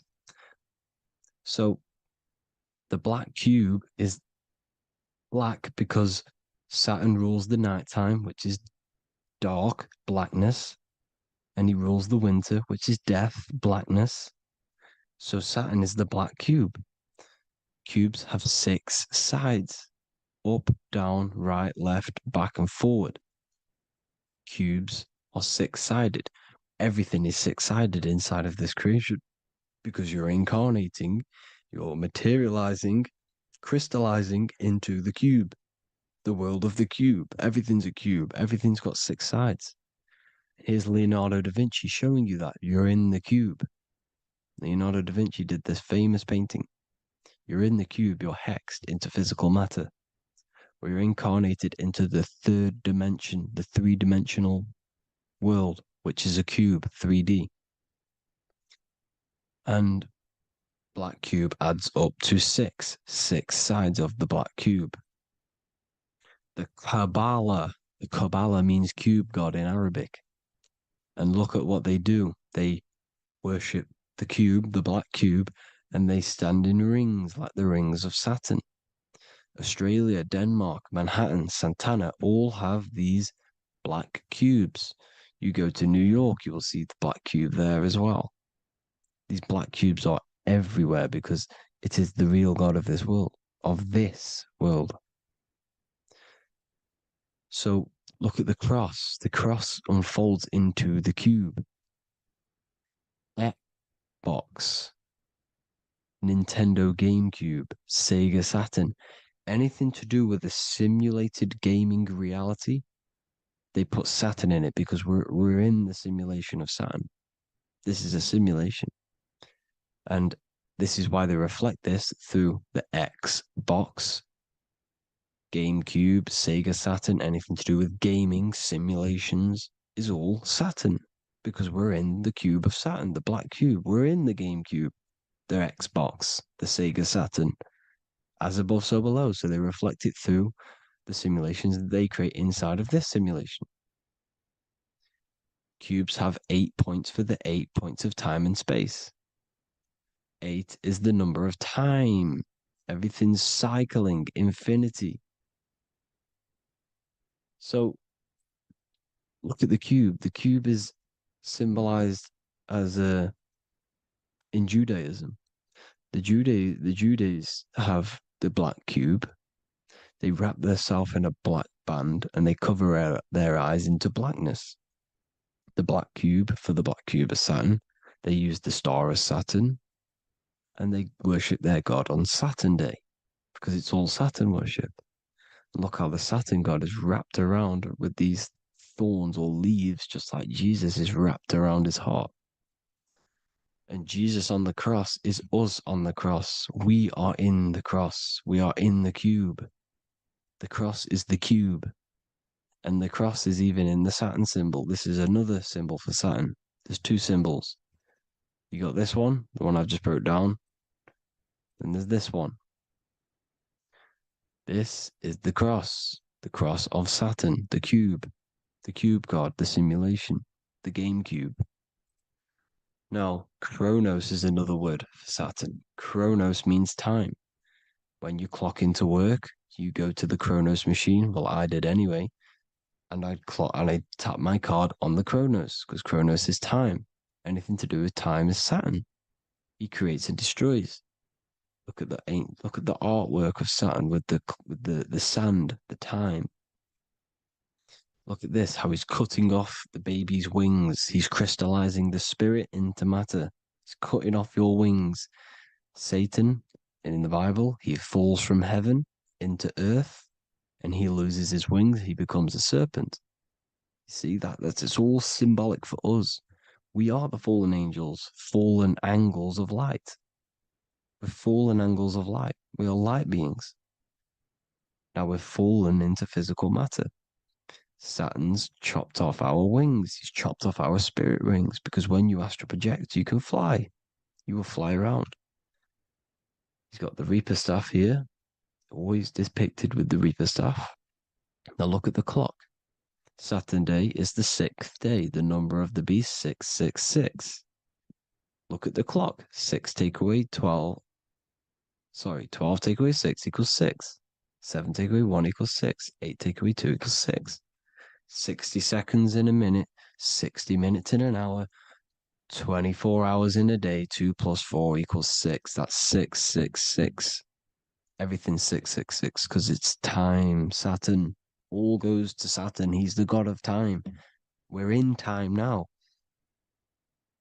We're in time. We're in the time, which is God, the god of this world, the god of time. Now look at this. The Reaper is also depicted as the Reaper with the staff, the black cloak, black symbolizing death, spirit. Judges wear black because Saturn is the law. He's the god of this world. He's the law. This is why they wear black cloaks. When you graduate from university, you wear a black cloak and a black cube on your head. You've been hexed. Funerals, you wear black because it's all to do with Saturn, Father Time, Father Crystallization. Now, Saturn, here's another one of him cutting off the wings of a child because he cuts off the wings. He creates and destroys your body. We're in the electrical world. Everything that is electrical vibrates. All vibrations have to come back to a standstill point, which is death. This is why your body dies. Your atoms stop vibrating. Herona. Look at the crown. The crown is the corona. Corona means crown. And look at this is an alcohol brand for beer. You can see the staff of Saturn in the symbol with the moon crescent. Corona, which is the crown, Saturn, the crown on Saturn, the rings. And then you've got the staff. It's all Saturn worship.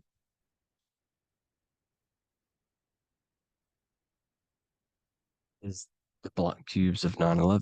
2 black cubes. This was a ritual for Saturn. It's all ritualistic. And look at the Star of David, the Star of Saturn. It's not the Star of David. Creates IXXI, the sigil of Saturn.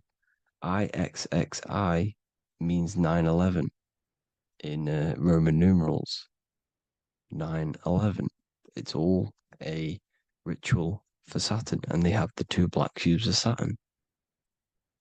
Now look, XX, there's more symbolism of Saturn now. We're going deeper.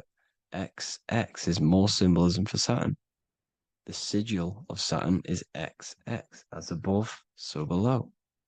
Same with the Star of David. You split it in the middle, as above, so below, as above, so below.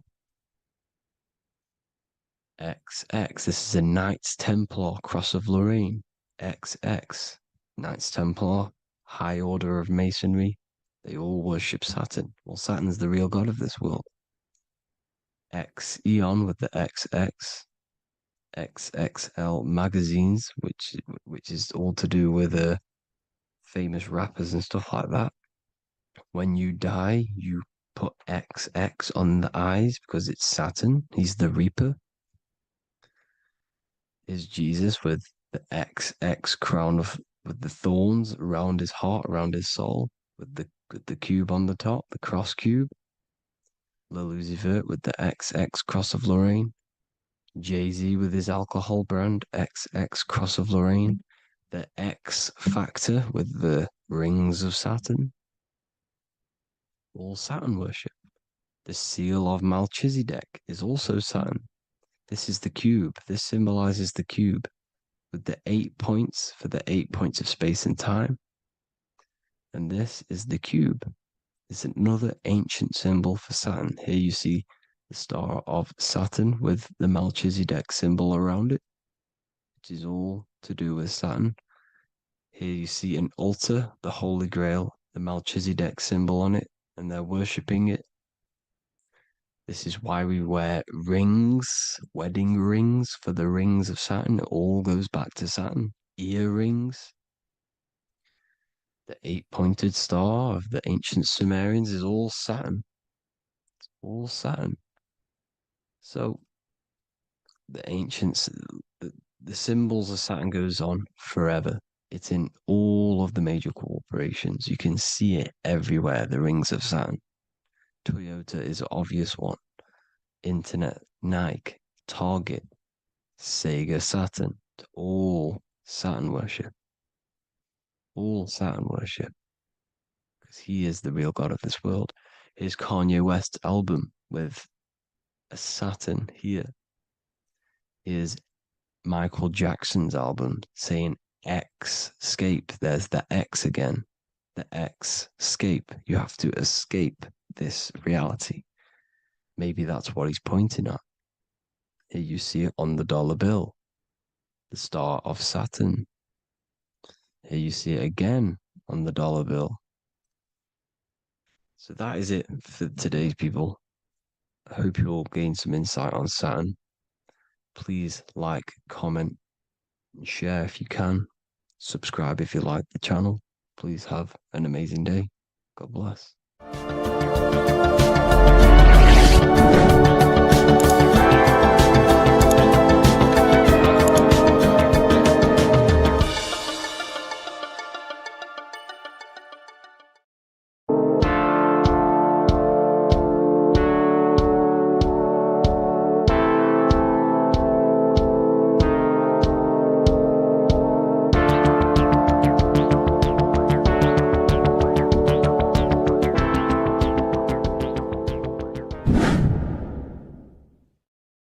Welcome back, people. We're back with another video. Let's jump straight into this. Make sure to tune in till the end because this has got so much information in this video. So sit back and enjoy. So everything's Taurus fields. The Earth's a Taurus field. Everything's Taurus, which is electromagnetic field, electric and magnetic. The center of the Taurus field is where the two opposing forces meet in the center. And this is what creates the plane of inertia, the dielectric plane of inertia. Okay? You got red shift, blue shift, positive, negative, south and north pole, right? This is what the ancients were showing with the tree of life. As you can see here, this is the plane of inertia and this is the Taurus field. Everything consists of this. Everything is a Taurus field. A atom is a Taurus field. Okay, now the inertia is the 0 point. So this plane is a 0 point. It's the balance between two poles. Okay, Now, this creates matter because matter is two opposing forces in motion equalize. So these two forces coming together is what creates matter on this physical plane. And this is why we can't see the electromagnetic field, because it consists of one of the elements, which is either electric or magnetic. But when they combine together, is what creates this physical plane, which is physical matter, which is light in motion. Now, everything is one. Don't get confused by duality. Duality is two opposing forces, but them two opposing forces are created by the same substance. It's two aspects of the same substance. So, for example, water and ice are the same thing. You know what I'm trying to say? But it's two aspects of the same substance, because all is one. The whole universe is one. All goes back to the one, which is God, the creator, or magnetism, whatever you want to call it. Because magnetism pulsates. Electricity has two poles, red shift, blue shift. Okay? So red shift, blue shift is electricity, and electricity vibrates. And all vibration always comes back to a standstill point. But magnetism is what pulsates. This is why your heart pulses. You breathe, which is a pulse. This is the breath of the universe, magnetism. Now, this is why the earth is green, okay? Earth can be spelt heart. If you just move the H to the beginning, it spells heart, okay? Because the heart is the center of the torus field, which is the heart chakra for us humans, okay? We consist of the same field, as you already know. Heart being the center, which is green, which is the center of the seven colors. The center of the seven colors. This is the most powerful chakra in your body. People think it's the crown chakra, but it's the heart chakra because it's the center of the torus field. You must align them all and combine them all into one, which is the heart chakra. Now, earth is green. Nature's green. Okay, this is because we live on heart chakra, the plane of inertia. It's the center of the torus field. Okay, and this is what the Egyptians called Isis, which is nature. Nature is balanced, and nature is female, mother nature, because it looks after us with the fruit it grows with abundance, and the water. It's a female energy, mother nature, and this is the symbolism of an equal balanced arms. This is the scales, it's balanced. Mother nature is balanced. This is why the sky is blue, because what comes after the heart chakra? Blue. Sky is blue. We live in Midgard. This is what the ancients called Midgard. You don't have to take this tree literally. It's a metaphor. We live in Midgard, where both positive and negative duality here. Now, Mount Meru. Mount Meru was known as the center of the earth, okay, or known as Hyperborea. And this is the North Pole, the electromagnetic North Pole. But when I say Mount Meru, it's not an actual mountain. They weren't saying there was a real mountain in the center of the earth, a magnetic rock. No. The plane of inertia, okay, there's something called a hyperboloid. That's what it's called, a hyperboloid. And this is the center of the torus field. And this hyperboloid is what is in the shape of a mountain, you see? So if I go to this next one, they say Hyperborea on this map. Why do they call it Hyperborea? Because this is the hyperboloid in the center of the torus field. And this is the electromagnetic mountain, a metaphor. Mountain, what they're metaphorically saying, this is the electromagnetic mountain at the center. The double vortex, the center of the torus field, which is the North Pole. Pole of electromagnetic energy. So this is why they call it Hyperborea. It comes from the word hyperboloid. And the center of the earth is so sacred. And they symbolize this with, obviously, the North Star, which is Polaris. And this is where the swastika comes from, because it's the 4 seasons moving around the North Star. This is the Big Dipper constellation moving around the North Star, which is Polaris. There's that pole again. Pole. Magnetic pole of the torus field. And this is where the green, emerald green, aurora borealis comes from. It comes from this center hyperboloid at the center of the Earth, where the most electromagnetic energy is stored. The center of the plane of inertia, the center of the plane of inertia. This is the all-seeing eye as well. As you can see, they've got the sun, the moon, this is the Masonic cosmos, the sun, the moon, and the all-seeing eye, because the eye is Polaris, the eye of the stars. It's all a big eye. Now, the eye means a lot more as well. It's not just that. There's different ways you can interpret symbols. Now, this is the emerald tablets. Deep in Earth's heart lies the flower, the source of the spirit that binds all in its form. Okay? The flower of life is thine own place of thine spirit, and stream through the earth as thine flows through thy form, giving off life to the earth and its children, renewing the spirit from form unto form. This is the North Pole. This is what he's talking about. He's talking about the aurora borealis. Aurora borealis. It's the Earth's aura. Emerald green. Heart chakra. Plane of inertia. Green. Earth. Heart. You see?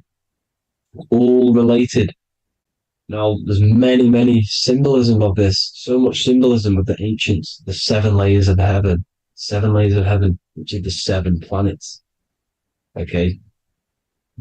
These planets are the solar system. It's the solar system because we are the soul. We are the sun, the soul. And we're inside of a solar system, which is the 7 planets. That's why there's 7 layers of heaven. Okay? The rings of Saturn, the rings of the planets are moving around us. Okay? So this is what the ancients were depicting in their cosmology. Now this is the Hebrew cosmology of the Earth. This is the Mayan cosmology of the Earth.